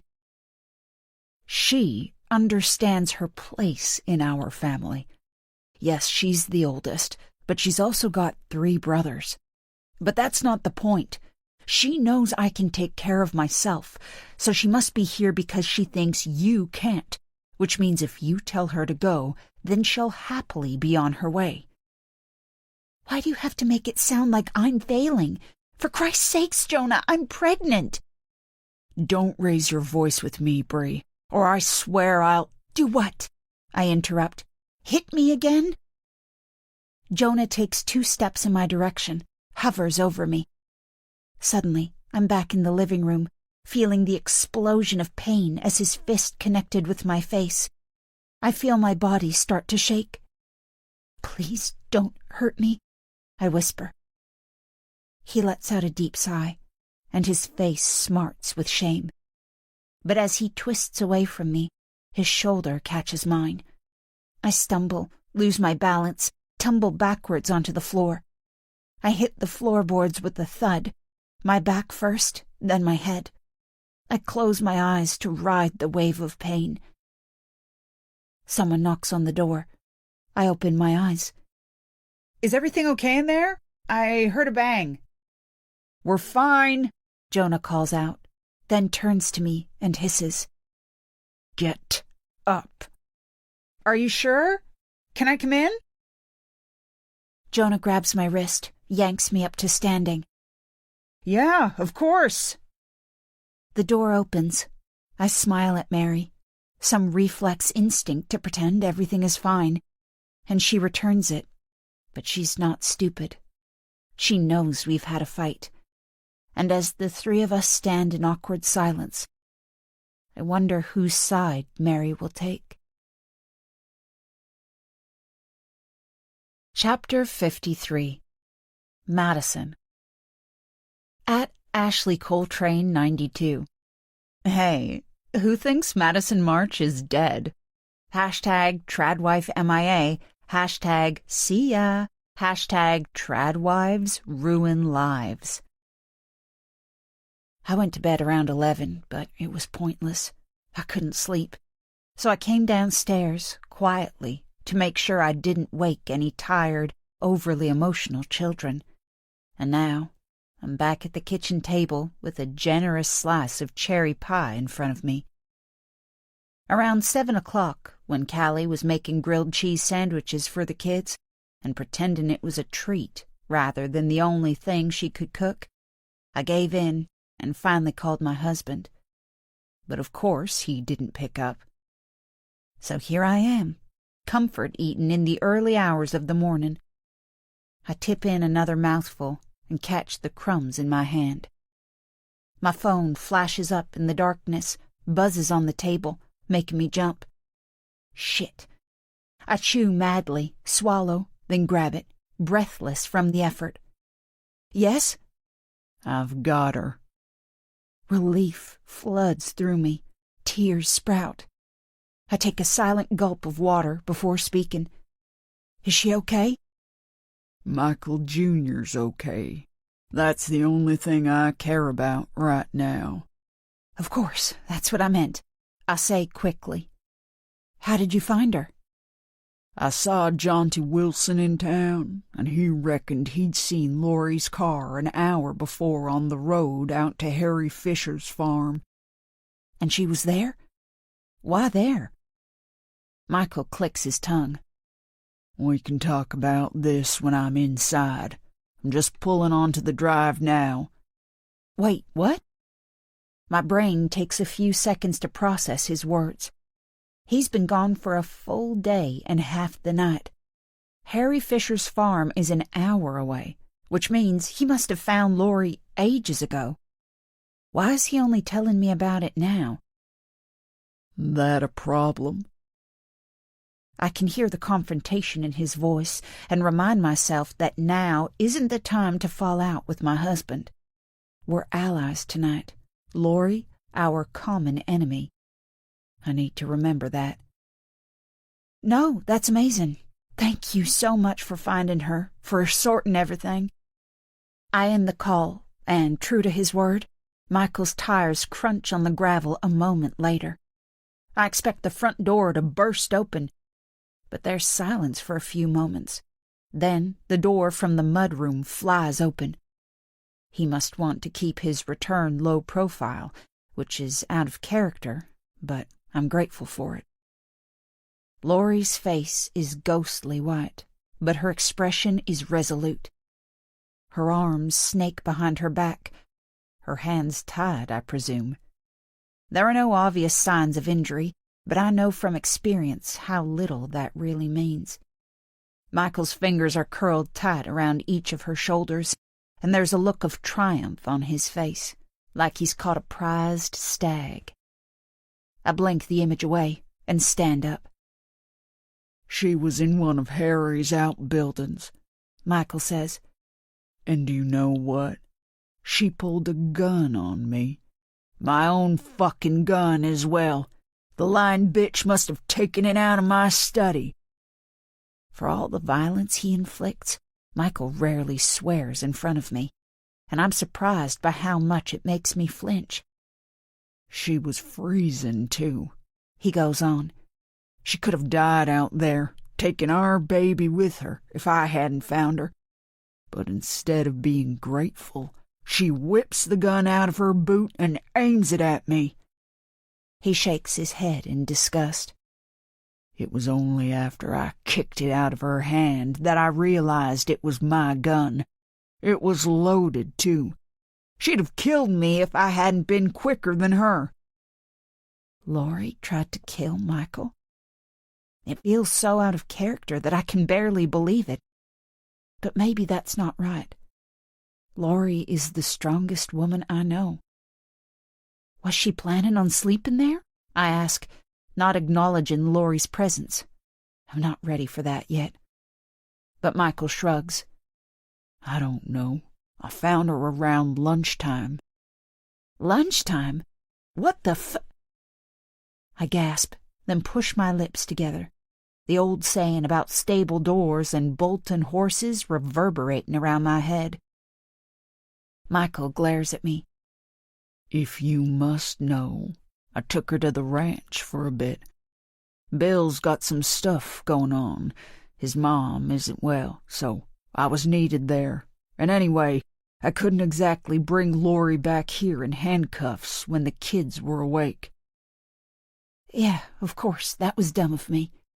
I don't add that he could still have called me, stopped me fretting for hours, that he doesn't need to be selfish all the time." "I need to use the bathroom, so you think you can mind her? You won't lose her this time?" I swallow. "Go ahead." Michael pushes Laurie down into a chair, then swaggers out the kitchen. I wait a beat, then turn to the woman I once thought would always be there for me. "What were you thinking, Laurie? How could you leave me?" Laurie shrugs, looks towards the window. "It felt like the right thing to do," she murmurs, her voice raspy. "It was worth a try." "How could it be the right thing when you have so much here? This beautiful home, a job you love. You can see the children whenever you want. I've given you so much, and you still betray me." Am I mad at Laurie or Michael? The pie is making me nauseous. "My children, you mean?" she throws back. The comment and the icy way she delivers it takes my breath away. Where is my Laurie? The one who does so much for me because she loves me, and because she carries a debt so heavy that she knows she'll never be able to pay it off. "Who put you up to this?" I ask. "Was it Callie? Or was it Rose? Has she been saying stuff about Michael? About me? Because she's just a bitter old hag, you know that, right? You shouldn't listen to the poison she spews."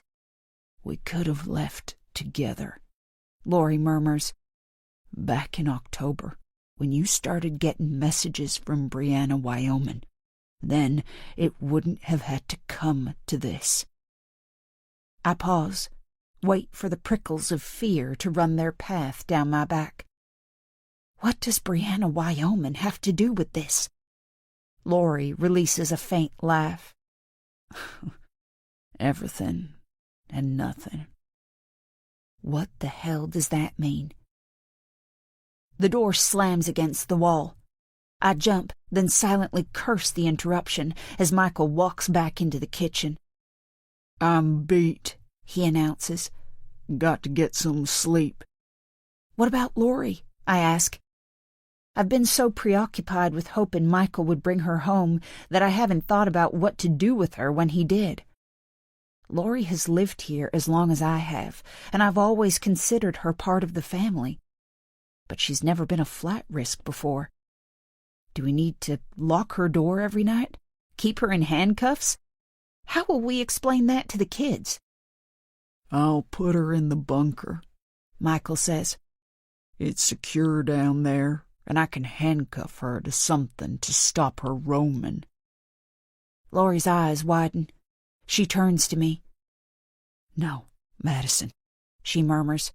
"I need to stay here in the house with you and the children."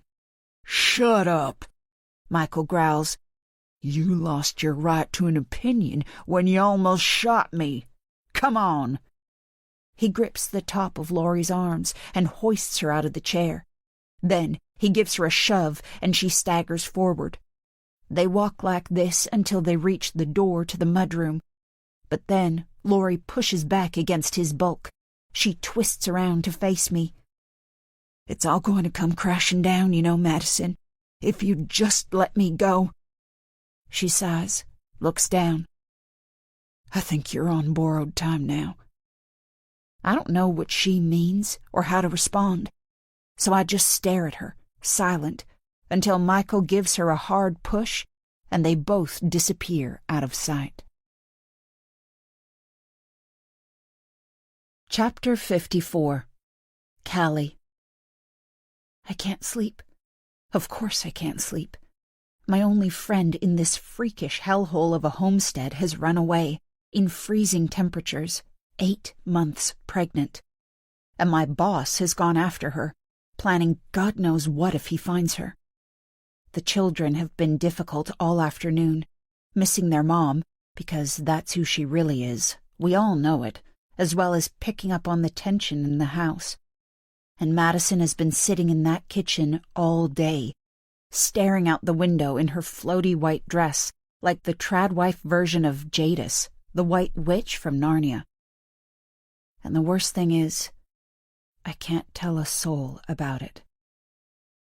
I can't believe Michael made me hand my phone over, or that I did so without protest. There isn't a landline on the March homestead, something about the government listening in, so I can't even call the 2 numbers I have memorized, my family home and our local Thai restaurant, who held off delivery apps for longer than most.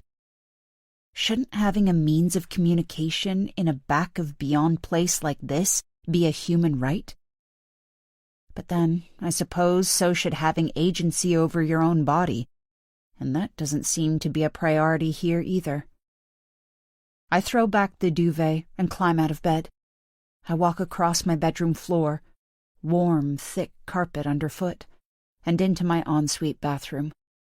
As I pee, pretending this is the real reason I can't sleep, that an empty bladder will solve all my problems, I look around the room. The huge walk-in shower with its dinner plate-sized showerhead, the heated towel rail and backlit mirror. I've been surrounded by this luxury for 5 months, and I can't think of a place I want to be less. I need to leave. But how can I? If I didn't need the money so badly, I would find a way to escape, even if it meant walking to town in this freezing cold. Yes, I would be abandoning the children, and with Laurie gone too, that's a shitty thing to do. But acting the hero has never been a personality trait of mine. But the fact is, I do need the money. On the night I crashed Murphy's car, Luke was a hero. He came to my rescue without thinking for a moment about the risk to him. And then some macho honor amongst thieves meant that it was Luke who became the target of Murphy's anger. Of course, my hard-working, reliable brother would be able to raise 50 grand if he needed to, but I can't let it come to that. This is my debt, not his. If I go home with nothing, what message would I be giving him? That I don't love him enough to put in the hard work that will get him out of trouble? No, I can't walk away from this. Whatever happens to Laurie, whatever Michael or Madison do, I have no choice but to stand on the sidelines and pretend to approve. I flush the toilet, wash my hands, and walk back into the bedroom. Then I draw back the curtains and stare at the view. My room is at the back of the house, and when there's daylight, I can see miles of open fields and patches of woodland. In my first few months here, there'd also been some life to watch. The horses grazing in the paddock, Clarabelle sashaying around her dinky meadow like the adored family pet she is. But since winter kicked in, and the animals were moved inside for most of the day, it's been nothing but rolling hills. And now it's a black nothing. Or almost. The cloud cover must be patchy because the moon keeps appearing and disappearing, casting its eerie glow across the snow-covered fields, then hiding again. I'm about to go back to bed, and another pointless attempt at sleeping, when I catch movement at the edge of my vision. I straighten up, feel my muscles tighten. It's past 1 o'clock in the morning, but I'm sure someone is out there. The moon disappears again, and the view descends into darkness. I squint, but it's no use. I can't see anything but black. Until a flashlight switches on.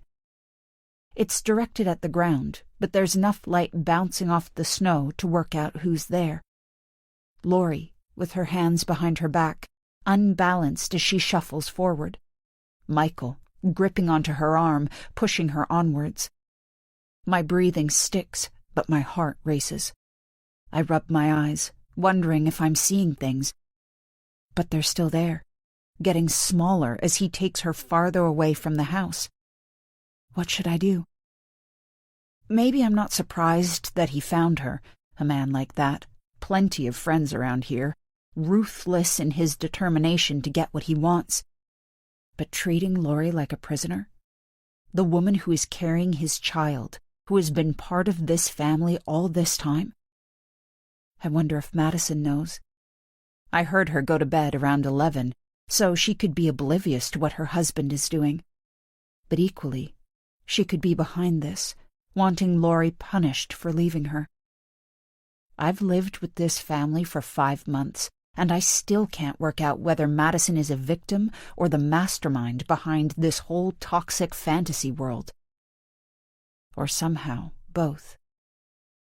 The moonlight returns, the flashlight turns off, and a moment later, their shadows disappear into the night. A wave of despair crashes over me. It's below freezing out there, and Lori has a growing baby inside her. I need to stop this. Luke was brave enough to save me, and now I need to do the same for Lori, but without putting my brother's life at risk. I know it's the right thing to do. I just have no idea how to do it. Chapter 55. Madison. At Sarah.Pillin72. You inspired me to give up my job. Now my kids are all grown, my husband's left me, and I'm so lonely I want to die. And where are you now, Madison? Hashtag Tradwives ruin lives. Hashtag Tradwife MIA.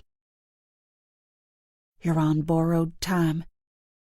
I turn the speed up on the treadmill and run faster. What did Lori mean by that? I shake my head, hoping it will clear my mind, but it just makes me dizzy. I finally fell asleep around 3 this morning, with Michael snoring next to me. But then Myron started crying a few hours later. Molly got up with him, bless her maternal instincts. But I couldn't get back to sleep after that, and eventually I gave up trying and tiptoed out to the gym. I don't feel tired, though, at least not in the normal way. My mind is so dazed that I could be in a dream world, but my body is overflowing with energy. So much that I need to burn it off in here. Get away from all that fear snapping at my heels. Brianna, Wyoming. What has she got to do with this? Everything and nothing. What the hell does that mean? When I started getting messages from Brianna in the late summer, I assumed it was a new Tradwife looking for tips.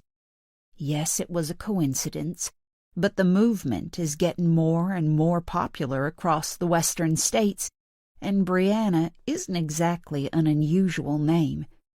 Even when her messages got more intense, more critical, I still wouldn't let myself believe she had anything to do with my past. I blocked her and moved on. But Lori's comments last night throw lit gas on any innocent explanations. So who is she?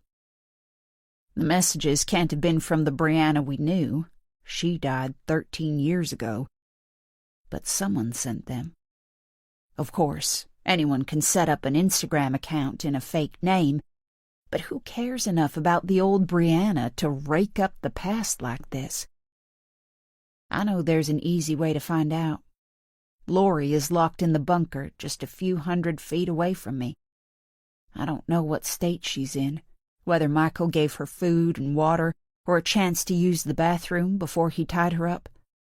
But either way, she must be desperate enough to do a deal, to tell me the truth in exchange for... what? I still need to figure out what I can offer her. I bring the speed down and jog for another 20 minutes until I finally feel calm enough to face her. But as I'm pulling on my fleece-lined sweatshirt, the barn door opens and Callie walks in. She looks worse than I do. There are dark circles under her eyes. Her raven hair is scraped off her face into a tight ponytail, and without her signature black eye makeup, She looks ghost-like. I still have no idea what Michael saw in her, or maybe sees in her, present tense.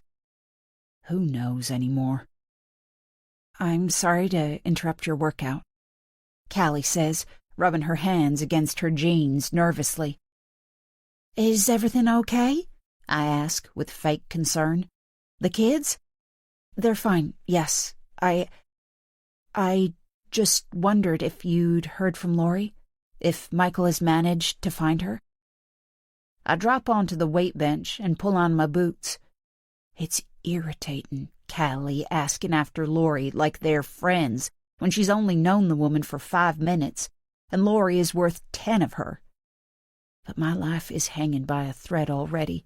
I don't need to make an even bigger enemy of Callie. And Michael and I agreed on our story before he went to sleep last night, so I may as well use it. He did, yes, I say, finding my truly Madison persona, and they had a long heart-to-heart. Oh? I don't think Michael and I have fully appreciated the toll these pregnancies take on Lori. She's always so eager to help, but she's turning 40 this year, and middle age isn't kind to women, Callie. I imagine we'll both find that out for ourselves one day. I look wistful for a moment, then tilt my head and exchange it for a generous expression. Lori is going to take a few weeks out. Michael has found a gorgeous hotel for her to rest in and a little boutique maternity hospital for when the time comes. When you see Lori again, she'll be a different person, I promise. While Michael and I agreed on our public statement, we didn't find consensus on what we will actually do with Lori. We'll have to keep her locked up until the baby's born. But then what? Threaten her into staying? Banish her with a wad of cash and hope she keeps quiet?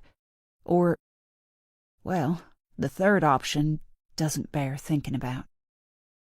Does that mean I can get my phone back? Sorry? Michael took my phone yesterday, remember? In case I contacted Lori. Oh, I'd forgotten that. So, do you think I can have it now?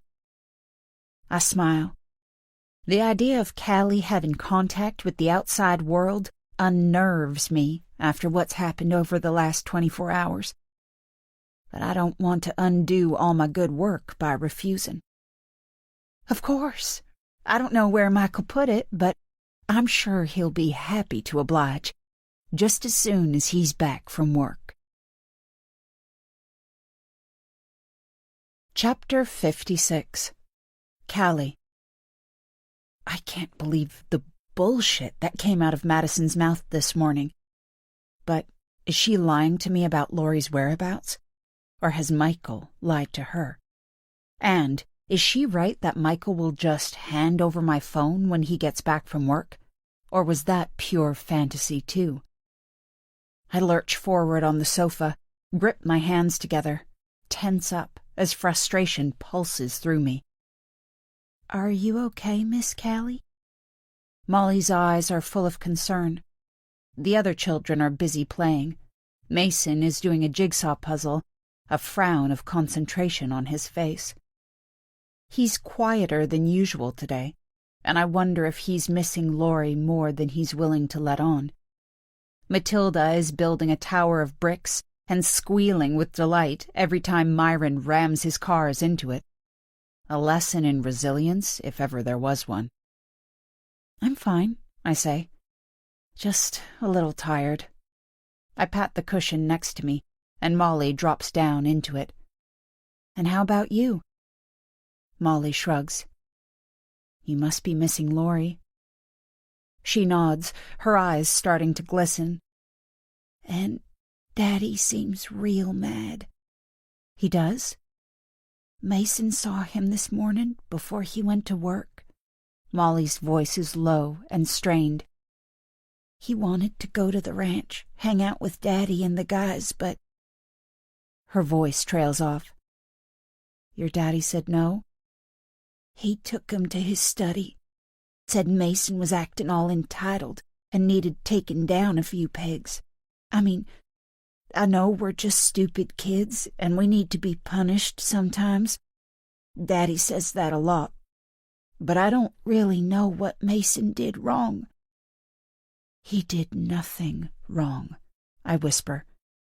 Unlike his father, I wish I could add, the man who forced his tongue down my throat, who has taken Laurie somewhere in handcuffs, probably to his apocalypse bunker with thick cement walls and heavy-duty padlock.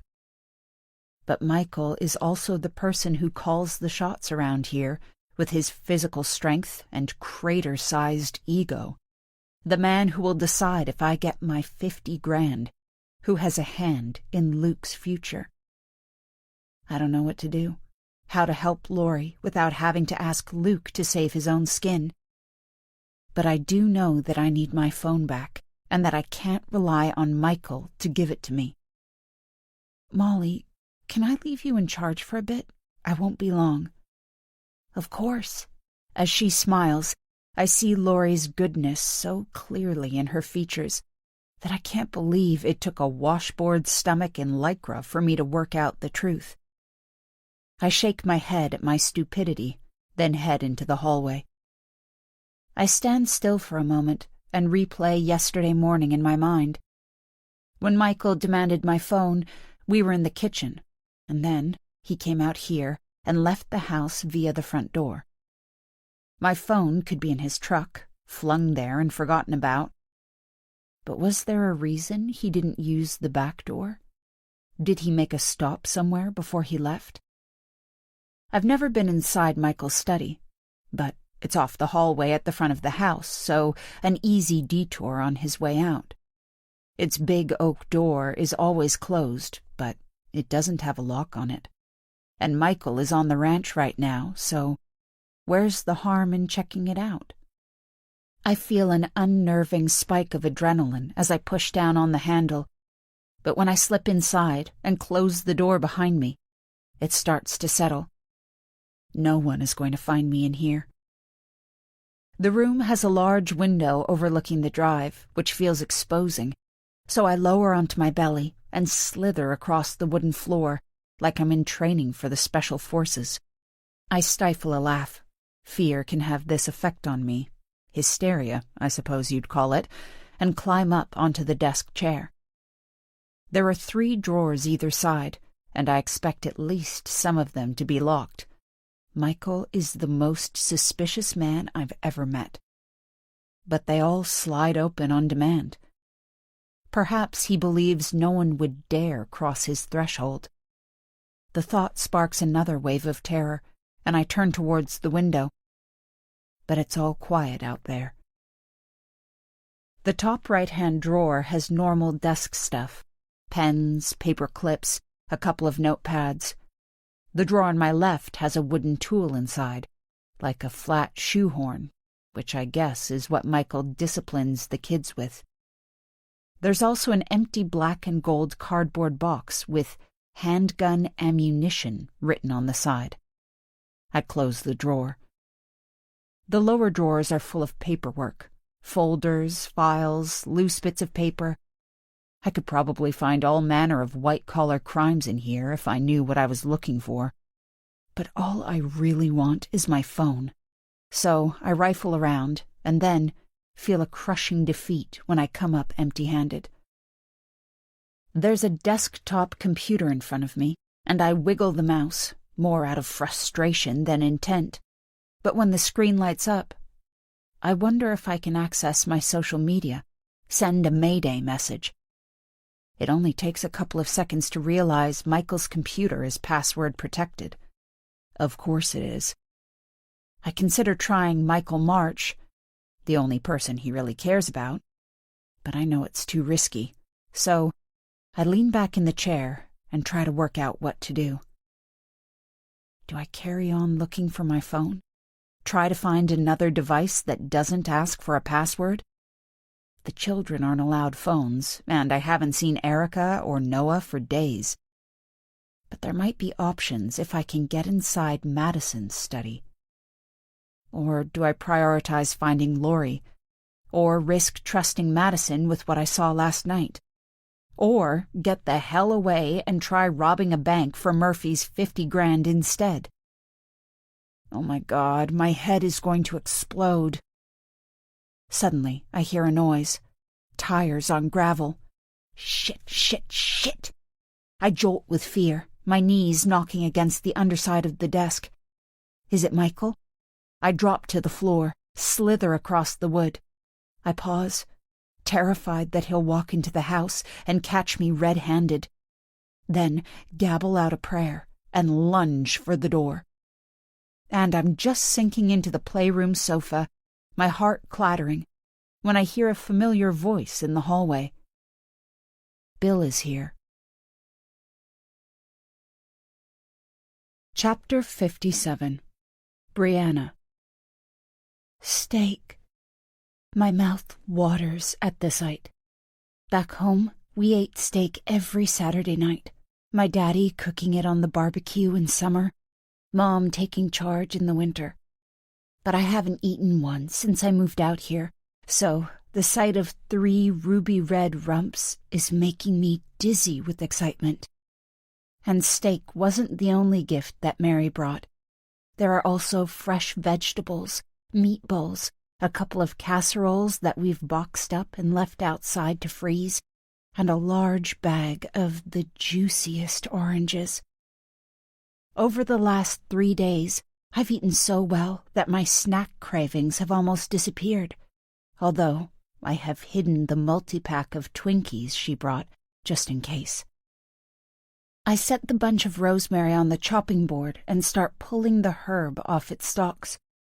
There's garlic, too, and butter, and with roast potatoes and broccoli, it's going to be a feast. When Mary turned up on our doorstep, I was bruised, scared, hungry, and hopeless. And here I am now, preparing Jonah's birthday dinner with a smile on my face. And that's because Mary is a godsend. She gets up at dawn, drinks 2 cups of coffee, then starts work. And she doesn't let up until nightfall. Cleaning, cooking, mending, making. And every time I protest, she reminds me that I'm 6 months pregnant and that I shouldn't look a gift horse in the mouth. Yes, I've heard her mumble the saying, "If a job's worth doing, do it yourself," a few times. But I refuse to feel offended by that, especially because she reminds me that we all have different skills. I'm only cooking tonight's dinner because she's outside helping Jonah finish the crib he keeps cursing over. I look at them through the window, working silently, but without the animosity I sensed on the day Mary arrived. He seems to have accepted her being here, realized what a help she is. I know this isn't forever, that one day she'll pack her bags. But I don't want to think about that right now. Happiness has been so sparse over the last 6 months that I need to hold on to whatever scraps I can. I reach down, scrabble for the garlic hidden in the bag of vegetables, finally lay my fingers on it, and straighten back up. But then I frown. Something outside has changed. Jonah is standing tall, taut, staring at Mary. Mary is flapping her hands, her mouth spewing out words I can't hear. I place the garlic on the chopping board, but don't pick up the knife. Instead, I grip the work surface and stare through the window like I'm watching a dark thriller on mute. Jonah starts walking away from his sister, towards the house.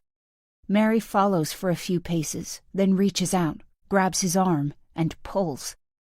He twists around to face her, and for a moment I think he's going to hit her like he hit me, but he uses his spare hand to unfurl her fingers. I can only see the back of him now, so I can't work out if he's talking or not, but Mary starts shaking her head. "Please," I lip read. "That came out wrong." My breathing shallows. What did she say? Please, not our secret. Jonah turns his back on her. Now I can see his face, and it's blazing with fury. As I watch him walk towards the house, I think about searching for my phone on New Year's Eve, how I found those weapons in his makeshift man cave, the unloaded gun that I shot into the woods, the hunting knife with savage edges that I stabbed at thin air with, the power I felt when I held each of them in my grip. Why didn't I take one of them? I reach into the pocket of my dress and feel the smooth metal of my phone. I was so relieved to have it back that day that I ran to the charger, forgetting all about the weapons I'd uncovered. My phone was supposed to be my lifeline, but now I wonder if it will be my downfall, and if I should have taken the knife instead. Chapter 58. Madison. At Tradwife.bestlife. Is it true Michael has been having an affair? Is that why you're offline? Hashtag sending love, hashtag solidarity, hashtag cheaters, hashtag Tradwife MIA. I stand in front of Michael's bunker and try to find the strength to open the door. Everything is going wrong, and it turns out even Bill isn't immune. He got a call from his mom's care home this morning to tell him his mother had passed away overnight. He appeared in the kitchen earlier, telling me he was heading to Yellowstone to sort out her things.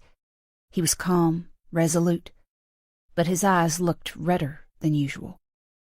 I know him not being around makes things simpler, with Lori being locked up, but watching him drive away, maybe the only man I've truly trusted since my daddy let me down, made me feel even more vulnerable. But I need to do this. So I take a deep breath, line up the 6 digits Michael texted me. Eventually, after I gently pointed out that our baby might need some sustenance in the 10 hours he was away from the homestead, and listened to the padlock release. I pause for a moment to collect myself, or possibly a few minutes. A lack of sleep and an overload of stress hormones stretching the time continuum, just like those TikTok videos have always claimed. Then I push on the door and walk inside. It's dark. No windows in here. Has Lori been lying in the pitch black all this time? I find the light switch that's pinned to the wall and the line of bulbs hanging above me light up. Whoa. I suck in a breath, stumble backwards. I thought Lori would be in one of the bedrooms, but she's sitting in front of me, tied to a chair, her eyes piercing mine. Lori, I exhale. She's not gagged. I would like to think that's because Michael wouldn't be so cruel, but it's probably because no one would hear her scream in his soundproof dungeon. But she doesn't speak. Just stares at me like I'm Judas, even though she's the one who ran away. I'm sorry we had to do this, I say, trying to actually sound sorry, when what I really feel is an intense mix of loneliness and fear. No, you're not, because if you were, you wouldn't have done it. Her words are spoken quietly, but they land louder. I start pacing. What was I supposed to do then? You ran away, Lori, with my child inside you. Why would you do that? I had my reasons. Stupid ones. I see that now. Exactly. But there's such defeat in her voice that it drains the fight out of me. I pull a chair up next to her and sit down. I consider touching her arm, but I'm scared she'll reject me. Maybe we're finally past comforting each other now. I know you've done a lot for me over the years, I say, and I'm grateful for it. But you did owe me. I thought you understood that. That you wanted to make amends. Lori's face pulls taut. It was a long time ago. Things change. We realized that maybe we remembered things wrong. You didn't remember anything wrong. How could you possibly? What's going on, Lori? Why were you talking about Brianna, Wyoming last night? I need to use the bathroom. She pushes her lips together, a clear message that she's not talking until I agree to her request, and I feel like crying. Of course I wouldn't deny her such a basic human right. I undo Michael's complicated knots, then grip her arm and lead her through to the bathroom. Once she's finished peeing, I do the journey in reverse, push her down into the chair. Don't tie my hands, she begs. Let me see the children, and I'll tell you everything. I can't do that, I say, pulling her hands back and contemplating the rope. Michael would kill me. Yeah, Laurie murmurs. She resists my pull for a moment, then surrenders. I've always wondered how you've managed to pick two of them. I flinch. Laurie's strike landed a direct blow. So, now it's my fault that so many men are raised to abuse their wives and girlfriends? I wind and twist and knot the rope. I don't know, Madison, but I do feel that I've sacrificed a lot for you to learn nothing from the past. And what about the amount I've sacrificed? And all because of your loose tongue? Tears bubble in Laurie's eyes, just as I knew they would. She's not the only one with a trump card. It was an accident, she murmurs. The words just slipped out. But you know all this. I feel emotion rising in my throat.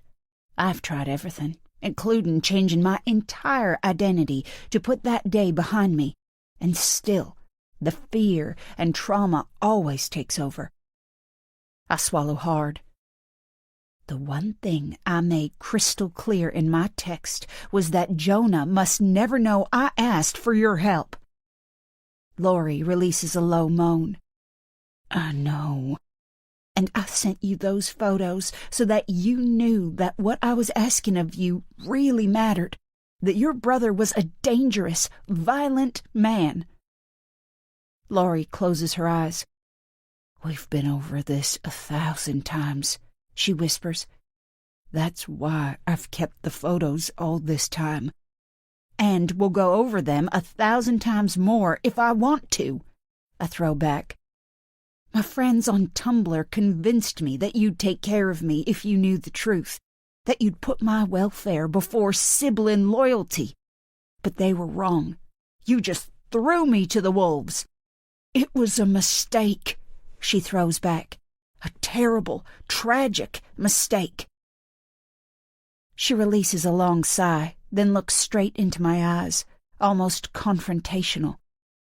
And then I made another one. My shoulders tense. What do you mean by that? I demand. Because it can't be what it sounds like. It's taken me until now to realize. I shake my head. No, no way. I push out of the chair, twist around to face her. Don't you dare call that a mistake. Chapter 59. Brianna. You lied! Jonah shoves me, the heels of his hands slamming into my collarbone. I stumble backwards, away from the chopping board, from the kitchen knife, which I instantly mourn. I still don't know what's going on, how things have moved from idyllic to this, but all my senses are screaming that I'm in danger. Real danger. I'm not, I gabble. I haven't. I don't know what. You brought her here after swearing to my face that you didn't. What? No, How did you convince her to come? What did you tell her? Mary clatters through the back door into the kitchen. My eyes dart towards her, but Jonah spins all the way around, his back to me now. I wonder if I could reach the knife without him noticing, without it making things worse. Jonah, no, please, Mary calls out. I didn't mean Brianna. I meant Mom. She gave me the directions to find you. I just got my words mixed up. Stop bullshitting me and get out of my house. This is between Brianna and me." My stomach roils. I begin to shake, my muscles spasming. The baby kicks. "Don't leave me," I whisper. "Shut up!" "Jonah, this isn't Brianna's fault," Mary begs, breathless. "You and me. Let's talk some more, outside." Jonah strides forward, grabs Mary's arm. It's only now I realize how much stronger he is than her. She's tall and capable, and for the last 3 days I've considered her indestructible. But her small, slim frame is no match for Jonah's size. She's as helpless as me. He drags her so forcefully that her feet slip and slide, skitter across the wooden floor towards the back door. Then he flings her out, slams the door shut, slides the bolt across. I dip down, my knees giving way. It takes all my energy to straighten back up. "Jonah, please. Yes, I asked her to come, but only because I'm pregnant and you're never here. You're always at work or the bar." "That same bullshit narrative again. I'm sick of it. I work damn hard for you." "But that's not true. You get drunk all the time, and you hurt me, Jonah. You know you did." "Yeah, and you drove me to it," he hisses. "You've been punishing me every day with your lazy ways, your constant moaning. Do you know what it's like to have your dream ripped to shreds because your girlfriend gives up at the first sign of trouble? Fuck you, Jonah. You're not perfect either." He walks towards me, jabs his finger at my chest. "See? Disrespecting me again." He shoves harder, and my back connects with the solid ceramic sink, reigniting the old pain, making me want to vomit. "Maybe I could forgive you for being useless, even for your foul, disrespecting mouth. But shaming me in front of my sister and then lying about it, that's a new low even for you." There's a loud banging from outside, Mary pummeling on the window with her fists. Jonah glares at her for a moment, then grabs my shoulders and pushes me once, twice, until we're out of the kitchen, into the living room, out of Mary's view. There's silence for a moment, both of us shaking, me with fear, Jonah pulsing with anger. I look at the blood stain on the floor, remember the pain Jonah's anger caused that day, and I surge for the front door. Except Jonah is too quick. He extends his leg, twists his toes inwards. I trip over his foot, fall, sprawled on the floor. A pain flares deep in my belly. I release a low, guttural moan. "I fucking hate you," I say. "This was my dream too, remember? You're the one who fucked it up, not me." Still refusing to admit the truth. He kicks at my waist. Pain stings. I roll onto my side, stare up at him. His seething, contorted expression. His cold blue eyes, always bloodshot these days. How could I have loved him once? How could I have not seen the monster behind the lopsided smile? "The only truth is that you're a bully," I hiss, with as much volume as I can muster, "and a coward for picking on someone weaker than you." The next kick is so powerful that it lifts me off the floor. I drop back with a thud and close my eyes.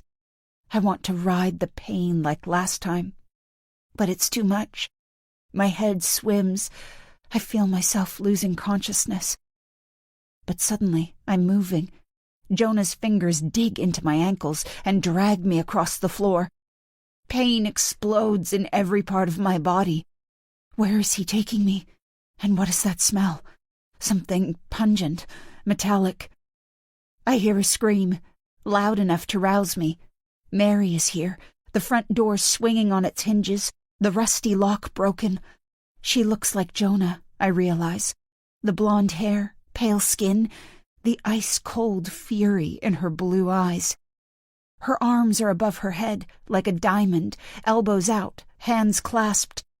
The dregs of the day's sunlight sparkle through the gap. I wonder if she's an angel, if I'm dead, if Mary is here to welcome me into heaven. She lets out another, more guttural scream, then brings her hands forward, exposing what she's holding. A skillet. A cast-iron pan bought at a garage sale, dozens of years old, but heavy as a cauldron. The skillet hits Jonah on the side of his head. He staggers. Mary hits him again. I stare, wide-eyed now. She lifts her weapon, brings it down for a third time. If a job's worth doing, do it yourself. Jonah collapses onto the floor. He rears up a few inches, and she hits him one last time. Finally, he's out cold. The skillet slips out of her grip, thuds on the floor. She sinks to her hands and knees. I close my eyes, feel the damp wood beneath me, listen to Mary's weeping, taste blood in my mouth. And that smell. I sink under. Chapter 60. Brianna. I surface in hospital. For a moment, I'm 12. My arm broken during cheerleading practice. Waking up from the operation that pinned it back together. I scan the room for my mom, then feel the wrenching loss as the image becomes a memory and drifts away. I see Mary, sitting in an armchair in the corner of the room, her head resting on her hand, eyes closed, her face twitching, floating in the twilight between awake and asleep. It's light outside, and I wonder what time it is. How many hours have passed since I watched Jonah collapse under Mary's relentless blows? Or did I dream that? I look up at the ceiling, concentrate. I remember Mary begging me to get up off the floor, but not being able to move, then her dragging me outside when I didn't react. I remember her arms squeezing my ribcage, lifting me into the passenger seat of her car, the pain that rattled through me as she drove down our uneven track. Then, nothing. Until now. I jolt. I'm lying on my back. The realization unleashes a spiral of panic. I push up onto my hands. My shoulders lift, but then sag. My elbows breaking, the effort too much. But I'm in my 3rd trimester. I shouldn't lie on my back. The doctors must know that. Slowly, warily, I lower my hands to my belly. It's still distended, but it's soft. Where's the baby? My eyes dart around the room, looking for a crib, any sign that my child still exists. But there's nothing. Just Mary, her eyelashes quivering. I sink my fingers into the wobbly flesh. Hot tears burn my eyes. Then my hands travel. Dressings cover the lower half of my tummy. My skin feels both numb and on fire. What have they done to me? I make a strange sound, a low moan, loud enough to wake Mary. Brianna. She pushes out of the chair, crouches by my bedside, takes my hands in hers, starts gabbling. I'm so sorry. This is all my fault. I can't believe I was so stupid that I let my guard down after everything you'd told me. And seeing it with my own eyes, my own brother, I'm so ashamed. I pull my hands away, return them to my belly. My baby? Mary shakes her head, shifts her eyeline away. I'm so sorry. They scanned you when we arrived. There was no heartbeat. Any wisp of hope that my baby is sleeping in another room, alive and healthy, shrivels and dies. A girl? Yes. The doctors will tell you about her. I don't want to know. There's a new edge to my voice. I don't recognize it, but instinctively I know this is who I am now. Battle-hardened, my icy tone matching the cold metal of an armory that I will wear forever. I reach up, touch Mary's cheek, and she turns to look at me, compassion and guilt vying for prominence. "You killed my baby," I say. Her face crumples. "I know, and if I could go back in time, take the beating myself, I would do it in a heartbeat. But I can't. All I can do is promise that I'll make it up to you, any way I can." I wonder what she could possibly do to make up for the loss of my child. Except, she has already done the only thing that comes close. Is he dead? Mary looks towards the door, then back at me. The instinct for self-preservation in all of us. "Yes." "Did you call the cops?" She's quiet for a moment. "No." "Tell the doctors?" "They asked. I said you'd slipped in the snow, fallen and collided with a tree." I nod, surprised and a little impressed by Mary's deception. But perhaps I shouldn't be. This woman who is capable of killing her own brother. "Where is he?" "Where I left him. You were bleeding so much, getting you to a hospital was my priority. They operated on you straight away, and I haven't left your side since you came out of recovery around midnight." Mary looks at her watch. "It's just past 11 now." Hours lost. A life lost. I wonder what else has gone forever. "Which hospital are we in?" "Washakie Medical Center," she says, shifting her gaze. "I didn't want to go east, back to Buffalo." I nod slowly, realization creeping in. We have too many secrets now to go home, to risk seeing people we grew up around. I think about my family. Will I ever see them again? Lying here, such a thought feels like an unfathomable loss. But the truth is, they made their choice long before now. Losing this baby is their fault, too. And I won't forgive them for it. And now I've lost Jonah, except that's a good thing, as long as it doesn't cost me my next chance at life. "You should go back to the homestead now," I say. "Hide his body." "I wonder if I should tell someone, now that I know you're okay." I shake my head, but I'm calm, composed.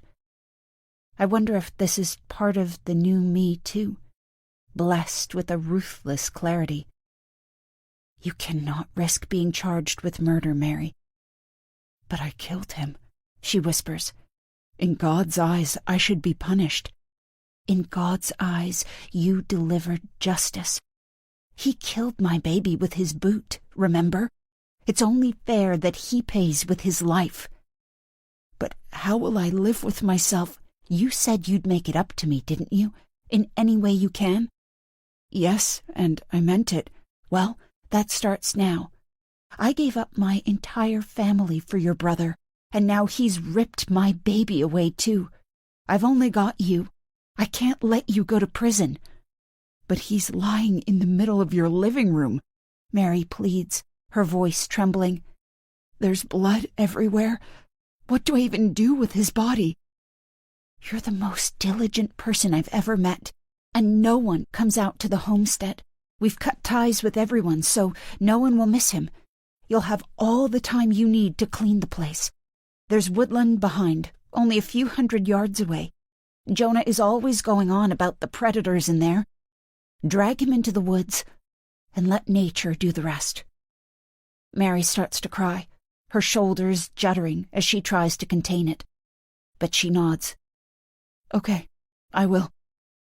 I touch my belly again, as though it's going to steady me, which is stupid, because it's just jelly now. "I'll get through this, won't I?" I ask. "Can you promise me that?" "I can. I promise." Because I'm not even 19 yet. My life is only just beginning. I can still have the dream, can't I? Of course you can. You're special, Brianna. All I want is to get married, live in a nice house, have a family. Please tell me it's all going to be okay. But Mary's face folds. My heart thuds at the sight. What? What did I say? You need to talk to the doctor, she whispers. No, tell me now. That new voice again, caustic. Mary's face moves from pale to ghostly. It wasn't just your baby they couldn't save. There was too much damage. I lift my hand like I'm fending her off. My head is spinning so much I can hardly remember my own biology. Then it hits me. They took my womb? I'm so sorry. I'm damaged goods. A write-off at 18? No, of course not. You think? I hiss. What decent man around here would choose a barren bride? Chapter 61. Mary. I killed my brother, caused my unborn niece's death, and took away Brianna's chance of ever being a mother. What kind of a monster am I? I rest my forehead on the steering wheel and close my eyes. I had no warning. 1 minute, I was the good sister, a role I've practiced plenty over the last 12 years, since our dad died at work, crushed by a colleague with undiagnosed epilepsy driving a forklift truck. Especially as the tragedy left us motherless in all but name. Our mom never got over the shock of becoming a widow so prematurely. Then I made one mistake and set off a chain of horrifying events. And now I must face up to the consequences. The child I cooked SpaghettiOs for, who I nursed through chicken pox and 2 bouts of influenza, is dead. And I killed him. Slowly, I lift my head and turn towards the house. It looks lovely from here. The sun is giving the rusty tin roof a warm glow. There's no hint of the bloodshed inside. I wish I could stay outside for longer, but I have chores to do. Clean the house, pack Brianna's things, drag my brother's dead body through the back door, and dump him in the woods for animals to scavenge on. Burn his possessions until I have removed all traces of him from the property. I push open the car door, vomit on the frozen ground. But I promised Brianna I would do this, and I owe her. She lost the child that's been growing inside her for 6 months. I've never been pregnant, but I can imagine it. How special it must feel when the baby kicks or hiccups, knowing that he or she is reliant on you for everything. To lose that connection so brutally is beyond my comprehension. I hold on to the car door and straighten up. If Brianna can go through all that without breaking, I can do this. Just like when I stepped up after my dad died. I was only 13, not old enough to become a parent to 3 grieving boys, but also too young to get away, so I had no choice but to dig in, to do my best. I thought I'd done pretty well, too, but now I see how deeply I failed. I think about Jonah kicking his own child to death. Perhaps my responsibility for this tragedy started a long time ago. I walk up the steps to the front porch. There are clues now. Spots of blood on the gray wooden boards. I log a mental note that they will need cleaning, then step over them and push on the door. The smell hits me straight away, like rotting flesh. It's so pungent that it acts like a wall, a barrier. I feel the fight-or-flight hormones swell through my chest, except I've got no fight left in me, so I eye my car. I could drive back to Buffalo, pretend that I spent the week cooking and making curtains for my brother's new home, and that nothing bad happened. Except I feel like the word killer is now permanently etched into my face. But I've got savings in the bank, so I could go elsewhere. Start again someplace new. Maybe somewhere anonymous like New York or Seattle. Yes, I'd be leaving Brianna with no one, but I've only known her for a few days. She's not family, not my responsibility, and maybe she'd be better off without me. Then my eyes return to the crimson spot on the deck, and I remember that I'm not the kind of person who runs away from my mistakes. I walk into the house. My brother is where I left him. He could almost be asleep if it wasn't for the blood pooling around his head. I screw my eyes closed, the image too distressing, then take a long, slow breath and open them again. I pick up his feet and pull. I don't look at his face at all, not as he bobs down the back steps or as his head flops sideways as I hoist him into the wheelbarrow. And again, when I tip him out in the densest part of the woods. The branches are so meshed together here that there's no snow on the ground, and Jonah sinks into the mulch of wet leaves. But as I look down at his still body in the dirt, the sight is too upsetting, too lacking in respect. I run back to the homestead, looking for something suitable to cover him with. I find the patchwork blanket that Brianna knitted. I remember her showing it to me on the day I arrived, how proud she was of it. I know she'd hate me for using it to give Jonah some comfort, but I find that I want my brother to lie underneath it. A final kindness before he enters hell. And Brianna will never know. I carry it back into the woods. As I tuck in the sides of the blanket, I mumble the Lord's Prayer, even though I know it won't help him. Then I walk away without looking back. I still have a list of things to get done, and I need to get back to the hospital before nightfall. Chapter 62. Madison. At SallyAnn.Sykes100. Is it the baby, Madison? Is something wrong with the baby? Hashtag pray for Madison. Hashtag sending love. Hashtag Tradwife MIA. A mistake. How can Lori possibly think that her killing Jonah was a mistake? Yes, he was her brother, but he was also an abusive baby killer.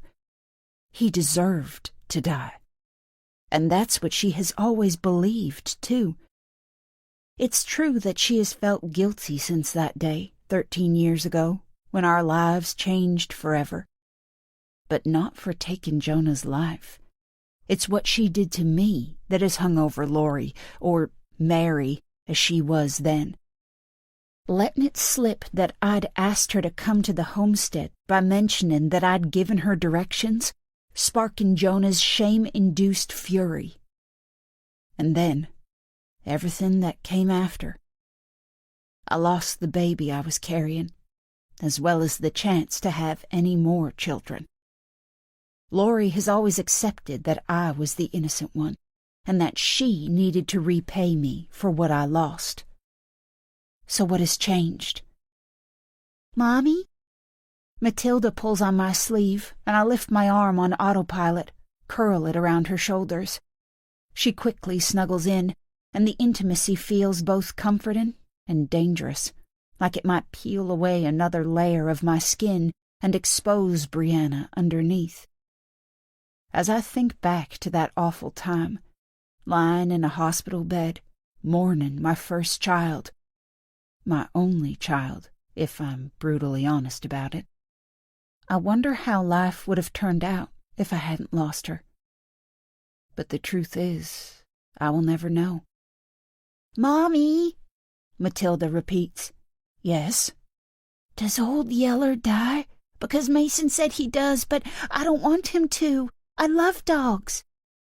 I turned to look at the familiar movie playing on the fabric screen in front of us, the projector softly whirring behind, sending light granules through the dark air. We usually have movie night up here in the den on a Saturday, but with Laurie not around and the children feeling her absence, I suggested we have a bonus extra one tonight too, and Michael was all for it. Except he's not here yet. Late back from work, I guess, so adult attendance has dwindled from the normal 4 to just 2. Callie and me. Honey, watch the movie, and I promise you'll love it, I say. It was Daddy's favorite when he was a boy. It was? Matilda's eyes light up, and I wonder if my second-born daughter will break with tradition and follow her brother over to Michael's camp one day. It would be heartbreaking, but I know I'd survive it, because being let down by family is familiar territory for me. If my parents had supported my decision to run off homesteading with Jonah, would things have worked out differently? Or if my mom had called me back when I first sensed things were going badly wrong? Or if she'd responded after I impulsively scribbled that card and asked the mailman to deliver it to my family home's address? Of course, I don't know if the mail ever arrived. It didn't have a stamp on it. But I have always figured it did. That my parents had just lost interest by then. After that, I promised myself that I'd never think about my family again. But when my Truly Madison profile started getting noticed, I got nervous about being recognized. I knew I looked completely different. It's amazing what money, time, and aspiration can do. But there was always the chance someone from my past might get suspicious. So I created a cover story for Brianna. I wrote to my parents, told them that I'd split up with Jonah and was moving to Hawaii with my new boyfriend, who loved to surf, piling up more reasons for them to disapprove of me. I then set up an Instagram profile for Brianna Nelson, and I still share surfing pictures sometimes, although none of my family have ever followed me. At the same time, I also blocked everyone I was close to in Buffalo from my Truly Madison account to build some distance. There have been times over the years when I've worried that I've become too famous, that someone will recognize me on TV or in a magazine and blow my cover. But no one ever has. It could be my blonder hair, my fuller lips, or the expensive makeup I always wear on my posts. Or it might be because no one could ever believe that the dreamy, fresh-faced teenager they once knew could rise to such heights. Or maybe it's even simpler than that. I feel a world away from Brianna Nelson, so it makes sense that no one else sees her in me either. Matilda stays snuggled against me, but returns her attention to the screen. There's a clatter of gun noise, and I wonder for a moment if Old Yeller is appropriate for a 6-year-old, whether its status as a 1950s classic Western gives it more leeway than it deserves. Then I imagine Michael's reaction if I shared my concern. I smile at the image, a gallows humor kind of smile, and accept that a dead dog in a movie is the least of my problems. When I lay in that hospital bed, I didn't know how I was going to get my life back on track. My plan, when I first texted Mary those photos, had been to convince her to hand over some of her mom's huge insurance payout from her daddy's death, enough for me to be a single mom without needing to beg or apologize to anyone. But I never got a chance to ask. Jonah was suddenly dead at Mary's hand, and I needed a new plan.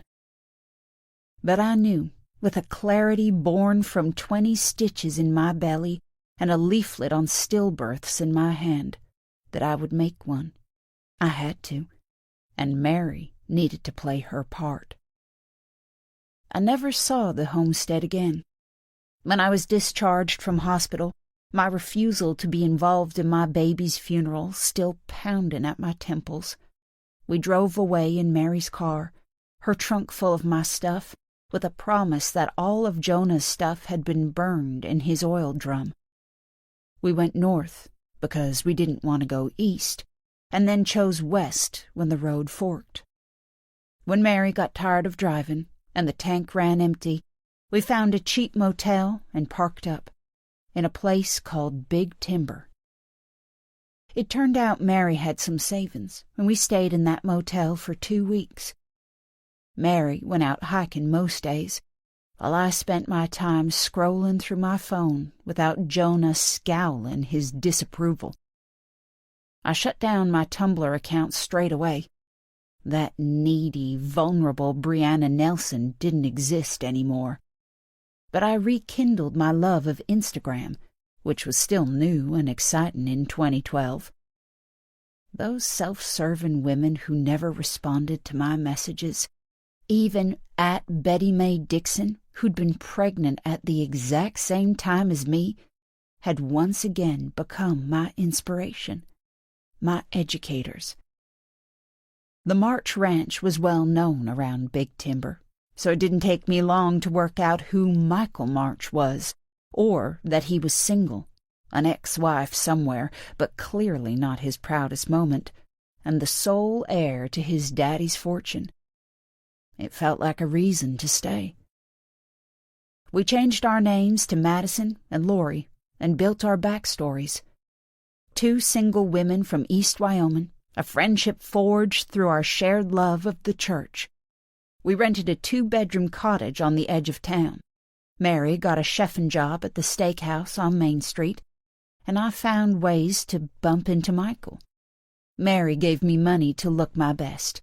New clothes, new hairstyle, regular trips to the beauty salon. And by the end of summer 2012, Michael and I were dating. We married the following March, the month chosen by Michael, of course. And finally, I had stunning photos of my own to post on my grid. For a while, things couldn't have gone better. I'd picked a man as rich as he was masculine, a husband whose fear of women's biology means he still has no inkling that I'm not genetically linked to our children, and who has been too wrapped up in himself to properly notice my escalating influencer presence. But then I got older, and my beauty faded. The affairs started. Arguments grew into fights. Admiration became rivalry. And now Lori has shaken the whole foundation of this life I've built. Lori, the woman who killed her own brother to save me, who has dedicated her life to making sure mine is a success, has turned on me. And in response, I've tied her to a chair and locked her in a windowless bunker. Matilda toots, then giggles. I sniff my disapproval and extract my arm. Molly is curled up in a beanbag a few feet away, intently watching the movie, preparing herself for its tragic ending. Mason is alone on the small sofa, snuggled into one corner, leaving 1.5 cushions free, a shrine to his absent father. And Myron is sprawled across Callie's lap, fast asleep. Our tutor, the traitor. She's staring at the screen too, but I can tell she's not interested in the movie. It will be too old-fashioned for her, too American. But I'm still glad she's in here. I have no idea whether she believed my story about Lori's little luxury pit stop, but I like being able to keep an eye on her. She's probably waiting for Michael to arrive, desperate to have her phone back. And I suppose I can relate to that. Shame she's going to be disappointed. Although, where is he? It's nearly 9 o'clock. Old Yeller is about to meet his maker, and it's been dark for hours. My mind travels to Lori, the brutal way Michael tied her up. He wouldn't do anything more to hurt her while I'm otherwise engaged. would he? Chapter 63. Callie. This is excruciating. Laurie is out there, handcuffed and taken away by Michael, probably in that bunker of his. And I'm his prisoner too, in a different kind of way. No phone, no money, no allies, except maybe a couple of the children. I shuffle under Myron's bulk. In other circumstances, I might enjoy him treating me like a mattress, but right now, I'm feeling too claustrophobic for it to be fun. I look at my watch. Michael is usually here for these movie nights, warning Mason not to cry if things get emotional, throwing Matilda in the air and then telling her off for not settling when he decides it's time.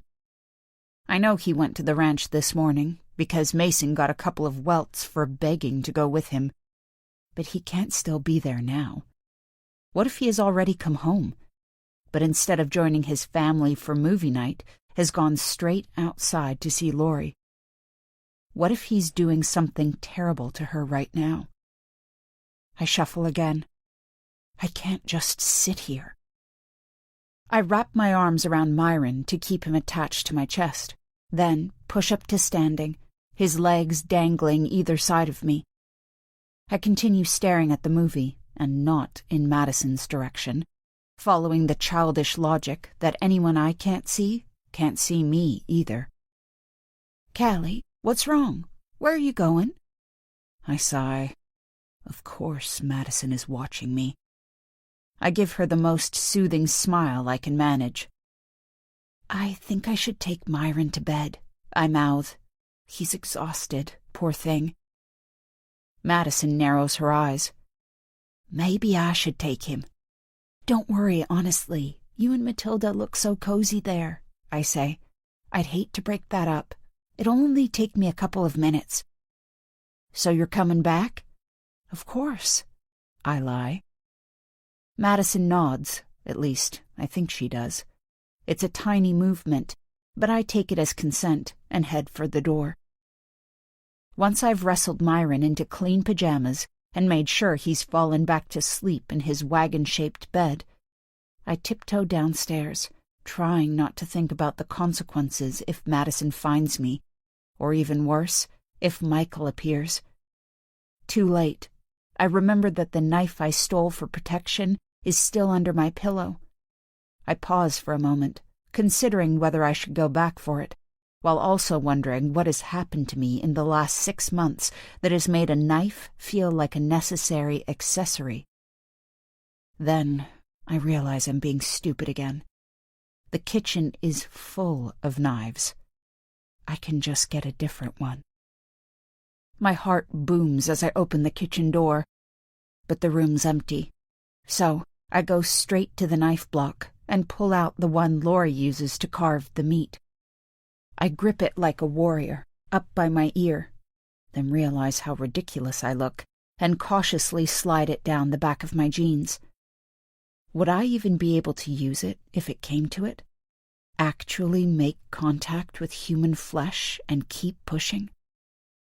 The idea seems crazy, nauseating, but if I was left with no other choice, maybe I could.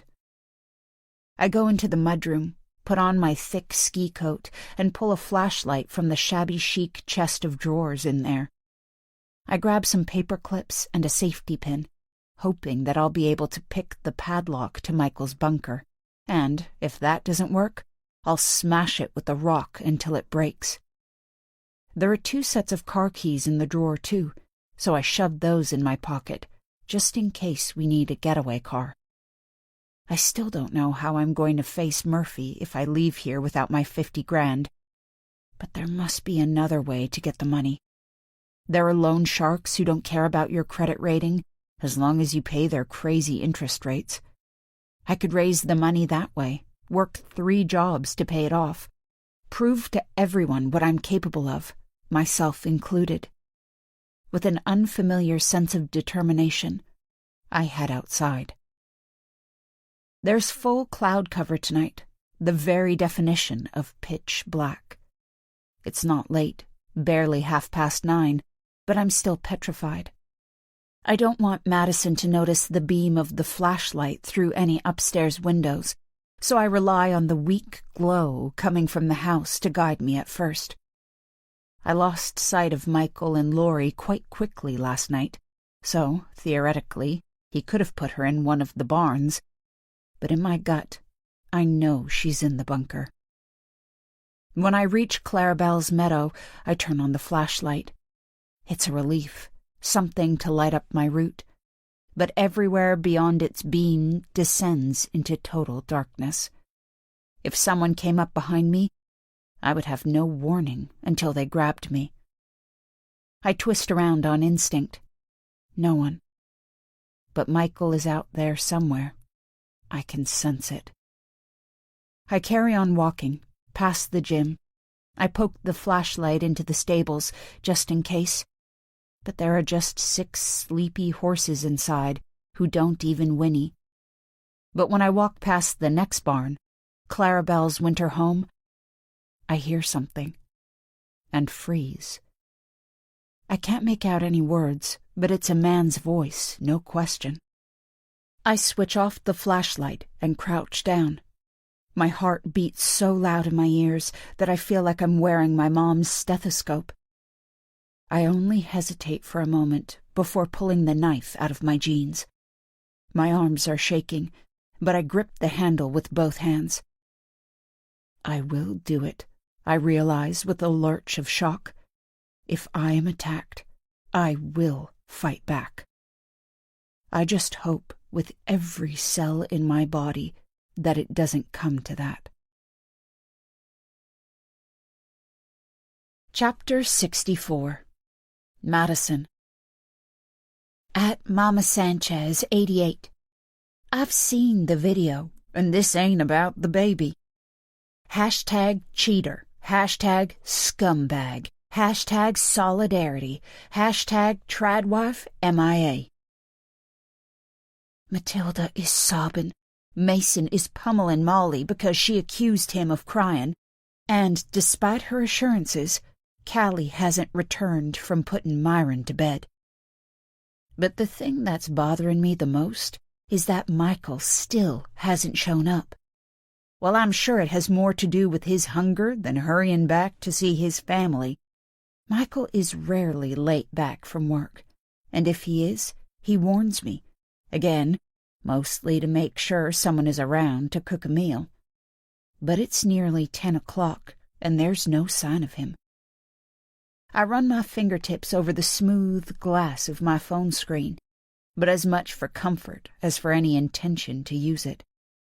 I have messaged Michael twice now, and a third time would not be appreciated, however upbeat my tone. There are tracking apps, of course, but Michael wouldn't just confiscate my phone if he found one of those linked to him. He'd smash the holy hell out of it. I frown. I'm a smart woman, but I feel adrift right now. It's funny. When I have staff around me, Erica, Noah, Laurie, Callie, being the boss comes naturally. But now they're not here, waiting on my instructions. I'm suddenly at a loss. I do know one thing, though. I'm too distracted to put these children to bed. Who wants popcorn and another movie? I learned to make popcorn a couple of years ago, although luckily it's not hard, just kernels, oil, and salt. It was soon after we introduced movie night, and I had the brainwave about my reel. Molly designed individual popcorn bags for us all, and Mason, back when he was as cute as Myron, gasped with every pop. My followers loved it. Nowadays, it's hard to believe that kind of traditional family life was once clickbait enough. Mason looks up, his fingers splayed in the air. Me! Okay, stop hitting your sister. And you, I add, looking at Matilda. Dry those tears. Is that a deal? It's a deal, Mommy, Matilda says, stifling a hiccup. Molly, you're in charge of choosing the movie from the shelf. And Mason, keep your hands off Daddy's special shelf. I'll be back soon. I give them the best mommy smile I can manage and head downstairs. I don't know why I noticed the knife missing from the block. It's not like I have an intimate knowledge of my kitchen, but with everything that's going on at the moment, its absence feels unsettling. I check the dishwasher, but that's empty. I inspect the utensil drawer. I even look in the cupboards, but it's nowhere to be seen. I hear a noise outside, a howl. It sounds terrifying, but animals make sounds like that when they're fighting or mating, or in the case of coyotes, all the damn time. But too much has happened for me to brush it off so easily. A man has tried to break in twice. Rose sent me the note that Lori burned. Lori left me. And now Michael is missing, the knife is gone, and Callie is nowhere to be seen. Do I go outside? Check on Lori? I wonder for a moment if the noise is her in labor. But the bunker is soundproofed, so if it is, that means she's escaped somehow. Or Michael has let her out. Or Callie has found her. Or Rose. I take a deep breath and walk into the mudroom. I pull on my snow boots, reject my Woolrich trench coat in favor of an older jacket. Tonight feels like it could get dirty, and open the drawer to fetch a flashlight. That's weird. There are normally 2 flashlights in here. Michael's Surefire Turbo that no one but him is allowed to touch, and the mag light that everyone else uses. But neither one of them is in here. And I feel that there are other things missing too, but I can't work out what. Is that because Lori has been away from the homestead for 2 days, and she's the only one who puts things back where they belong? Or are both flashlights in use? Are there 2 people out there roaming around in the dark? The feeling makes my stomach flip. But this is my home. I shouldn't feel scared. I check my phone battery, a healthy 71%, and switch on its flashlight function. Then I push open the back door and step outside. Chapter 65. Callie. I stumble away, listen to the horses rustling, stomping in their stalls, sensing distress. The flashlight creates crazy patterns in the snow as I try to calm my shaking limbs, to build some distance from the barn. I'm sure Lori is in the bunker, so I just need to get there and get her out. I'm sure we'll be able to match one of the sets of car keys to a vehicle in the garage. Then we can go to the police, explain everything. Except, what if I can't break the padlock? I should have brought a screwdriver or pliers or one of those heavy tools that the cops use to break down doors, not a few paper clips and a safety pin. Why was I so stupid? I pat myself down. Even the knife has gone. I pause when I get around the back of Clarabelle's barn. There's a river of footprints in the snow, and the sight spurs me on. I start sprinting. Maybe adrenaline has been the missing element in past fitness regimes all along, until I hard stop by the cement wall and stare at the bulky padlock clipped over the sliding bolt. I pummel the door. "Lori!" I shout. "It's me, Callie!" I push my ear against the solid metal panel, but all I can hear is the whoosh of blood being flushed through my brain. There's no way she can hear me. I quickly realize that the padlock needs a code, not a key, so my little metal tools are pointless. I dip the flashlight and move it along the ground until I see a hand-sized rock. Then I pick it up. But however hard I bash it against the metal shackle, the lock holds. I throw the rock down and yank the padlock in annoyance. It's a 6-digit lock, which means 1 million possible combinations, and I don't have a clue where to start. I screw my eyes in concentration. What number sequence might Michael choose? I try Mason's date of birth first, then Myron's.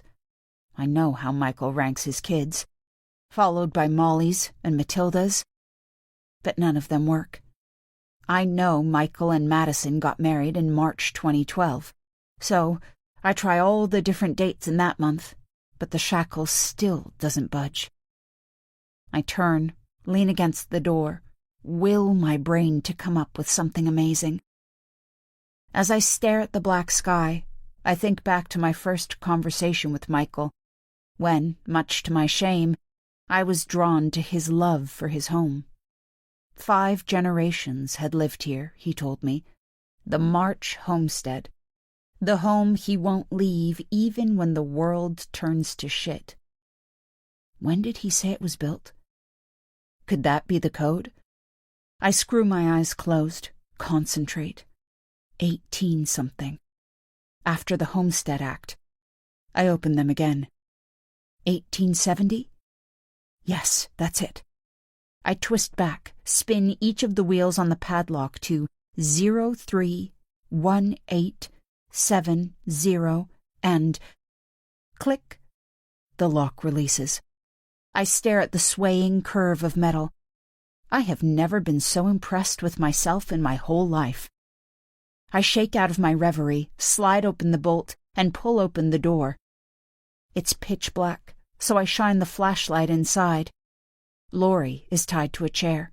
Her face flinches at the bright light, so I quickly tilt the beam downwards.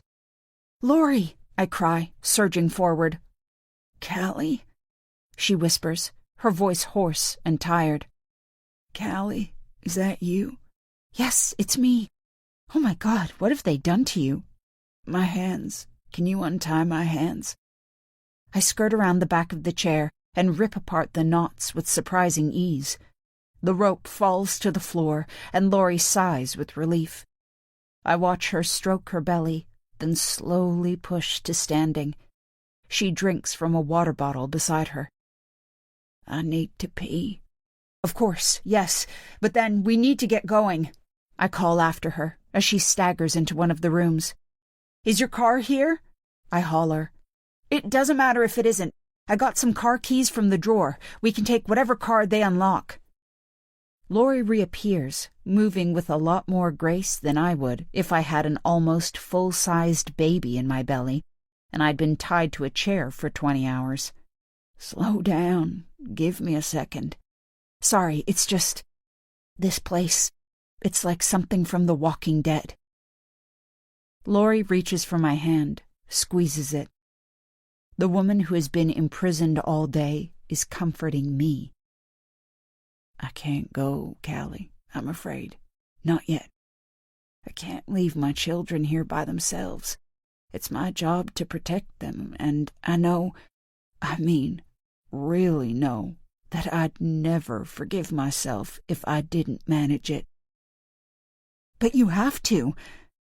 Then I soften my voice. The last thing I want is to upset this angel in maternity wear. Didn't you leave them once already?" "You're right, I did. But I only ran away because I thought that was the way to save them. And Madison. And I always planned to come back one day when I felt able." She looks down at her hands. "But it's too late for that now." "I don't understand." "No, you wouldn't," she says sadly. "Because your crime was smashing up metal panels welded together to impress men with big egos." She looks into my eyes. "I did something much worse a long time ago, and I've been paying off the debt ever since. I finally had a chance to settle the score for good, but Michael found me before I could do it. So now there's no option but to deal with the fallout, just like before, and only hope that I can do better this time around. But that doesn't mean you should stay. In fact, I think it would be safer if you went." I think about the car keys I stole. Could I run away and leave Laurie to face the dangers of the March homestead alone? But before I get to decide anything, I hear a crash. I turn to the doorway and gasp. Chapter 66. Madison. At Jemima Puddle F _CK97. If my husband fooled around, I would chop his motherfucking dick off. Hashtag cheater. Hashtag scumbag. Hashtag revenge. Hashtag Tradwife MIA. This is not fun. Why does darkness make everything worse? Even the horses sound jittery, and the sky is so goddamn black. I pull my jacket a bit tighter and walk behind the gym, the most direct route to the bunker. But it's even more terrifying here, further away from the house, and I feel my knees weaken. Except, is this really about the darkness? Or is this my sixth sense screaming that I'm in danger? The same danger I sensed when I watched Lori and Jonah through the kitchen window of my first homestead, just before he killed Brianna. Because the girl I once was, she died that night, no question. Tears swell in my eyes. I try to blink them away. I'm Madison March now, strong, ruthless, clever enough to reinvent myself completely. But when I look down at my legs, they're still refusing to move.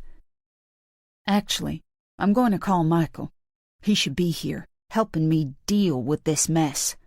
If he has gone to the bar with his ranch hands, missed movie night without letting me know, I might even explode. I take 3 long breaths. It's important I don't explode prematurely, and press on his number. I listen to it ring and ring, getting more annoyed with each droning vibration. But then I realize there's something weird about it, like my phone has suddenly developed surround sound. Slowly, with a growing sense of unease, I slide the phone away from my ear. But I can still hear the ringing. "Michael?" I call out, my fear spiraling. "Are you out there?" I scan the black void with my phone flashlight while wondering why Michael's Surefire isn't blasting light every which way. But there's nothing. The ringing has stopped, the call gone to voicemail, so I call again and start walking towards where the sound came from. The closer I get, the more certain I am that Michael isn't with his phone, which doesn't make sense. Michael doesn't care about his phone like I do, but he has deep pockets, and he doesn't check it every 5 seconds either. Suddenly, my foot catches on something. I lose my balance and career forward, my phone flying out of my hand. I hit the ground face first, but I barely register the snow burn on my cheeks because I'm too disgusted by what I fell on. Something warm and slimy. I scuttle away from it, grab my phone, and shine it at whatever horrific creature I've just encountered. And scream. And scream some more. Michael, covered in blood. Pools and smudges, like Jonah all those years ago, but worse, because Jonah's body was intact, just his head smashed, while Michael has stab wounds in his chest, his shoulder, and his belly. I need to check if he's breathing, but I can't do it. I can't get that close to him. It's all too horrific. And there's so much blood. Too much for him to still be alive, surely. I know he's dead, just like Jonah was, except when he died, I was distracted by my own pain. Now I'm fully alert, and the sight of Michael's ravaged body is so raw and vivid and gross that it's going to be etched into my eyeballs forever. Oh, God, why is this happening to me again? An image flashes up, the missing carving knife in the block. I knew its absence meant something bad. But who delivered the blows? Callie? No, I can't believe that girl is capable of something as primeval as this. She's vegetarian, for Christ's sakes. What about Rose? She's crazy enough to do it, and she hates Michael. The back door wasn't locked when I went out, so that means she could have got inside the house to steal the knife. The security lights in this place are ancient, so maybe she knows the system from when she lived here and how to avoid setting anything off. But of course, there is someone else who could have done it. The woman who pulled a gun on Michael yesterday, who has killed before. Did I not secure the padlock properly when I left earlier?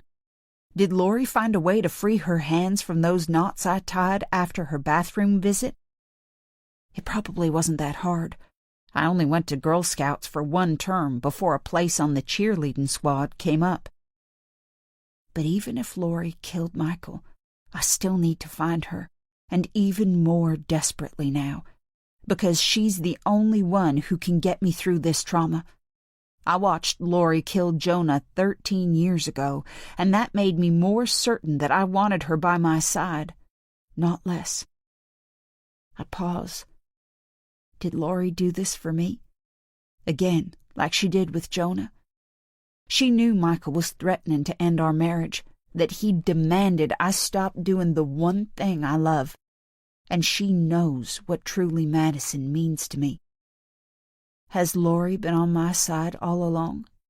Did she run away because she knew Michael would follow her? We won't be able to hide Michael's body like we did Jonah's. I'm too famous for that now. But there are always ways to spin the narrative if you live in a remote place like we do and have money to spare. For years I've been sharing my life with millions of followers, but I only ever show them what I want them to see. And I can control this story too. We can't leave any loose ends, which means killing Callie. It's a shame. She doesn't deserve it as much as Jonah or Michael, but she's far from special. Just another young woman who believes she was born with rights, who isn't willing to earn them. And there are so many like her in Boston, she'll barely be missed. I need to find Laurie, talk to her, and the first place to look is the bunker. I pick up Michael's Surefire, wipe the blood on my skirt. This dress is past salvaging, and direct the beam at the mound in the distance. Chapter 67. Callie. A figure stands in the doorway, just a silhouette in the shadows, but instinctively I know I'm in danger. I drop the flashlight, stumble backwards, and almost lose my footing, but Laurie reaches for me just in time. We stand pushed up against each other, like sandbags before a storm, and stare as a man emerges with a foot-long hunting knife in his grip. "Jonah," Laurie says, lifting her hands. "I can explain." Jonah? Who's Jonah? And how does Laurie know him? The man is wearing a bulky hat, low down on his forehead, and, in the semi-darkness, it's hard to make out his features. But his blue eyes are bright enough to stand out. "We had a deal," he growls, his eyes flitting between us, then settling on Laurie. "I know, and I was waiting for you up at Harry Fisher's farm like we agreed. But Brianna's husband found me before we were due to meet and brought me back here." "And who is Brianna?"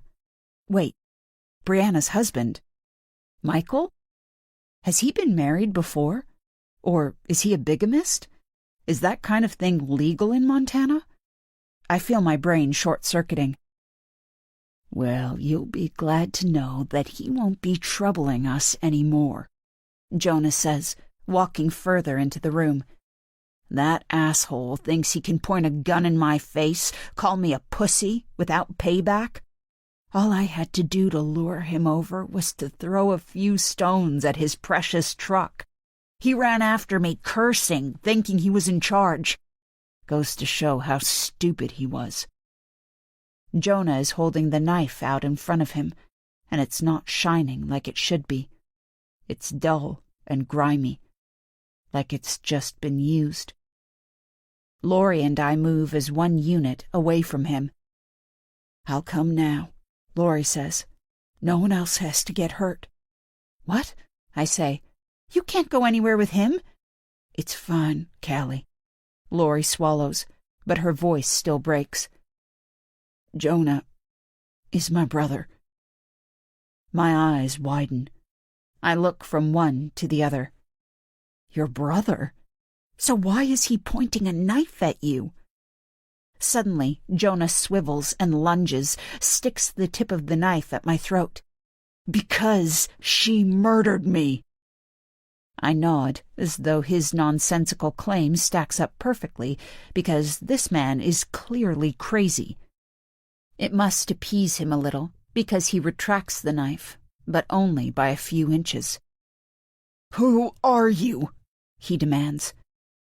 I wonder for a moment whether telling him would breach the NDA, then decide staying alive trumps the threat of bankruptcy. "Callie," I whisper, "the kid's tutor. You like your boss?" I look at the knife, wonder what the best response is. "Well?" She's okay," I mumble, then have a brainwave, safer territory. "And the kids are great." But his expression morphs from hostile to furious. "Oh yeah, Madison's cute fucking family, while my baby died." "What?" Lori calls out, incredulous. "How can you say that when you're the one who killed her? You mean like you killed me, or as good as? Knocking me unconscious, leaving me for dead? When you came back the next morning, I thought that you'd found a conscience, that you were going to help me. But no, you dragged me down to the woods when I couldn't speak or move and left me to the animals like I was nothing more than trash." "I thought you were dead," Lori wails. "Your head was covered in blood. You weren't moving." "And you think that makes things better?" Jonah hisses. "I would have died if Jackson hadn't found me when he was out hunting. I'll tell you something. That man is a hero. He didn't assume I was dead. He checked on me, found a pulse, and then got me back to his cabin. He'd been fending for himself for 3 decades by then, God rest his soul, and he fixed me up better than any doctor could. I was a stranger to him, but he still spent more than a month getting me back on my feet and didn't ask for anything in return, while my own sister—" "And now you want your revenge," Lori interrupts, closing her eyes. I don't want to believe this man with the knife, but Lori's not denying it, and I guess it fits with what she just told me, that she did something terrible. But attempted murder? Leaving her own brother to die in the woods? I used to think she was amazing, a superhero. But I suppose it wouldn't be the first time my instincts were off. "I spent 6 weeks in Jackson's cabin," Jonah goes on. "I went back to the homestead when I was able, but all my stuff had gone. Burned, I guess, in my oil drum. I suppose that was you, too, leaving me destitute as well as dead? No job, no money, my face disfigured. The only thing you didn't find was this knife. I guess it's no wonder I ended up in the slammer." "Listen, I can get the money," Lori says. "Just let me go now, and I'll come meet you tomorrow." "No, Mary," Jonah says, shaking his head. "You had your chance to save Brianna, and you blew it." Chapter 68. Lori. New Year's Eve. I checked my mirrors again, but of course Madison isn't following me tonight. Not like she did 4 days ago. She doesn't even know I left the homestead, and she has her hands full with her New Year's Eve dinner party. Nathan's wife, Nancy, doesn't know about our surrogacy arrangement. Even Nathan agrees that she loves gossip too much to be trusted with something like this, so I was told to stay out of the way, which suited me fine. With the booze guaranteed to be flowing, I knew it would be my best opportunity to meet up with Jonah without anyone realizing. So once I was certain the kids were fast asleep, I snuck out. Because after reading the card Jonah sent to Madison, I needed to see him. I park a block away from the bar and walk up. It's 10:30, and the place is busy, which is both unnerving and a relief. I'm not used to crowds, especially so many drunk men all together, but at least no one will notice a fat woman with grayin' hair. I walk up to the bar and order a single shot of Jack Daniels on ice. I'm not going to drink it, but it's the best way to fit in here tonight. My bump is hidden behind Michael's old parka again. Although, this isn't about protecting Madison's secret anymore. I don't want Jonah to know my vulnerability. On Christmas Eve, after the security lights were set off, I only followed Michael towards the perimeter fence to make sure he didn't do anything stupid, or at least anything that might create a backlash for Madison on her social channels. But when we found the intruder, his face was lit up in the bright light like a fallen angel, and I recognized him instantly. Jonah. Even though I had been certain my brother was dead, and his face was half covered by a trapper's hat, I knew it was him, and he recognized me, too. Maybe he already knew that I lived with Brianna, or rather, Madison, but I don't think so. He looked too shocked. And his hesitation proved to be his undoing, too, because Michael managed to lock and raise his rifle before Jonah even looked at him. I was reeling when I got back to the house, but I hoped that would be it. That for once, Michael had done something genuinely helpful for Madison and me, even if he didn't know it. But my optimism wilted the next morning when Noah gave me a card addressed to Madison. He'd found it in the mailbox on his way in and had asked me to pass it on. But the roughly scrawled half-address was too much of a coincidence, the handwriting too familiar. Jonah must have been delivering the note when the security lights went off. I went to my room and opened it. Madison March. Quite the reinvention, Bree. Even got your own armed cowboy to run me out of town. I bet you thought it had worked, didn't you? That I wouldn't be back? You blocked Brianna, Wyoming on Instagram and thought all your problems would go away. But what about my problems? Headaches, nightmares, depression, 10 years in federal prison for freaking standing up for myself. That's what being left for dead does to a man. You owe me, Bree. And it's Christmas, so I figured it was time for a gift. I want $500,000. Spare change to you and that husband of yours, right? Unblock me on IG and wait for my message. If you don't, I'm telling him who you really are. I hid the letter under my pillow, then threw it on the fire as soon as I got the chance. For a fleeting minute, I thought about telling Madison, ask her if she could get the money. But I knew it would be impossible, so what was the point? Madison might earn a fortune, but she has no access to her money. It all goes to Michael. A small price to pay for the lavish lifestyle he provides, according to Madison. And how could she possibly explain needing $500,000 to pay off an ex-lover who she thought had been killed by their housekeeper? But it's more than that. Jonah died 13 years ago. I killed him to save Brianna, and that gave her a chance to become Madison March. Except he didn't die, and that means I failed, and that this is my job to fix. However, I needed to find him first. The only lead I had was when Madison questioned Bill after the intruder was first found on the homestead. Before I knew it was Jonah.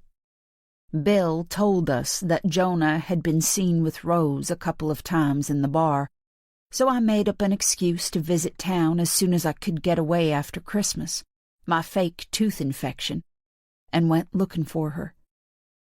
I was nervous, knowing Rose's reputation, but it turned out she wasn't as scary or crazy as people say. She was fidgety, yes, and mistrustful, but she seemed more vulnerable than dangerous. She didn't know where Jonah was living, or Maybe she wouldn't tell me. But when I asked her if she could make sure Jonah was in the bar on New Year's Eve, she said she would, if I put a 50 on her bar tab. Except he's not here, and Rose is surrounded by a group of men too intimidating to interrupt. I take a tiny sip of my drink and wait. Midnight comes and goes, and I'm about to give up waiting when I see him. He looks towards Rose, then skulks over to one of the booths and slouches into a seat. A moment later, Rose drops a bottle of beer on his table, then walks away without speaking. He clearly wants to keep a low profile. I watch him take a large gulp. Then he turns to stare at me across the room. An alarm screams inside my head. Run! But I ignore it and walk over. I don't sit at the table. That's a step too far. But I force myself to look into his eyes. "Hello, Jonah," I whisper. "Mary," he says. He sounds calm, but his neck muscles quiver with tension. "When Rose told me a woman was looking for me, I hoped it was Brianna. But I'd have put money on it being you. Come here to save that lazy bitch's ass again, have you? I don't want any trouble. Smashing my head in and leaving me for dead is trouble enough, is it? I thought you were going to kill her," I say. "She needed protecting." Jonah laughs, shakes his head. "I barely touched her. Was just teaching her a lesson about lying." "Really? So how come she lost the baby, and the doctors had to remove her womb?" "Don't bullshit me," he growls. "She's got loads of kids. I've seen them on Instagram. So cute it makes me want to wring their little necks." They're only words, but they fill me with a primal fear. My children being threatened by the man I played a part in bringing up. How could he have turned into this repulsive human being? And how could I have so badly failed to raise a decent man? Perhaps he was rotten from the start, a bad apple, decaying from the inside out. They're not. I run my hand down my front. They're Michael's, but they're not hers. "I don't believe you." "It's true," says a cold-blooded killer. My breath judders out, a mix of fear and frustration. If I hadn't covered him in that blanket, would he have died of exposure? Were those few degrees of warmth the difference between life and death? But I've learned a lot about resilience since that night. This time, I need to get it right. I pause, breathe. "I can get you the money. $500,000? Like you said. When?" I don't want Madison, and definitely not the children, to know about this, so I need some time to plan, to say goodbye, just in case I can't go back home. But I know I can't hold him off for long, either. Madison will need a week to get it together, I choose. Jonah leans across the table. "You see that drunk guy over there?" He nods into a dense crowd of people. I follow his gaze, then suck in a gasp. It's Michael, one arm draped around some girl, the other holding a beer bottle. Why is he here? "I'm guessing that means you didn't know he was coming," Jonah says with a smile that reminds me of a crocodile. Well, that bastard made me feel like I was in jail again, flaunting his big gun, treating me like some pathetic stalker. So funnily enough, I'm not big on patience right now. I need to get out of here, make sure Michael doesn't see me or Jonah doesn't announce my presence, but I also need to walk out knowing I have made a deal. "It's your birthday on January 6th, I say. And wouldn't $500,000 be the best birthday present? Tell me where to meet, and I promise I'll be there." "That date isn't just my birthday," Jonah points out, running his palm across the front of his hat. and I guess there's something poetic about it. He grabs my hand, pulls it down onto the booth's seating. I feel cold metal, his hunting knife, and wish Michael had taken it when he had the chance. Then Jonah grabs a pen out of his jacket pocket, scrawls some words on my arm, an address. Meet me at this farm on January 6th. There are some outbuildings 2 miles west of the main house. I'll be there mid-afternoon, 3 o'clock. And if you don't show with all the money, I'll be coming for Madison March and her whole damn perfect family. I walk out of the bar without saying a word, but thinking about my children and what I'll need to do to protect them. I only hope God will forgive me. Again. Chapter 69. Callie. Jonah lunges for Laurie. Suddenly I'm lunging for him in response, leading with my shoulder. If I can barge him hard enough, he might drop the knife. He's not a mountain of a man like Michael, but he's tall, and I'm a size 4 woman who never goes to the gym. My shoulder connects with his. Pain travels up my neck. He tips slightly, taking 1 step away from me, then steadies himself, the knife still rooted in his grip. I stand stock still. I'm already out of ideas, and all I've done is make myself more of a target and slow him down by about 3 seconds max. Great job, Callie. Except Laurie uses those 3 seconds to knee him hard in the groin. He doesn't relinquish the knife, but he doubles over, lets out a cry of pain. I look around for a weapon. Jesus, fuck, there's a whole wall of them. A crossbow. So many guns. But even Michael can't be reckless enough to display them loaded. Well, maybe he is, but I still have no idea how to shoot. I spot a glass bottle on the shelf, the kind you use for water at dinner parties, which is way more my level. I grab it, smash it down on the back of Jonah's head while he's still bent over. The glass doesn't break, but there's a solid thud. His hat slips off. There's a messy square of red knitting sewn to its lining. He howls, straightens up. Rage sparks in those haunting blue eyes. But they're not the standout feature anymore. His head is mangled, out of shape, with a mesh of livid scars across his forehead. I stare at it in shock. Did Laurie do that? He lifts the knife. I realize just in time that I'm about to die and surge forward, barrel into him. My shoulder connects with his chest, and he stumbles backwards, winded this time. He reaches out to steady himself, grabs onto a tripod.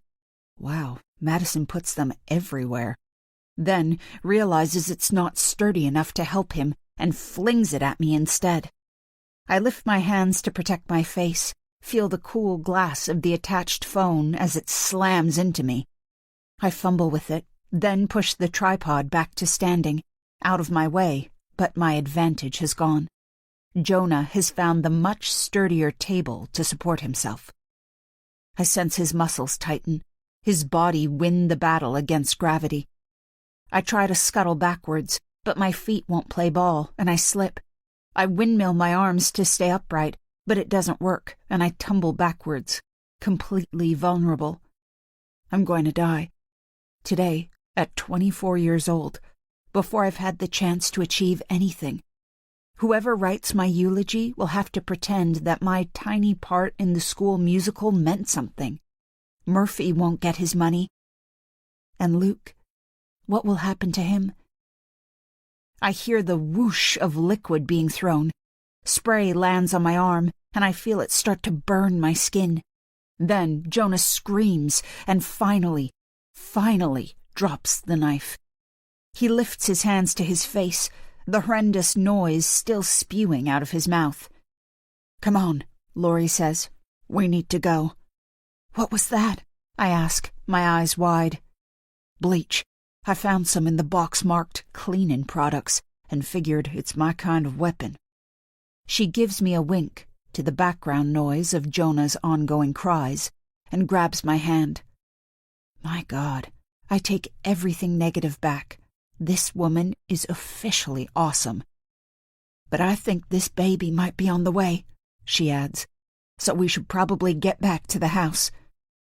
My head spins. A killer back from the dead, now writhing around in agony. A baby that's not due for 5 weeks, suddenly on its way?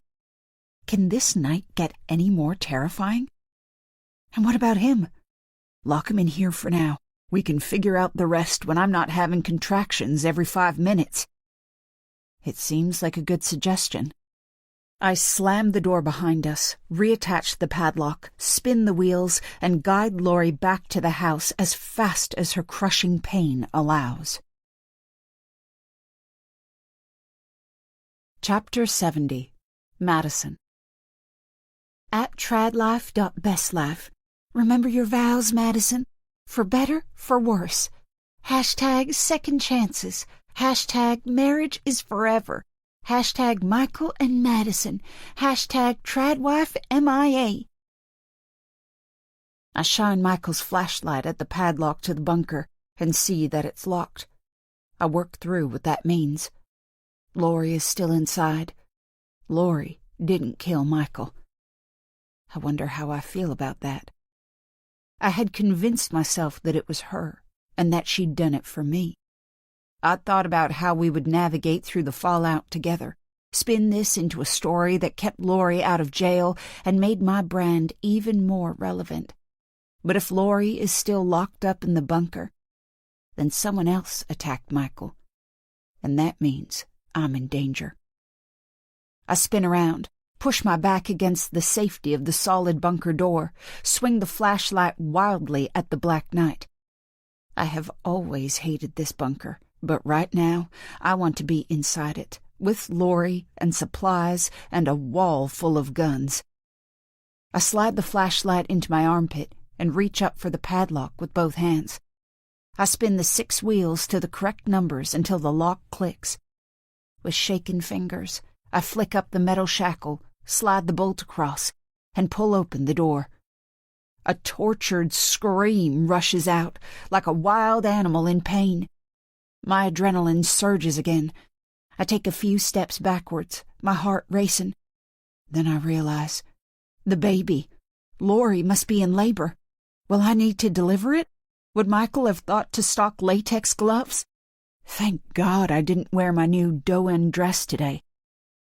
I take a breath to steady myself and walk inside. Except it's not Laurie crumpled on the floor, writhing around in pain.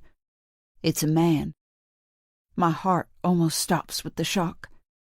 I shine the flashlight at him. His eyes are screwed up tight. His face is puffy and raw, the skin bright red and blotchy. But it looks like... No, it can't be. He's dead. Laurie killed him 13 years ago. Except... I think about the messages from Brianna, Wyoming. If I'm honest with myself, did I always know there was something off about them? Jonah was dead, and no one else knew what Laurie did, so it was easy to push those fears away. But if this isn't my mind playing tricks, Jonah is still alive, and pretending to be Brianna would be the perfect way for him to mess with my head. He hated me scrolling on my phone, maybe because he could tell I grew to love it more than him. So, seeing me living the life we dreamed of, and with 10 million followers adoring me for it, must have felt like torture. And then it hits me. It was Jonah who came to the homestead, who Bill scared off that first time, and then Michael on Christmas Eve. Was the note from Jonah, too? I stare closer. Jonah opens his eyes. Whatever Laurie did to her brother all those years ago, she didn't kill him.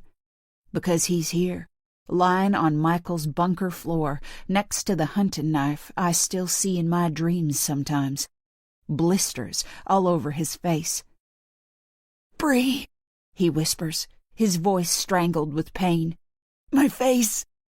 Get water!" I look at the 5-gallon container pushed against the wall in the kitchen area. It reminds me of when I would lug water from the well to the house in Wyoming. Jonah telling me he always did it, when he had no idea how many times it needed filling when he wasn't around.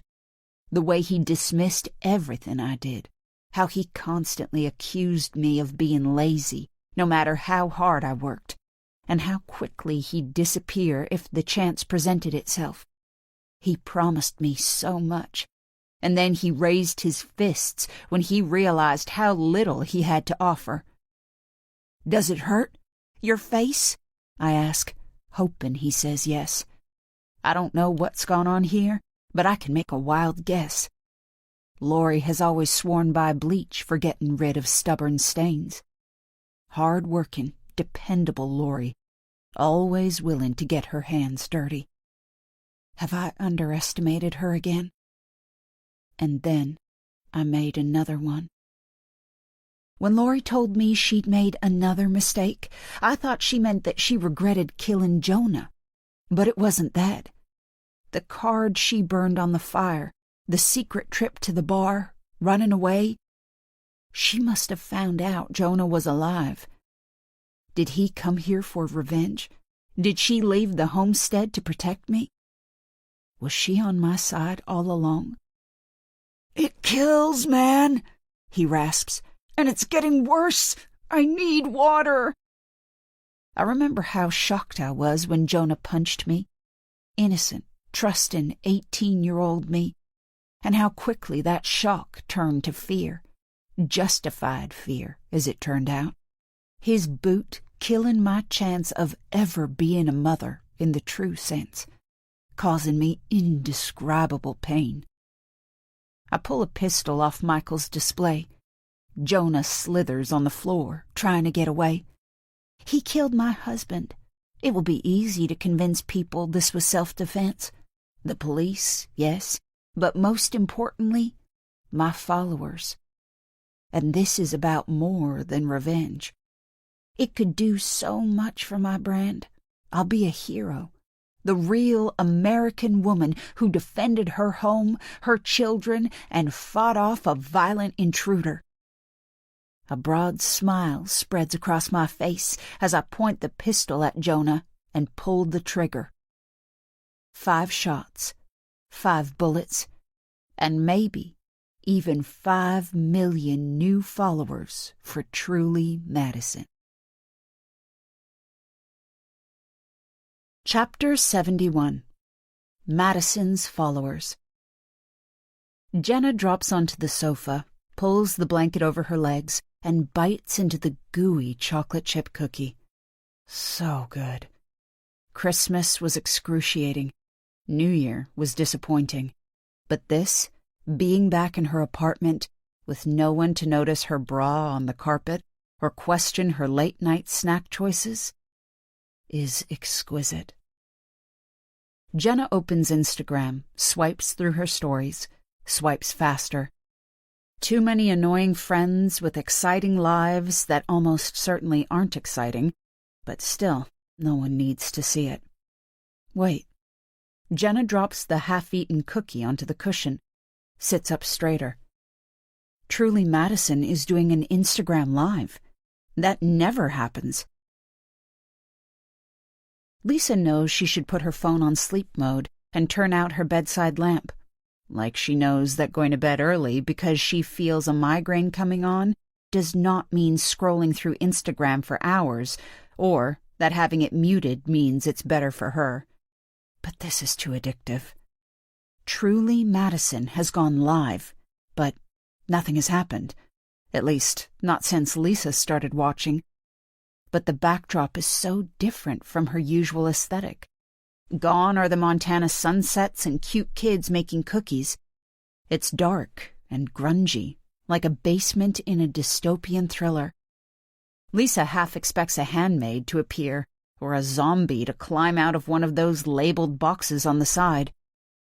Hang on, does that say ammunition? Taylor pulls out her phone. Could this date be going any worse? A big part of her wants to escape now, while he's in the restroom, for the 3rd time. She swears the guy's doing lines of coke in there. But she can't quite do it. She blames her parents and her church for making her too much of a flipping good girl. She taps into Instagram, scrolls through a few posts.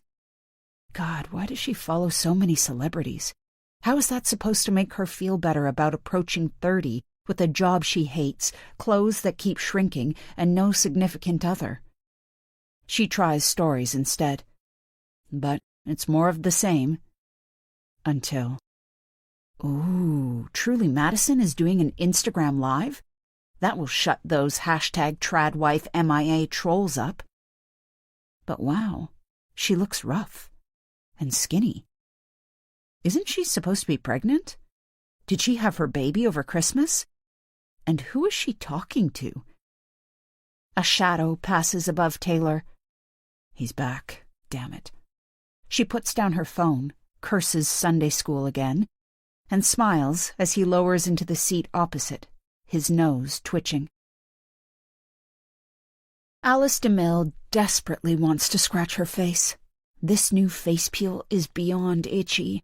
Not that she'll mention that in her reel, of course. Not with the 20 grand her agent managed to negotiate for her to say only good things about it. Especially now, after that bitch Madison March made it so hard for her to make any money from this Tradwife gig. Alice scrolls through Instagram. Well, look at that. Madison March is doing a live. That's brave of her, or stupid. Hopefully the latter. Worth a look either way. Holy Mother of God. Alice blinks, it being the only facial movement the rock-solid peel will allow.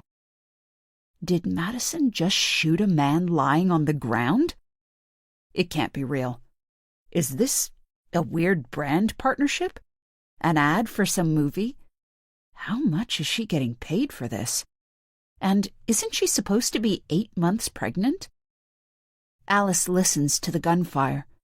5 shots, screaming after the first 2, and then nothing following the final 3. It's actually pretty gruesome. She knew Madison was a bitch, but she didn't realize how low she'd stoop for a paycheck.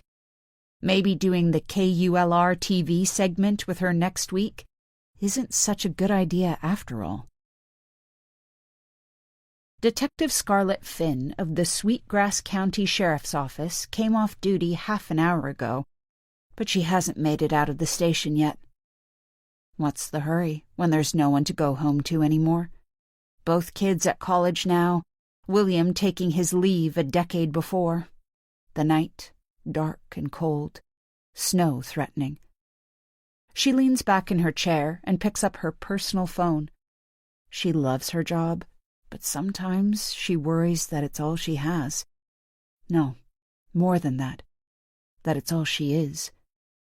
She wonders whether William might not have screwed around if she'd been a stay-at-home mom. Baked cookies and worn sexy lingerie instead of working all hours in an unflattering brown pantsuit. Like Madison March, that beautiful woman whose values couldn't be further from Scarlett's own, but who she can't bring herself to stop following. Speak of the devil, the Queen of the Tradwives is going live. Scarlett leans forward. She can't believe what she's seeing. But she knows what she's seeing, sure enough. She's been a detective for 18 years, so she can recognize a murder when it's taking place square in front of her. She drops her phone, sets her jaw, and picks up her police radio. Chapter 72. Callie. We reach the back door. Lori is pushing out heavy exhales, and the light from the mudroom shows that she's deathly pale. Surviving Jonah's attack gave me such an endorphin rush that I felt invincible as we ran back to the house. But now we're here. Reality has kicked in. Lori is about to have a baby 5 weeks premature, and I'm going to have to break the news to Madison that her husband is dead and his killer is locked in Michael's bunker. How do you want to do this? I ask. When I left the house, Madison was watching a movie upstairs with the older 3 kids, but that was... I look at my watch. Have I only been gone for 50 minutes? It feels like at least a lifetime. Not that long ago, actually. I can't see Madison. Not yet. Not now, Laurie says, shaking her head. Then her face crumples in pain, and she curls over her bump, gripping onto her belly as though she might drop the baby right there on the doorstep. I hold her up, try to hide the panic ripping through my chest. Laurie, we need to call 911, get an ambulance. You can't. I know it's not ideal with everything that's happened tonight, but we can't do this by ourselves. What if there are complications? The baby could die. Jesus, you could die. You need to put yourself first for once, Laurie. No. I mean, you can't because neither of us have a phone. Shit. She's right. How can I live in the house of one of the world's biggest social media influencers and not have access to a phone? I'm going to have to tell Madison, get her to call them. Laurie looks scared, but she doesn't challenge me. Okay, but be quick, she says, heading towards the living room, because this baby is not hanging around. I take the stairs 2 at a time.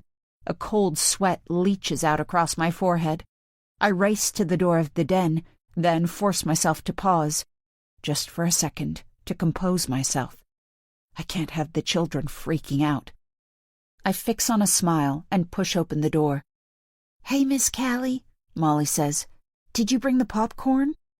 Popcorn? I repeat, momentarily floored by the calmness of the room. Matilda is fast asleep on one sofa, Molly is lounging on a beanbag, and Mason is sitting, regimental straight, on the other sofa. Lassie is running with purpose on the fabric screen. Mommy said she was going to bring some up, but that was ages ago. Why do you have blood on your sweater? Mason asks. I look down. He's right. There's a smear of blood across my white Boston Red Sox hoodie. It must have come from Jonah. Christ, it could be their father's blood. Laurie's having the baby, I blurt out. Shit. What do I expect an 8- and 10-year-old to do about that? Laurie's back? Molly says, her eyes widening and a smile growing on her face. Does Daddy know? Mason asks. Because normally Miss Kate comes when Laurie has Mommy's babies, but I haven't seen her. No, the baby is a little early, I say, but I'm going to get an ambulance, so there's nothing to worry about. I just need to find your mommy so I can use her phone. But Mason isn't listening.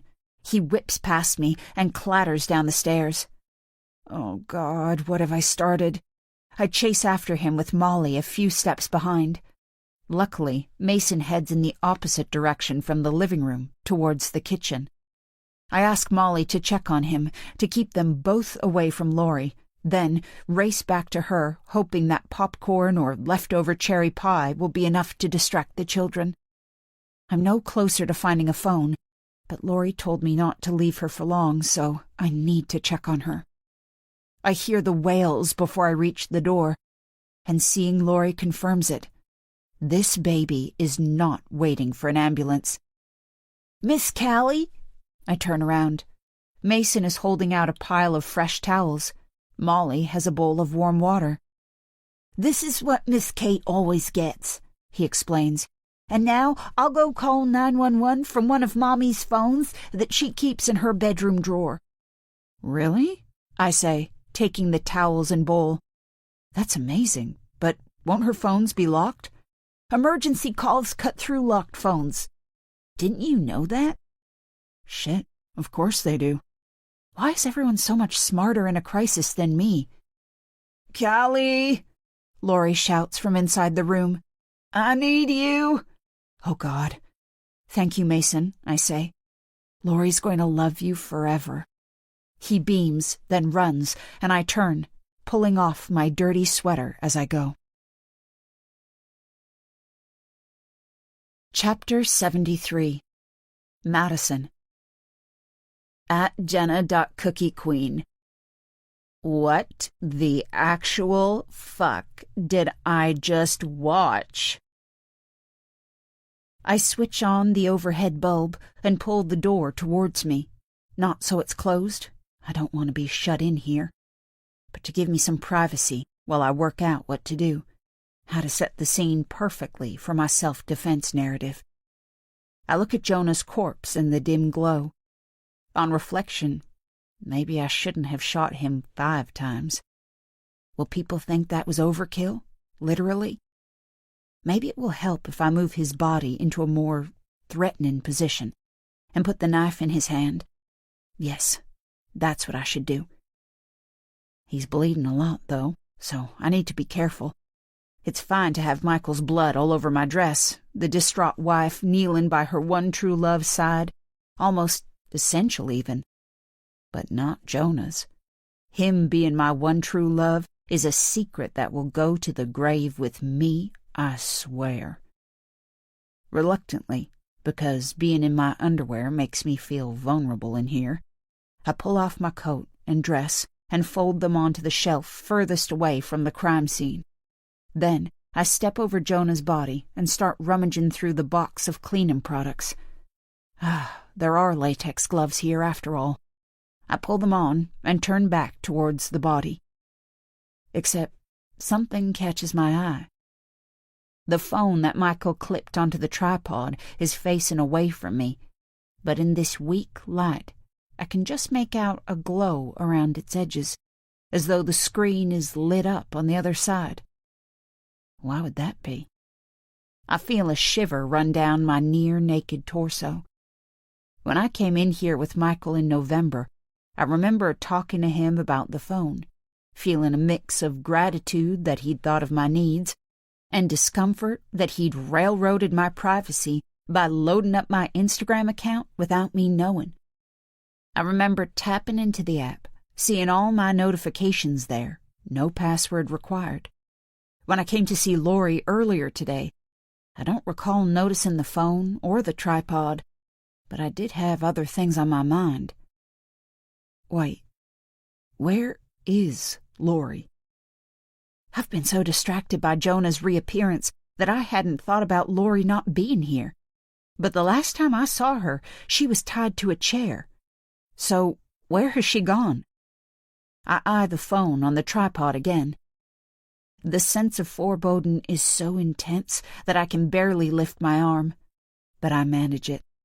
The phone is firmly attached to the tripod, so I twist the whole thing around. Then I take in each fact in turn. The camera is on. There are symbols on the right-hand side of the screen. There is some text overlaying the image. Madison's first live, Aurora Borealis in Montana. Holy Mother of God. My clever idea. To be filmed when Michael was snuggled up with the kids on bonus movie night. I start hyperventilating.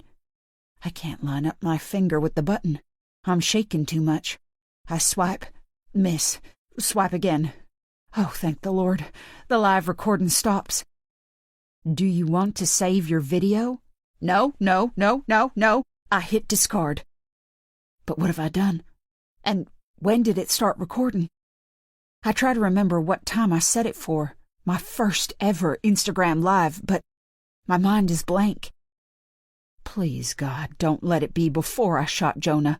Him in pain and defenseless, me looming over him, all 5 of my shots at close range. When Bill started talking about the Aurora Borealis on New Year's Eve and how it was predicted to be visible over Montana on the night of January 7th, I knew that it would be an amazing opportunity for content, but not in the same way everyone else would do it. Mystical greens and pinks on their story. Boring. Reels set to the Star Wars soundtrack or Stranger Things. Ugh, so unimaginative. But what if I could bring the dramatic night sky to my followers in real time, so that they felt like they were there with me, all of us gorgeously wrapped up in off-white Montana woolens? It would be the perfect way to make my Instagram Live debut. But with Lori running away and Michael going missing and the weather being so overcast that no one was going to see any kind of light, I forgot all about it. Does the feature turn on by itself? And why did it start on this camera? I pull my own phone out of my pocket. The notification is there, prompting me to start my scheduled session, which means it would only take one tap to launch the live feed. Did Lori see the opportunity and take it? Her loyalty finally frayed to the point of break-in after hours locked up in here? Or was it an accident in her tussle with Jonah that led to him getting bleach thrown in his face? Is there a chance this could be Callie's work? Someone must have helped Lori escape. Is she a more competent adversary than she seems? There's another notification on my phone. Your Instagram Live was successful. Check your activity. Sweat beads on my forehead. My breath judders out of me in short gasps. Slowly, with a sense of doom throbbing at my temples, I open the page. 1.4 million followers watched my Instagram Live. 1.4 million witnesses to me shooting Jonah. For a fleeting, crazy moment, I feel a jolt of excitement at the number. Then my vision blurs. Tears swim, then drop in fat dollops onto my screen. I hear the sirens in the distance, getting louder. Then I rummage in the box marked Madison. If I'm going to be arrested for murder, then at least I'm going to do it in a clean dress. Chapter 74. Lori. 18 months later. "She's here!" Mason shouts, running into the kitchen from the mudroom. I smile. "Well, what are you waiting for? Go say hi and get the others," I add as he runs into the hallway, half tripping over one of Matilda's Crocs on his way through. I'm not as tidy as I used to be. Well, I'm a single mother of 5 kids now, so where's the time? But no one around here cares much anymore. I always thought I enjoyed helping people, even when they didn't deserve it. But I've realized lately that I was just keeping the guilt at bay. Now that I've spent some time figuring out what I really want, it turns out I'm more of a cowboy than a cleaner. As the other 3 children clatter down the stairs, I lean over the playpen and reach for my daughter. Even now, the feel of her makes my heart skip. The first child I could claim from day one. Michelle. The name was Molly's suggestion, and Mason approved. It was only afterwards, at the hospital, that Callie mentioned who might have inspired Molly's choice, an actual first lady, and I still don't know whether Mason was aware of it or not. But I hope so. I walk into the hallway and smile at our guest. "Wow, I'd almost forgotten that the weather can actually be warm here," Callie says, dropping her bag with a thud and wiping a sheen of sweat from her forehead. "But I guess that's why people choose to get married in July." I pull her in for a hug. "Yeah, and not March. I'm so glad you could come." Callie grins, steps back, and takes Michelle's pudgy hand. I wouldn't miss it for the world, and this one has grown a bit since I last saw her. "Of course she has, silly Miss Callie," Matilda squeals. "It's been ages. Michelle can walk now. Show her, Mommy." "Mommy?" Callie murmurs as I lower Michelle onto the wooden floor. I bet that sounds good. I don't comment, just in case tears spill, but I do beam with pride when Michelle takes a few drunken steps towards her sisters. Molly watches carefully, hands outstretched, ready to catch her little sister if she falls, then sweeps her up. I turn back to Callie. "So, we've got the rehearsal dinner tonight, but is there anything particular you'd like to do before then?" "No, I'm all yours." "Great. A horse ride, then?" Oh, God. The children burst into laughter, then grab Callie's hand and drag her through the house. 5 minutes later, we've got riding gear on, and we're heading to the stables, none of us mentioning the bunker half in view beyond it. Other than painting the door a soothing off-white, I haven't been back there since the sheriff's office finished their investigations. There's no need. The apocalypse has been and gone, and we survived it. "Can I take Michelle on with me?" Mason asks. As I turn to answer him, I catch Callie's raised eyebrows, and I feel a squirm of pride in my belly. Scrubbing Mason clean of his father's influence is an ongoing project, especially with the stakes so high. But I'm making good progress. And I figure I've got another 11 years before it really counts. Yes, fine. Her baby saddle can attach to yours. Be gentle with her, though. He tuts. "Of course." Molly chooses kind-natured Apricot for Callie to ride, after vetoing Mason's sniggering suggestion of our new colt, Pedro, proof that he's still my work in progress, and the rest of us mount our own horses. We walk them past Clarabelle's meadow, then the children speed up to a canter, leaving Callie and me alone at the back. "You know, I still can't believe Bill's getting married." Callie starts. I mean, if anyone deserves a happy ending, it's him, but I had him down as the eternal bachelor. I think Bill might have had a thing for Rose for a while, actually, but he couldn't act on it when he worked for Michael. Someone else winning at life without that man around, Callie murmurs. I smile. Rose, too. It turns out the final straw in her marriage to Michael was when he struck her, the same night that his daddy had his first heart attack. She didn't leave him, though. He blamed her for goading him into it, and then kicked her out. He'd taken away her self-belief by then, too, so she didn't go far. Her drinking was a way of coping, and she figured that would be her life forever. But when Michael died, things changed. The closing of a book, she called it. Anyway, once she'd been sober for a few weeks, I gave her a job on the ranch, and she's taken to it like a duck to water. Wow, if I wasn't already happy that Michael's gone, I am now, Callie mutters. We ride in silence for a while, until Callie picks up again. But I'm glad you're running the ranch, being the cowboy you always wanted to be. And I have Michael's sister Madeline to thank for that, guiding me through all the paperwork. She's a good woman, that one. I don't understand how she's related to the rest of them, but I'm glad she is. Callie smiles.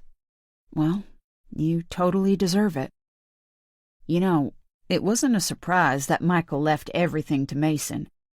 But when I read the will in black and white, and with Nathan appointed as trustee, my voice trails off. Yeah, it was kind of handy that he didn't make it to the will reading, wasn't it? To my shame, a small giggle escapes. I think Michael's murder and Madison's conviction was a bit much for him. That, and years of eating bacon for breakfast and steak for dinner most days. I'm surprised he didn't have a stroke sooner.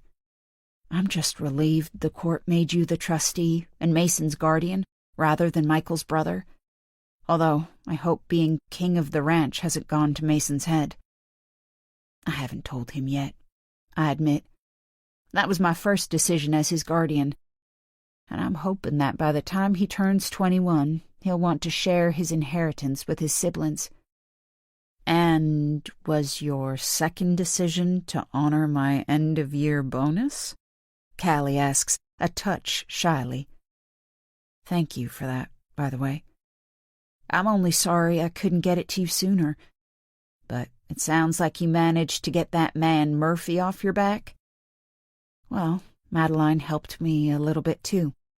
When she told me that the NDA I signed had more holes in it than Madison's sourdough, I did those magazine interviews. It's amazing how much they were willing to pay for the inside scoop on Madison March. Thank you for giving me your blessing on that, too. You're still sure you don't want to tell your side of the story? Me? Very sure. I think it's good for people to see the chaos behind the camera, but from now on, this family will be staying firmly offline. So, how are you spending the money I sent you? Callie looked sheepish. Actually, I've booked a trip to Asia, Thailand, Vietnam, India. I'm going to ride elephants. They're slower than horses, right? And eat street food and surf with dolphins. And when I get back, I'll get a proper job. Absolutely, 100%. But life is short, right? I laugh loudly, and I like how it bounces off the mountains. It can be, yes. Depends on the context, I guess. It can also be long. Callie goes quiet for a moment, and I expect she's thinking about the same thing as me. Madison's arrest for second-degree murder was splashed over every type of media for months. Her pleading guilty saved us all, but mainly her, from a trial and the awkward questions that would go with it. And her 10-year sentence, the lowest a judge is allowed to pass in Montana, shows that Madison hasn't lost her touch. Have you heard from Madison at all? Callie finally asks. Not yet. So, you expect to, then? I look at the children in the distance. Molly out front, leading the pack. Matilda dipped down, hugging her horse. Myron, only 5, and already a natural. And Mason, one hand on the reins while the other protects his baby sister. For years, they thought life was about cameras and aesthetics, about girl versus boy and corporal punishment. And they've already forgotten those dark days. People are good at rising from the ashes. Oh, you know Madison March, I finally say. The queen of the Tradwives won't stay quiet forever. Epilogue. Madison. I slide the nail file out from under my pillow. I'm not expecting to get out quite yet. That's what my new pro bono lawyer, Hannah Smith, is for, organizing my appeal, that, and keeping me relevant in the free world. But being in Montana women's prison shouldn't mean lowering my standards. As I move on to my left index finger, there's a meek knock on my cell door. I look up, already annoyed. Our doors are kept wide open when they're not locked shut, so knocking is a pointless exercise. But this is what I've been waiting for, so I summon up a smile. Yes, I say, playing it cool. Prison is different from Instagram when it comes to influencing people. Less is more in here, and you also can't rely on filters. I've got it, the woman says quietly. Lara, 18 months for shoplifting diapers and nipple cream. She reminds me of Brianna in some ways. Less beautiful, but similarly desperate. And I sometimes wonder how my life would have gone if I'd been arrested for stealing Twinkies all those years ago. Except, I suppose the point is that I wasn't caught. I have always been smarter than everyone around me. I even brought about my own downfall in a twisted kind of way. Come in, then.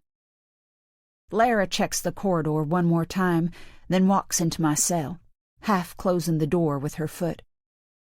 Can she make this any more suspicious? Quick, I say, beckoning her forward. She slips her hand down her pants. Thank goodness I got Hannah to bring me some antiseptic wipes on her last visit, and holds out my prize. Suddenly, all thoughts of germs and errant pubic hairs vanish. It's a phone, a smartphone, my lifeline. There's data on the SIM, Lara says, but not much.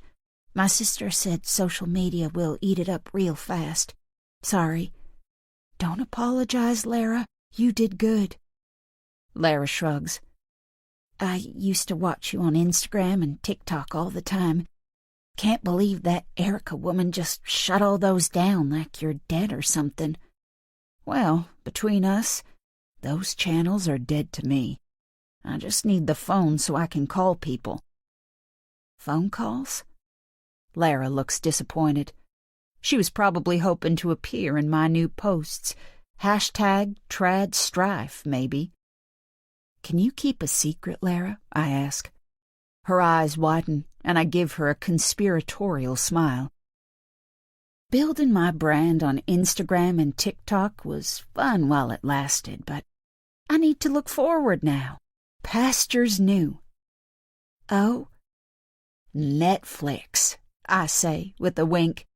I mean, why would I bother making my own content when some big-shot movie producer has offered $1 million to do it for me? That was The Tradwife's Secret by Liane Child, read by Lauren Ullman. Produced by Chris Agem at Chatterbox Audio, with post-production by Jim Dyer and Tessa Cousins. An audiobook from HQ, an imprint of HarperCollins. Text copyright 2025. Production copyright 2025 by HarperCollins Publishers. All rights reserved. No part of this publication may be reproduced, stored in a retrieval system, or transmitted in any form or by any means, electronic, mechanical, photocopying, recording, or otherwise, without the prior written permission of the publishers. Without limiting the author's and publisher's exclusive rights, any unauthorized use of this publication to train generative artificial intelligence AI technologies is expressly prohibited. HarperCollins also exercised their rights under Article 4, Paragraph 3 of the Digital Single Market Directive 2019/790 and expressly reserved this publication from the text and data mining exception. Liane Child asserts the moral right to be identified as the author of this work. Thank you for listening.